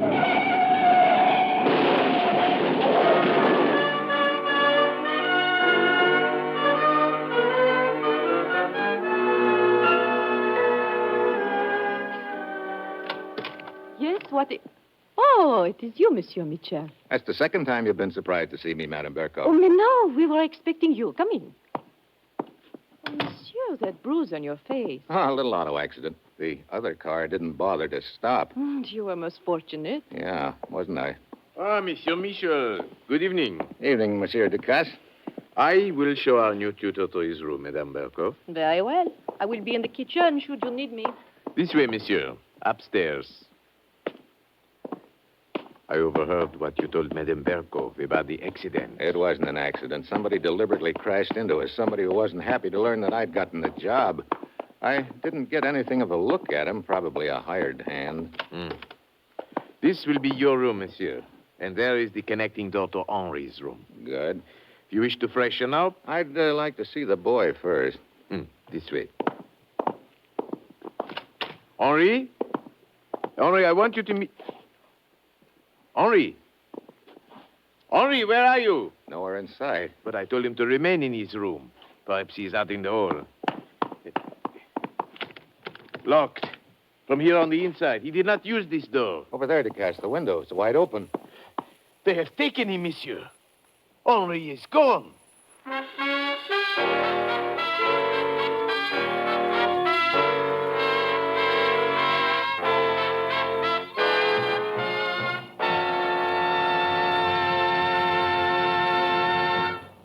Steve Mitchell will continue his dangerous assignment in just a moment. Listen to this and mark it well. More than 10,000 people died last year because they were treated for cancer by quacks. The American Cancer Society urges that you take heed of this shocking fact because treatment for cancer by quacks always leads to death. On the other hand, with prompt, proper medical care, most cancers can be cured. Don't risk your life and don't lose valuable time. If you think you have cancer, go immediately to your physician, for only he can tell you if you have the disease, and only he can treat it properly. Protect yourself by knowing what to watch for and what to do about cancer. As a part of its educational activities, supported by contributions from the public, the American Cancer Society makes this life-saving information available to you personally or in a program for your union, club, or church group. Address your request to Cancer, care of your local post office. Don't delay. Protect yourself now.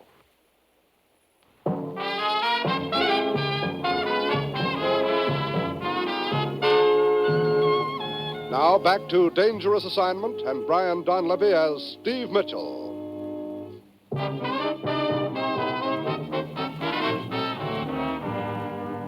Monsieur Mitchell, they've taken my son Henri. Looks like it, DeCass. They must have taken him through that open window. We came through the connecting door from my room. We know he didn't leave by that. And his door here into the hall is locked from the inside. He could not have left by that either.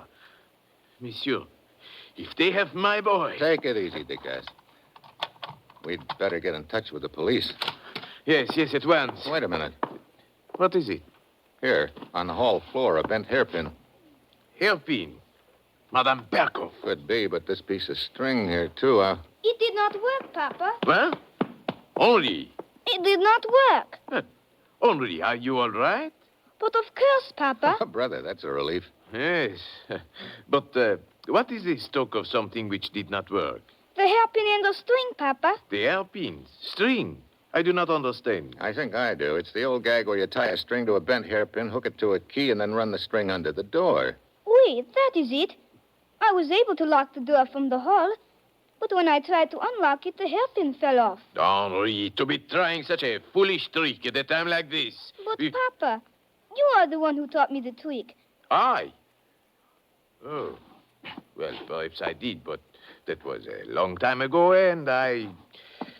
Yes, I leave you two to become better acquainted. See you later, Monsieur DeCass. You are my new tutor, Monsieur Mitchell? That's right, Henri. I understand you're just back from America. Oui. Enjoy your trip? Very much. Suppose you tell me a little bit about it. Some of the things you saw and the places you went. Well, New York City was the place I enjoyed the most. Oh? Well, tell me a little bit about New York. We were only there a short time, so I could not learn much about it. But I did learn a little. For instance? Well, New York City is an area of 320 square miles. There are 30 buildings over 400 feet high, 4 hotels with more than 2,000 rooms. And there are 5 boroughs or districts, Manhattan, Bronx, Queens, Brooklyn, and Richmond. You say you only learned a little about it, huh? There is more. I don't doubt it. Which guidebook did you memorize? Go on. A Dutch settler bought the island from the Indians for $24 in the year 1626. It was then called New Amsterdam. Later, the English named it New York.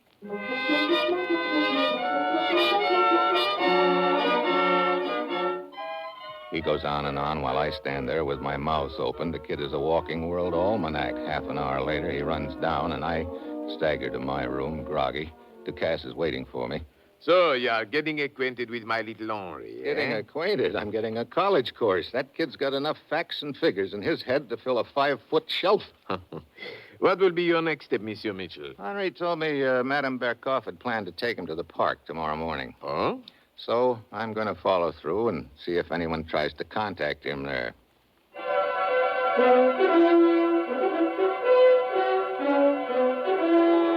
The next morning, I take Henri to the park. We settle down on a bench and start feeding the pigeons. And, of course, Henri gives me a short lecture on the various species of the bird. That one perched on the bench over there. The gray one. That is the commonest type. Bonjour, monsieur. Oh, well, hello. Beautiful morning, n'est-ce pas? Sure is. She is friendly. Yeah.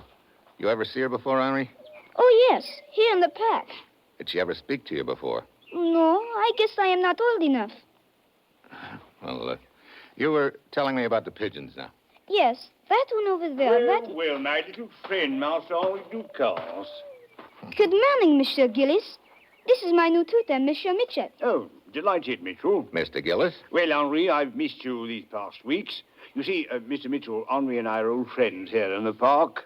I have been on a trip to America. Yes, so I heard. Look here, you must tell me all about it, Henri. I'm always interested to hear anything about the United States. Yeah, Henri, go ahead. Tell him about your trip. I say, no, wait. I have a better idea, Henri. Would you like to go to the carnival this afternoon? Very much. If it is all right with Monsieur Mitchell. Well, why, sure, Henri, sure. Well, splendid. I'll call for you at 2 o'clock, Henri. You can tell me all about your trip then.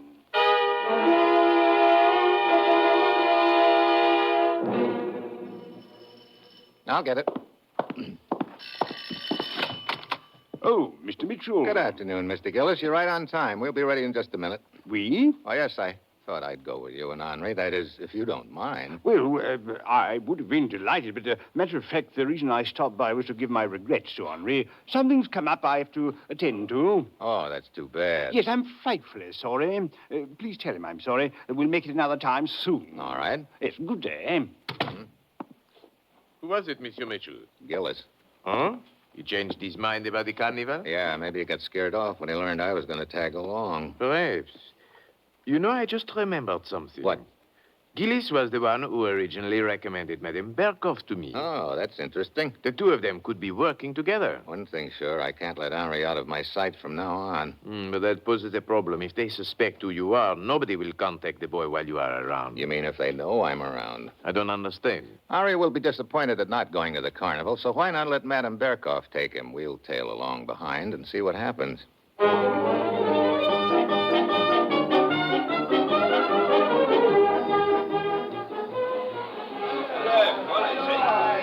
We give Henri and Madame Berkoff a head start, then tail them to the carnival. They wander around, taking it all in, but nobody contacts either one of them. Finally, they sit down on a bench to rest. Madame Berkoff takes a scratch pad and pencil out of her purse and gives them to Henri, who starts scribbling on the paper. Pretty soon he shows it to her. She crumples it up and tosses it on the ground. Mitchell, they are leaving. Yeah. I think I just figured out the deal, that piece of paper. She has him write stuff on it, maybe things that don't mean anything to him. Then she crumples it up and tosses it to the ground beside the bench. Come on. Look, the man over there. He has a bag for scraps of paper. Yeah, and a pointed stick. He could be the contact, but we're beating him to it. Here we are. Now we'll see. What's written on it? Oh, great. Have a look. A drawing. Wait. It's supposed to be you. See? He has entitled it The New Tutor. Yeah. 3 heads yet. Yeah, another lead up in smoke. I'm getting nowhere fast. We tail Henri and Madame Berkoff back to the house. I find them in the kitchen. Madame is dialing a number on the telephone. Ah, such a nuisance, Monsieur Michel. 3 times in 2 weeks. What's the trouble, Madame Berkoff? The boulanger has forgotten to send a brioche again. The who forgot to what? The baker. He forgot to send the breakfast rolls. Hello. Let me speak to Monsieur Fronard. What? He's talking to a customer. Very well, I will wait. I do not know what it is these days, Monsieur Mitchell, but it is impossible to get service. If it were not that these were Henri's favorite rolls and very hard to get. Henri, remember that nice restaurant in New York? They had some there. Oui, it was a very nice place. That was the place he played the trick on me. Trick? Mais oui. He pretended to be the waiter. You see, he memorized the entire menu and rattled it off to me. Oh, brother. Do you still remember it, Henri? Oh, I suppose not. Of course I do. See if you can tell Monsieur Michel. All right. Appetizers. Shrimp cocktail, 75. Tomato juice, 40. Assorted relishes, 60. Soups. Soup de jeu, 50. Onion soups.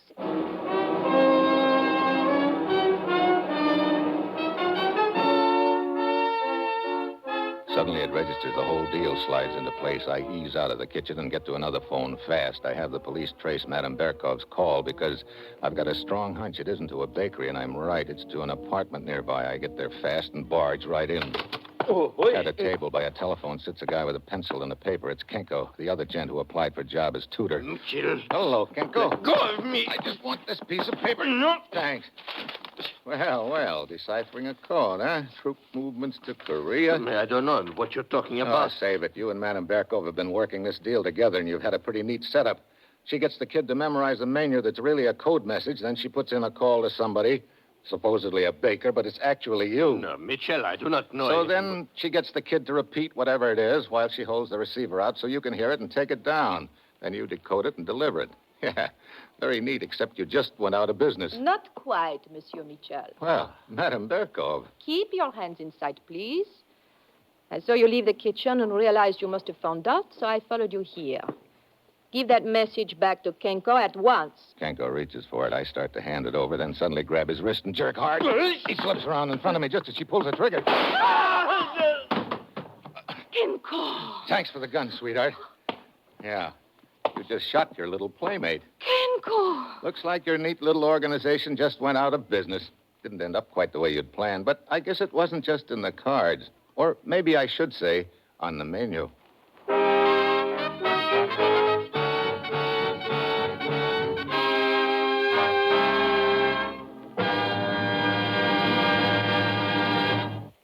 Our star, Brian Donlevy, will return in a moment. Tuesday night is comedy night here on the NBC Radio Network.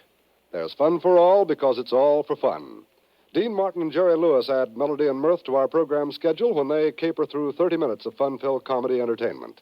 Fibber McGee and Molly, longtime favorites of the radio audience, continue to hold their place in the comedy spectrum as they take you to 79 Wistful Vista and loads of laughter. Red Skelton's comedy characterizations add life to his rollicking program, and the fun adds up to enjoyable radio listening. And when it's time for Two for the Money, each Tuesday evening you'll know that Herb Schreiner will be handing out chuckling good entertainment along with big cash prizes. Yes, Tuesday night here on NBC Radio adds up to the finest entertainment available today. So keep your date with comedy fun, and next Tuesday listen to Dean Martin and Jerry Lewis, Red Skelton, Fibber McGee and Molly, and Two for the Money with Herb Schreiner. They're all on most NBC stations every week.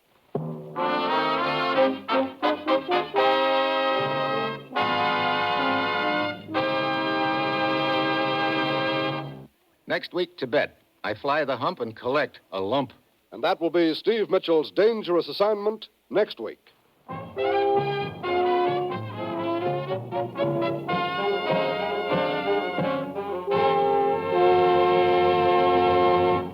Featured in tonight's cast were Jeannie Bates, Paul Frees, Larry Dobkin, Peter Votrian, and Jerry Novello. This is John Storm speaking.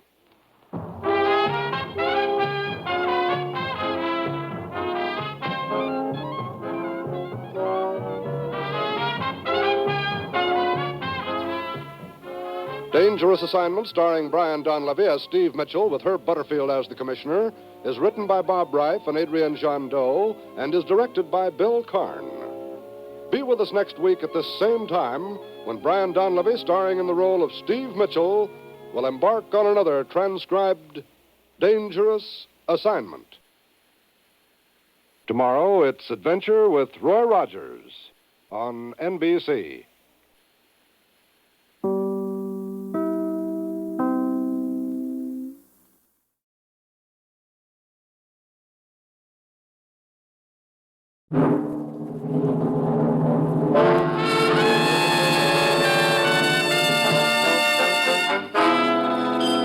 Dangerous Assignment. Transcribed, starring Brian Donlevy as Steve Mitchell.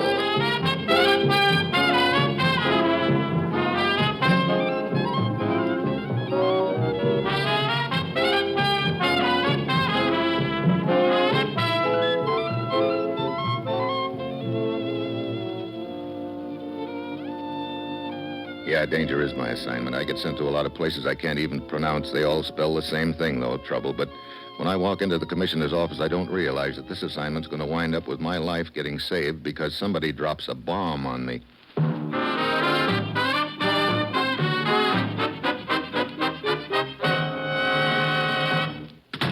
Morning, Commissioner. You sent for me? Steve, the Flying Fenways are in trouble. The Flying Fenways sounds like a trapeze act. Frank and Lenny Fenway, ex-American Army flyers. They settled down in India after the war and opened up an airline. One of them, Lenny, disappeared in Tibet 2 weeks ago with the company's only plane. They are in trouble.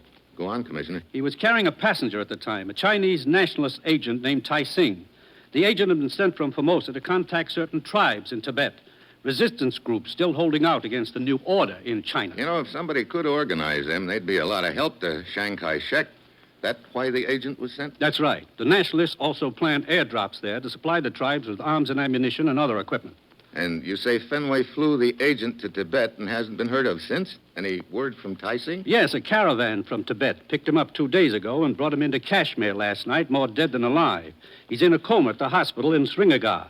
Hasn't been able to tell us what happened to Fenway. Oh, look, Commissioner, if he'd been captured, we'd have heard a propaganda broadcast about it. Yes, they'd certainly have accused Fenway of being an American spy and made a big thing out of it. Get over there, Steve. See what information you can get out of the agent Taising. Find Lenny Fenway and get him out of Tibet before he falls into the wrong hands. Well, that's it. You've got your assignment.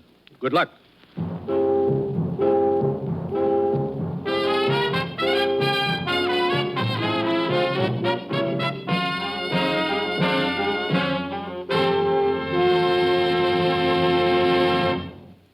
The National Broadcasting Company is presenting Dangerous Assignment, starring Brian Donlevy in the role of Steve Mitchell, colorful two-fisted government agent. At all those places of the world where danger and intrigue walk hand in hand, there you will find Steve Mitchell on another Dangerous Assignment. Magnificent musical entertainment is yours for the dialing every Monday evening on the NBC radio network. Listen on most NBC stations to these great programs. The Railroad Hour with singing star Gordon MacRae and guest artists from Musicdom's Hall of Fame. The Voice of Firestone, featuring Howard Barlow and the Firestone Orchestra and Chorus in the melodies you enjoy hearing. The Telephone Hour with the music of Donald Voorhees and the Bell Symphonic Orchestra. And, of course, the Dinah Shore Show, NBC's new Monday night program special starring America's favorite songbird, Miss Dinah Shore. Yes, every Monday night. Listen to the best musical entertainment on this NBC station.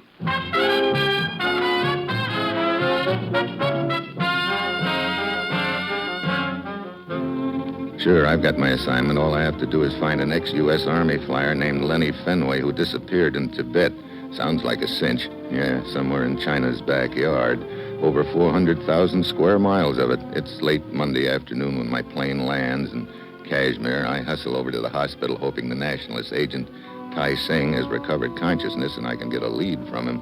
But he hasn't. So I wander out to the waiting room. There I run into Frank Fenway, the missing flyer's brother. Told the colonel all I know about this. The colonel? Yeah, Colonel Yee. He flew in from Formosa this morning. He's with Nationalist Intelligence. He really gave me the old third degree. I think the guy suspects Lenny and I pulled some sort of a double cross. Why should he think that? Beats me. This kid doesn't trust anybody. How'd you and your brother get involved with Tai Singh, anyway? Oh, he's an old friend of ours. We met him in China during the war. About a month ago, he walked into our office in New Delhi. He said he had a little business to toss our way if we were interested. And you were, huh? Yeah, he wanted us to fly him here to Srinagar first and then over to a small village in Tibet. Why Srinagar? I had to pick up some radio equipment he was to take with him to Tibet. That's how he was going to keep in touch with the shop here. What shop? Silversmith's place. It's a sort of a nationalist headquarters. Mm-hmm.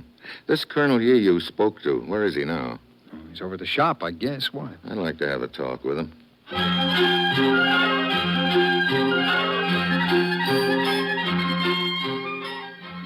10 minutes later, we pull up in front of a small shop on a crowded side street. I show my credentials to the clerk, and he takes us to a small back room where we find Colonel Yee pacing the floor nervously. Nearby, a radio operator is fiddling with his set, but all he's getting is static. The possibility that we will hear from the missing flyer is remote, gentlemen. Still, there's no harm in keeping an open circuit. What are your plans, Colonel Yee? Well, at the moment, Mr. Mitchell, my hands are tied. I could contact Formosa, tell them to begin the airdrop operation, but I... Wait a minute. How do you know where the stuff is to be dropped? Taising was supposed to pick out the locations. You couldn't have talked with him. I did not have to.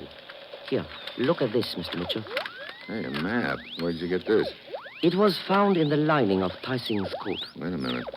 These pencil marks, circles here. Could they be the locations Taising picked out? I think so, yes.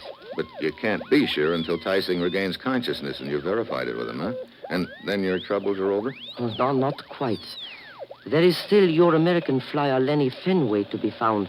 It is most important. To my government, yeah. Because if we don't find him, he'll be a perfect pigeon for some phony propaganda. But how does he affect your operation? He represents a very serious threat to the success of our mission. Oh, now, wait a minute, Yee. Take it easy, Frank. What are you driving at, Colonel? Mr. Fenway, your brother may know of this map. The locations where the airdrops are to be made. How could he know? First, let me inform you that your brother's plane has been found. What? When did this happen, Colonel? I learned of it only this morning when I questioned members of the caravan, the men who brought Tai Sing here. One of the men had heard from a villager at Sanyetao that a plane was found abandoned near there 10 days ago. And it crashed? No, apparently engine trouble had developed. A forced landing was necessary. Oh, that's a relief. You must be still alive, then. You will not be happy to learn that the plane has been confiscated by hostile troops. I don't care about that. I'm more interested in Lenny. Yeah. And what makes you think he knows about this map? I am assuming that Mr. Fenway's brother accompanied Tai Sing on his journey to contact the various tribal chiefs. And being old friends, they might have discussed the location of the airdrops, huh? Well, I am assuming further that the two men were making their way back here when they ran into trouble. Soldiers, perhaps. Tai Sing got away. Perhaps your brother, Mr. Fenway, did not. So if Fenway was captured, the affair would be kept quiet while they put the pressure on him to try and make him talk. Exactly, Mr. Mitchell. Now, should my government go ahead with our plans, we might drop much-needed supplies and equipment into enemy hands. Yeah. So what happens now? Let's have a look at that map again, Colonel. Yes. Where'd the caravan pick up Tai Sing? Right here in the north, not far from the Xinjiang province border. Mm-hmm. Good place as any to start looking, don't you think, Colonel? Look, if you guys are going hunting for Lenny, you can count me in. Well, we'll need a plane to get us up there and... Oh, wait a minute. You're out of business, Frank, remember? No plane. I'm back in. I hawked everything I could get my hands on and made the down payment on another crate yesterday. I was planning on going out and look for Lenny on my own. All right. You've got a couple of customers. It's a deal. And this time, gents, the trip is on the house.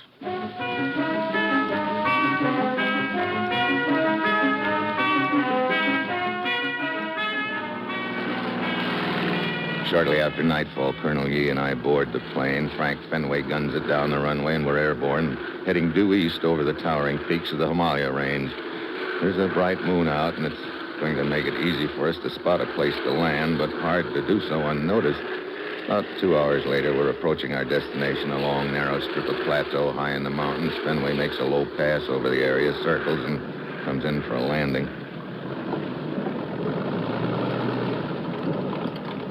The village is over in that direction, isn't it, Colonel? Yes. We cannot see it from here, but it is not far away. I am certain we can contact members of the tribe there. Come on, Colonel. Let's get our gear ready. Yes. I'll pack the radio equipment. Can you manage the rest of the stuff? Okay, you guys, you're in. I'll get the door. Get down. I'll hand this to you. Okay. Okay, let's have it. Here you are. I got it. Okay. Okay. No, we're all set. Get up front and move this crate out of here on the double. Okay, Steve. Good luck. We'll need it. You ready, Colonel? Ready. I have everything, I think. Yeah, let's head for the rocks over there. Right.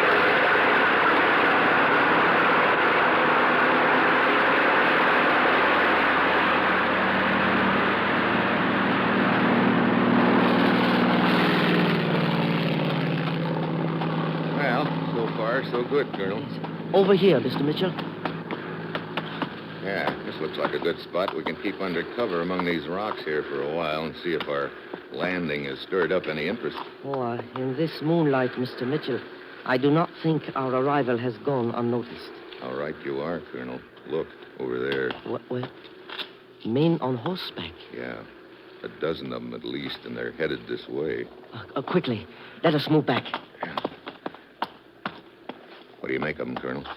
I do not think they are tribesmen. No, I am certain they are not. Soldiers, a patrol. Oh, great. Here, behind this boulder.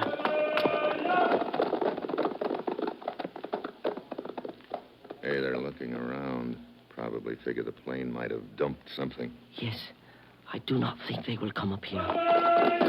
You're right. They're moving on. They are headed for the village. Yeah, which means we'll have to change our plans. Oh, yes. The tribesmen there will certainly be warned of the patrol's approach.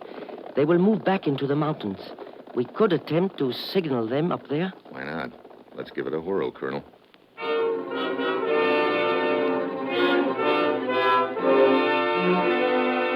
The Colonel and I drag out our flashlights and start blinking them towards the mountains. This goes on for half an hour, and then we get an answer. A slight blinking on and off in the distance. We pack our gear and head for it. The light doesn't seem to be more than a mile away, but Distances are deceiving up here, and it's almost dawn before we arrive at the tribal chief's camp. We're given a tent, and while the colonel goes off to confer with the chief, I set up the radio. W6C32, calling Steve Mitchell. W6C32, calling Steve Mitchell. Steve Mitchell here. W6C32. That you, Fenway? Yeah. Steve, you alone? Sure. What's up? Did Tyson come too? You're in a jam. That Colonel Yee you're with is a phony. What? Police here in Seringal found the real Colonel Yee an hour ago. He'd been murdered. Oh, great. Look, Fenway, you'd better... Go on, Steve. What is it? Steve, can you hear me? What's wrong? What's wrong, Steve? But I don't think I can explain to Fenway, not with the cold muzzle of an automatic at the back of my head. Then an arm reaches over my shoulder. Sorry, Mr. Mitchell. You came back just a little too soon, Buster. And now you find yourself in a rather awkward position. Do you not, Mr. Mitchell? You're not on too healthy ground yourself. What happens if the chief and his tribe find out that you're a phony? There is no chief, and these men belong to no tribe. They are soldiers under my command. And you, Mr. Mitchell, are my prisoner.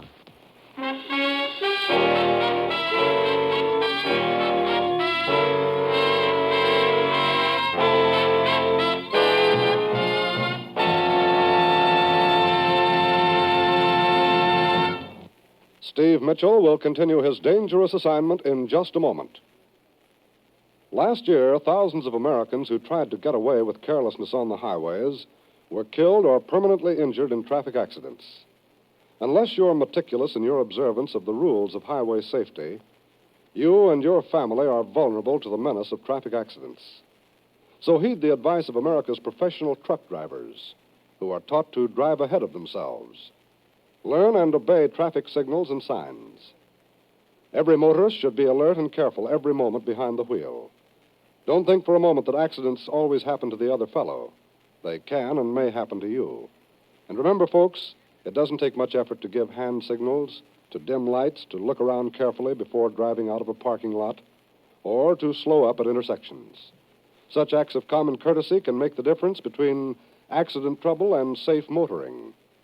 So remember, observe traffic signals and signs. Drive ahead of yourself.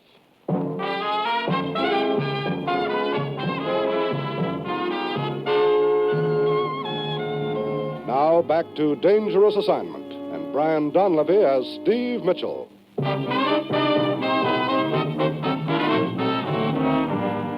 Yes, Mr. Mitchell. You are my prisoner. You're not in such a good spot yourself, Yee, or whatever your name is. And why not? Because the nationalist boys back in Kashmir know you're a phony. Oh, that is not important. What they do not know is that you are my prisoner. And when you broadcast to them at a time I will designate, they will be convinced that everything is in order. I see. I go on the air, but you write the script, huh? Exactly. You see, my troops in this area are quite seriously short of supplies at present. We will gratefully accept anything our friends, the nationalists, care to donate by way of parachute drops, and you will, of course, give the signal over the radio for the drops to take place as scheduled. What is it? Machine gun. Yeah, it looks like trouble for you and your boys. Oh, it's a beautiful sound, isn't it? The phony colonel charges out of the tent through the entrance. I spot some natives on horseback with guns. The two guards are milling around trying for a shot, but one of them makes a target out of himself. I dive for the other one and flatten him. Suddenly, a gent with a Tommy gun pops into the tent. Mitchell! Yeah, who are you? My name is San. I am tribal leader. Come! I don't need any urging. He hustles me outside and gives me a horse. His men are waiting, about a dozen of them. We pound off. The whole raid's been beautifully organized, and we're away without a scratch. 2 hours later, we're winding up a mountain trail. 1 more hour to caves, which we use for headquarters. There you will find American pilot Fenway. Good. So you're one of the resistance leaders, huh, Sam? Yes, each of us leader our own tribe. I still haven't figured out how you knew I was being held prisoner. Fenway told us his brother might come look for him. We expect plane. Last night we see plane land. Oh, so those men on horseback last night were your boys. Ye had me convinced that they were soldiers. My scouts follow you and find out what happened. Hold it. Airplane. Enemy plane. Yeah, coming in low, gonna make a pass at us. We're bottled up. No, those ledges over there, right in under. He's coming in fast. We make it. I hope you're right.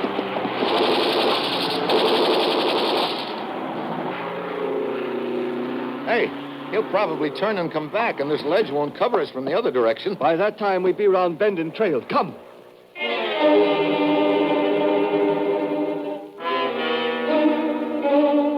We pound along the trail and around the bend before the plane can make its turn. We wind back farther and farther into the mountains. Half an hour later, we reach Sands headquarters, a cave near the ridge.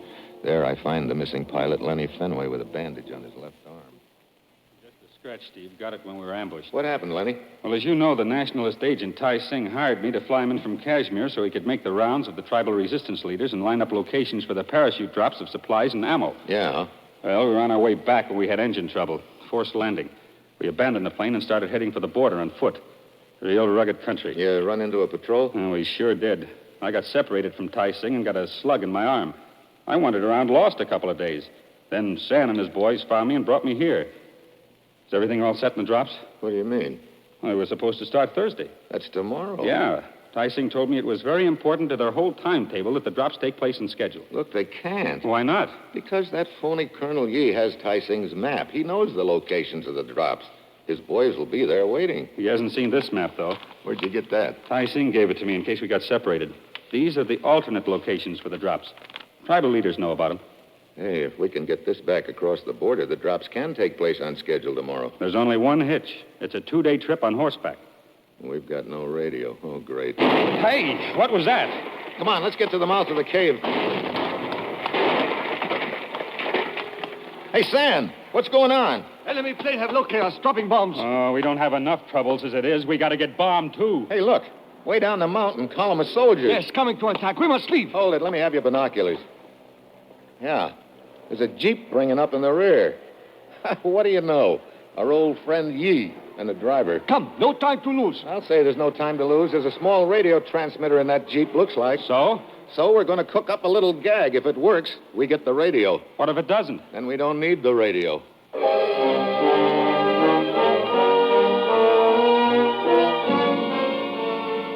I outline the deal to San in a hurry. He nods and takes off to give the orders. Lenny and I stay under cover in the cave. The troops and the jeep get closer. Suddenly, half of San's men take off along the trail in full view.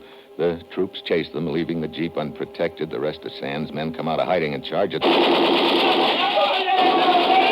burst hits a tire and stops the jeep. Ye and the driver pile out and dive for cover. Lenny and I run to the jeep, grab the transmitter, and bring it back to the cave. All set, Steve. Go ahead. Mitchell calling W6C32. Mitchell calling W6C32. W6C32. Go ahead, Mitchell. Your brother's here with me, Frank. You okay? Good.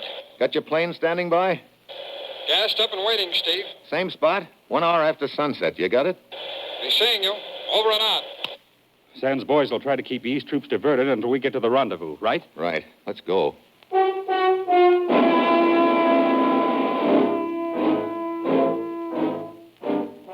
Lenny and I slip down the trail and take off across the ridge, working our way to the plateau where the plane's to pick us up. We arrive in time to start a small fire to guide Frank. Steve, look.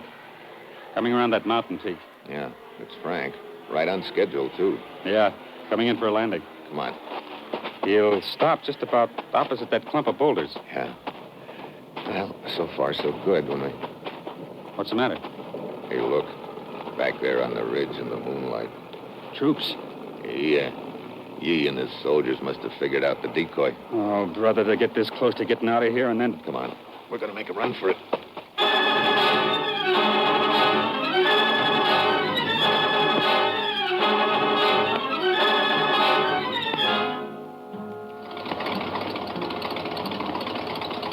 We run for the plane. The troops are getting closer. Looks like it's a dead heat. We reach the plane, yank open the door, and dive in. Frank guns it off the ground just in time. Hold on to your hat! Pour it to her!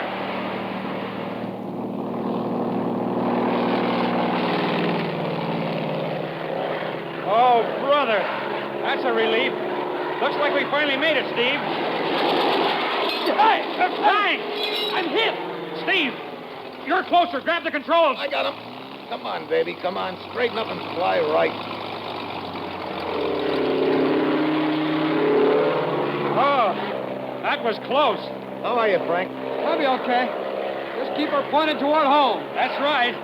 I'll get to deliver that map in time after all. Yeah. Hey, look, do me a favor, will you? Sure. What is it? Next time you guys take a charter flight and I have to fish you out of a hole like this. Yeah? Don't.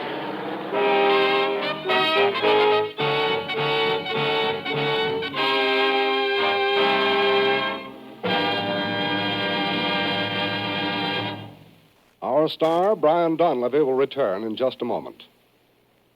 Variety is the spice of life, they say, and variety is what we at NBC attempt to give you each Thursday evening.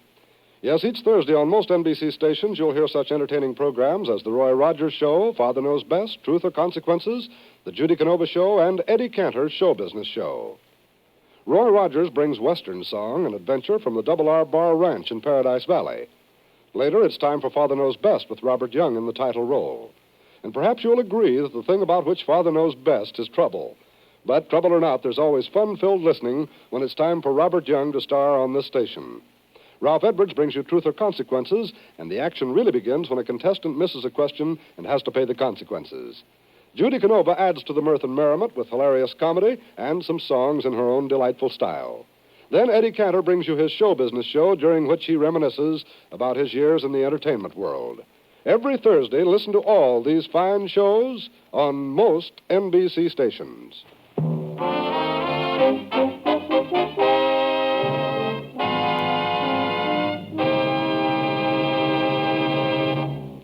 This is Brian Donlevy saying, let's not forget to support the American Cancer Society. And be sure to listen to Steve Mitchell's Dangerous Assignment next week.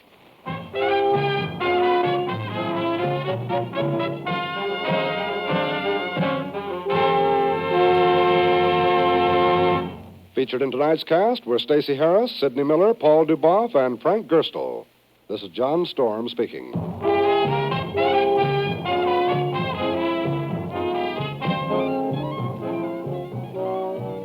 Dangerous Assignment, starring Brian Donlevy as Steve Mitchell with Herb Butterfield as the commissioner, is written by Bob Reif and Adrian Jandot and is directed by Bill Karn. Be with us again next week at the same time when Brian Donlevy, starring in the role of Steve Mitchell, will embark on another transcribed Dangerous Assignment. Fridays, be sure to listen to Dinah Shore on NBC.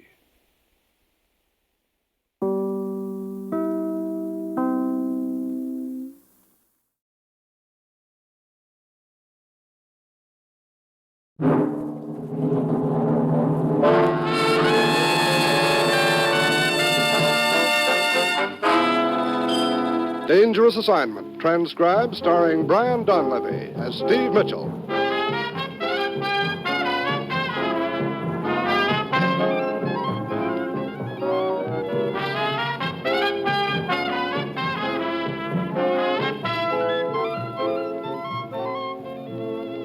Yeah, danger is my assignment. I get sent to a lot of places I can't even pronounce. They all spell the same thing, though, trouble. But when I walk into the commissioner's office, I don't realize this assignment's going to prove that you can sometimes hit a home run with the swing of a rusty gate.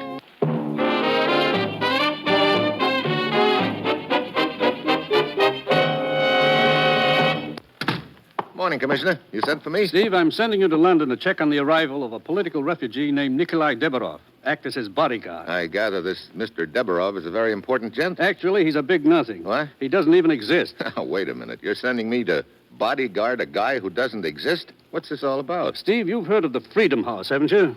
Yeah, an international organization financed through contributions made by private citizens here and in Europe. They maintain what are called friendship centers on the continent, feed, clothe, and house refugees from behind the Iron Curtain. Right. They've been doing a splendid job, Steve. But a short time ago, things started going haywire. 2 refugees disappeared. Men we were very much interested in. We'd hoped to bring them to America. I see. Someone in the organization put the finger on them, you think? I'm certain of it. Someone along the route in one of the friendship centers or in the London headquarters. And that's where I start, at the top, huh? Get over there, Steve. Give the non-existent Nikolai Deborov the big build-up and show considerable concern over the fact that he hasn't arrived. Bait the trap and wait for the mouse? Or, in this case, the rat to make his move, huh? Exactly. Well, that's it, Steve. You've got your assignment. Good luck.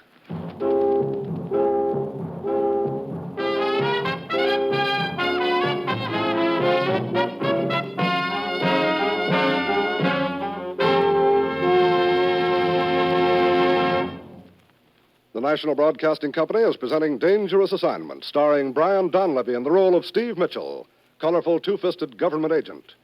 At all those places of the world where danger and intrigue walk hand in hand, there you will find Steve Mitchell on another dangerous assignment.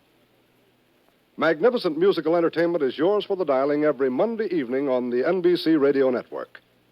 Listen on most NBC stations to these great programs. The Railroad Hour with singing star Gordon MacRae and guest artists from Musicdom's Hall of Fame. The Voice of Firestone, featuring Howard Barlow and the Firestone Orchestra and Chorus in the melodies you enjoy hearing.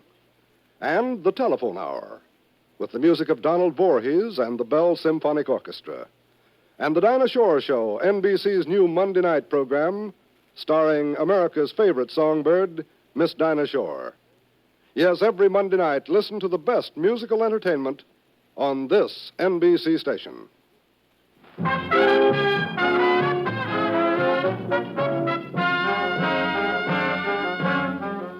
Sure, I've got my assignment. Get over to London and set up a trap for someone who's putting the finger on certain political refugees we're interested in bringing to the U.S. Because of that someone, the refugees are winding up back where they started from, behind the Iron Curtain. It's Wednesday afternoon when my plane lands. Andy Wilmer of our embassy is there to meet me, and we drive on into London. I thought it'd save you a little time, Steve, so I started checking on the Freedom House people as soon as I heard you were coming. Good deal. Let's start with the staff here in London. Margaret Harpool Tupper in charge. Spinster daughter of the late Bingo Tupper, big man in herrings. She's 50-ish, barges about in tweeds, flat-heel shoes, pork pie hat, and string tie. Very fond of chutney, Gregory Peck, and basset hounds. Not necessarily in that order, however. She sounds interesting. I doubt if you'll find her in the office this afternoon, this being her day with the Amersham Bird Watchers Society. Who will I find in the office? A Polish girl named Maria Ostrovic, a refugee herself. She came to the organization a few years ago and is now Miss Tupper's secretary. Blonde, 24, very attractive. Oh? And you can stop drooling. She's having dinner with me tonight. Look, Steve, I don't think Maria could be mixed up in this. Any one of the directors at the various centers could have spotted the names on the list. Who else works here in the London office? Well, there's Penelope Hindon. She's a charming little scatterbrain. She's Miss Tupper's niece. Does some typing and most of the filing. Georgie helps her when he's around. Georgie? Rodescu, refugee from Romania. Spends only a few hours a day there. Rest of the time he's teaching violin. He also plays sidewalk engagements. That's the place up ahead, on the corner.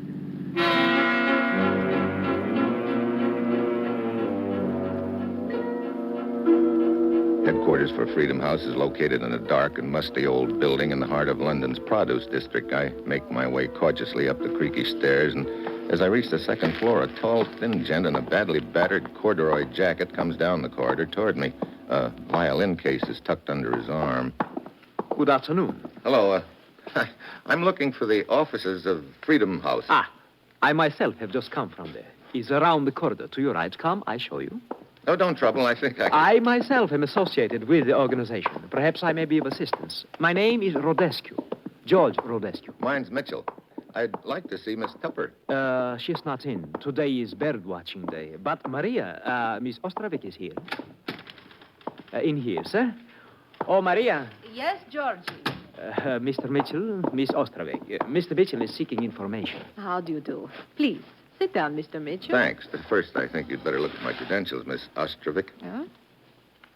Oh, a United States agent. Oh?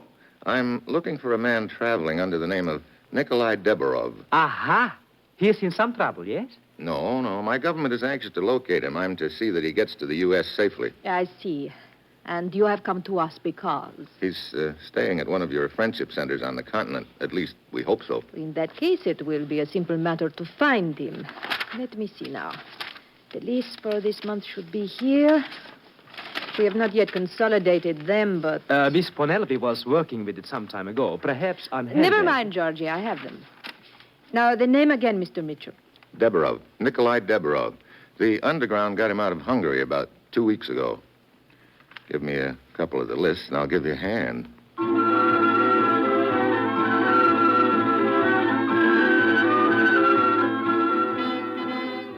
I go through the motions, check the lists out of Paris, Antwerp, Rotterdam, Milan, Trieste, Maria, and Georgie, thumb through the rest. But, of course, the name Deborov doesn't show up. You said this man was traveling under the name Deborov. It is not his real name? No, it isn't. But if you were to tell me what... He wouldn't use his real name. We also instructed him about that. We felt it wouldn't be advisable. Aha! He's in danger, eh? Of course.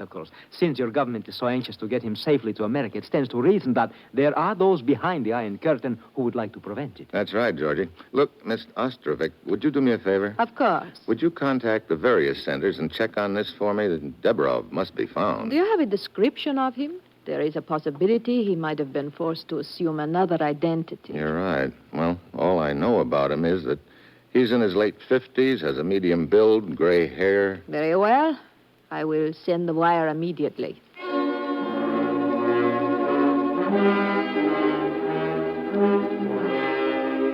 I stick around and help Maria draft a message to all friendship centers, stressing the fact that the U.S. government is very, very anxious to locate one Nikolai Deborov. The bait is out now, and all I have to do is wait for someone to snap at it. The lights of London are just coming on when someone tugs at the line. A reply from our house in Munich, Mr. Mitchell. Let me see the wire, Maria. According to this, a Hungarian refugee named Gorveg was at the center there 2 days ago. The description we gave them fits, but they want more details on Deborov. His background, family, and profession. Do we have this information to give them, Mr. Mitchell? Yeah, a little.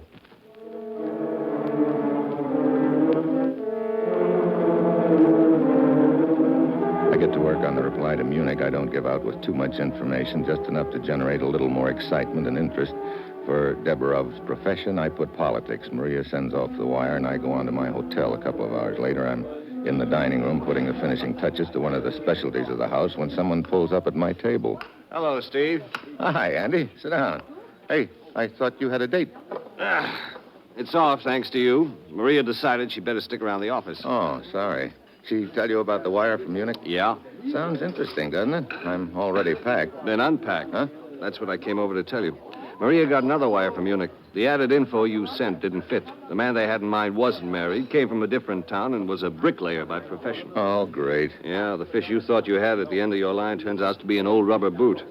But here's something that might interest you, since you seem to suspect any and all persons connected with Freedom House. What is it? I ran into Miss Tupper at the office a little while ago. She's invited us to drop around to her place for a saucer of brandy this evening. Oh? Yeah, she seems very anxious to cooperate. Feels that she might be of great help if you're willing to take her into your confidence. Okay, let's go around and have that saucer of brandy with M.H. Tupper.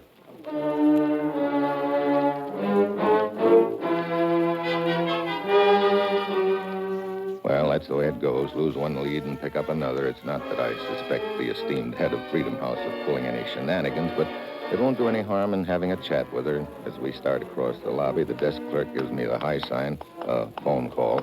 I slip into a booth, answer it, and half a minute later, I join Andy again. Anything important, Steve? Yeah, it was Maria. Oh? Any new developments?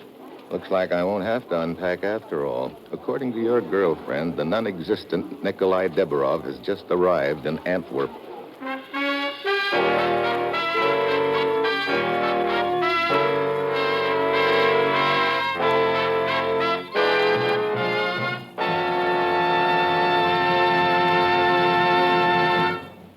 Steve Mitchell will continue his dangerous assignment in just a moment. Cancer is likely to strike anyone at any time. It hits men and women alike. It hits the young as well as the old. But many other patients are being saved because the disease is being detected and treated in time. Help the American Cancer Society to continue its year-round program of cancer research, education, and service to the cancer patient. Protect your own family by learning to recognize the 7 danger signals of cancer. And remember, friends, that cancer strikes one person out of every 5, and one family in every 2. The American Cancer Society needs your help to conquer this disease. Fight cancer with knowledge. Join the 1953 Cancer Crusade and give to conquer cancer. The research that you help support may someday save your life.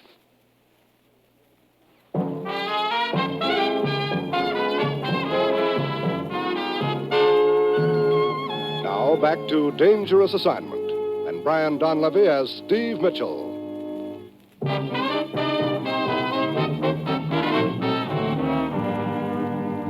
Doesn't exist pops up at the Antwerp Friendship Center. That's right, Andy. Nikolai Deborov. Naturally, it's a plant, a lure for me. Right. They could be doing it to grab you off and pressure you into telling them who this mysterious and important refugee really is. Either that, or maybe they want me to meet the phony so he can pump me a little. Are you going along with it, Steve? I sure am. Okay, but keep your eyes open. Real open.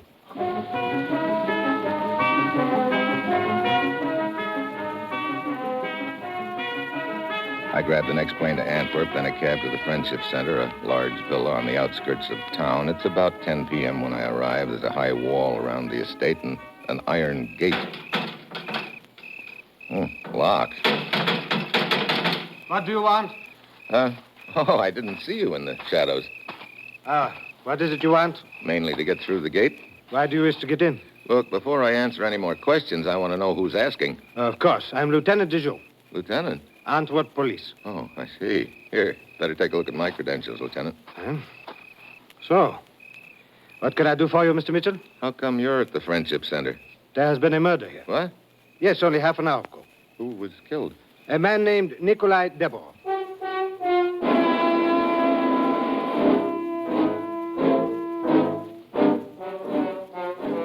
The name, of course, hits me right over the head. No sooner does somebody snap at my bait than they knock the bait off. And with it, my only lead to find out where the leak is in the refugee organization. On the way up the path, I fill Lieutenant de Joux in on the deal. He takes me to the dead man's room and pulls back a corner of the sheet. As you see, a man in his 50s, medium build, gray hair. The same general description you gave them in London of the non-existent Deborov. Yeah. Doesn't take a very close look to see that his hair's been dyed gray. Knife in the chest, huh? Yes. Okay. A search of the form revealed only his clothing and some charred fragments of newspaper in the fireplace. Well, we know this guy was a plant. True, but why was he killed? 2 possibilities. If he was a foreign agent, maybe one of the refugees here in the villa recognized him and killed him for revenge. Possibly. On the other hand, if he was a hired stooge, maybe he was planted here and then knocked off for me to find. That would cross Deborov off our books, and the other team would then continue looking for the real Deborov quietly. But there is no such thing as the real Deborov. They don't know that, or they wouldn't have taken the bait. How are you fixed for leads or suspects, Lieutenant? Well, besides the victim here, there are only 3 people in this villa at the time of the murder. The rest were attending an English school in town. I have definitely established that. Okay, let's start talking to the 3. We can start with Josef Gassis. Also a refugee? Yes, from the once independent state of Lithuania. His room is just down the hall. I asked him to remain inside. Here we are.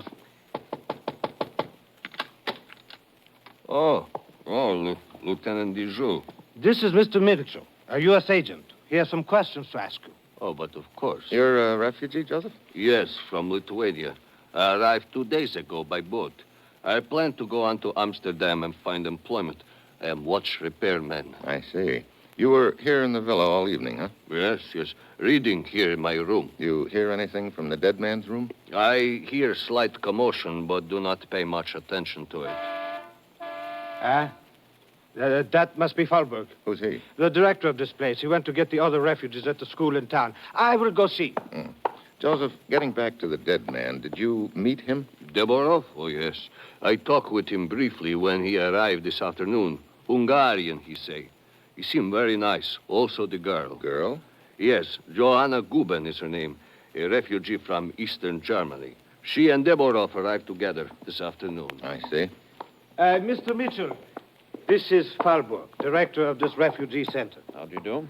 Mr. Falberg, Were you here at the time of the murder? Yes, downstairs in the kitchen. But I saw and heard nothing. What can you tell me about the dead man? Deborah? Very little. This afternoon, as usual, I drove the station wagon to the square opposite the cathedral. That is the pickup point for refugees. There were 2 of them waiting. Deborov and Johanna Gubin? Yes. I drove them here, then sent a cable to our London headquarters announcing Deborov's arrival. I had been notified that you were inquiring about him. Yeah. Okay, gentlemen, that'll be all for now. Lieutenant? Yes. Please do not leave the villa without my permission. Either of you. All right. Very well. Well, Mr. Mitchell, what do you make of it? Not very much so far, Lieutenant. Maybe I'll know a little more when we've talked to this Johanna Gubin. A little more about what? Oh, Miss Gubin? Yes? My name's Mitchell. Here are my credentials. I see. How long had you known the dead man, Deborov? Only a few hours. Oh? I met him in the square opposite the cathedral. And you'd never seen him before that? No. Where were you at the time of the murder? Why, right here in the parlor.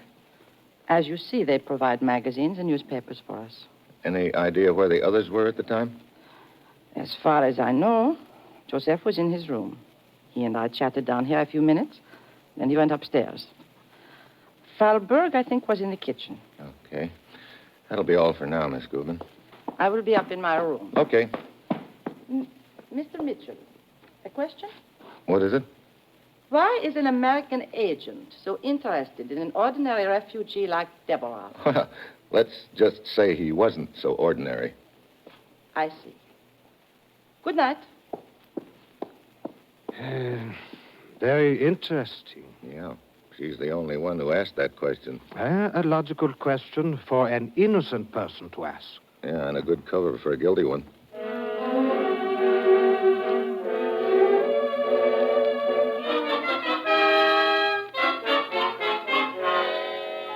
The lieutenant and I go over the case again, but can't come up with any new answers. Finally, he leaves.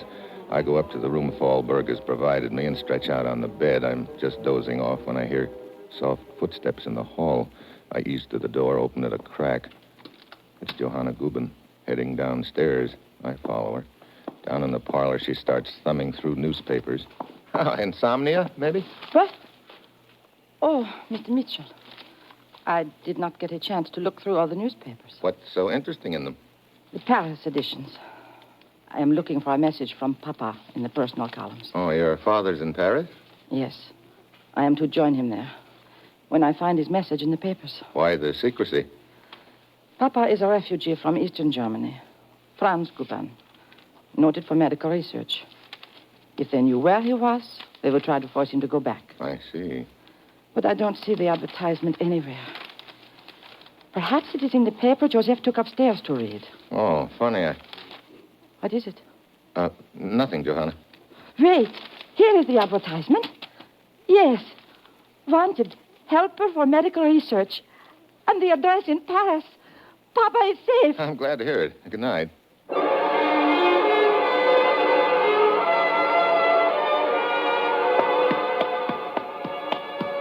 I head upstairs fast. Something Johanna had said started things clicking. I go to the dead man's room in the fireplace. Yeah, the charred fragments of newspaper the lieutenant mentioned earlier. Then I make another discovery. One of the fragments is smoldering. Things add up fast now. I bound down the hall to Joseph's room. It's empty. Then out the window, I spot a figure moving in the garden.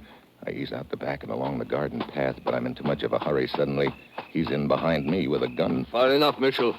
Hello, Joseph. I guess you overheard Johanna tell me about the paper you took upstairs. Yes, I checked Deborah's room and discovered I had not burned it completely in my hurry.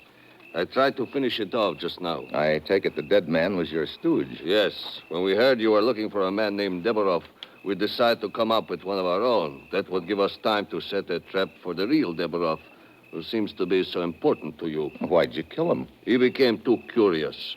Unfortunately, in the process, he fell on the newspaper and stained it. I figured it was something like that. Open the gate, Mitchell. An old friend of yours is waiting out there in the car. Oh?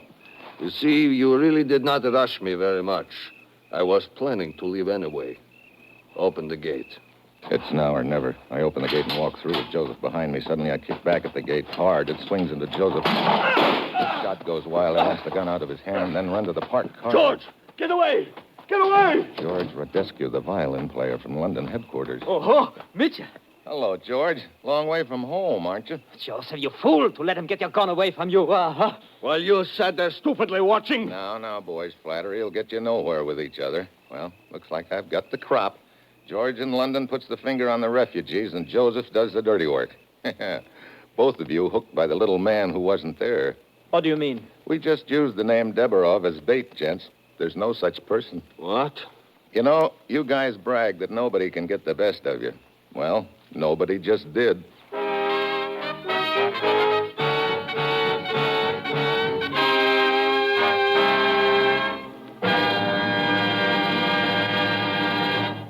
Our star, Brian Donlevy, will return in just a moment.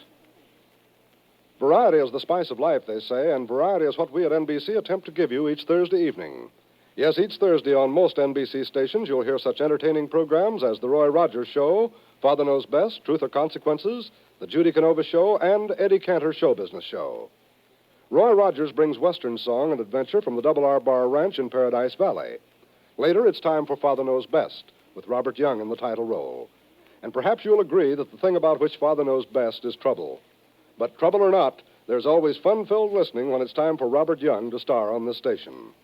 Ralph Edwards brings you Truth or Consequences, and the action really begins when a contestant misses a question and has to pay the consequences.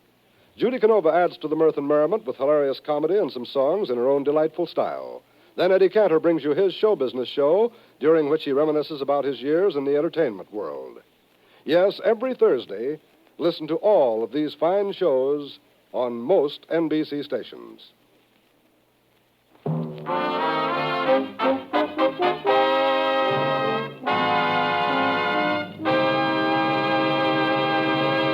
Next week, a little game of hide and seek on an island out in the not-so-Pacific. And that will be Steve Mitchell's dangerous assignment next week.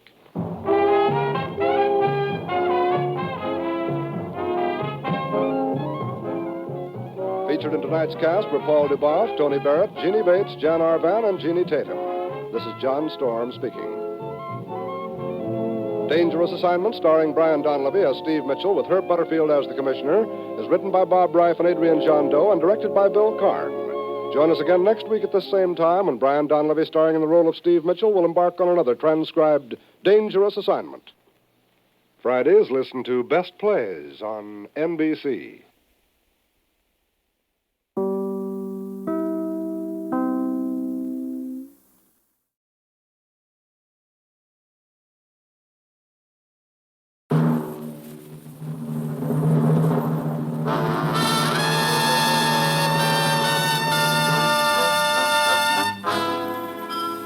Dangerous Assignment, transcribed, starring Brian Donlevy as Steve Mitchell.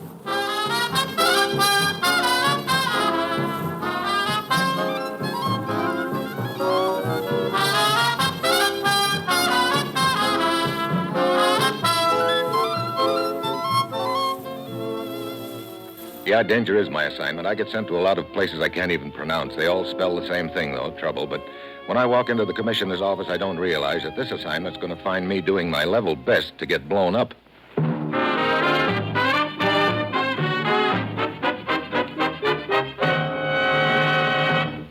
Morning, Commissioner. You sent for me? Steve, as you know, our government has recently joined with Australia and New Zealand in a program of restoring and reconditioning certain strategic naval and air installations in the Pacific. Mainly anti-submarine bases. Sure, what about it? Lately, we've run into nothing but trouble down there on one of the islands. It slowed our construction schedule to a walk. Sabotage? Yes, last night a freighter was blown up at the docks in Rabaul, New Guinea. The ship was loaded with supplies and equipment to be delivered to the Australian project on Manus Island, as well as to our islands farther north. Oh? A dock worker is suspected of having caused the blast. He was spotted sneaking away from the ship a few moments before the explosion occurred. The Australians have one of their agents on the job, Dawes Malcolm. Check with him when you get to Rabaul. The two of you will work together. It's vitally important to all concerned we put an end to this sabotage and get our construction program back on schedule. Well, that's it, Steve. You got your assignment. Good luck.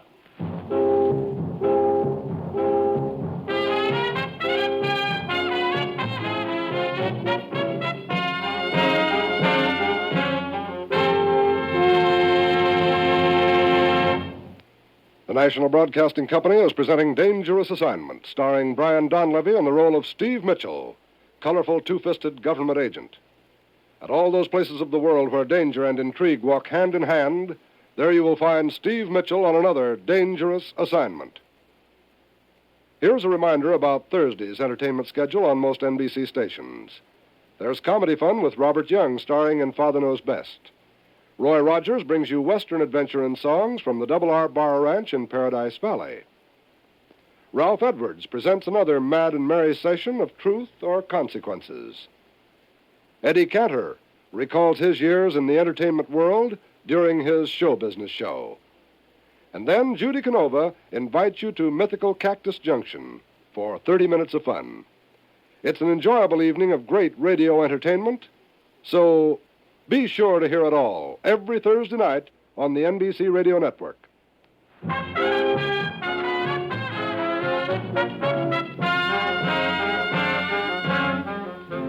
Sure, I've got my assignment. Get down to a ball in New Guinea and pick up the trail of a dock worker suspected of blowing up a freighter.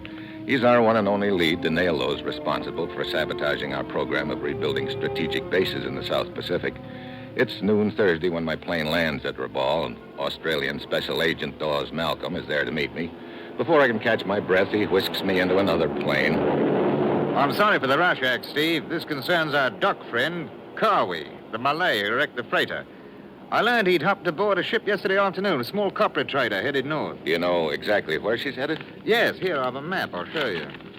He's bound for this island here called Lito San. It's the fourth island in the chain. Got a good head start on us. Oh, he's already arrived in Lito San. I'm certain of that. I know the ship he was on. She's fast. How big an island is Lito San? Quite a large trading center. There's a village, shops, several big plantations. Chap could hide out for weeks. You don't seem concerned. I'm not. We'll have a line on Kawi 5 minutes after we land. Such confidence. Hey, you own a Ouija board? No, but I have a friend in Lito San who possesses the soul of a ferret. I've already contacted said friend and instructed to make inquiries. As good as owning a Ouija board, though, don't you think? Sometimes better.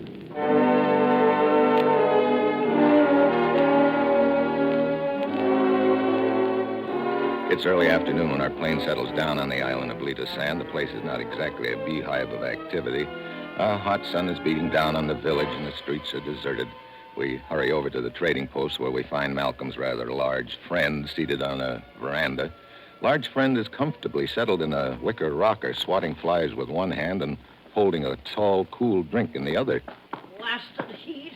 So help me, Hannah. I'm going to pack up and get me out of here one of these days. You've been saying that for 20 years, Bella. You never go. Oh, now you watch. One of these days, Sweet Pea. One of these days. Quite. Steve Mitchell, Bella Draskin. Hello.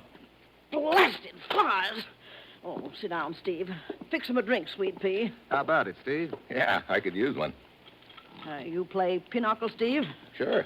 Hallelujah. You hear that, Sweet Pea? I heard. I'll send one of my boys to fetch the skipper of the Celibus Queen, and we'll... Down, fella, down. We've got other things to do first. Here's your drink, Steve. Pinochle players are hard to find on this blasted island. That Malay galoot you're after ain't gonna run away. We'll have time for a game if these blasted flies... Where is he, Bella? Oh, out at the old Henderson place. Used to work for Jim. Well, I thought that plantation was closed down. Well, might well be, the way that Smith is running it. Joseph Smith, he calls himself. Ah! New around here, isn't he? Oh, moved in about 6 months ago. Don't know a thing about running the place, if you ask me. Only thing he knows how to raise is a thirst, and that's often. Already he's got the place up for sale. And you say that Malay Kawi is out there now? Yeah. Smith hired him. Glad to get him, too. Not many of the natives will work for him. I'll run out there alone and sort of browse around. You said the plantation was for sale, Bella. Yeah, but only a gent with a hole in his head would be interested. So I've got a hole in my head. Malcolm, what sort of description do you have of the Malay? Oh, he's a small man, approximately 5'2", slight build, wiry type. Usually wears dungarees and blue shirt, wool cap. A 3-inch scar along the right jaw. Okay. Bella? Oh, yeah. Blasted fly must be equipped with radar. How about giving Steve your car? Oh, you're welcome to the old rattletrap, honey. Thanks, Bella. Here, you'll need this to start it. Huh? A hairpin? Lost the ignition key 10 years ago. This'll start the car, huh? After you stomp a few times on the floorboards. Yeah.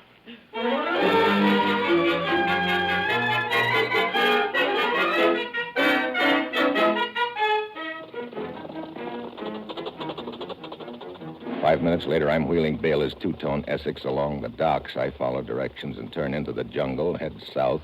I whip along at the incredible speed of 10 miles an hour for the next mile or so, and then the jungle gets thicker, the road narrower, the bouncing bouncier.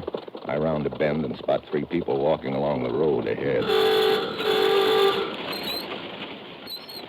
Hello there. Hi. Is the old Henderson plantation far from here? You are on the plantation now. I'm the owner, Joseph Smith. Oh, my name's Mitchell. I heard your place was up for sale. Yes, it is, Mr. Mitchell. As a matter of fact, I'm showing these people the place now. Miss Devani, Mr. Schuster. A pleasure indeed, Herr Mitchell. How do you do, Mr. Mitchell? Miss Devani, Mr. Schuster? Tell me, Herr Mitchell, you are an agent? What? A real estate agent? You wish to buy for yourself, or is it for someone else? Oh, no, for myself. I see. The reason I asked, my fiancée and I have been looking for a suitable buy the past month with very little success. I thought perhaps if you were an agent, you might know of... No, I'm sorry. Afraid I can't help you there. Mr. Mitchell, I shall not be long. If you will drive on to the house and wait there. Okay. Coming, Elena? But, darling, if you don't mind, I'm tired. I think I will go back to the house if Mr. Mitchell will be kind enough to offer me a lift. Sure. Very well. Come along, Mr. Smith. This way down the path. The plant is only 100 yards or so. Hop aboard, Miss Devani. Thank you. Oh, this is wonderful, Mr. Mitchell. I could not have walked another step. Well, keep your fingers crossed. I still have to start up this monster. First, a twist of the hairpin. Then a 1, a 2, a 3, and away we go. Oh, quite an automobile, this, Mr. Mitchell. Yours? I borrowed it in the village. Not much to look at, I'm afraid. Oh, it is better than walking. What do you think of the place? I prefer to live in the city. Manila, Saigon, Singapore. Fine food, clothes, dinner parties, races. Yeah, I know what you mean. Oh, really? I like to move around, see the world. Have you seen much of it, Mr. Mitchell? Quite a little. A wonderful life to travel with the right companion.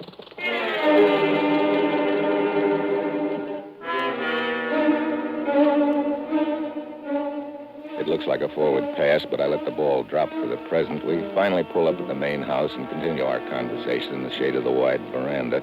We're interrupted a quarter of an hour later by the arrival of a native worker jabbering excitedly. He keeps pointing toward the jungle, so I follow less than 100 yards from the house. He points to something in the brush. It's the body of a man. A man wearing a blue shirt, dungarees, and a very dead expression on his face. Yeah, it's Carway, the Malay dock worker we've been looking for.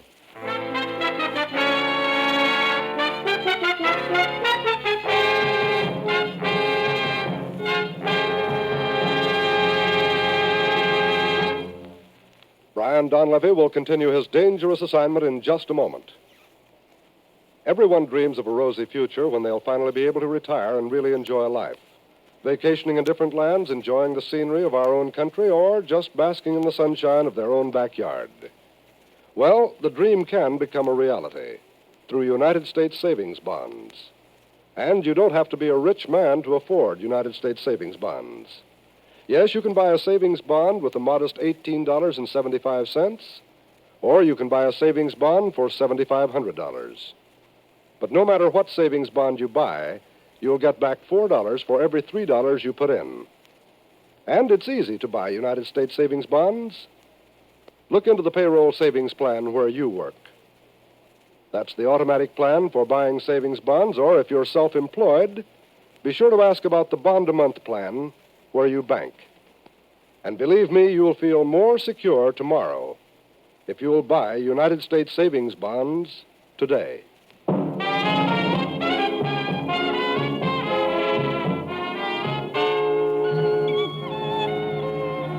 Now back to Dangerous Assignment and Brian Donlevy as Steve Mitchell.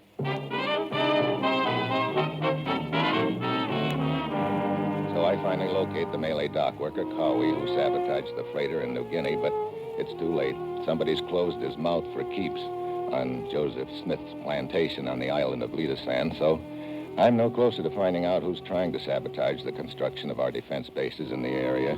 Smith and Schuster returned to the plantation house. Along about then, I filled them in on what's happened. Mitchell, I think you're trying to make something out of nothing. A murder is nothing, Schuster? I know these natives. It's probably a matter of revenge. They settle these things by a knife sometimes. Perhaps a woman was involved. I see.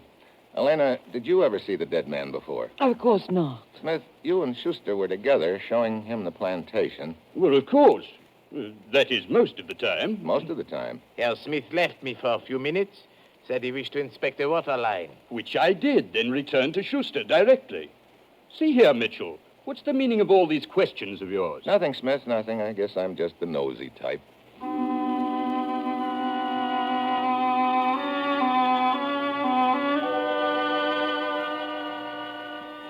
Rudy Schuster and Elena shove off for the village. I give them a few minutes lead while Smith gives me a sales talk on the plantation. I finally tell him I'm not interested and drive back to Bayless' place in town. Malcolm's waiting for me.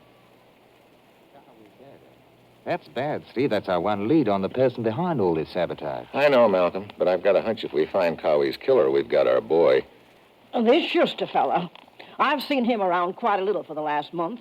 He's got a boat, and he's spread it around. He's looking for a plantation to buy. That's right, Baylor. Malcolm, I'd be interested in finding out all we can about both men. Smith and Schuster? Right, we can contact Rabal over the Port Authority radio. Good. Where's the Port Authority office? Just down the street, near the waterfront. Let's go.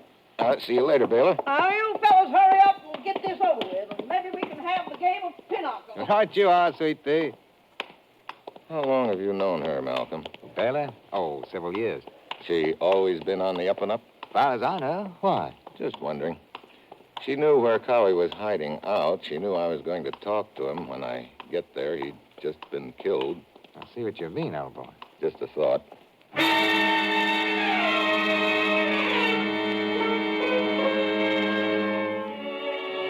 We send a message to Rabal asking for information on Rudy Schuster and Joseph Smith.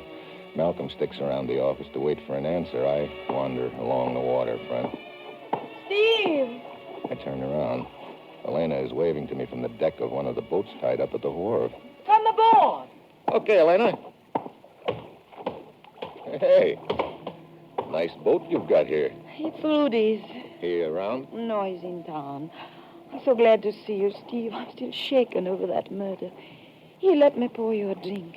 Pitcher of ice water? Martini. Oh, you are shaken. Now, let's talk of pleasanter things. Here, here's your drink. Thanks.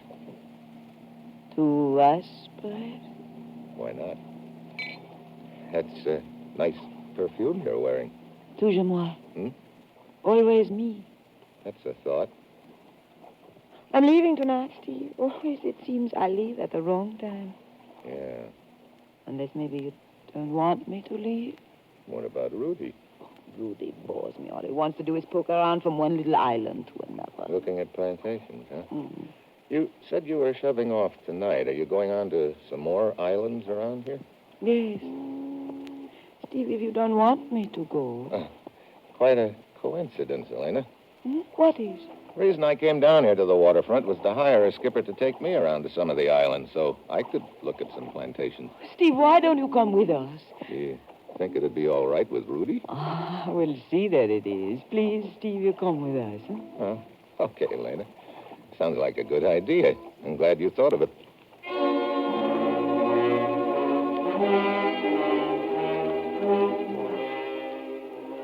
Yeah, right now the deal's working just the way I want it. If Schuster's involved, I want to stay close to him, and it looks like my best chance of doing that is Elena. I go back to the hotel, pick up my gear, and head for the Port Authority office. Malcolm's waiting for me outside. We got a reply from our boss, Steve. Let's have it. They gave the plantation owner, Joseph Smith, a clean bill of health. How about Schuster? Not so clean. He's a former Nazi naval officer who was attached to the Imperial Japanese Navy during the war. Well. 2 months ago in Saigon, he was acquitted of murder on insufficient evidence. Whose murder? A former Japanese submarine officer. Very interesting. Yes. But how does it tie in? Well, we're investigating sabotage of anti-submarine bases. Schuster was involved with a Japanese submarine officer. There's got to be a tie-in somewhere. Well, I ought to be finding out soon. How so? I'm going island hopping with Schuster and Elena in their boat. She thinks it was her idea. Oh, now, Steve, that could be dangerous. It could also put me close to an answer. All the same, you've got to be careful. Yeah, What's the matter? Well, looks like you can quit worrying. Look out there near the end of the wharf. I don't see anything. That's the point. They've gone. Schuster's boat? Yeah. When Elena told him I was going, he must have decided it was time to clear out. They can't have been gone long. Can you arrange a boat from the Port Authority? Of course. Come on.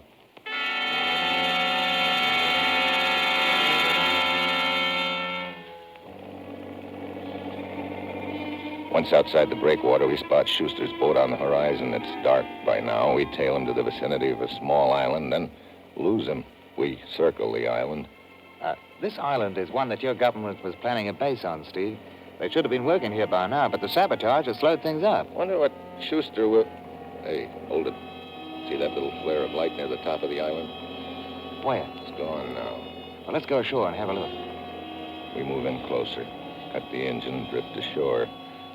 We work our way through the underbrush towards the place where I spotted the light. It's a big rocky hill rising up in the center of the island. We start climbing. Halfway up, on a ledge that's hidden until you get right to it, we find what we're looking for. Hey, Steve, it's the mouth of a cave. Yeah. Look, a busted kerosene lantern. That's what caused that flare of light. Here's the sand they threw on it to put it out. Quite a detective, Mitchell. Hello, Rudy. Keep your hands inside, both of you. It's my man Hans here who clumsily knocked over the lantern. As you see, we both have guns, and he is eager to make up for his stupidity. Don't tell me you didn't bring Elena along. I left her in port. The silly girl knows nothing of this. So you're the one behind the sabotage, Schuster. Slowing us down because you wanted time to find something that was on this island, right? Right. Something maybe in this cave? Did you find out about it from the Japanese officer whose murder you got away with in Saigon? You don't miss a trick, Mitchell. Yes, I'd known about it for some time, but Nakata was the only one who knew its location. Took me quite a while to catch up with him, then to work my way here gradually so as not to arouse suspicion. What is it? Gold and silver, Mitchell, taken from Java by Japanese submarine in the early part of the war.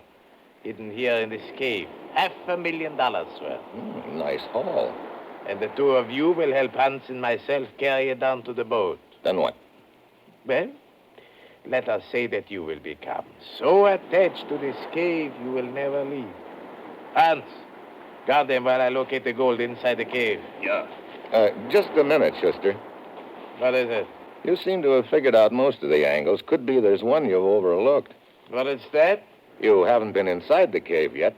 That Japanese officer you killed might still have the last laugh on you. Maybe he booby-trapped the gold. Booby-trapped? Don't listen to him, Hans. He's just stalling. Am I? Booby traps have been rigged before. Very well, Mitchell. I tell you what. I will give you the honor of going into the cave first. You can then find out for yourself. Okay, Schuster. I'll go first.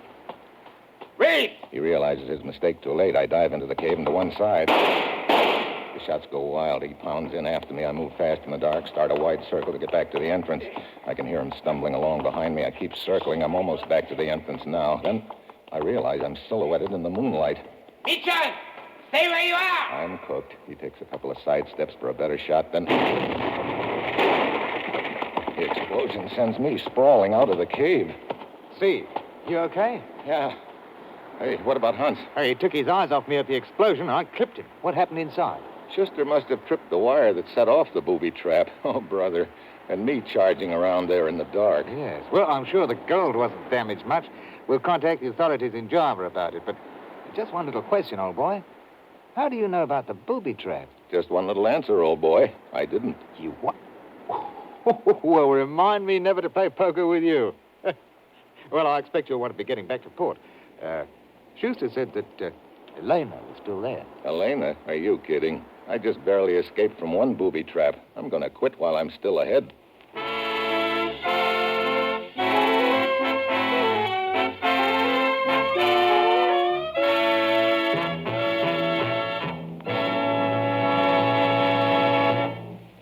star, Brian Donlevy, will return in just a moment. Now that spring is officially here, more and more of us will be getting out of doors and away from our living rooms during our leisure moments. And as the call of warmer weather takes you out of doors, once again we remind you that wherever you go, there's radio. So if you find your pleasure through a day at the beach, if your outdoor living means a ride into the country, or if your enjoyment of spring weather comes from digging in your garden, remember that you can take your radio entertainment with you wherever you go. And radio offers the finest in music, drama, mystery, comedy, and up-to-the-minute news. Yes, more than 22.5 million automobiles are now equipped with car radios, for Americans everywhere know that radio entertainment is fine entertainment. And remember, too, you can read and listen to the radio at the same time. Consult your local newspaper listings for the schedule of great programs this NBC station offers, and then set your dial here, whether you're at home or away, for the finest in listening enjoyment.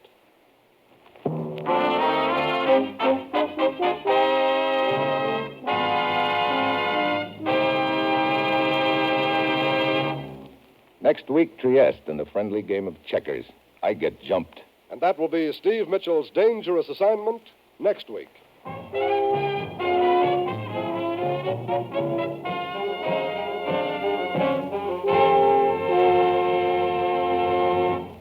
Featured in tonight's cast were Ben Wright, Martha Wentworth, Roy Irwin, Paul Frees, and Betty Lou Gerson. This is John Storm speaking.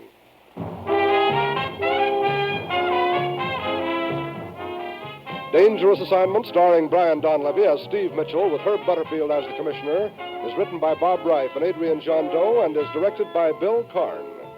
Be with us again next week at this time when Brian Donlevy, starring in the role of Steve Mitchell, will embark on another transcribed Dangerous Assignment.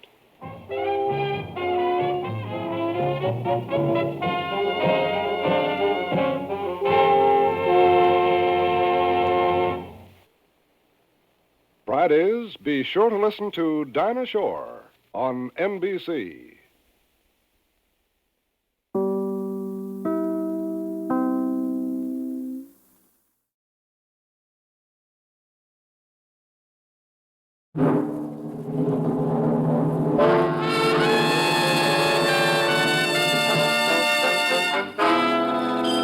Dangerous Assignment, transcribed starring Brian Donlevy as Steve Mitchell.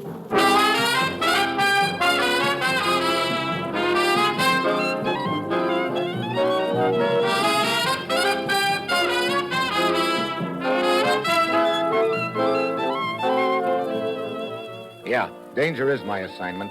I get sent to a lot of places I can't even pronounce. They all spell the same thing, though, trouble. But when I walk into the commissioner's office, I don't realize that this assignment's going to wind up with my getting shot at.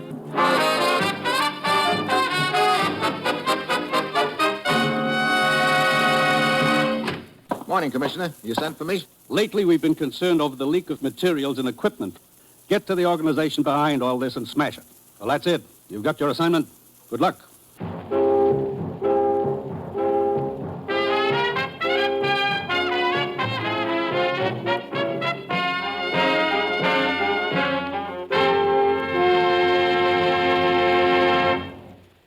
The National Broadcasting Company is presenting Dangerous Assignment, starring Brian Donlevy in the role of Steve Mitchell, colorful two-fisted government agent. At all those places of the world where danger and intrigue walk hand in hand, there you will find Steve Mitchell on another Dangerous Assignment. Here's a reminder about Thursday's entertainment schedule on most NBC stations. There's comedy fun with Robert Young starring in Father Knows Best. Then Roy Rogers brings you Western adventure and songs from the Double R Bar Ranch in Paradise Valley. Ralph Edwards presents another mad and merry session of Truth or Consequences. Eddie Cantor recalls his years in the entertainment world during his show business show. And Judy Canova invites you to mythical Cactus Junction for 30 minutes of fun. It's an enjoyable evening of great radio entertainment. So be sure to hear it all every Thursday night on the NBC Radio Network.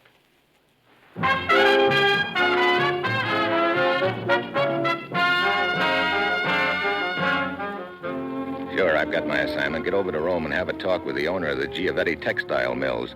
If he can give me the right information, it could lead me to the organization responsible for shipping strategic materials from the U.S. into countries behind the Iron Curtain.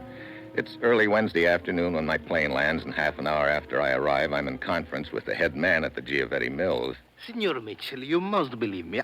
I'm most eager to cooperate with your government, but what else can I tell you? So you made a deal for the machinery with a man known as Gorda. He came to my office a week ago. He said he'd heard of my misfortune, offered similar machinery for sale. Similar machinery? How similar, Signor Giovetti? The same, of course. They hijacked the machinery, but what could I do? I was desperate. I needed the machinery. It would have taken a year for another shipment to arrive from the United States.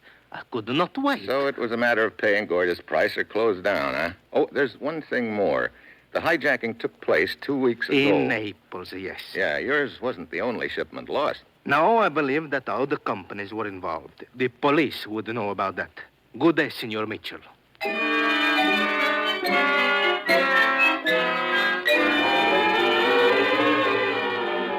Not a very friendly man, this Signor Giovetti, yet I'm inclined to believe he's telling the truth.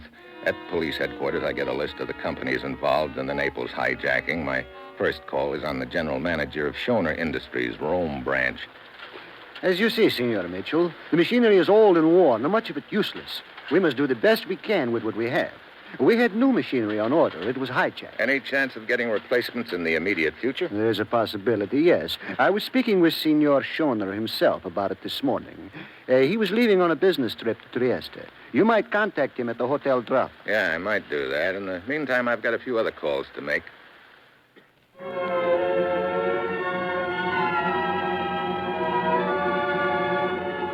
Next on my list is the Biano Company. When I get there, I find the place boarded up tight. It looks like C.J. Biano couldn't carry the ball without new machinery and materials and has closed shop for good. I get Senor Biano's home address from the watchman, and 20 minutes later, I pull up at a small villa in the country. A heavy-set, balding little gent is just inside the gate, busily trimming a hedge. Ah, buongiorno, senor. Hello. I'm looking for Senor Biano. I am Carmen Biano. What is it that you wish? I'd just like to have a little chat. Better look at my credentials first. I see. What do you want with me, Senor Mitchell? Your plant is closed down, Senor Biano. I've just come from there. You see? Because of that hijacking in Naples 2 weeks ago, huh? Because of the shipment of chemicals you never received? See. I could do nothing else but close down. It was impossible to go on. The Giovetti mills were in the same predicament, but they managed to get the machinery and materials they needed. Did they, senor? Yeah, from the hijackers, from a man named Gorda. Senor Giovetti couldn't give me very much information about Gorda, and I thought maybe you might. I, senor? Yeah, he contact you too, Senor Biano? Oh, please. It's all over now. I am finished with the mills. Did he contact you? He did contact you, huh? When? When, Senor Biano? 10 days ago. He offered to sell me the machinery and materials I needed. I could not pay what he asked. Where did you meet this man? A coffee house in Trieste. I see. And, hey, wait a minute. Trieste. Schoner is on his way to Trieste. Schoner, senor? Schoner Industries, you know him? I have heard of him. He has plants and factories all over Europe. I do not envy him his troubles. Exactly where in Trieste did you have this meeting, Senor Biano? As I said, a coffee house, but I do not recall where it is. It was my first visit to the city at night. They drove me there in a car from my hotel. I'm afraid I could not tell you how to find it, senor. Oh, great. There must be 100 coffee houses in the city. I am certain it is a rendezvous where all manner of transactions are arranged. It'd take me days to find it, and I wouldn't know what this man looked like. Senor Mitchell. Yeah? You said that time was of utmost importance. Mm-hmm. Perhaps if I were to go to Trieste with you, I might find the coffee shop. The going might get a little rough, Senor Biano. Yeah? What matter, senor? This way I am but an old man with nothing more to do than putter around in my garden. If I help you, perhaps my mill will run again. It's a little under a 2-hour plane ride to Trieste, and late in the afternoon when we arrive, we check in at Hotel Drava and learn that Ludwig Schoner hasn't arrived yet from Zurich. Biano and I start out on a tour of the coffee houses, and just before nightfall, he spots something that jogs his memory. A large statue at the entrance to a park, a crooked street nearby, a bridge. A few minutes later, we find what we're looking for. This is the place, Senor Mitchell. This is the coffee house. You sure? Yes. The steps are coming down into the main room, the mirror along the far wall, the chandeliers at the booth. I remember all of it. Good. Let's sit down here. Not many people in here. You see our man around? No, I do not. Okay. Now, when he does show up, you know what you're going to say? Yes, that I have changed my mind, that I will pay his price. You'll introduce me as your new partner. I'm financing the deal. I understand. Good. In the meantime, I'll finance a pot of coffee. As it turns out, I financed 2 pots of coffee. It's a long wait. The place fills up rapidly, but there's no sign of our man. I leave Biano at the coffee house and drive back to the hotel to see if Ludwig Schoner has arrived. He hasn't. I stick around for a quarter of an hour, and then he finally shows. I wait till he goes upstairs, and then I head for room 605. What is it you wish to see me about, Mr. Mitchell? The hijacking in Naples 2 weeks ago, Mr. Schoner. Oh, that. Cost me a small fortune, that little affair. We could put a stop to all this if we could round up the gang running the racket, Mr. Schoner. Yes. If, Mr. Mitchell. A big word. Is that why your government sent you here to Trieste? They think the gang is here? Don't you? I'm afraid I do not understand. Isn't that why you came to Trieste? There is a certain business concern up for sale here in the city. I'm interested. Your general manager in Rome seemed to think that there was a possibility you'd be getting some new machinery soon. The business I am interested in buying here happens to be a foundry, Mr. Mitchell. The Mosaic foundry. If I can make the machinery I need, I shall not have to depend on shipments from America. Shipments that get hijacked right and left. That's how I shall beat this pack of thieves, Mr. Mitchell. I hope so, Mr. Schoner, for your sake. Now, if you don't mind, Mr. Mitchell, good night.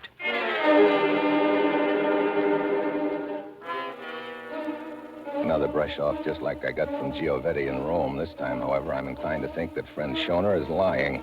I've got a hunch he's here in Trieste to make a deal with the hijackers to buy back the stuff they hoisted from him in Naples, only he's afraid to tell me about it because he figures I might queer the deal. I decide to stick around and see what his next move is going to be. I slip down the alley across the street to the spot where I can watch Schoner's room. 10 minutes later, his lights go out. I move out of the alley entrance towards the traffic rolling down the street that fronts the hotel. As I reach the curb, something makes me turn around. There's somebody behind me. He's a tall, skinny, wears thick horn-rimmed glasses. The heel of his hand catches me under the chin and shoves me back into the street.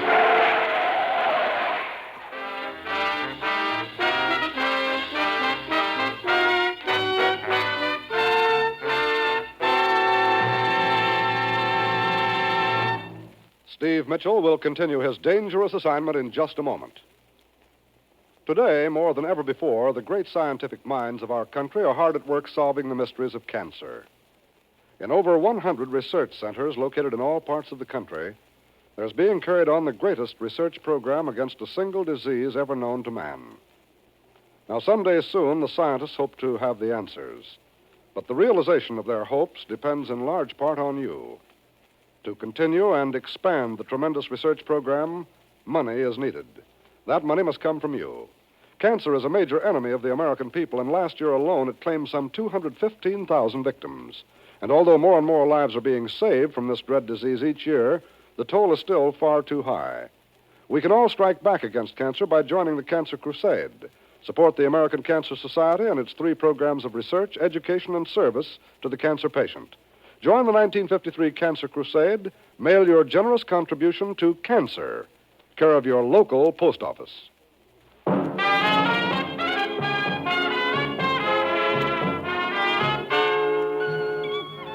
Now, back to Dangerous Assignment, and Brian Donlevy as Steve Mitchell.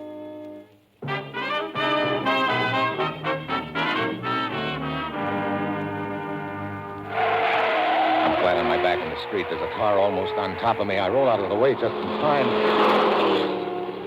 After the car goes by, I scramble to my feet and dive back to the curb. The tall, skinny gent with the thick glasses who just shoved me is nowhere in sight, so this time I get off with a lump on the back of my head and a bruised wallet.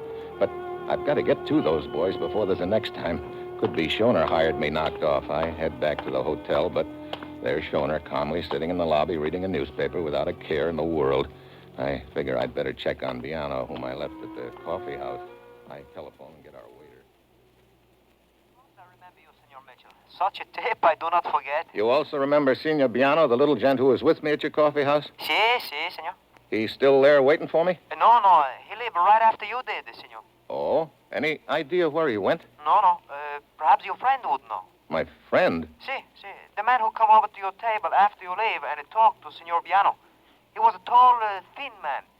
He wore thick glasses.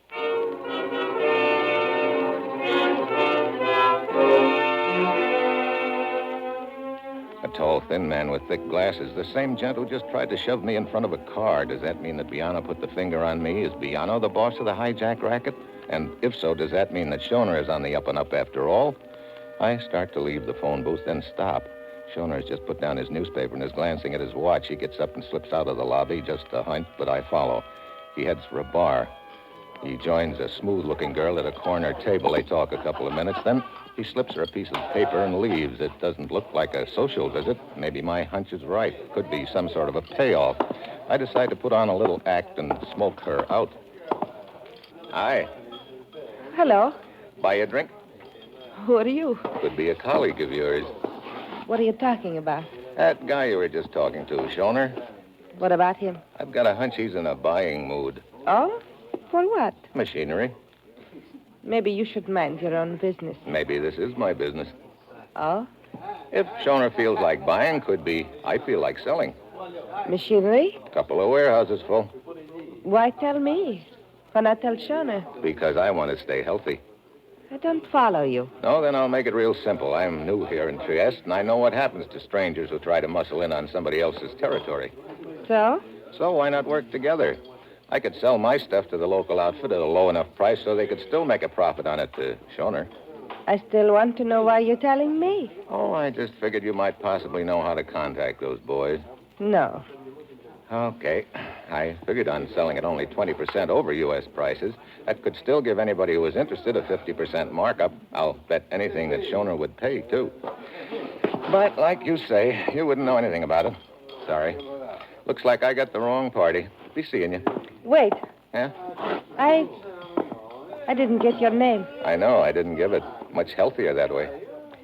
You seem to take a lot of information for granted. I make my living taking things for granted. That could be dangerous. It's also profitable. I cannot give you an answer myself. I only work for somebody. Wait here. I will telephone him. So just when I think my little fish is going to swim away, she tugs at the bait. 5 minutes later, she comes back from the telephone booth. He is interested in your proposition. Come with me. She drives me through a maze of side streets to an apartment house and takes me into one of the apartments. I start to look around, but a voice stops me cold.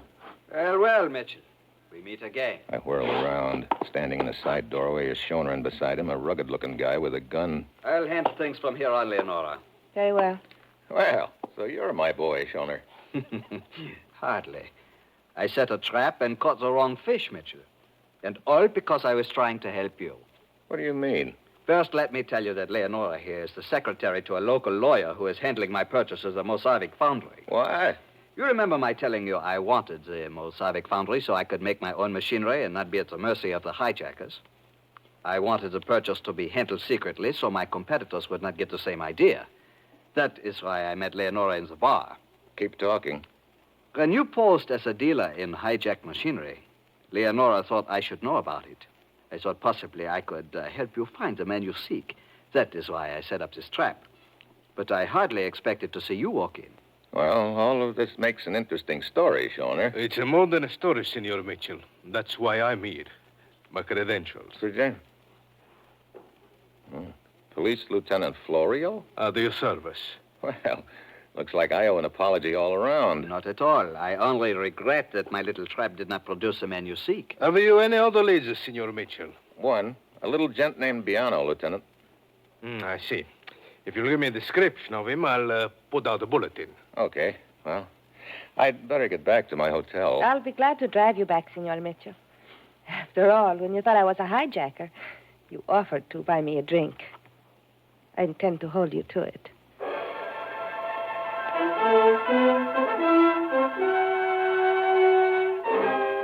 So we go back to the hotel, and I'm still feeling slightly foolish over the whole deal. So far, my luck has been all bad, but now it changes all of a sudden. Just as I walk into the lobby, I spot Piano sliding out the back door. I catch up to him in the alley. Mitchell. Yeah, Mitchell. I've been looking for you. I'll bet you have, Piano. But of course I have. Shortly after you leave the coffee house, I made a contact for the hijackers. His name is Gracolis. He's a tall... Yeah, tall, thin gent with thick glasses. See, that's right. And he... Wait a minute. How did you know? He tried to knock me off a few minutes later. What? But surely you don't think I had anything to do with that. I don't? I told him exactly what you said for me to... that you had money and might be interested in helping me buy back the machinery that was stolen from me. Yeah? He wants us to meet him at 10 o'clock tonight. I see. Where? He gave me the address. Here it is. I checked up on it. It's a warehouse. At 10, huh? It's 8:30 now. Okay, Biano, thanks. I'll pick you up in the lobby at 9:45.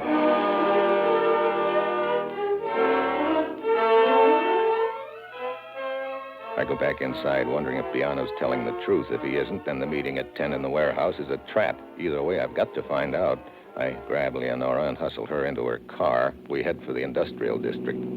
Steve, I don't understand all this. I bring you back to your hotel so you can buy me a drink. Then you make me drive you to this section of the city. Drink will have to wait. I've got a date with Biano at that warehouse up ahead at 10 o'clock. But Piano's not with you, and it's only 9. That's right. I figure if it's a trap and I arrive early, I may trap the trapper. Trapper? What is this? I don't understand. You don't have to. Just pull up and let me out here. We'll have that drink as soon as this is over. I hope. Leonore lets me out half a block from the warehouse. I ease up to it and look around. Nobody in sight. I let myself in. Crates are stacked all over the joint, and it looks like the stuff's been repacked and marked. Yeah, this is headquarters, all right, then.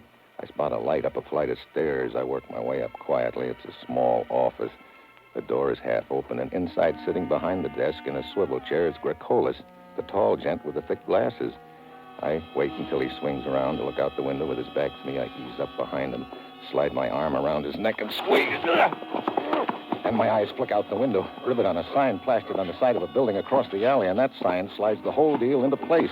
It's a trap, all right, but not the way I figured. I swing Gracolis in his chair around fast, just in time. The slugs from behind the door catch him square in the middle. The slugs that were meant for me. I shove the desk over and dive at the guy behind the door. The shot goes wild, and I wrench the gun away. Hello, Shona. So you're the big boy in the deal. I've got to hand it to you. That was a pretty clever routine you pulled on me with the cop.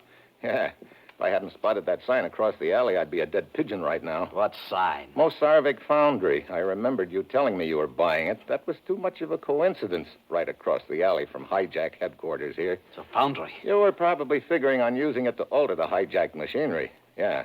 Good thing I saw that lettering. It was a lucky sign for me. I guess you might say it put the Indian sign on you.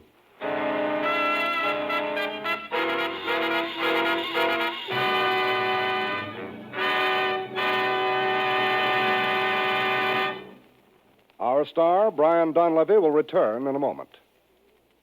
If musical entertainment is high on your list of enjoyable radio programming, then NBC's Monday Night of Music was designed especially for you.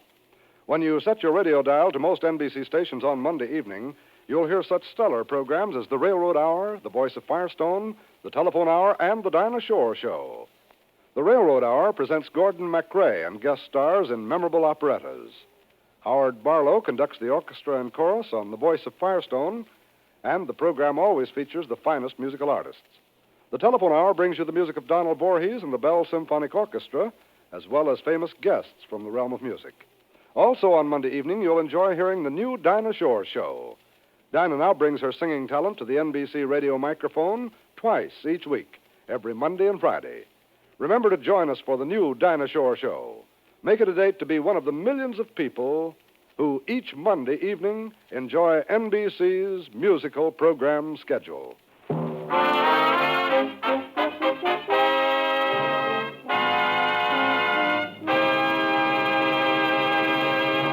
Next week, Cairo, and a lesson in photography. By the time I get the picture, I'm caught in the frame. And that will be Steve Mitchell's dangerous assignment next week.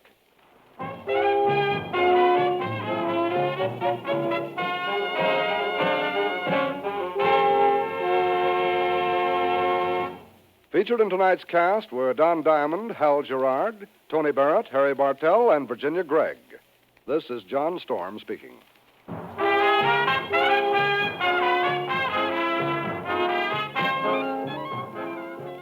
Dangerous Assignment, starring Brian Donlevy as Steve Mitchell with Herb Butterfield as the commissioner, is written by Bob Reif and Adrian Jandot and is directed by Bill Karn. Be with us again next week at this time when Brian Donlevy, starring in the role of Steve Mitchell, will embark on another transcribed Dangerous Assignment.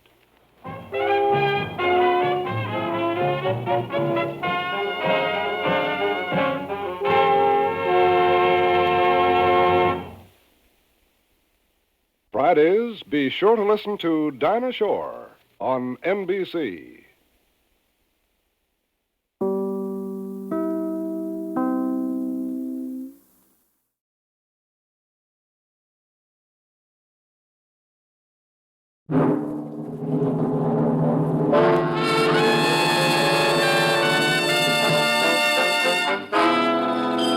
Dangerous Assignment. Transcribed starring Brian Donlevy as Steve Mitchell.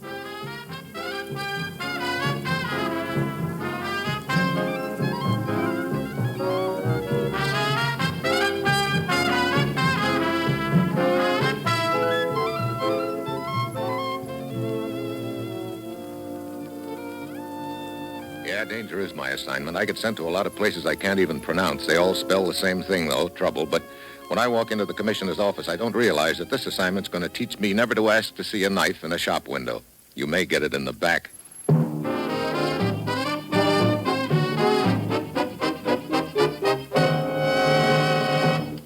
Morning, Commissioner. You sent for me? Steve, it looks like we've been put on the hook again. There was an attempt made in Cairo last night on the life of a prominent Egyptian political figure. Oh, how do we fit into the picture? The would-be assassin was described as an American. The word is being spread around that he was one of our agents. What now? Look. Sure, another frame-up, Steve. The third incident in as many weeks. And the reason? We've been holding talks with the Egyptian and other Near East governments, trying to set up a program of closer cooperation. Certain interests are definitely hostile to the idea. So someone is trying to sabotage those talks by stirring up public opinion against the U.S., huh? Right. The target for the assassin's bullet was Ahmed Tali. He's been opposed to the talks from the start. Now, with this attempt on his life, someone's made it look like we wanted to get him out of the way. Look, Commissioner, do we have any lead on this so-called American agent? Yes, a shopkeeper in Cairo named Falud says he has certain information to give us if we're interested. You've a rendezvous with this Falud tomorrow afternoon at the Akhmim marketplace in Cairo. How will he know me? Do I wear a geranium behind my left ear? You are to go to the Bazaar of the Four Brothers. There will be a long, curved dagger with a jade handle in the window. You will ask to see it. Get over there, Steve. Find out what you can from this shopkeeper and get to the man who's trying to sabotage our talks with the Egyptian government. Well, that's it. You've got your assignment. Good luck.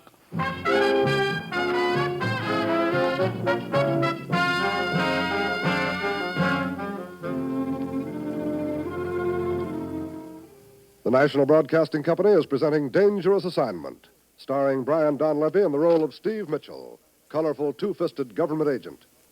At all those places of the world where danger and intrigue walk hand in hand, there you will find Steve Mitchell on another Dangerous Assignment. Magnificent musical entertainment is yours for the listening every Monday evening on the NBC Radio Network. Listen on most NBC stations to these great programs. The Railroad Hour with singing star Gordon MacRae and charming guest artists from Musicdom's Hall of Fame. The Voice of Firestone, featuring Howard Barlow and the Firestone Orchestra and Chorus in the melodies you enjoy hearing.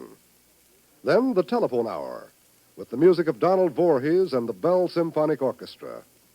And then, of course, the new Dinah Shore Show, NBC's new Monday night program special, starring America's favorite songbird, Miss Dinah Shore. Yes, every Monday night, listen to the best musical entertainment on this NBC station.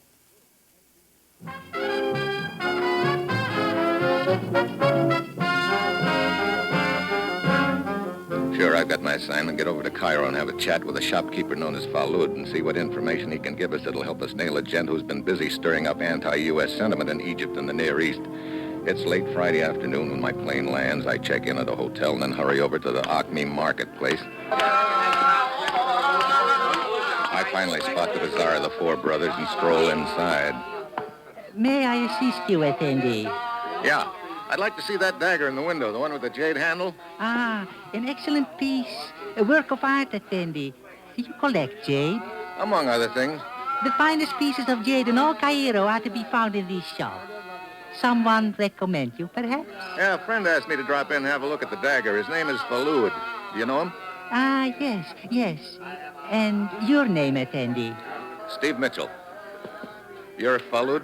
Yes. You have some information. What do you want for it? Nothing for myself. I seek help for my son. He is in trouble and in hiding. What sort of trouble? With the police, falsely accused Effendi of smuggling diamonds. Look, you know we don't interfere in local affairs. I only ask that after you have heard the facts, you will then make up your mind. Refuse to help if you must, but promise you will hear the story. Well, I guess that's fair enough. I'll promise that, but nothing else. While my son was at the university, he became involved with a certain political movement, one not of my liking. He has long since left the group, but during the time he was associated with it, he met many people. A few were agents of a foreign power. Go on. One of them was a man named Hanford, American-born. He the one who tried to kill this diplomat Ahmed the night before last? We are certain of it. My son and I were in the neighborhood at the time. We heard the shots. Saw this man running from the house, number 37, Sharia Ishab. Your son recognized him? Yes, the man Hanford fits the description of the would-be killer given by Davin San. And just who is this Davin San? Once a member of parliament, now retired, but still an influential man. It was in his home that the attempted assassination took place. I gather that his political thinking is the same as this victim, Ahmed, anti-U.S. Huh? No. Exactly opposite. Davin San has long been a friend of your country. He has been seeking to unite the political parties in an effort to work in close cooperation with your government. That is why he called a meeting at his home. I see. My son learned that the assassin Hanford has gone to Alexandria. He's in Alexandria now? Yes. I will take you there. When? A train leaves in 2 hours. Where are you staying? St. George Hotel. I will call for you.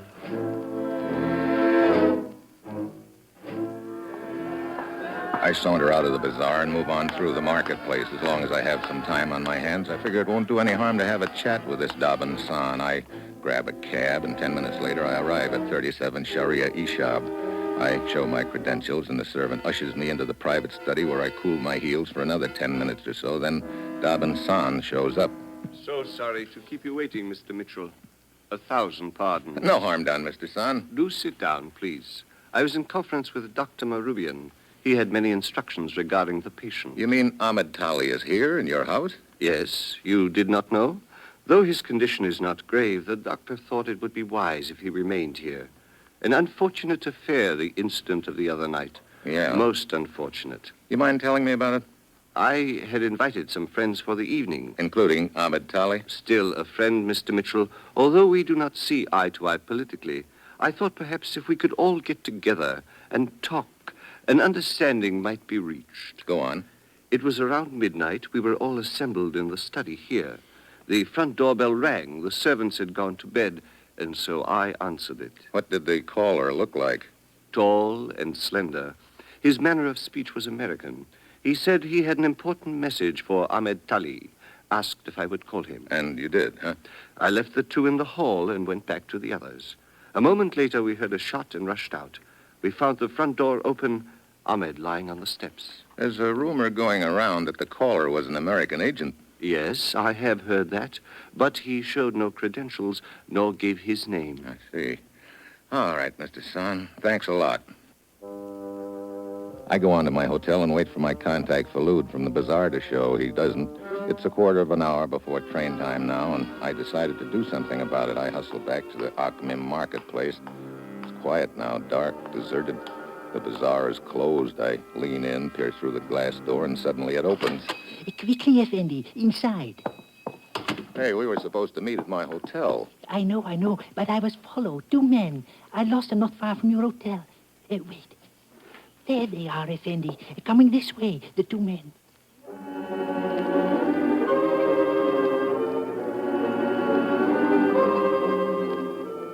We duck out through the other door, half a dozen alleys, and a change of cabs later, we wind up at the railroad station. We grab the train to Alexandria, a 2-hour ride. As the train pulls into the Alexandria depot, I hop off first. I beg your pardon, Mr. Mitchell? What? Yeah, I'm Mitchell. I am Lieutenant Nava, Alexandria Police. My credentials. Oh, okay, Lieutenant. What's on your mind? I shall have to ask you to accompany me to headquarters for questioning. Wait a minute. What's this all about? You called on Daban's son at his home in Cairo this afternoon, did you not? Yeah, sure. So? Some documents were stolen from his study. Documents belonging to Ahmed Tali, victim of a recent assassination attempt.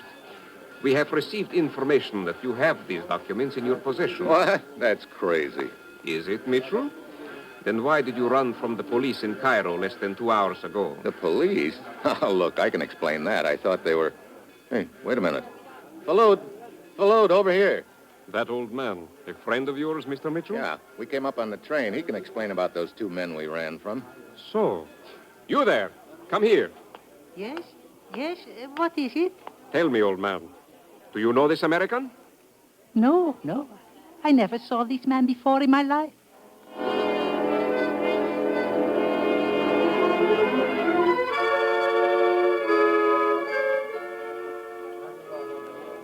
Well, there it is. Suddenly everything falls into place nice and neat-like. Yeah, just as I expected. There's an envelope in my overcoat pocket, and I didn't put it there.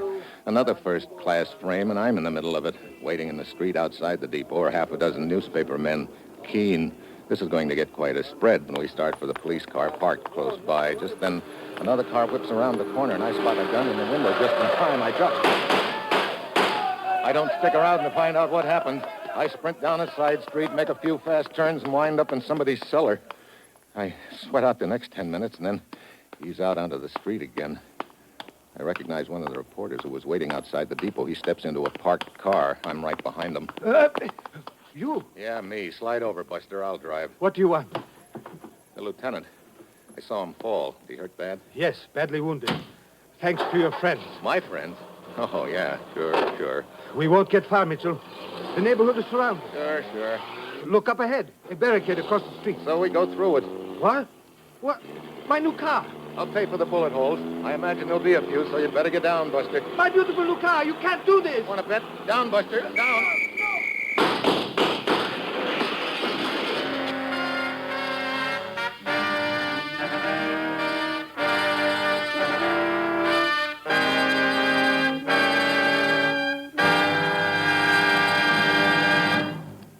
Steve Mitchell will continue his dangerous assignment in just a moment. Ladies and gentlemen, this is Eddie Cantor. All of you have read and heard the reports of the great devastation in Texas. Time and time again, you have heard how the Red Cross has rushed men, supplies, and blood to stricken areas. Wherever there is injury and suffering, the need for blood is great, and the need is always now. Thousands of Americans have made blood donations. Ask any of them, and they'll tell you that donating blood is simple, easy, almost effortless. Practically every new blood donor says, why, there's nothing to it. No, there's nothing to it. Yet that simple act this week meant the difference between life and death to victims of the Texas tornadoes. Every one of us who can should make a blood donation. So call the Red Cross or blood bank in your community for an appointment. Do it right away, because the injured never can wait. Tomorrow for sure, give your pint of blood.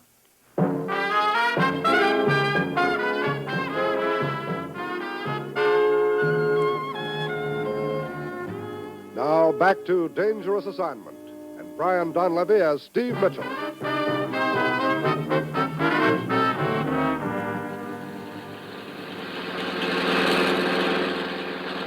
Aye, my poor car. Relax, Yavid. Only one bullet landed, and that went right on through the front windshield. That is the trouble. It shot off the foxtail on my radiator. What a bitter blow. You'd think they might at least have yelled tally-ho. What are you going to do now? For one thing, I'm going to get to the bottom of this thing. Now, start talking and tell me where you boys on the newspapers got your tip. Well, the story I heard was that Ahmed, the wounded man at Daban San's place, wished to look over some of his papers. Daban went to his study to get them. They were gone. So? So, Ahmed demanded to know if there had been any recent visitors. Daben was forced to admit that you had been there shortly before. Ahmed called the police. I see. The police started looking for you to question you. Then came another tip that you could be found at the bazaar. My old pal Falud. The police arrived there in time to see you run away. They lost you. Then, an hour ago, the captain of a fishing boat at Riot, a village up the coast, read in the evening paper of the incident. He reported to the local police that he had been hired to take a man named Mitchell out of the country. What was the skipper's name? Alex Rogan. You deny all this? Of course I do. But that attempted rescue was wounded Lieutenant Naba. That was no attempted rescue. They were just trying to kill me so the papers would be found on my body.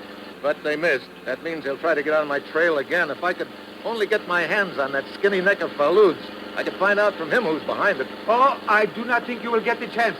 See up ahead? Another roadblock. Oh, great. Looks like this is the end of the line. I jam on the brakes, get to a stop, and jump out of the car. Stop! Stop where you are! The chase is on. I duck down an alley and crisscross back and forth along a few assorted side streets. Finally, I reach the marketplace and find a place to hide. Real aromatic, too. I'm the third goat from the end of the small corral, and very fitting because right now it looks like I'm really the goat in this deal. Then I get an idea. If I can't get to Falud, maybe I can get some information out of that fishing boat captain who was supposed to have been hired to get me out of the country. But I've got to move fast. I take off cross country to the fishing village of Rave. Just on the outskirts, I spot a familiar sight, a guy in a car. Hello. What took you so long? What are you doing here, Yavid? Waiting for you. What? Yes, I thought you would probably remember the captain of the fishing boat and try to reach him. Well, you finally got it through your head that I'm innocent. Not necessarily. But innocent or guilty, I am a reporter. You need transportation, I need a story. So? So, it's a deal. Let's go. In the village, we head for the waterfront. There's only one bar there, so we figure that's the logical spot for information. We drift in. It's a typical dive, crowded mostly with sailors. Behind the cash register sits a sultry-looking gal who apparently owns the joint. I can see her watching us out of the corner of her eye. Pretty soon she eases over. Hello. Hi. You are a long way from home. Yeah. What brings you here? I'm looking for someone. Oh? His name is Alex Roga. He is captain of a fishing boat. Alex Roga? Ever hear of him? Not that I remember. I figured you'd know just about everybody on the waterfront. A lot of men drift in here. I can't keep track of all of them. I guess not. Well, Yavid, guess we'll have to look elsewhere. Too bad with the money we've got for Alex and whoever locates him for us. Now, come on. Just a minute. Yeah? I will remember the name. He might come in here sometime. You see, he reported he'd been hired to take somebody out of the country. We want the whole story from him, and we're willing to pay for it. So if he should come in, you might tell him that, huh? Maybe you had better tell him. What? The black boat at the end of the wharf. You will find Alex on board.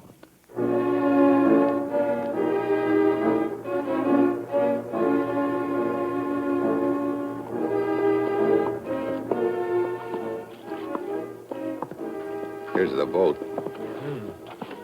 No sign of him. Could be below decks.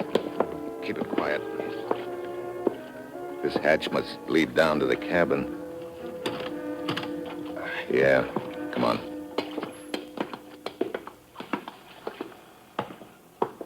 There he is. Yeah. What do you want? Alex Roga? Who are you? You've been expecting me. What do you mean? I'm the man who's supposed to have hired you to take me out of the country. Mitchell! I'll take that gun. Let go! Let go of that gun or I'll break your wrist. There. What do you want? The name of the guy who hired you to say what you did. I don't know. Look, I'm in no mood for polite conversation. If I have to play rough to find out, I will. Who hired you? I don't know. Steve, you can't just stop on the pier. You're pals, huh, Alex? Okay, we're leaving. Move. I heard Alex up the ladder at the point of the gun. We slip around the other side of the cabin. We can hear two men climbing aboard. We wait until they go down the ladder. Then we jump onto the pier and head down it. There they go! They've spotted us. We turn a corner, and I duck into a warehouse with Alex, but Yavid keeps on running. I can hear them pound after him. Suddenly, Alex grabs at my gun. I give him a fist. I figure that'll keep him quiet a few minutes, so I ease outside and try to find Yavid to help him out of trouble, but he's nowhere around. I spend 10 minutes looking, then I figure I'd better get back to the warehouse before Alex comes to. I walk inside, and suddenly I'm staring down the barrel of a gun. At last, Mitchell. Who are you? Sergeant Boucard, the police. I've been chasing you since the last roadblock. You no doubt came back to make certain the fishing boat captain was dead. Dead? Alex? Look, I only put him out for a few minutes. As you will see over there, he does not give the appearance of being out for only a few minutes. Hey, a knife in his back. Exactly. They must have doubled back and knifed him while I was looking for Yavid. Oh, brother. I'm really batting 1,000. My last lead gone. Steve? Steve? Wait. Who's that? Let's find out. Let go of my gun. Too late. Mitchell, I warn you, it will go worse than ever for you now. Steve, holding a gun on a policeman? Hello, Yavid. Look, fellas, this isn't my idea, the best way to play it, but right now I don't have time to go through channels. Yavid, that babe Sarita in the bar is obviously in with the organization. So it would appear. She must have sent the men in the car after us. You get a look at them? No. Okay. I want you to go back to the bar and tell her your American friend's in a hole. You? Me. You are quite right. Tell her I need a boat to get out of here and that I can't find Alex. Ask if she can fix me up. Then what? Then the sergeant here and I wait to see what happens. Half an hour later, I hear steps coming along the pier. I peek out. It's Yavid, followed by two guys. One of them's my old pal, Falud. I can't make out the other. I turn to Boucard and hand him his gun. You give me my gun? Yeah, it's all yours. You can put the handcuffs on me now, or you can duck back there in the shadows and get an earful. Very well. I will be over here by this crate. But I warn you, if this is another trick, I will... Yeah, I know. You'll miss me around here. Inside! There he is! Hello, Falud. Don't move, Mitchell. Well, our old friend Dobbin's son. Mitchell, the girl at the bar took me to her back room and turned me over to these two.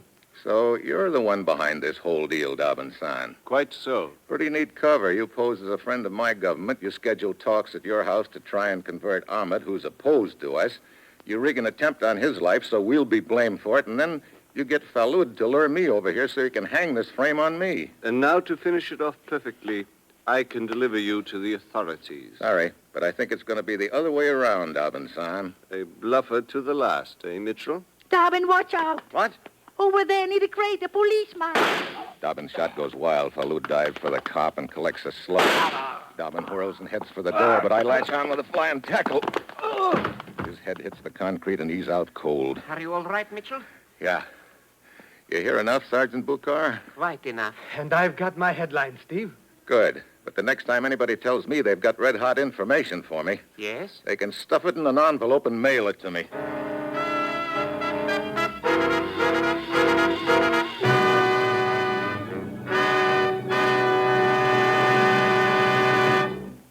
Our star, Brian Donlevy, returns in just a moment. Variety is the spice of life, they say, and variety is what we at NBC attempt to give you each Thursday evening. Each Thursday on most NBC stations, you'll hear such entertaining programs as The Roy Rogers Show, Father Knows Best, Truth or Consequences, and The Judy Canova Show. Roy Rogers brings Western song and adventure from the Double R Bar Ranch in Paradise Valley. Then later it's time for Father Knows Best, with Robert Young in the title role. And perhaps you'll agree that the thing about which Father knows best is trouble. But trouble or not, there's always fun-filled listening when it's time for Robert Young to star on this station. Ralph Edwards brings you Truth or Consequences, and the action really begins when a contestant misses a question and has to pay the consequences. And Judy Canova adds to the mirth and merriment with hilarious comedy and also some songs in her own delightful style. Yes, remember this, every Thursday, listen to all of these fine shows on most NBC stations.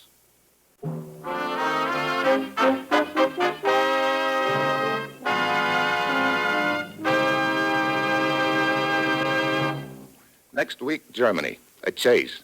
The guy in front, the guy behind, and me. In the middle again. And that will be Steve Mitchell's dangerous assignment next week.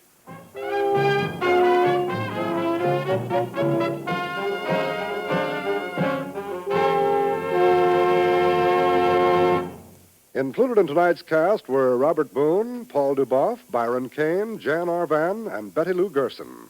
This is John Storm speaking.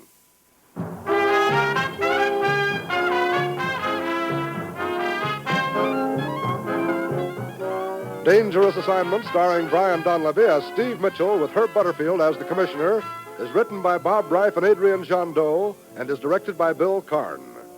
Be with us again next week at this time when Brian Donlevy, starring in the role of Steve Mitchell, will embark on another transcribed Dangerous Assignment.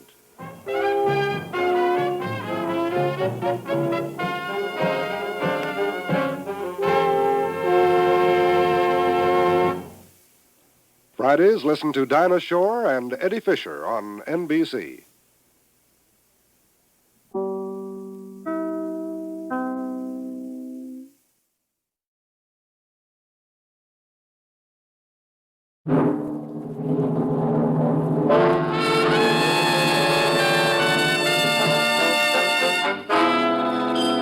Dangerous Assignment. Transcribed, starring Brian Donlevy as Steve Mitchell.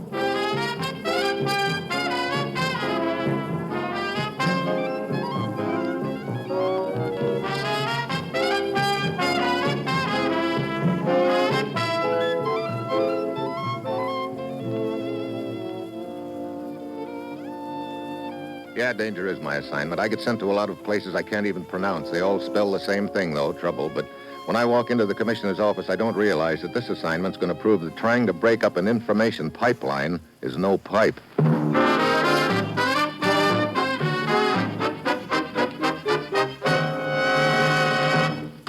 Morning, Commissioner. You sent for me? Steve, you've an appointment to meet someone at the railroad station in Oslo tomorrow night. Blonde or redhead, Commissioner? Never mind. With my luck, it'll probably turn out to be a white-haired old gentleman. His name is Thorson, and he won't be expecting you. So what do we want with him? He'll be carrying a set of blueprints, Steve. Blueprints of a top-secret electronic computer unit designed by American technicians for the Navy's guided missile program. Are we sure he'll have the prints with him? Yes, we got that information from the man who stole the prints a week ago, Frank Amory.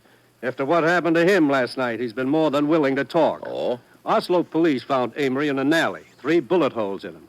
Fortunately for us, he's managed to stay alive. Sounds like the old double cross, huh? Bullets for the payoff. Looks that way, Steve. Get over to the hospital in Oslo and talk with Amory. Get the information you need and grab Thorson. It's vitally important we recover those blueprints, Steve. Well, that's it. You've got your assignment. Good luck.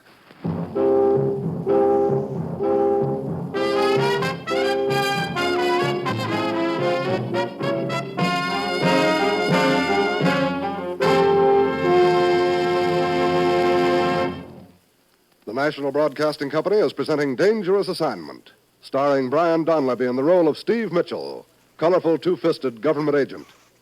At all those places of the world where danger and intrigue walk hand in hand, there you will find Steve Mitchell on another Dangerous Assignment. Here's a reminder about Thursday's entertainment schedule on most NBC stations. Yes, there's comedy fun with Robert Young, starring in Father Knows Best. Roy Rogers brings you Western adventure and songs from the Double R Bar Ranch in Paradise Valley. Ralph Edwards presents another mad and merry session of Truth or Consequences. Then Eddie Cantor recalls his years in the entertainment world during his show business show. And Judy Canova invites you to mythical Cactus Junction for 30 minutes of fun.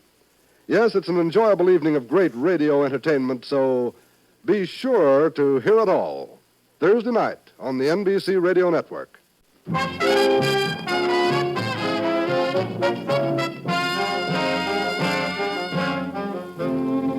Sure, I've got my assignment. Get over to a hospital in Oslo, Norway, and have a chat with Frank Amory. He's responsible for lifting a set of top-secret U.S. blueprints, and now a gent named Thorson has them. It's my job to grab Thorson before he can pass them on to someone else. It's late Thursday afternoon when my plane lands, and half an hour later I'm at the hospital sitting at Amory's. Sure, Mitchell, you ask the questions. I'll tell you everything I know. First of all, Amory, I want a description of Thorson. Well, he's about medium build, 40 years old, just an ordinary-looking sort of guy. Oh, great. Look, what about this contact Thorson is supposed to meet? Do you know what he looks like? No, all I know is Thorson's to turn over the blueprints to someone at the depot tonight, 7 o'clock. The courier, in turn, hands over the blueprints to another contact in Copenhagen tomorrow night. In Copenhagen? At an amusement park. It's called the Aalborg Gardens. And then what? Hamburg, Germany. The last courier picks up the prints there at the Stubelplatz. A regular pipeline operation. Tell me, where did you meet Thorson? Last night.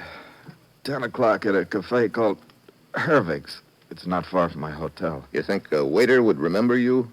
Owner of the place waited on us. Yeah, he might remember. Sat in one of the back booths, had coffee. Waited about half an hour, then Torsen showed up. That when you turned over the prints? Yeah, the envelope. Torsen didn't want to pay up until he'd examined the prints. I was supposed to go back to my hotel and wait for him there. But you never got to the hotel. Just to that alley. 3 slugs in the back. Didn't see who it was, but not hard to make a guess, huh? Dirty double-crossing rat. Okay, Amory. I guess that'll be all for now. Oh, by the way, the doctors say you'll pull through, all right? After what I've done, is that good or bad? Mind if I don't answer that one? Well, see you around.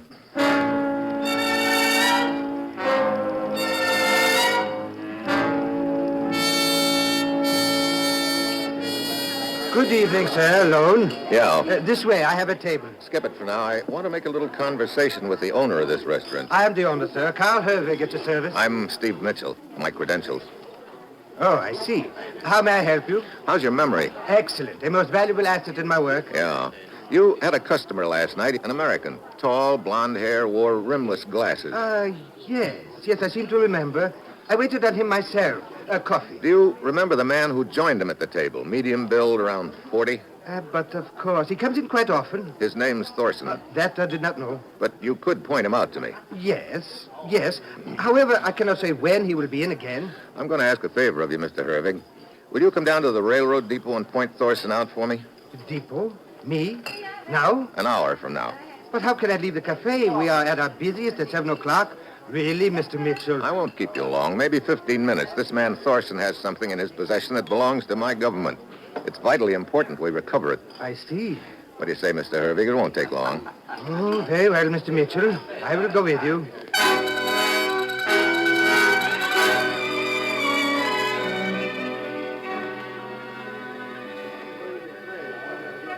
It's 10 minutes of 7 when Hervig and I pull up at the railroad station. We take up a position near the main entrance, and Hervig starts giving the crowd the once-over. No sign of Thorson. 7 o'clock. Still he hasn't put in an appearance. A few minutes later, Hervig tugs at my sleeve. There, Mr. Mitchell. There he is. Thorson. Where? The bench near the magazine stand. No, directly across. Oh, the man sitting at the end of the bench? Reading the newspaper, yeah. That is your man. Look, he's getting up. Moving away? Headed for the side entrance. You wait here, Hervig. I move quickly through the crowd, angle toward the side entrance, and I keep my eyes on Thorson all the time. Then something peculiar happens. Thorson must be equipped with built-in radar. He turns around suddenly and looks straight at me. Then he ducks out fast. I take after him on the double, catch up halfway down the block. Hold it, Buster. Let go. Let go, I say. Not a chance. Let go or I kill you. Drop it. Drop it. I kill you. Okay, Buster. Hey. Sorry, Thorson, but you asked for it. Mr. Mitchell, are you all right? Yeah, sure. What happened? He's just sleeping off a left hook. I didn't like the way he was waving that knife around. Now, let's have a look in his pockets. Not in his overcoat. What made him run, Mr. Mitchell? He did not know you, did he? Instinct, I guess. Like the jungle animals, sensing danger. Some of these guys can spot the law a mile away. That's strange. You did not find what you expected? Envelope's not on him. Wait a minute. This newspaper. He was reading it at the depot? Yeah, the London Times. He probably bought it there from the girl at the magazine newspaper stand. A most attractive young lady. I could not help but notice her. So? So I want to check something. Keep your eyes on Thorson here. Think you can handle him? A simple matter. I will sit on him.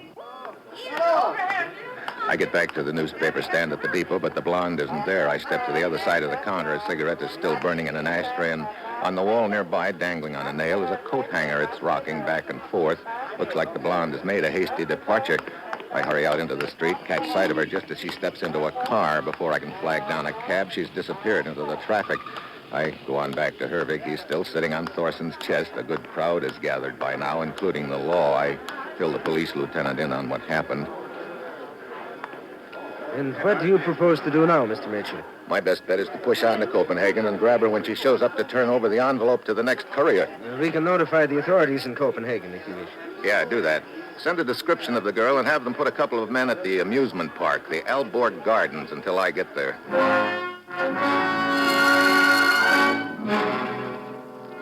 It's shortly after midnight when my plane sets down at the Danish capital.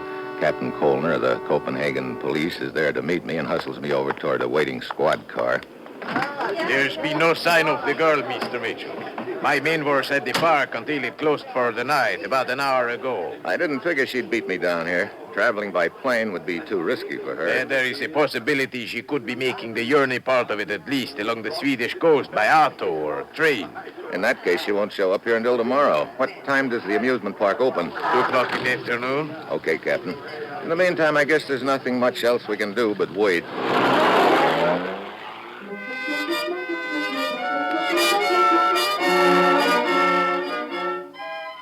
I check in at a hotel not far from the amusement park, and the next day Captain Kolner picks me up shortly after 1 in the afternoon. We hustle over to the Alborg Gardens, take up a position not far from the entrance, and settle down to wait.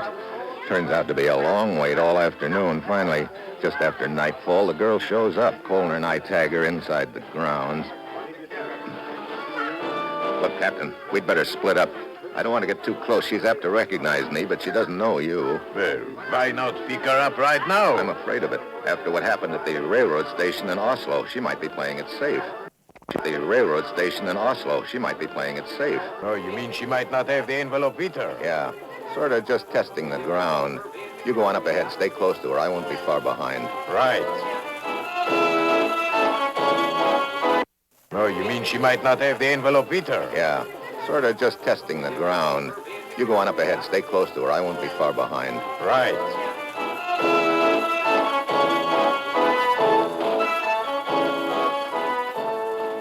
Kolner moves up within a few feet of the girl, and I follow at a safe distance. She just goes on strolling casually through the grounds, paying no particular attention to anything or anyone. 10 minutes later, she pulls up at the skating rink, sits down at a bench, and lights a cigarette. After a few drags, she flips it away, gets up, and starts in my direction. I have to duck out of the way fast. I slip into a narrow, dark passageway between 2 buildings, and that's when it happens. Something cracks me hard over my ear. I sprawl headfirst into the weeds.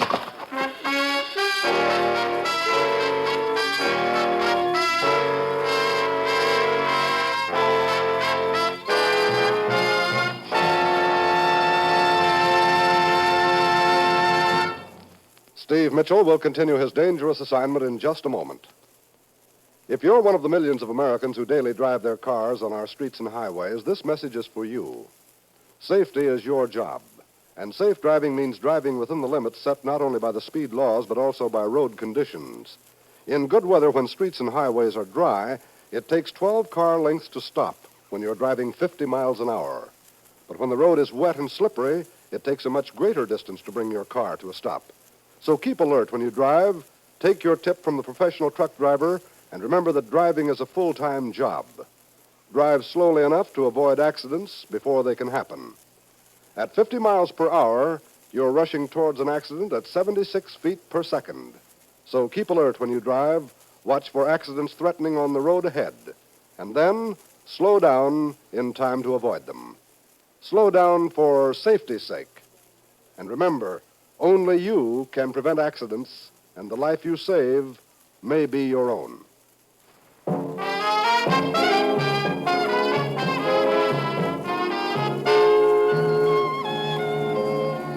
Now back to Dangerous Assignment, and Brian Donlevy as Steve Mitchell.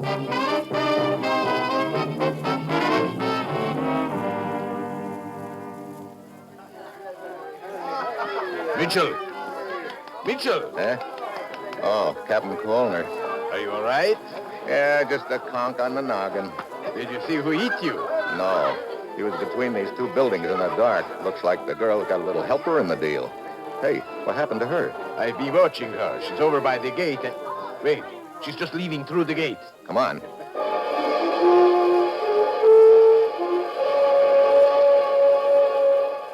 We get to the gate just in time to see the girl jump into a taxi. Kolner jots down the number of the cab, and we tail it in a squad car. The girl gets off at a hotel. At the desk, we learn her name is Neela Vastrik. I figure I can't afford to wait any longer to close in, so we go on up to her room.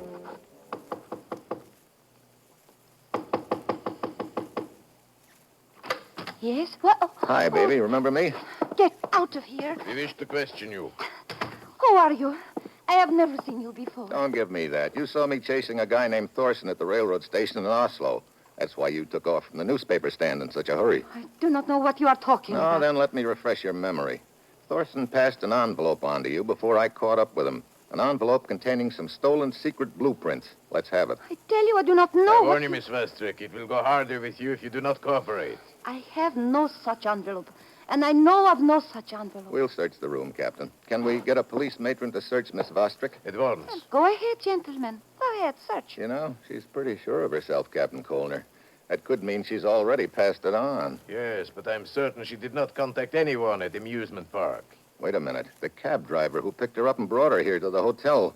Of course. What cab driver? I do not know any cab driver. Oh, well, we'll soon find out. Captain, you got the number of the cab, haven't you? Yes, sir, I have. I wrote it down. We can find his address from the cab company. Come on. We'll put Miss Vastrick on ice at headquarters and then pay that cabbie a little visit.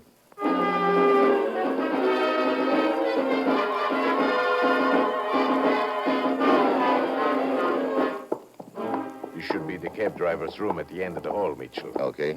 The cab company said he'd gone off duty half an hour ago. He should be here. Easy now. He could decide to play her off.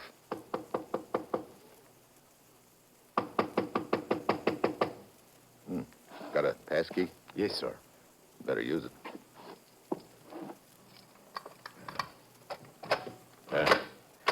All right. Quick now. He's not here. Look, clothes scattered around the room. Looks like he flew the coop in one big hurry. Ah, well, this is just great. Mitchell, see here on the dresser. The photo of the driver standing beside the cab. Yeah, I'll take it along. It may come in handy in Hamburg. Hamburg? Yeah. According to Amory in Oslo, that's the next pickup point, a square in Hamburg called Stubelplatz. So if you are there at the right time, you may intercept it. Trouble is, that's what I've been trying to do all along the line and missed.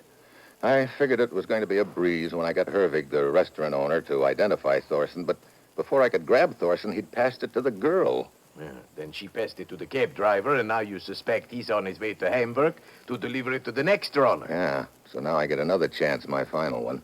But one thing's sure, Hamburg's the last stop. If I don't intercept it there, it's gone for good.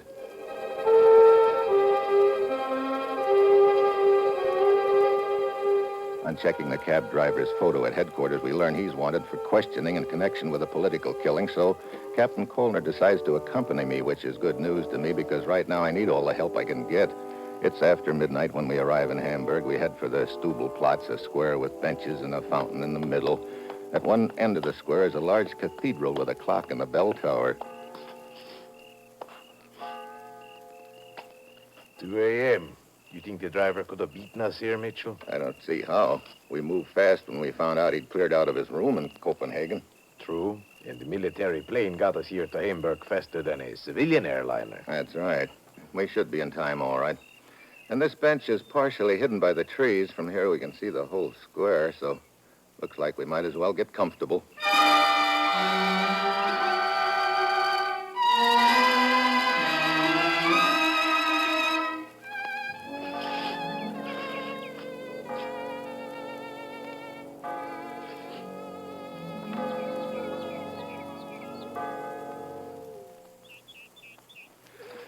Oh, brother, I can think of better ways to spend time than sitting all night on a park bench.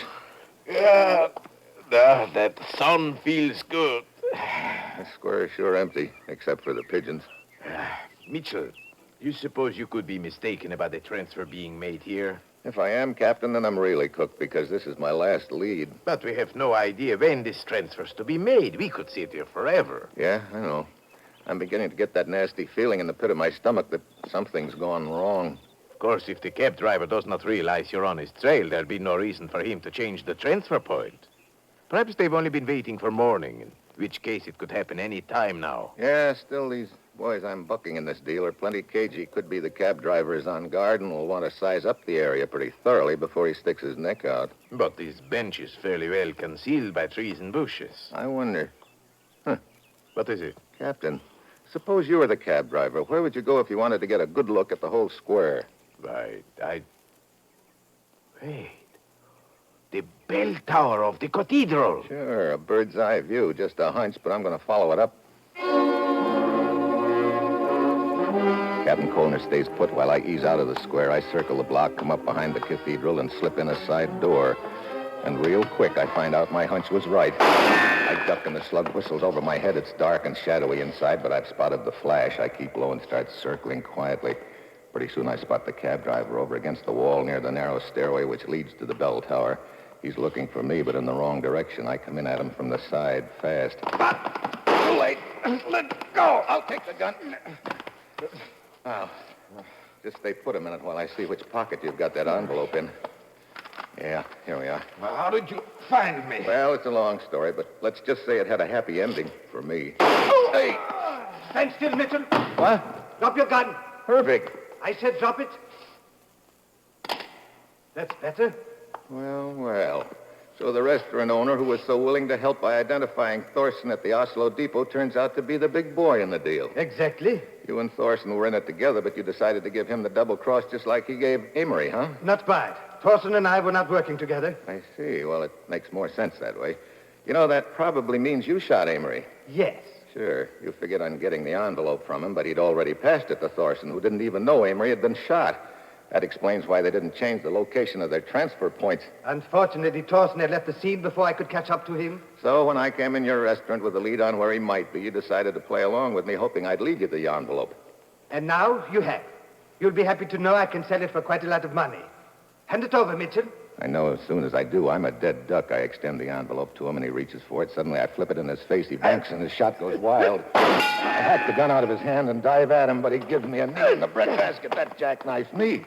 He whirls and pounds up the stairway toward the bell tower. I follow. The stairs wind around and around the inside of the tower. Halfway up, I stop and listen. Yeah, he's still climbing. I keep going, getting nearer to the top. I can see the steps end at the narrow catwalk which runs around the big bell at the top. Just under the catwalk, I stop again to listen.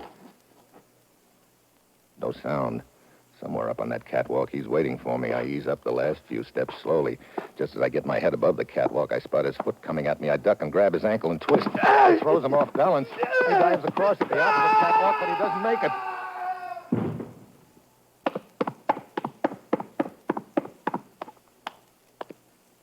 Mitchell, is that you? Yeah, Captain. Oh. And the envelope? Right here, lying beside what's left of Hervig. So the pipeline is broken, eh? Yeah, or you might say it just fell apart.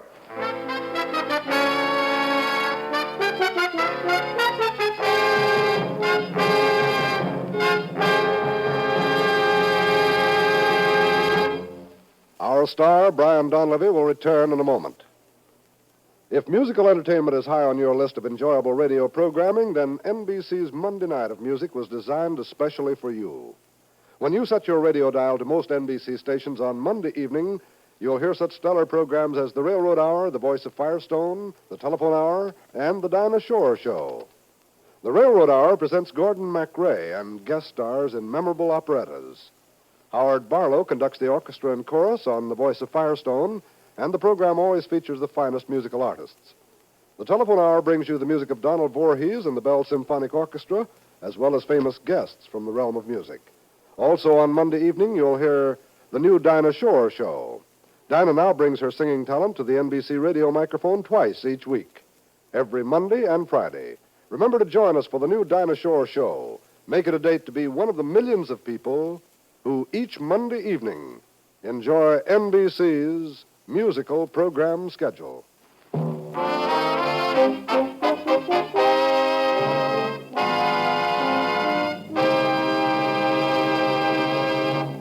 Next week, Havana. A gay party and a cheerful little murder. And that will be Steve Mitchell's dangerous assignment next week.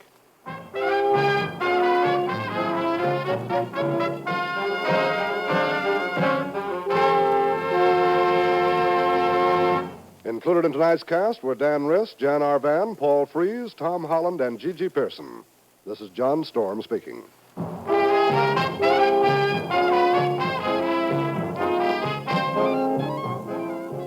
Dangerous Assignment, starring Brian Donlevy as Steve Mitchell with Herb Butterfield as the commissioner, is written by Bob Reif and Adrian Jandot and is directed by Bill Karn.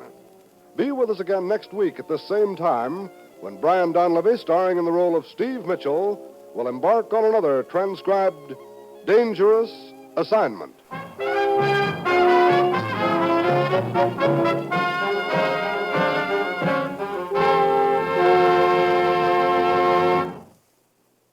Fridays, listen to Dinah Shore and Eddie Fisher on NBC.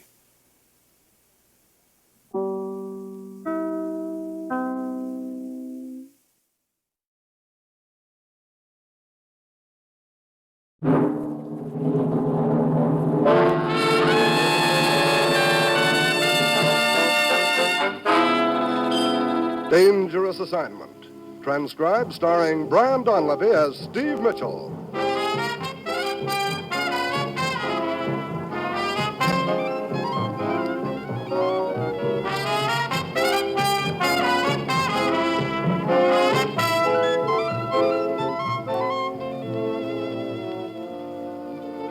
Yeah, danger is my assignment. I get sent to a lot of places I can't even pronounce. They all spell the same thing, though, trouble. But when I walk into the commissioner's office, I don't realize that I'm going to wind up catching a killer by playing parlor games.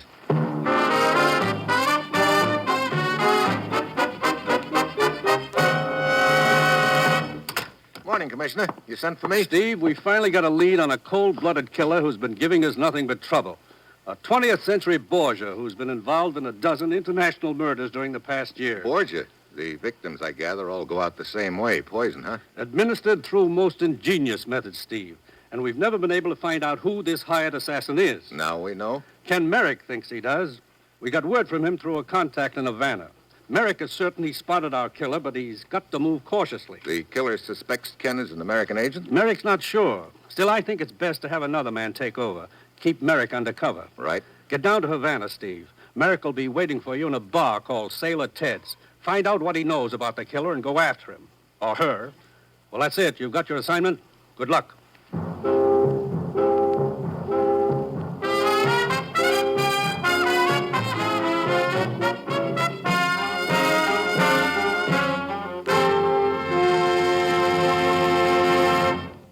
The National Broadcasting Company is presenting Dangerous Assignment, starring Brian Donlevy in the role of Steve Mitchell, colorful two-fisted government agent. At all those places of the world where danger and intrigue walk hand in hand, there you will find Steve Mitchell on another dangerous assignment. Magnificent musical entertainment is yours for the dialing every Monday evening on the NBC Radio Network. Yes, listen on most NBC stations to these great programs. The Railroad Hour with singing star Gordon MacRae and guest artists from Musicdom's Hall of Fame. The Voice of Firestone, featuring Howard Barlow and the Firestone Orchestra and Chorus in the melodies you enjoy hearing. The Telephone Hour, and the music of Donald Voorhees and the Bell Symphonic Orchestra.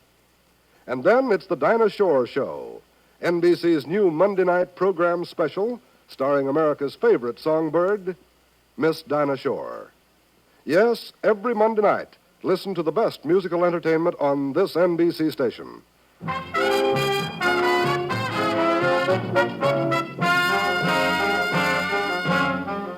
Sure, I've got my assignment. Get down to Havana, Cuba, and check with one of our agents there. He's got the information, we hope, that'll help us nail a hired assassin who's been a big headache to us for years. It's early Friday evening when my plane lands in a driving rainstorm. I mush on through the downpour to Sailor Ted's bar. There's a good crowd on hand, but I spot Ken Merrick right away. He seems to be having a big discussion with the bartender. I'm telling you, Sailor, you're wrong. Musial didn't bat clean up in that series. Oh, wait a minute. You sure of that? I'm positive. I went to every game. And if I remember correctly, Musial batted in the number 3 spot. Right, gents? Huh? Yeah, that's right, mister. You see, Sailor? Scotch and soda for me, bartender. Right. Scotch and soda. You see the series in 46, fella? Saw the cat for Keene in his third win. First southpaw in the history of the game to win 3 in a World Series. What a ball player, that Burkeen. What's the outlook this year? Yanks and Dodgers, so the Crystal Ball boys are saying. Something in the paper here about it. Oh, you just got in from the States, huh? You mind if I have a look? Yeah, help yourself. I'm through with it. Well, thanks. Good to see you again, Steve. Put on a little weight, haven't you, Ken? It's the soft life, the gay, mad social world I'm in. Got real palsy-walsy with our Borgia friend. Tell me more. Better not talk here. It's not safe. Stick around. I'll get in touch with you. You can trust the sailor. He's okay. Well, I got a shot, fella. Thanks for the paper. So long, sailor. So long, son. Here's your scotch, friend. Thanks. Something wrong? He sure left in a hurry, didn't he? Yeah. I think he spotted someone outside through the doorway. What'd he say? Just to stick around, he'd get in touch. So that's it. You stick around.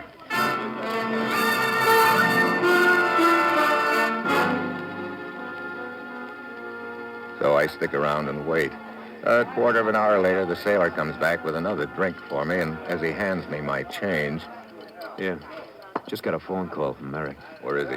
An apartment not far from here. The address, directions, how to get there, on a slip of paper with the bills I just gave you.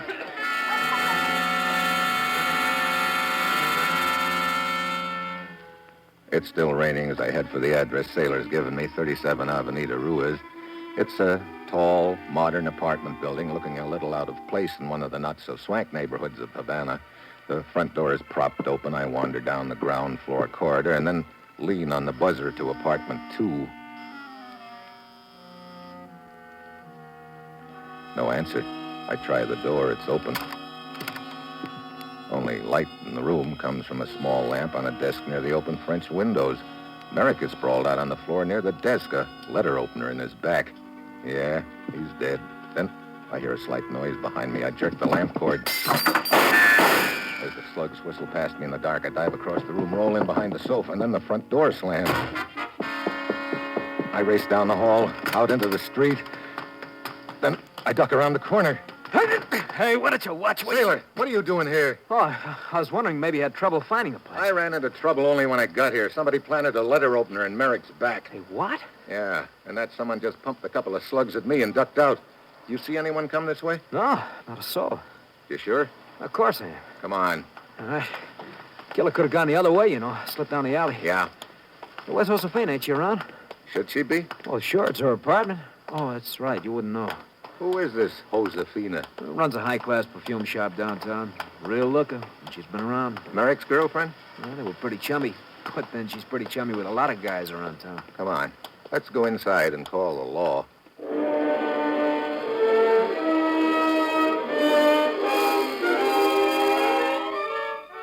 Ten minutes later, the boys from headquarters show up with one Lieutenant Armijo in charge. While I go about giving the apartment a fast frisk, I fill him in on what's happened. And you did not even get a glimpse of the killer, Senor Mitchell? Nope. But I've got a hunch there's something in here the killer wanted. What makes you think that? The killer had plenty of time to duck out of here through those French windows when I started leaning on the door buzzer. Go on, senor. Suppose the killer wanted more time to search the room. So the killer opens the windows wide and ducks back of that screen over there. I see. You then coming into the room and noticing the windows open would assume the killer had gone out that way. I think you have something there, Senor Mitchell. Yes, I will have my men search the apartment thoroughly. Good. In the meantime, I want to start checking on something else. Oh, sailor. Yeah, Steve. Besides this girl, Josefina, who else had Merrick been palling around with? Well, let me see now. Well, there's Alfonso, for one. Playboy type. Interested in racing cars, horses, and women. Not necessarily in that order. Merrick, Alfonso, and Summers used to hang around a lot. Summers? Yeah, Vic Summers. Hey, he lives in this apartment building. Apartment 12, as a matter of fact. A good friend of Josefina's, too. Maybe she's up there. Huh? Maybe. Worth a try. Merrick have any other close friends, sailor? Yeah, there's a guy named Zarubin. Hungarian, I think. Merrick's known him longer than the others. Met him in Europe a couple of years ago. Was sort of surprised to run into him here in Havana. That sounds interesting. Let me get to a phone, and I'll check for you, find out where Zarubin lives. Okay. While you do that, I'll run upstairs to apartment 12.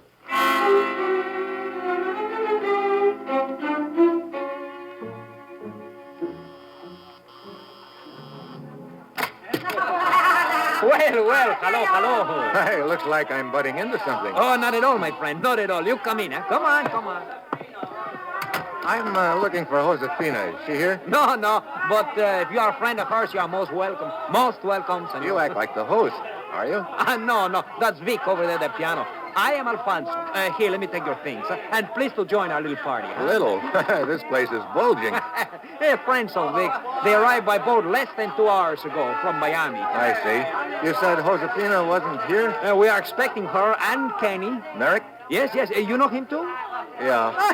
Good. In the meantime, I introduce you to the others, eh? Come along.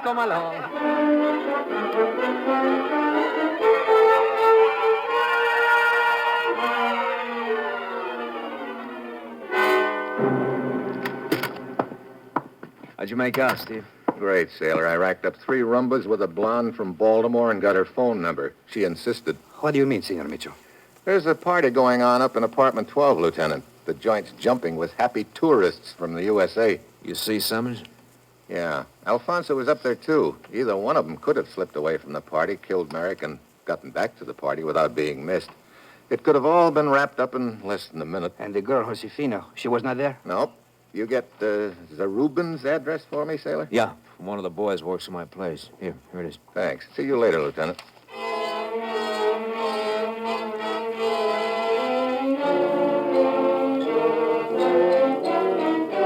The address sailor has given me turns out to be a small house in a quiet residential neighborhood. I walk up the driveway, past the garage, and up on the front porch. The door is opened by a small, heavy-set gent wearing bathrobe and slippers. Yes? Yes, what is it? Mr. Zarubin? I am Zarubin, yes. Steve Mitchell. Here are my credentials. Oh, I see. Come in. You know a man named Merrick? Kenny Merrick? Oh, yes. I've known him for years. Why'd you ask?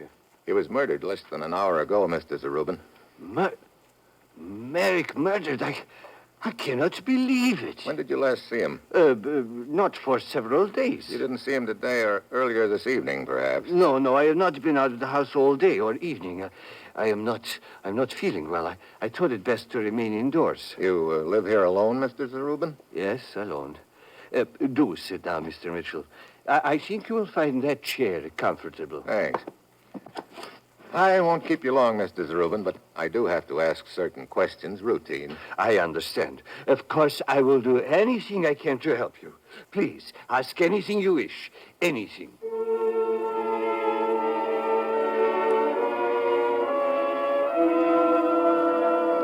I spend the next few minutes questioning Zarubin, but he comes up with little information I can use. It's obvious he doesn't know, or at least makes out he doesn't know, that Merrick was an American agent. The interview finally over, I go back outside. Then I slip into the garage where a 2-seater is parked. The car shows definite signs of having been out in the rain, and the motor is still warm, and that doesn't fit in at all with Zarubin's story. I start to turn around when something crashes down along the side of my head, and I stagger against the wall. A shelf loaded with bottles and cans comes toppling down, spills all over the floor, and I get a strong whiff of gasoline. Before I can shake the cobwebs out of my brain, there's an explosion. A wall of flame shoots up in front of me. I finally get to my feet, stagger through the smoke to the door, and then I hear the bolt slam shut from outside. I'm trapped. The place is going up like a matchbox.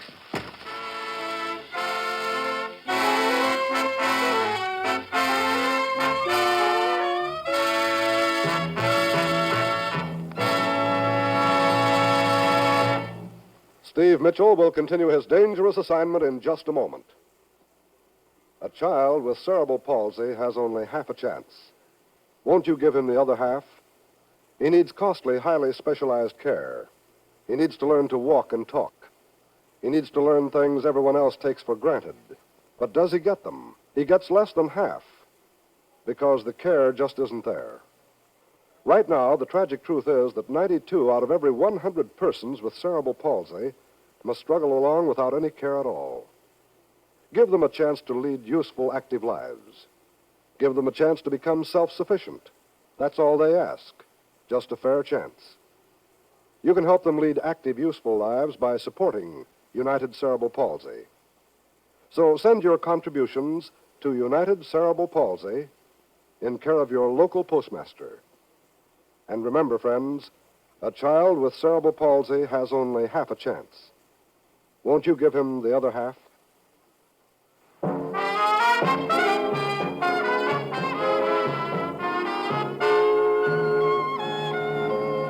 Now back to Dangerous Assignment and Brian Donlevy as Steve Mitchell.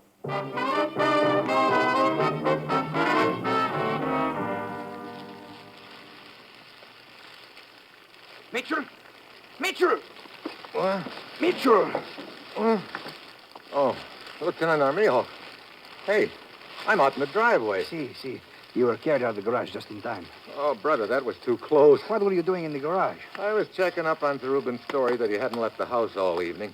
His car engine was warm, which meant he lied to me. It could also mean he's the gent who clobbered me and tried to give me a hot foot. No, I'm afraid not, Senor Mitchell. What do you mean? It was Reuben who noticed the flames coming from the garage. He rushed from the house to save his car, found you inside the garage, and dragged you out. Well, that doesn't exactly fit, does it? Incidentally, how come you're here? I came to tell you that the girl Josefina had shown up at her apartment. I thought that you would wish to question her. Yeah, but right now I'm more interested in finding out why Zarubin lied to me. Where is he? You wish me, Mr. Mitchell? Yeah, Zarubin. I understand I've got you to thank for dragging me out. It was fortunate for you. I saw the flames. Yeah, I guess it was, all right. And now maybe you'll tell me why you lied to me earlier. Lied to you? What do you mean? Just what I said. You told me you didn't leave your house this evening. That's the truth. Come off it. Your car engine was still warm when I felt it, and there was fresh mud on the tires. Let's have it. Very well. I did lie to you, Mr. Mitchell, but not for the reason you think. Keep talking. I guess I became panicky at the thought of being involved in a murder. Most people do, Zarubin. You do not understand. You see, my picture in the paper might very well be my death warrant. In what way, Senor Zarubin? My name is not really Zarubin. I am Gregor Zimenov, a political refugee. I barely escaped from Eastern Europe with my life. I know there are foreign agents here in Havana who would quickly be given orders to liquidate me should my picture and new name appear in the newspapers. I see. We can check up on your background. Please do. You will find that what I tell you is true, that I was a good friend of Ken Merrick's. Well, Lieutenant, I guess our next lead is Josefina. Let's get back to the apartment house and have a talk with her.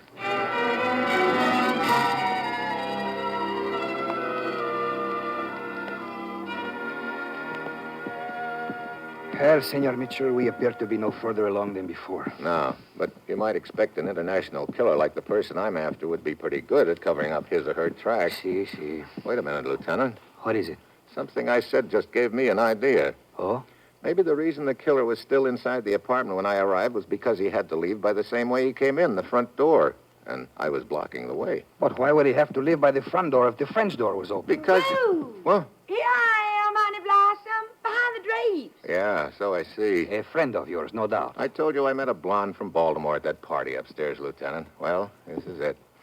Lieutenant Armijo, Prunella. Luella, where you been, Honey Blossom? Busy. If you will excuse me, I will wait in Josefina's apartment. Hey, Lieutenant, wait. Don't leave me. I miss you, Honey Blossom. Well, that's nice. Now, if you'll excuse me... Oh, no, you shouldn't have not gonna run off again. Look, But we're having the most fun, Honey Blossom. Aha! There you are, my sweet, huh? I beg your pardon. Luella, my sweet, I have found you. Oh. I'm trying to get Stevie to play Alfonso. Don't tell me you've got a red-hot game of hide-and-seek going. Of course. Well, will you to join us, huh? Well, later. Now, that's a promise. All right, Alfonso, let's shake hands. Oh, it will be so fun to try. Oh, brother.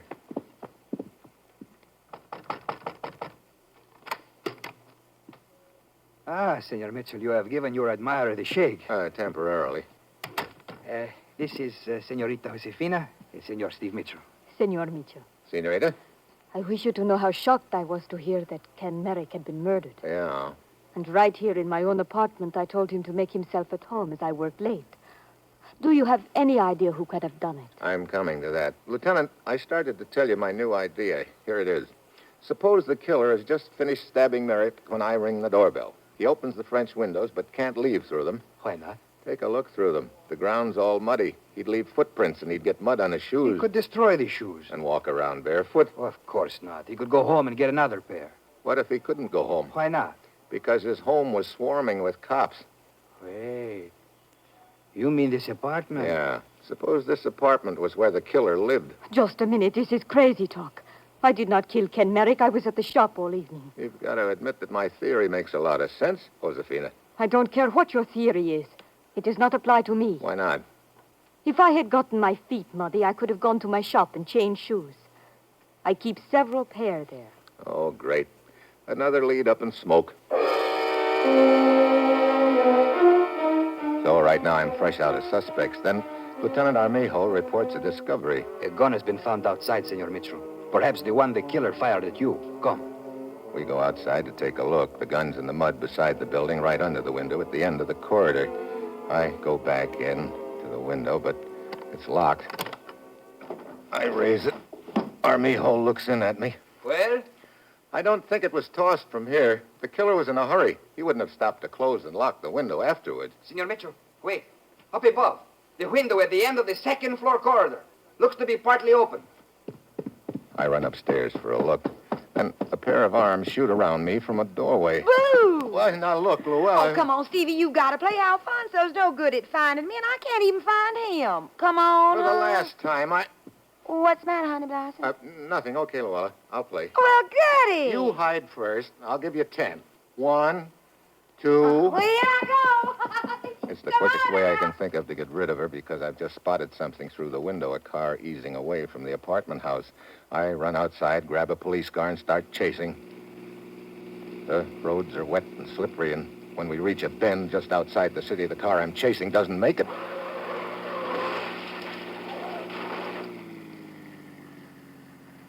I park and run down off the road toward the wreckage, but suddenly a guy lurches out of the bushes with a gun. Stop, Mitchell. Well, hello, Alfonso. You must have been thrown clear, huh? Yes. I believe one of my arms is broken, but not the one holding the gun, I assure you. So you're the international killer Ken Merrick was tracking, huh? As it turns out, I made a mistake tossing the gun out the window, but I did not wish to take it back to the party with me. I started the game of hide and seek to give me an opportunity to recover the gun, but the police beat me to it. When I realized the gun was tossed from the second floor, that narrowed it down to Summers and you, and that meant it had to be you because Summers lived on the second floor. He could have changed shoes if he'd gotten them muddy, but you were just a guest. You couldn't afford to get your shoes muddy. That's why you couldn't leave by the French window, huh? Brilliant deductions, Mitchell, but too late. Come, you will drive me away from here and... Wait a moment. Yeah, car coming. Yes. Very well. You will stand here very quietly and not attempt to flag it down. When it has passed... Stop it. It sure is. Get back. Too late. I'll take that gun.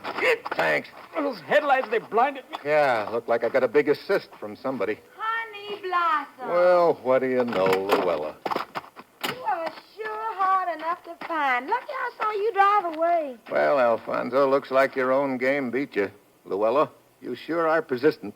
Well, Honey Blossom, when I play hide and seek, I go all out. You just ain't whistling Dixie, Honey Blossom. But I can.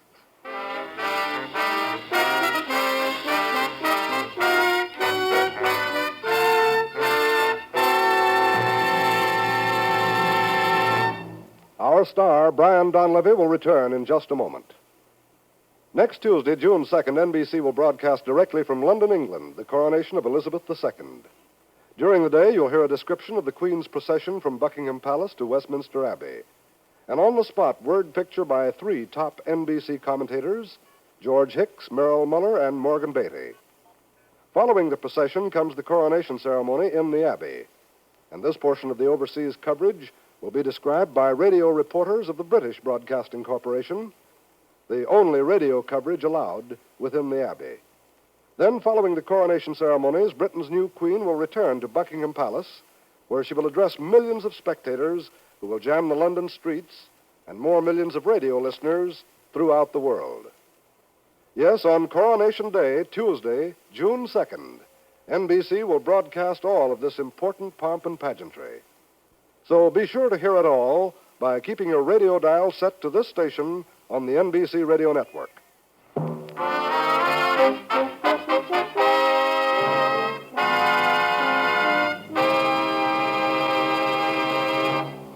Next week, the Mediterranean. I make like a smuggler. And that will be Steve Mitchell's dangerous assignment next week.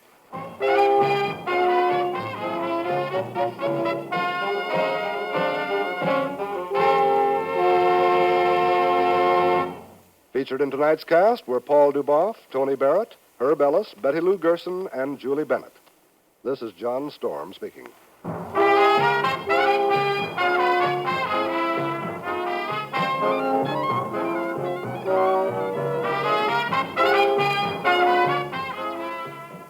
Dangerous Assignment, starring Brian Donlevy as Steve Mitchell with Herb Butterfield as the commissioner, is written by Bob Reif and Adrian Jandot and is directed by Bill Karn. Be with us again next week at this time when Brian Donlevy, starring in the role of Steve Mitchell, will embark on another transcribed Dangerous Assignment.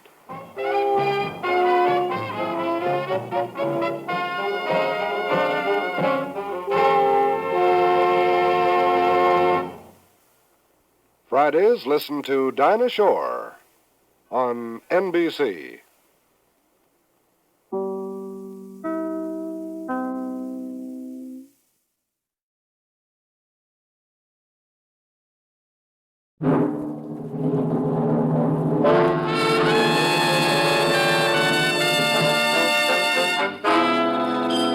Dangerous Assignment. Transcribed, starring Brian Donlevy as Steve Mitchell.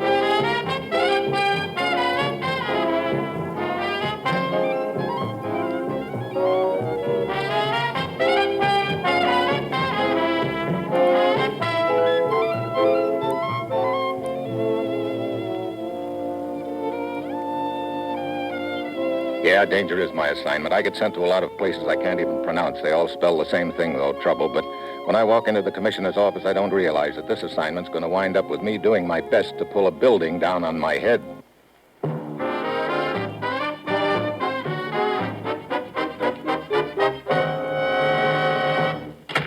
Morning, Commissioner. You sent for me? Steve, there's to be a meeting tomorrow night somewhere in the city of Damascus between representatives of a country behind the Iron Curtain and members of a desert tribe from the Near East. The object of that meeting is to exchange prisoners. Exchange prisoners? Go on, Commissioner. 2 weeks ago, the tribe captured a foreign agent who'd been giving them no end of trouble. In retaliation... Let me guess. The Iron Curtain boys grabbed off someone from the desert tribe. Right. One of their chiefs. So the deal's been made, huh? This agent for the chief, even swapped. How do we figure in this, Commissioner? We want to get our hands on that foreign agent, Steve. He's an American traitor named Stoller. Stoller? Well, our old friend James C. Stoller? One of their top propagandists. A vicious, clever writer and a killer. We specifically want him for the murder of an American Army officer during the war. Have we contacted the tribe about it? No, I'm certain they'd turn him over to us if we asked them, but they've already made the deal, and if they backed out now, it'd place the life of their chief in jeopardy. We can't ask them to do that. Our best bet, then, is to wait until the exchange of prisoners has been effected and then move in and grab Stoller. Right. Get over to Damascus, Steve, and check with our contact there, a man named Barid. He's the man who tipped us off about the meeting. Find out exactly where that meeting is to take place and grab Stoller. Well, that's it. You've got your assignment. Good luck.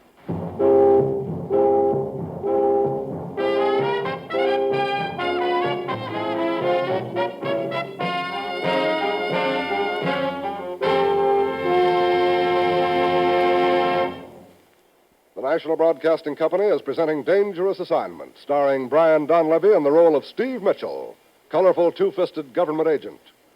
At all those places of the world where danger and intrigue walk hand in hand, there you will find Steve Mitchell on another Dangerous Assignment. Here's a reminder to all of you mystery and adventure fans. If you enjoy Dangerous Assignment, you're sure to be entertained by Dragnet, another of the great programs on NBC Radio. Yes, each week, Dragnet takes you step by step on the side of the law in the solution of an actual case from the official records of the Los Angeles Police Department.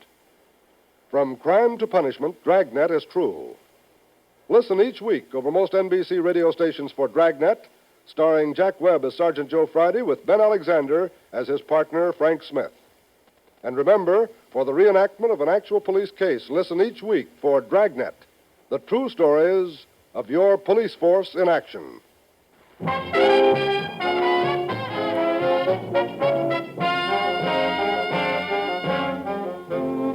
Sure, I've got my assignment. Get over to Damascus in Syria and find out where a prisoner exchange meeting is to take place. My job is to grab off one of the prisoners, an American traitor named James Stoller. We want him for murder. It's late Thursday afternoon when my plane lands in Damascus. I hurry into the old walled city to Barid's small shop. He takes me into his living quarters in the back. There has been a change in plans, Mr. Mitchell. The meeting hasn't been called off, has it?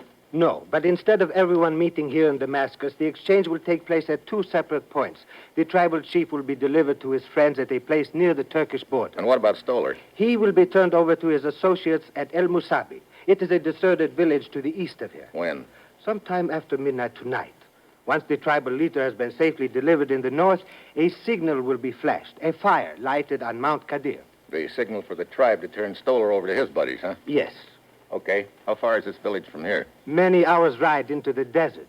I have made all the arrangements for us to travel there in a manner that will not cause suspicion. Yeah, it wouldn't do for Stoller's friends to know I'm on my way. There is a caravan leaving Damascus at sundown. It will pass through the village later this evening. Will we get there in plenty of time? Yes. We should arrive at El Musabi well before midnight. Good. Well, I guess a change of clothes is next in order, huh? I have several robes here. You can select the one you wish. The one on the end, the tattletale gray job. That'll do. Here you are, Mitchell. Now, if you will sit down here, please. Your face and hands will have to be stained. Oh, sure. You know, last time I got a facial like this, I came out of it smelling like the inside of an old tobacco pouch. Berry juice will do as well. Okay, Barrett. My face is in your hands.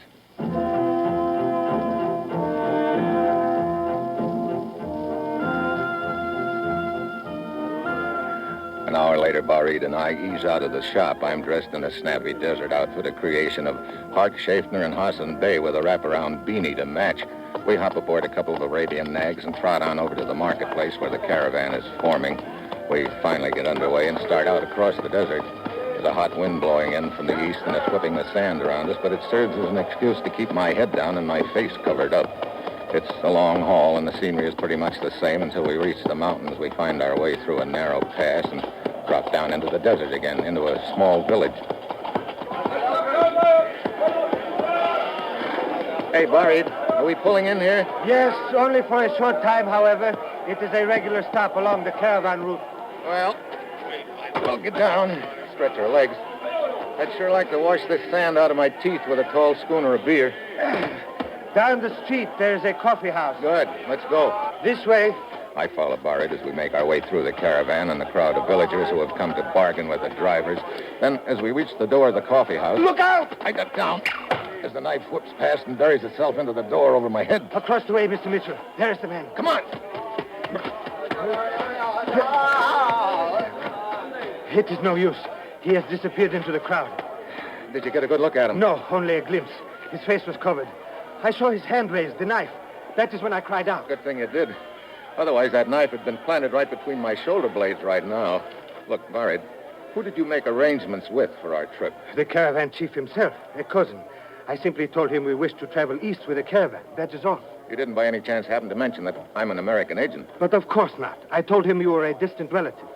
He's your cousin, and you ring me in as a distant relative? We have a large family. He would not know. Well, he might be interested. He hates our family. I am the only one he will speak to. Oh, great. Mitchell, I have been thinking. This man who threw the knife might possibly have mistaken you for someone else. The robes you wear identify you as a member of a tribe from a nearby country.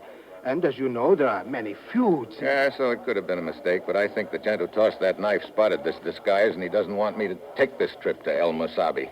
Come on, let's keep looking around.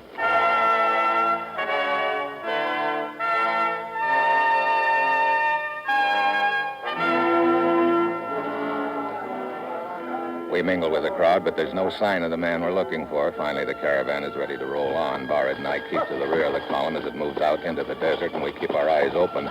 It's shortly before midnight when we sight the deserted village of El Musabi, a low, sprawling pile of mud huts sitting quietly in the moonlight. As the caravan files through the main drag, Barid and I slip back, then ease off into the shadows. The caravan rolls on, disappears. We tie up the horses and spend the next few minutes cautiously exploring the village. Then, as we emerge on a small back street... Look, Mr. Mitchell. Parked behind that mud hut. A desert car. Yeah, one of those half-track jobs. Seems like we have company. Inside the house, is that a light? It is. Come on, let's have a look. You see anyone? Yeah. A man stretched out on a cot. Looks like he's taking a nap. You there? What do you want? Oh, more company. A woman coming down the street, British by the sound of her voice. You better do the talking, Barid. We're just passing through. You get it? Do you wish something? Good evening. We are travelers. My cousin and I, we journey to Zakare. Zakare? You're a long way from there. Yes, we thought we might spend the night here. You came with a caravan? Caravan? One came through a few moments ago. Aye, but we thought it was not due until morning. We had planned to meet it here, continue our journey. You hear that, my cousin? The caravan has already passed. What is it, Myra? Who are you... Oh, we have visitors, sir. Good evening. Good evening, Effendi. Please excuse this intrusion, but my cousin and I saw your auto, the light, and believing the village to be deserted, well, we were curious. Yes, I understand. We've made El Musabi our temporary headquarters. I'm Professor Varel, an archaeologist, and this is my daughter. You're travelers? Yes, we left Aleppo this morning. Aleppo? You've had quite a journey. Myra, my dear. Yes, Father? Our visitors have had a long, tiring trip. Some refreshments, perhaps. Something to eat? Of course. You are most generous, Effendi, but the hour is late and we have disturbed you. Not at all, my friend. And there's the caravan to be overtaken. We must hasten after it. Oh, I see. Well, then, a happy journey. Thank you, Effendi. Come, my cousin, we must hurry.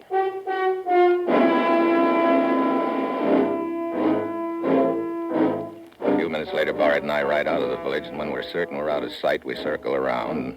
Back in the village, we tie up our horses and slip into a hut across the street from the building where the professor and his daughter are staying. Mr. Mitchell. Maybe he is an archaeologist. Maybe he isn't. Perhaps they are really here in El Musabi to meet Stoller. Yeah. He seemed to be most hospitable. Sure, maybe he just wanted a better look at us. Mr. Mitchell, the signal. Huh? Over that way toward the hills, the fire. Yeah, it's the signal, all right. The tribe ought to be bringing Stoller along pretty soon. We'll just keep an eye on the... What is it, Mr. Mitchell? Listen. A plane. Yeah. If that's a commercial airliner, it's a little off the beaten path, isn't it? There are no established air routes over this area. Let's get out back and have a look. There it is, Mitchell. Look. Yeah, circling. Hey, he's coming around again. Gonna land. Who do you think it is? Not the tribe with Stoller. They couldn't have gotten here this soon. I doubt if they have any planes anyway. Only one answer. Stoller's buddies had come to pick him up in that plane. Then the professor, his daughter. I guess I was wrong. He really must be an archaeologist. Look, plane's gonna land at the other end of the village. I'm going over there. You stick around. But why? Keep your eye on the professor and his daughter. They've certainly heard the plane, and they'll come out to investigate. They could get hurt. Very well.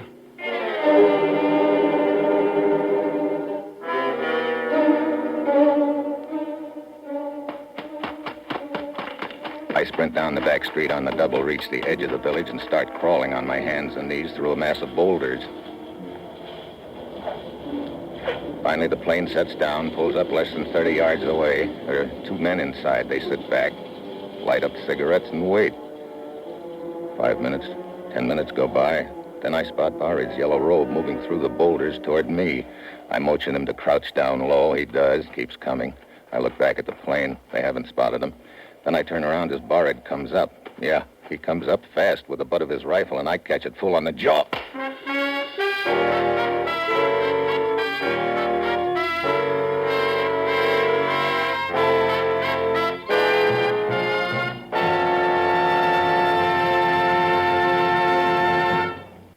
Steve Mitchell will continue his dangerous assignment in just a moment. Everyone dreams of a rosy future when they'll finally be able to retire and really enjoy life. Vacationing in different lands, enjoying the beautiful scenery of our own country on a Trailways bus, or just basking in the sunshine of their own backyard. Well, that dream can become a reality through United States savings bonds. And you don't have to be a rich man to afford United States savings bonds. You can buy a savings bond with a modest $18.75, or you can buy a savings bond for $7,500.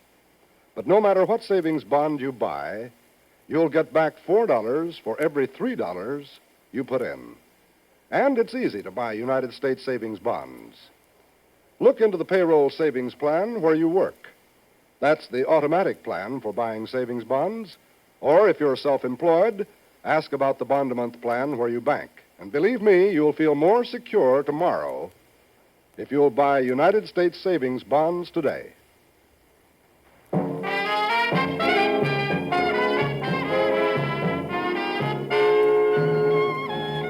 Now back to Dangerous Assignment and Brian Donlevy as Steve Mitchell.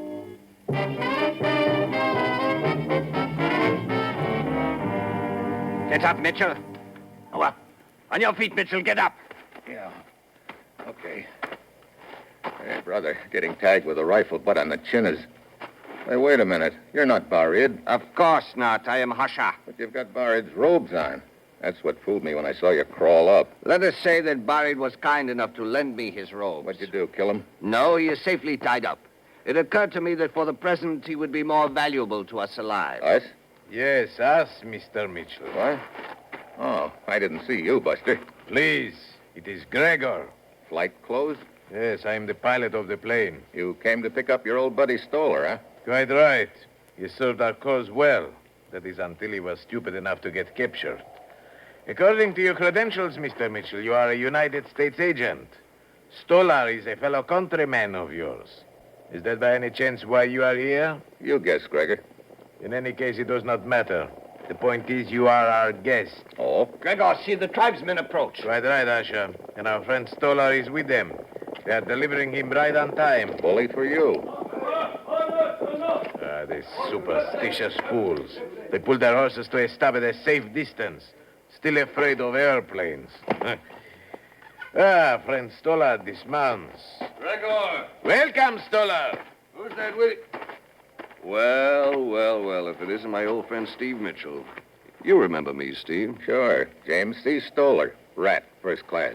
Say, I like that first class part. Of course he remembers you, Stolar. That's why he's here. Now, Steve, you don't mean to say you came all the way over here to get me to go back to the dear old States with you? That was the general idea, Stoller. We like you so well, we'd like to keep you there, say, for about 20 years to life. Well, I'm sorry, but I've got no desire to see the Statue of Liberty again. That doesn't surprise me. Stolar, I've invited Mitchell to be our guest. You're going to take him with us? Why not? It occurs to me he undoubtedly has much information of value.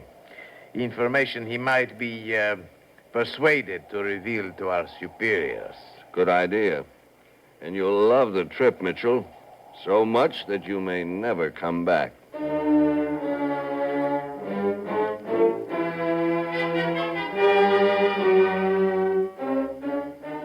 So I've got a one-way trip staring me in the face. They start herding me toward the plane, then I spot Stoller giving a quick look around out of the corner of his eye, and he hangs back behind Gregor a little. Suddenly, I figure something doesn't quite add up. I get the feeling that something's going to happen. 2 seconds later, it does. A machine gun! Over the ridge roars the professor's half-track. The girl Myra is driving, and the professor's blazing away with a Tommy gun. Quick, into the plane! Gregor tries for it and doesn't make it because just then some of the professor's slugs rip into the plane's gas tank. The plane goes up in smoke. Gregor and the co-pilot with it. The concussion knocks me flat. Then I spot Stoller running toward the half-track. He jumps in and they roar away. I get to my feet and run to Hasha, who's blinking his eyes groggily. I'll take the gun, Hasha. Thanks. The explosion, it knocked me down. The plane... The plane just took off the hard way. I don't understand. Stoller's a lot smarter than I gave him credit for, and a little too smart for Gregor and company. What do you mean? Stoller knows what happens to guys who goof up in his racket.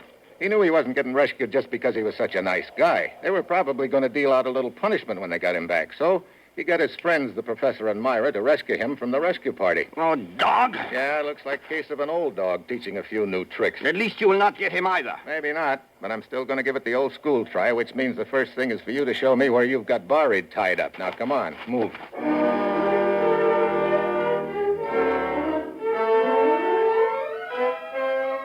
Asha leads me back to the deserted village in one of the mud huts. Barid's inside, none the worse for wear. I release him, then we tie up Asha and leave him there. Barid and I grab our horses. We still have a chance to catch them. I don't know, Barid. Chasing a half-track on horseback, that's pretty long odds. If they get to the main road ahead of us, we are lost. But the travel will be rough and slow for them before that. And we can cut over the ridge. Okay, let's go. Got it.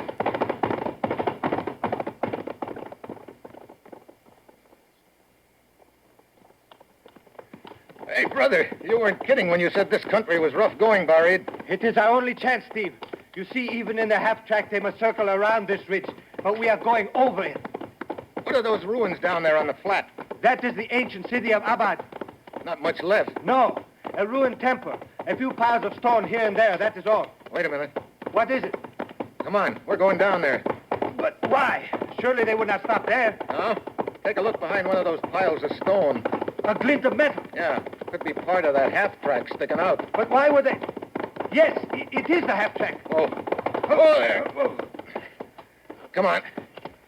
We'll leave our horses here and work our way in on foot. All right. Keep your eyes open and your gun ready. I still do not understand why they stopped here.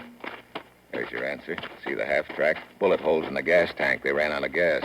In that case, they are somewhere here in the ruins. They sure are. Those shots came from the ruined temple. Okay, we're going in.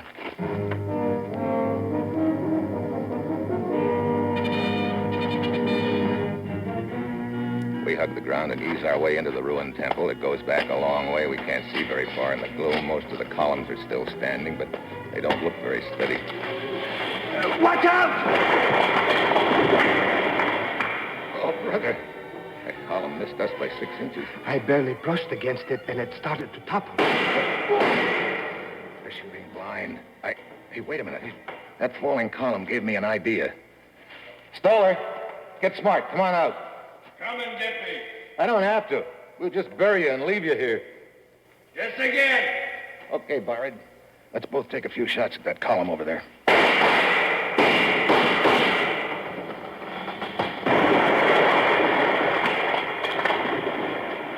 You see how easy it is? You'll never get me that way. How about you, Professor? You want to get in the way of one of those fallen columns? He's the guy I'm after. Why? He's got the Tommy gun. After we get that out of the way, we can go in after Stoller. How about it, Professor? Want another demonstration? Must be working on him. He's not saying anything, but probably doing a lot of thinking. Professor Barrel, stop you, fool! Steve, it worked. I'm coming out! I'm coming out! He's still got the Tommy gun. Stoller got him. There's his Tommy gun lying out there. Yeah, but we stick our neck out after it and we get shot real quick. It is a deadlock. Maybe not. If the next move is what I think it'll be. Here, you take my gun. But why? Fire both of them like I'm still here with you. What are you going to do? Meet them in the parking lot.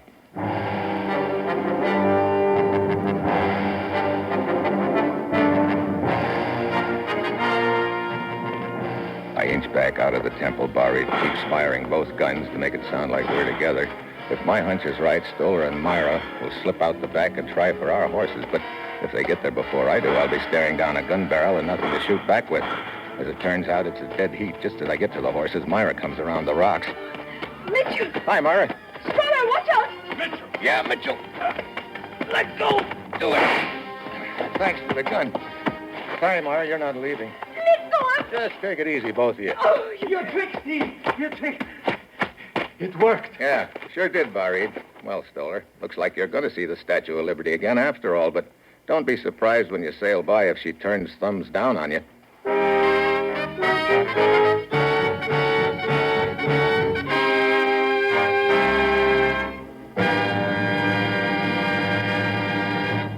Our star, Brian Donlevy, will return in just a moment. Wherever you go, there's radio. And now is the time of the year to have your portable radios checked over so that you'll know that they work when you set off on your vacation, on a weekend trip into the country, or an afternoon at the beach. You'll want to join the millions of your fellow Americans who each summer take their radio entertainment with them wherever they go. And you'll find that wherever you go in this vast country of ours, you'll find a friendly station nearby where you can tune to the familiar NBC chimes, your invitation to the finest in radio listening. This summer, you'll discover that many of your favorite radio programs are continuing through the warmer months. And you'll also learn to know and enjoy a variety of new performers who are certain to please with their brand of radio entertainment. So accept our invitation to grand summertime radio enjoyment. Check your portable to make sure it works, and you'll know that you're all set for a happy listening wherever you go this summer when you tune the dial of your nearest station to the National Broadcasting Company Radio Network.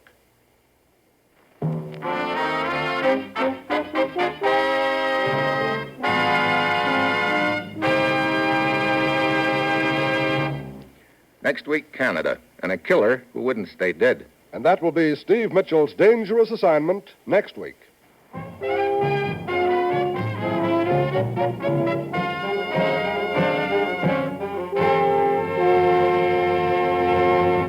Featured in tonight's cast were Jan Arvan, Vivi Janis, Ben Wright, Paul Frees, and Paul Duboff. This is John Storm speaking. Dangerous Assignment, starring Brian Donlevy as Steve Mitchell, with Herb Butterfield as the commissioner, is written by Bob Reif and Adrian Jondeau, and is directed by Bill Karn. Be with us again next week at the same time when Brian Donlevy, starring in the role of Steve Mitchell, will embark on another transcribed Dangerous Assignment.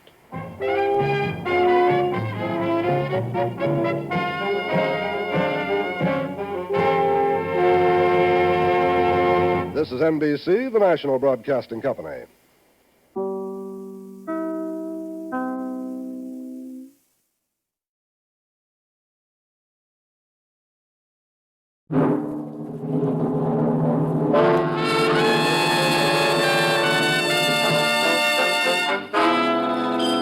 Dangerous Assignment, transcribed starring Brian Donlevy as Steve Mitchell.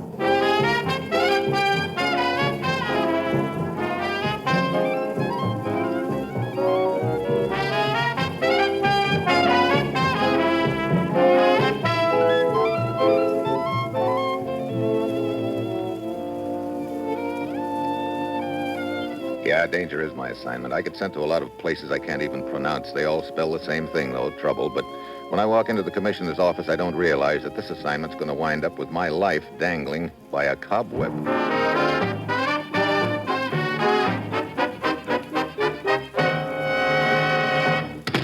Morning, Commissioner. You sent for me? Steve, you remember Anthony Targu? Sure. Big shot racketeer, headed an international crime syndicate. He was deported to the Balkans several years ago, wasn't he? As you know, he managed to slip into Canada late last year. Was killed there in an auto accident. Right. So? So, maybe Targu isn't dead after all. What? When Targu was deported, his organization folded. Some of the smaller mobs tried to hold it together, but couldn't. That was the end of the syndicate, we thought. A short time ago, we learned it was operating again. The strings being pulled from somewhere out of the U.S. Targu again, you think? He was the only man who could control the various mobs and keep the organization running smoothly. I want you to run up to Montreal, Steve. Check on that so-called accidental death of Targu. Okay, Commissioner. And here's something else that might help. I want you to look in on the mysterious disappearance of a certain Dr. Franklin Dorberg. Dr. Dorberg? How does he tie in with Targu? He may not. Still, there might be a connection.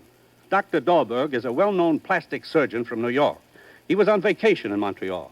Disappeared from his hotel room last night. Plastic surgeon, huh? That sounds interesting. Find out what you can about him, Steve. I've got a hunch that if you can locate Dr. Dorberg, you'll also find Anthony Targu. Well, that's it. You've got your assignment. Good luck.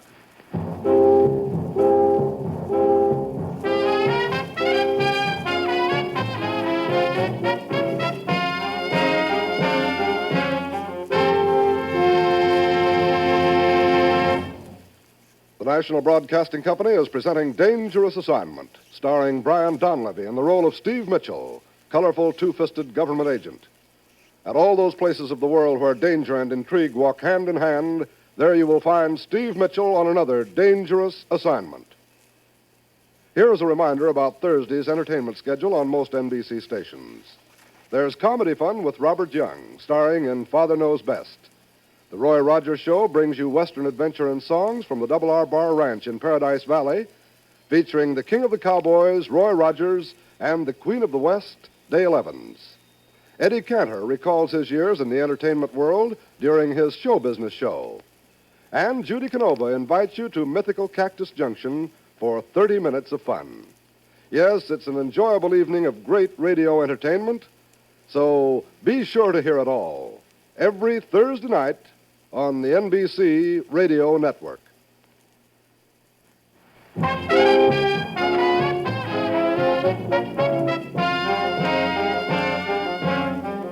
Sure, I've got my assignment.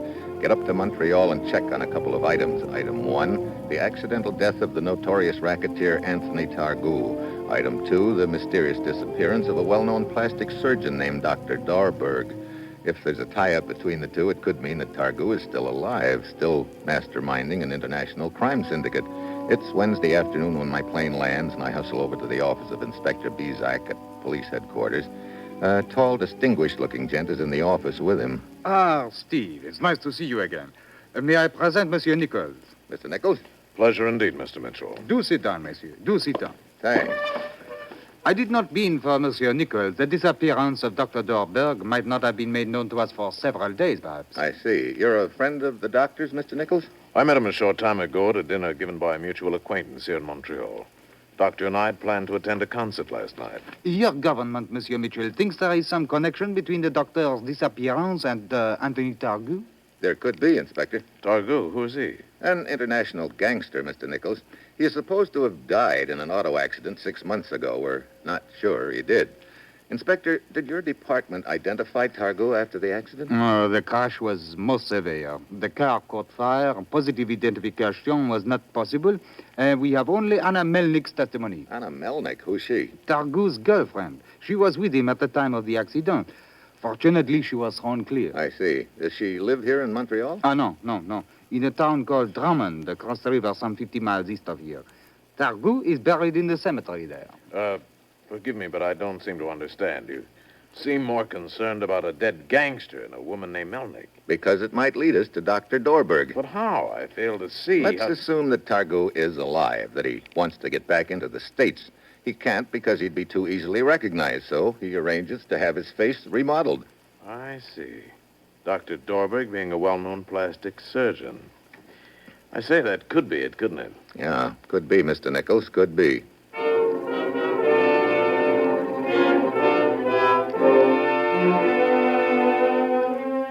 It's late afternoon when I arrive at Drummond. I go to the address the inspector has given me, a classy 5-story apartment building overlooking the St. Lawrence River. Apartment 12 doesn't answer. The janitor tells me that Wednesday is Anna Melnick's day at the cemetery, so I hustle out there. It's one of those gray, dismal afternoons, a chill in the air, an overcast sky, and the bell from the chapel on the hill tolls mournfully. Hello. Good afternoon. Nice spot here. Trees, gentle slope, flowers, and a view.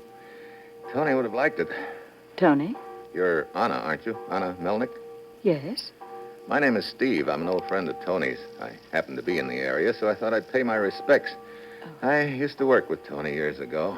Yeah, we had great plans in those days, but the immigration boys messed them up. Tony used to talk a lot about his friends. You said your name is Steve... Mitchell. Mitchell? I don't recall his mentioning that name. It's Mitchell now. Wasn't then. Oh, I see. Too bad Tony had to go out like this. You were with him when it happened, huh? Yes. You know how Tony used to drive, like a madman. And he'd been drinking. Oh? Never touched a drop when I knew him. He changed after he'd been sent back to Europe. He was like a caged lion, restless, angry. Eager to get back into the U.S. again, huh? Sure. I always figured he'd get back. Guess he would have if it hadn't been for the accident. Something wrong? You're shivering. It's getting quite chilly. I must go soon. Sure. Say, how about giving me a lift back to town, huh? Of course. My car is parked at the main gate. I would like another moment or two here alone, if you don't mind. Okay. I'll wait at the car.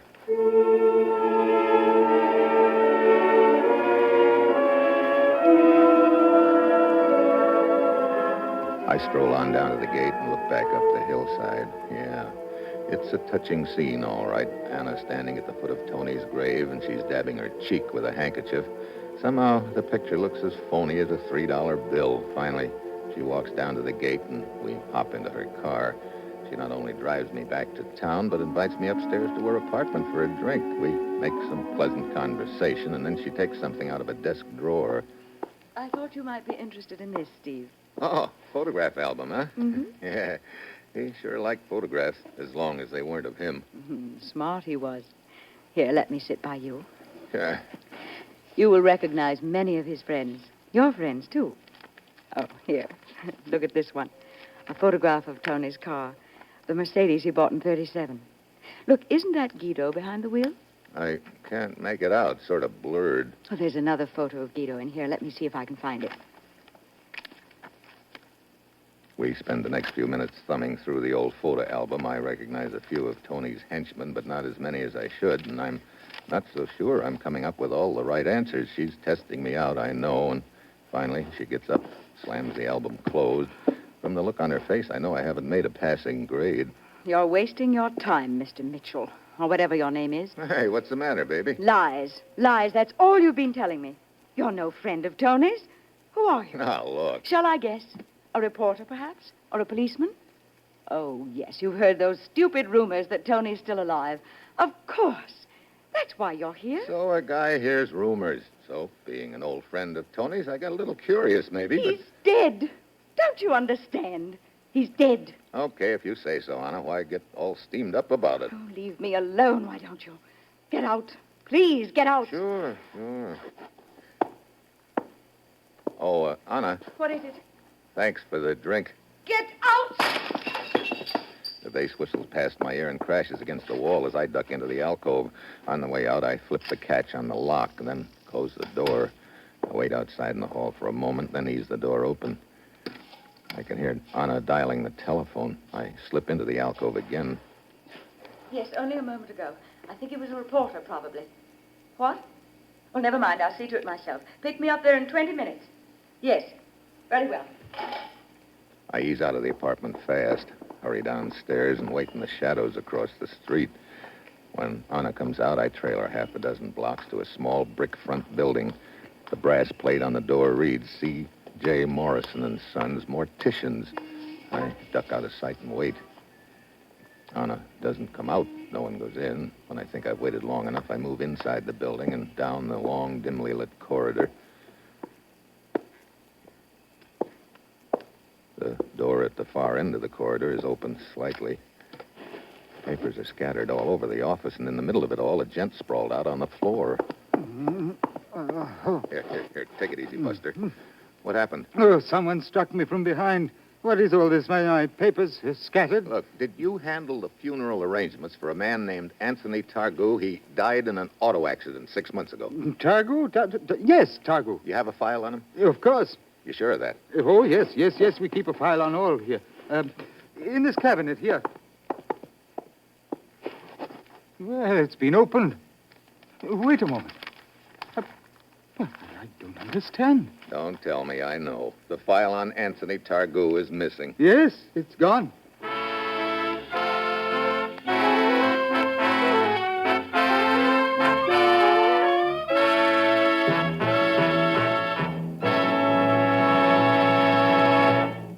Brian Donlevy will continue his dangerous assignment in just a moment. As Americans, we're all proud of the beauty of our forest areas.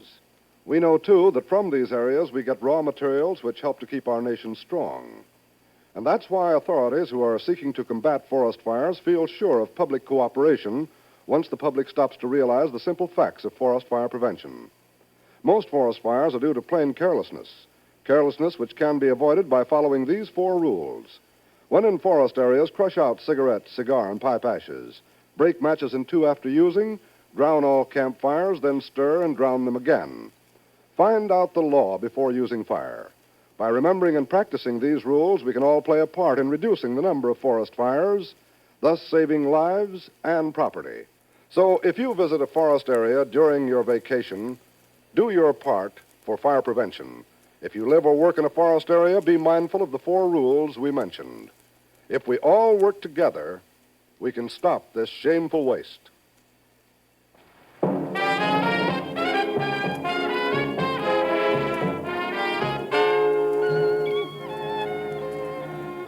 Now back to Dangerous Assignment and Brian Donlevy as Steve Mitchell.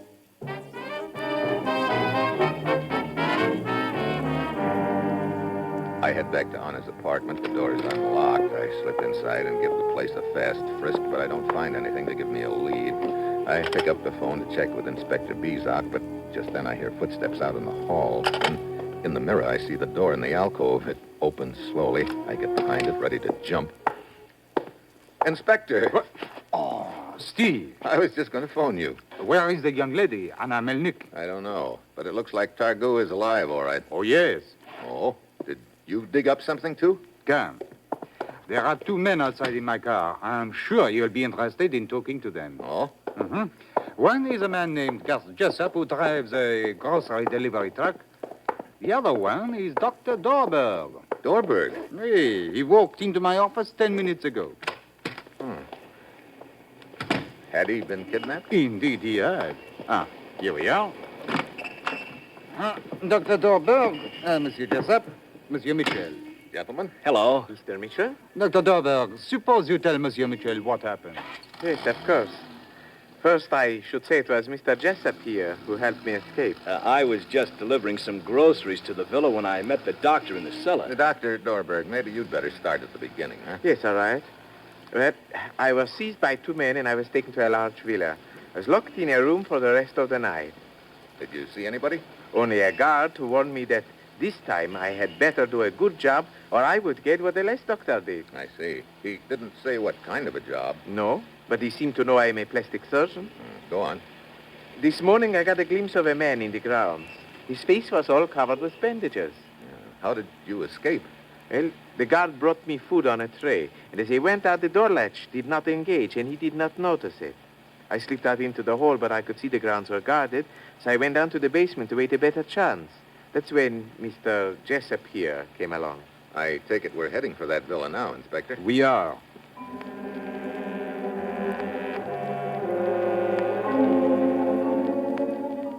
But when we arrive, the villa's deserted. Our birds have flown the coop. Dr. Dorberg takes us over his escape route from the room upstairs, down the back hall, and stairs to the basement. hid down here behind the staircase to wait for an opportunity to get out through the grounds. But Mr. Jessup came down here right afterward, and as I told you, I got a ride in his delivery truck. Yeah, one thing I don't get, Jessup. What were you doing down here in the cellar? Oh, that's where I brought this case of canned goods, Mr. Mitchell. Oh. You see, I didn't figure they'd want the whole thing inside, and there wasn't anybody answered the back door, so I figured I'd just bring it down here. But then when I went back up, I ran into one of them. He told me to bring the case into the house. You came back down here, and that's when you ran into Dr. Dorberg, huh? Right. And in the excitement, I forgot all about the case of canned goods. It's still here. Yeah, they must have been planning a long stay ordering all this food. I won't... Well, what is it, Mitchell? Oh, nothing, Inspector. Come on, I guess there's nothing more we can do here.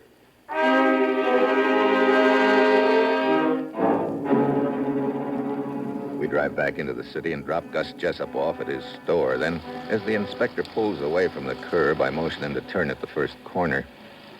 But why here, Mitchell? Pull up and let me out, huh? But I don't understand. I'm going to keep an eye on Jessup's store. But why? Either he was lying to us or you fellas grow the fastest spiders in the world up here. Spider? Yeah.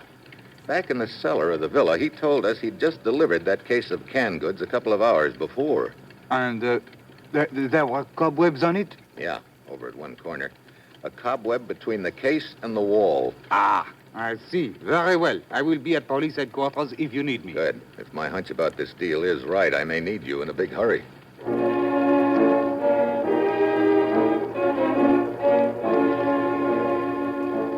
I hire a parked cab and wait. Pretty soon a car pulls up in front of the store. It's on a Melnick. Jessup comes out and they drive off. I follow, but they only go around the block. Then Jessup gets out, probably just reporting to her that everything's gone okay.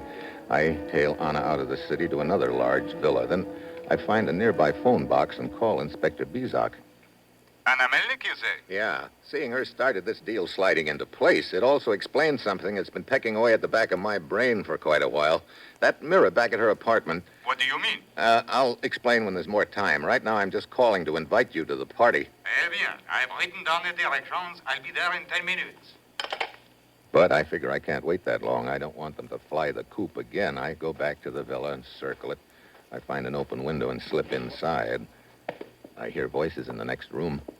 I ease the door open a crack. There are 3 people. Anna, a guy I recognize as a racketeer from the States named Keller, and a third guy with bandages completely covering his face. Pretty soon, Anna and Keller leave. I ease up behind the guy with the bandages and clamp a hand over his mouth. He kicks over a lamp. Keller's back into the room fast, and his gun's even faster. The slug creases my shoulder and knocks me back against the wall. Okay, muscle boy, just hold it right there. You okay, boss? Good. Well, the nosy reporter again. He's no reporter. He's a government agent named Mitchell. He helped put me away once. Yeah, but not for long enough, it looks like, Keller. You made the trip to confer with Targu here, huh? Keller, as long as you're an old friend of Mitchell's, maybe you should take care of him. I'd be glad to. The boss and I will go on to Quebec. After you get rid of Mitchell, you'd better get back to New York. We'll contact you there. Okay. Well, come on, sucker. You got a little ride staring you in the face. I don't doubt it. But the way it looks to me, I'm not the only sucker around here, Keller. Meaning? Meaning you. Oh, come on, Keller. He's just trying to stall. Am I? You're getting taken for a ride just as much as I am, Keller. Who do you think this guy with the bandages on his face is? It's Targo, so what? So guess again. Targo's dead. He's talking crazy, Keller. Then why are you getting nervous, Anna? Look, Keller, she and her bandaged boyfriend here have set up the whole phony deal to cash in on the magic name of Targo, to get the old mob started again and collect a percentage. Keller, I tell you Just a that... minute, Anna. All right, keep talking, Mitchell. Keep talking. The kidnapping of Dr. Dorberg was rigged, just like his escape, to make everyone think Targo was still alive to run his syndicate. That's a lie.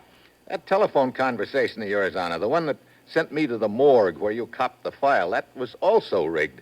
I found out later you could see me in the mirror when I thought I was hidden in the alcove. This whole deal has been staged for one purpose, to make it look like this gent here with the bandages is Targo. No. Wait a minute, Anna. You told me the reason he couldn't talk much was on account of the bandages, the plastic surgery around his mouth. That's true. Yeah, but his handwriting looked like the real McCoy. Anna was Targo's girlfriend. She knew his handwriting and could have faked it. No. And he seemed to know everything about the outfit. Anna could have told him. Oh, shut up. You know, I think maybe we better have a little look behind those bandages. No, Keller. Get back. Suddenly, the guy with the bandages has a gun in his hand. Keller flips his own gun up for a shot, but he's too late. I dive at the guy, hack his gun loose. Anna runs out of the room. I get a knee in the breadbasket that knocks me back against the wall. He whirls and heads for the door, but I take off and nail him with a diving tackle. His head connects hard with the wall. He folds. Mitchell! Yeah, Inspector. Anna... No, don't worry. We caught her, and we also picked up Gus Jessup. Good. Well, that should be the crop. Now, we'll see who the gent under the bandages is. Why, it's Nichols. Yeah, the guy who was in your office when I first arrived, the one who reported the kidnapping of Dr. Dorberg. I see now why he was so obliging, so anxious to help. Yeah, you know, this outfit had a pretty neat deal rigged. And if I hadn't spotted that cobweb on the case of canned goods, they might have gotten away with it. But that little cobweb sort of loused them up, or I should say, cobbed up the deal for them.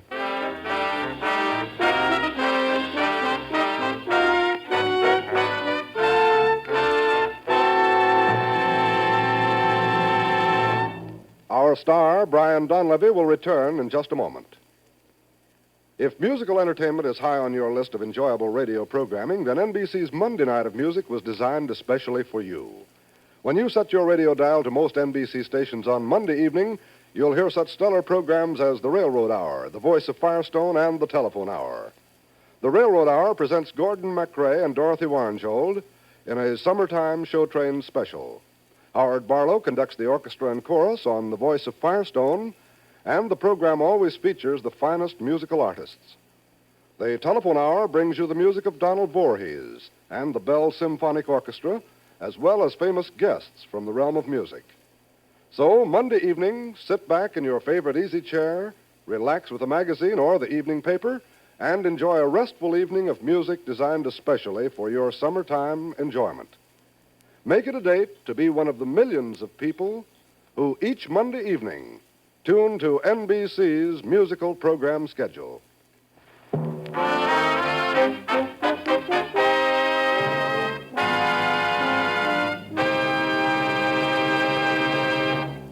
Next week, Indochina. I have a date with a bomb. And that will be Steve Mitchell's dangerous assignment next week.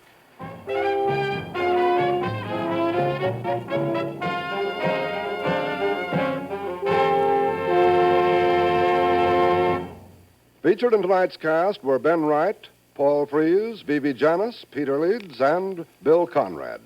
This is John Storm.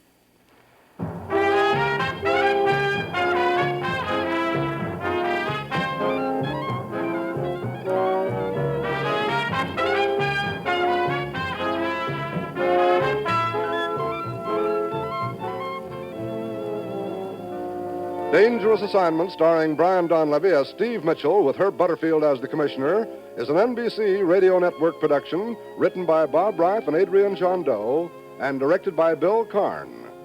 Be with us again next week at this same time when Brian Donlevy, starring in the role of Steve Mitchell, will embark on another transcribed Dangerous Assignment.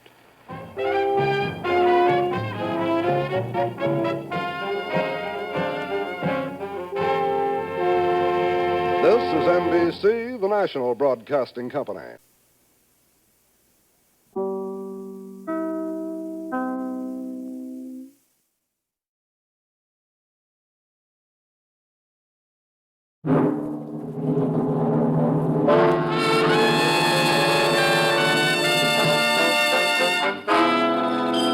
Dangerous Assignment. Transcribed, starring Brian Donlevy as Steve Mitchell.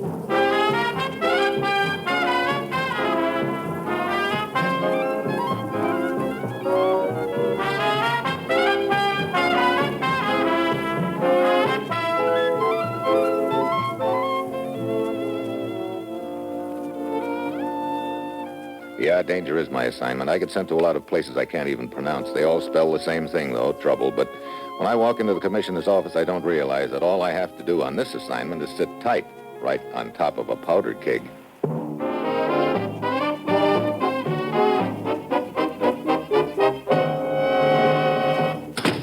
Morning, Commissioner. You sent for me? Steve, I want you to go to a certain cafe in Saigon, Indochina, and pick up a package. It won't be marked handled with care. Should it be? Definitely. It's a bomb. A bomb? Oh, great. We don't know who's going to show up to deliver that package, Steve, but we do know the man who's supposed to pick it up and plant it somewhere.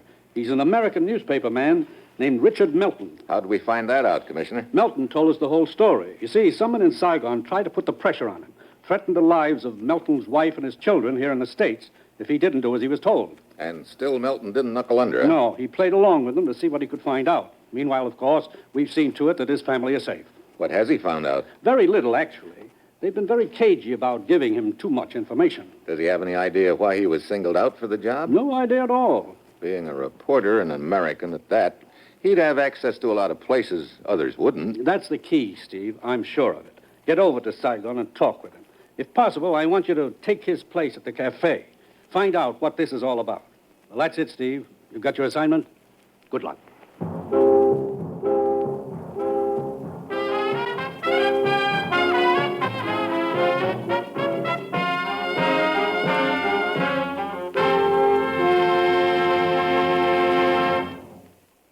The National Broadcasting Company is presenting Dangerous Assignment, starring Brian Donlevy in the role of Steve Mitchell, colorful two-fisted government agent. At all those places of the world where danger and intrigue walk hand in hand, there you will find Steve Mitchell on another dangerous assignment. Before we bring you tonight's adventure with Steve Mitchell, here's a reminder about Thursday night's entertainment lineup on NBC Radio. You'll hear Western songs and adventure from the Double R Bar Ranch in Paradise Valley when it's time for the Roy Rogers Show. Listen as the King of the Cowboys, Roy Rogers, and the Queen of the West, Dale Evans, bring you top-flight radio entertainment. And then stay tuned for Father Knows Best with Robert Young in the title role. Father Knows Best is a truly enjoyable family comedy show. Also on Thursdays, hear Eddie Cantor's show business show with the recorded voices of the world's finest entertainers. And keep your date with Judy Canova and her fine program. Thursday night is packed with top radio listening on the NBC Radio Network.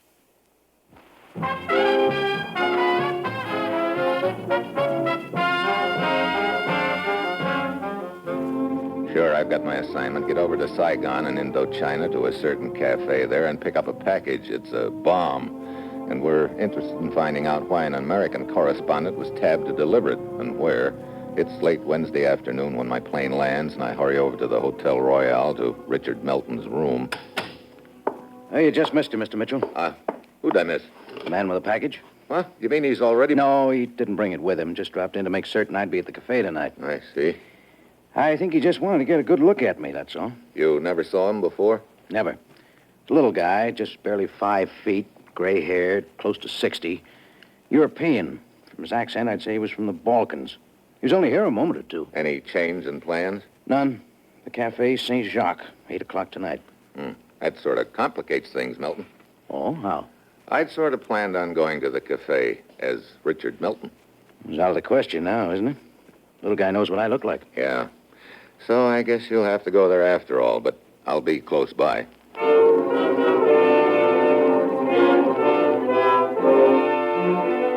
It's 7:45 when we leave the hotel and wander over to the small cafe known as St. Jack's. There's a fair crowd on hand. We sort of blend into it. Melton takes up a position at the bar, and I ease over to a table and sit down. 8 o'clock, 8:30. No one approaches Melton. It's well after 9 when he strolls out of the place, and I follow. I don't get it, Steve. What do you suppose went wrong? You sure about the time and the place? Positive. He didn't show. At least I didn't see him. Your little friend might have tumbled to the fact that he was walking into a trap. How could he have suspected? Beats me. Sometimes these characters know. They can sense when things are wrong. Well, what do we do now? We go back to your hotel and try to figure something out. Like what? Look, this little gent didn't walk into our trap, so he's still walking around town with a bomb in his hip pocket, waiting to plant it somewhere. So? So where? And why were you picked to plant it? I've tried to figure it out, Steve, but I've come up with a big fat nothing. Well, we better try again, Melton, real hard. We've got to figure out where he wants that bomb planted and get there before it is.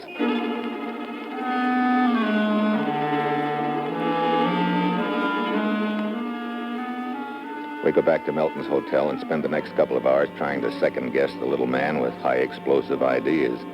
Sure, Melton's in Indochina to cover the war there, and He has access to a lot of important people, high government officials, both native and French.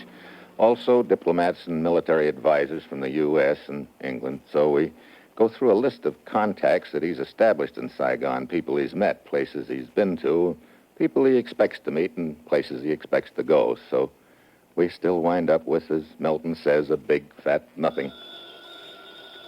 You expecting a call? No. It might be Skelly, though. He's the bureau chief in Singapore. We keep pretty close contact.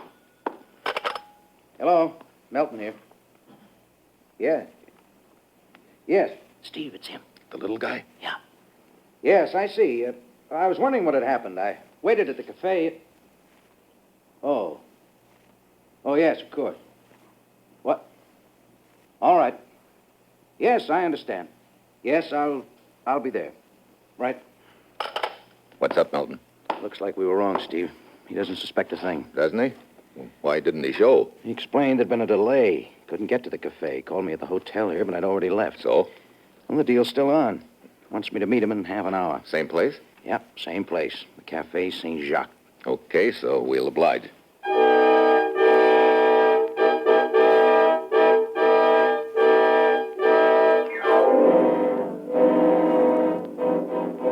This time I put in a call to the local law and fill them in on what's going on, and a quarter of an hour later, Milton and I pull up at the Café St. Jacques. He goes inside, and I take up a stand across the street in the shadows, and I wait. A few minutes later, I see the little gent, barely 5 feet tall, hurry into the cafe. He's carrying a briefcase under his arm. I wait another 5 minutes, and then Milton comes out. Now, he's carrying the briefcase. Over here, Milton. Well, here it is, Steve. I don't mind telling you, I don't feel too happy handling it. He tell you where to deliver it? Yeah. I'm to wait a half hour and then take it to an address on the Rue Dauphin, number 37. Number 37, Rue Dauphin. Does it mean anything to you? Nope. Never been to the place, and offhand, I don't know who lives there. Well, you've got half an hour. Better get this briefcase down to police headquarters right away. What about you? What are you going to do, Steve? I'm going to take a run over to 37 Rue Dauphin. What about our little friend inside the cafe? The local law has a man in there. He'll keep tabs on him. See you around, Milton.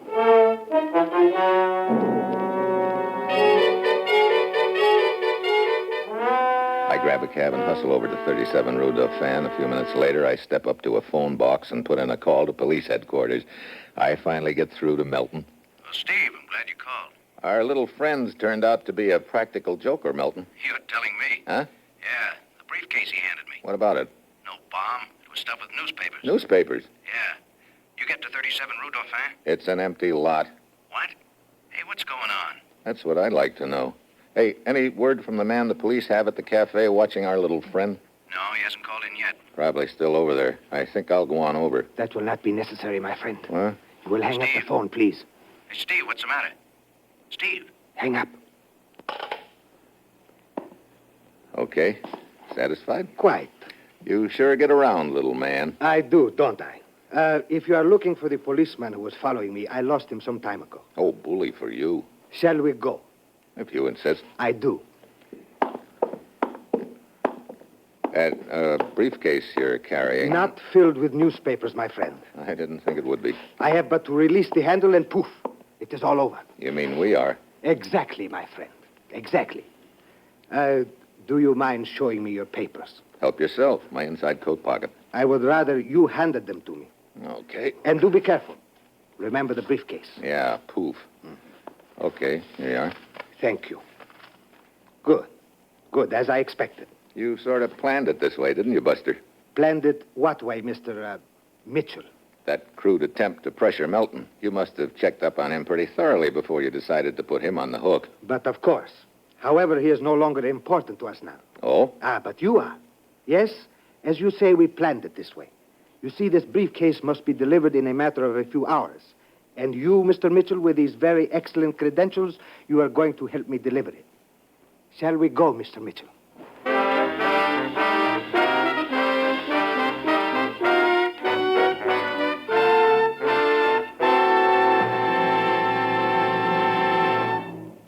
Brian Donlevy will continue his dangerous assignment in just a moment.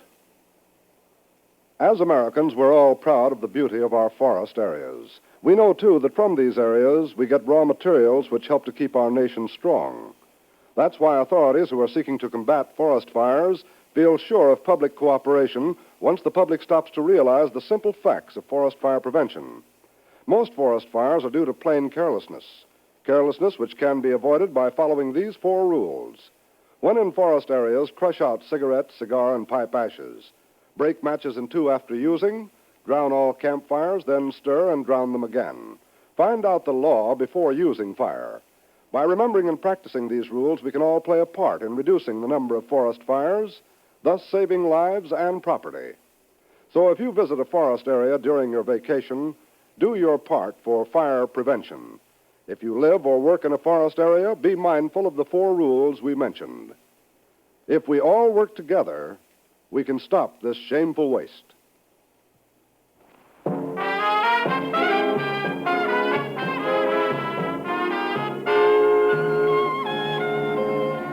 Now back to Dangerous Assignment and Brian Donlevy as Steve Mitchell.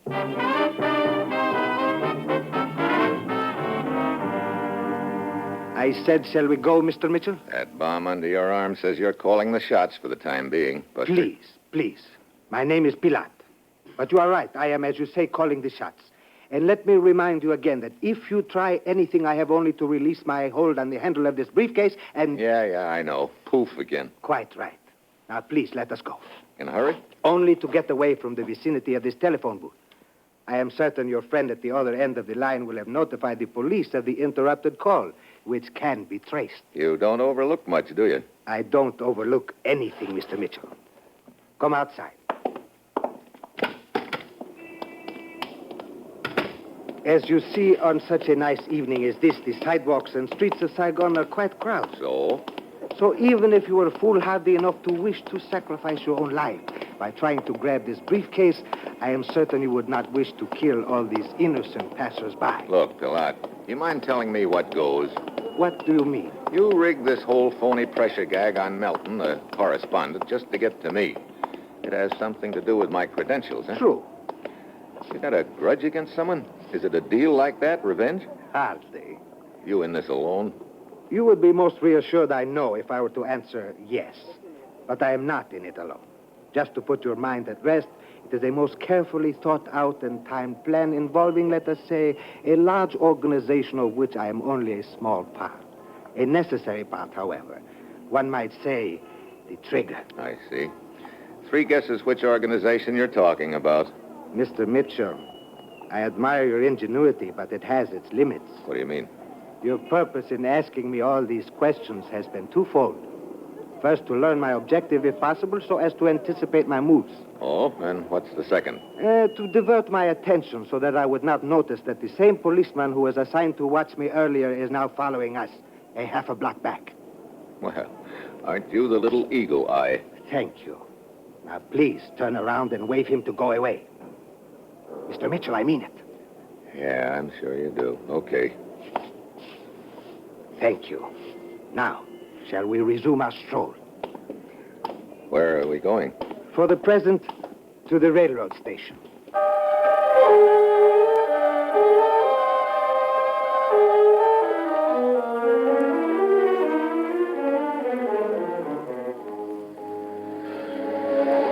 So we go to the depot, find ourselves a bench in the crowded waiting room, and sit down. The minutes tick by, but Pilat just sits there staring straight ahead with those pale blue eyes. I'm sweating plenty by now. This could be the payoff. His target might be somebody who's arriving by train, in which case, any second now, I could get blown sky high, and that starts me thinking, if I'm going to get blown up eventually, then why not now? What have I got to lose by trying to grab the briefcase? Then I remember where I am in a crowded waiting room. All those people could go up and smoke with me. Humanitarian to the end, Mr. Mitchell. You had almost persuaded yourself that you had nothing to lose by attempting to grab the briefcase. Then you remembered all the innocent lives here in the depot which would be sacrificed. What did you do? Take a correspondence course in mind reading? It was in your eyes. You know, Pilat, I don't get what makes guys like you tick at all. I did not expect that you would. You're willing to blow yourself sky high just to make this cockeyed plan of yours, whatever it is, work. Why? There will be a moment's pleasure at the thought of having outwitted you and all your colleagues. And there will be a sense of accomplishment at the destruction of the desired objective. That is sufficient. Brother, what a weird way of looking at it. To you, perhaps. I see you are perspiring freely, Mr. Mitchell. Wouldn't you be in my shoes? Ah, a frank answer. I like that. I'm so glad. Perhaps I should have explained that you are not necessarily doomed with me, Mr. Mitchell. What do you mean? If you follow my instructions to the letter, you may survive. Oh? Yes. When we arrive at our final destination, if all has gone well, I will allow you 30 seconds to remove yourself from the scene before I release the handle of this briefcase and thus set off the explosion. I see. But that is only in the event you follow my orders exactly from here on. Any deviation, even the slightest, and I would not hesitate. I think you are aware of that. Yeah, you've made your point, believe me. Steve Mitchell. What? Steve, how are you? What, fine. Surely you remember me, Etienne Duval, the Riviera last summer? Oh, yeah, sure, Duval. I didn't recognize you without the mustache. Yeah, how are you, Steve? Oh, fine, just fine. Sit down. Please, I do not want to intrude if you were in a conversation. That is quite all right. I will slide over and make room for you. Oh, don't bother. There is room beside you. No. I will slide over. I insist. Very well. Thank you. It is good to see you, Steve. Yeah, I'm very glad to see you too, Duval. What brings you to Saigon? I am unpredictable, Steve. I never know where I will end up. And you? Oh, I just sort of blew into town. Will you be here long? I doubt it. Matter of fact, I guess I might blow out again almost any time. But I have not met your friend here. Oh, sorry, Mr. Pilat. This is Mr. Duval. A pleasure, Mr. Pilat. A pleasure indeed, Mr. Duval. I hope I am not intruding. Oh, not at all. We were just chatting. Steve, I would like to buy you a drink if you have time. How about it, Pilat? Do we have time? Of course. A drink would be most delightful. Come, the bar is not far. Hey, we can talk over old times, eh, Steve? Yeah. Gentlemen, I believe this will be far enough. What? This door right here. But I do not understand. This is not the door to the bar. It looks like a storeroom of some sort. Exactly. With a latch on the outside. Open it, please. Steve, what is the meaning of this? Simply that it was a nice try, Mr. Policeman. But this is as far as you go. Well, better do like the man says, Duval. Thanks for the try, anyway. Sorry, Mr. Mitchell. Inside.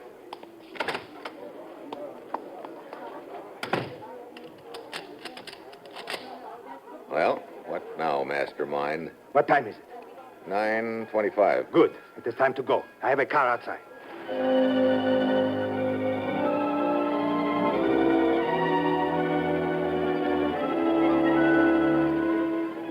He herds me into his car and tells me to drive to the waterfront. We pull up near one of the piers.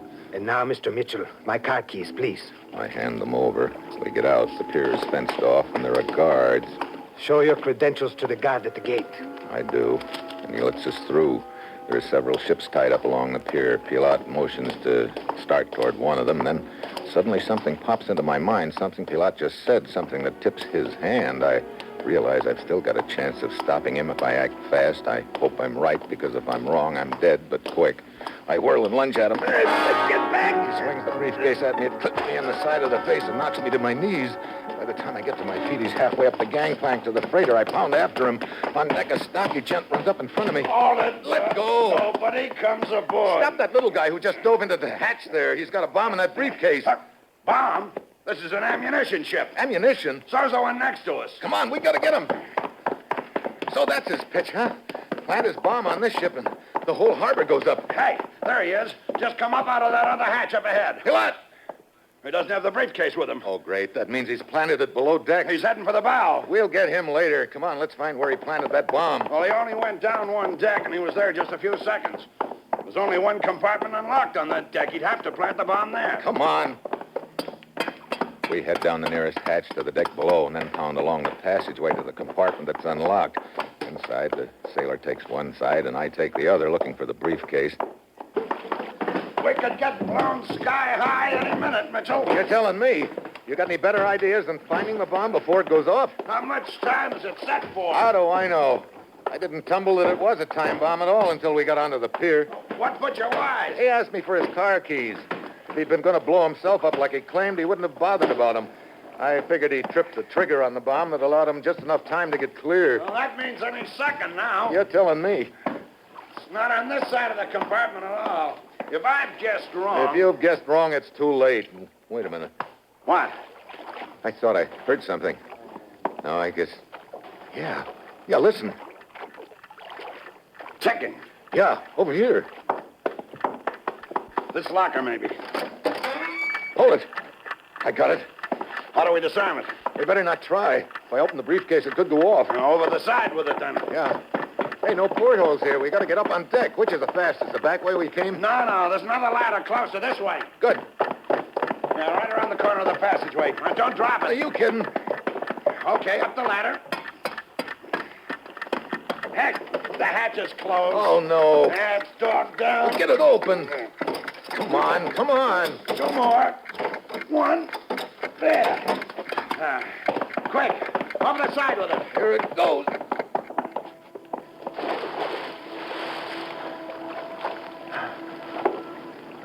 Hey, listen. I don't hear anything. No, neither do I.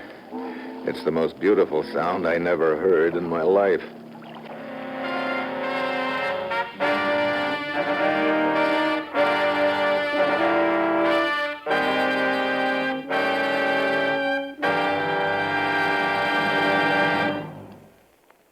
Our star, Brian Donlevy, will return in a moment. Every day, Monday through Friday, you'll hear the very best daytime radio programming on NBC Radio. Here's only a small part of the fun festival that's yours for the listening each weekday on most NBC stations. There's Tommy Bartlett with his delightful Welcome Travelers program from Chicago, Bob Hope with Bill Goodwin and charming guest editors each day on the Bob Hope Daytime Show, Warren Hull and the Show with the Heart, Strike It Rich, Red Benson and The Phrase That Pays, Jay Stewart with It Pays to Be Married, and Johnny Olson with Your Second Chance. Each of these 6 fabulous masters of ceremonies is an expert in his line of entertaining you, the radio listener. So why not make it a date to set your radio dial to NBC Radio every Monday through Friday?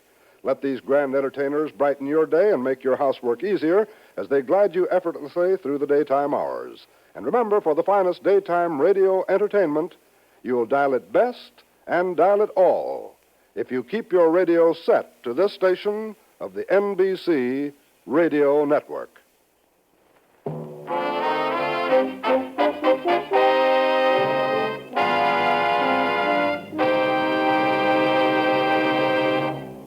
Featured in tonight's cast were Jan R. Van, Jack Moyles, Hal Gerard, and Ted DeCorsia. This is John Storm speaking.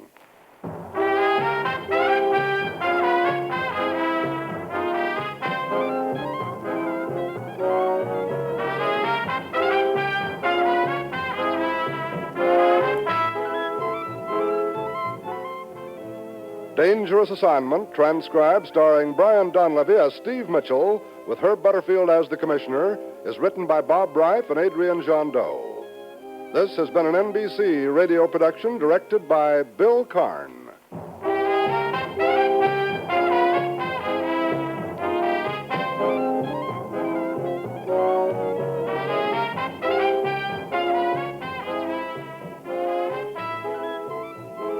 This is NBC, the national broadcasting company.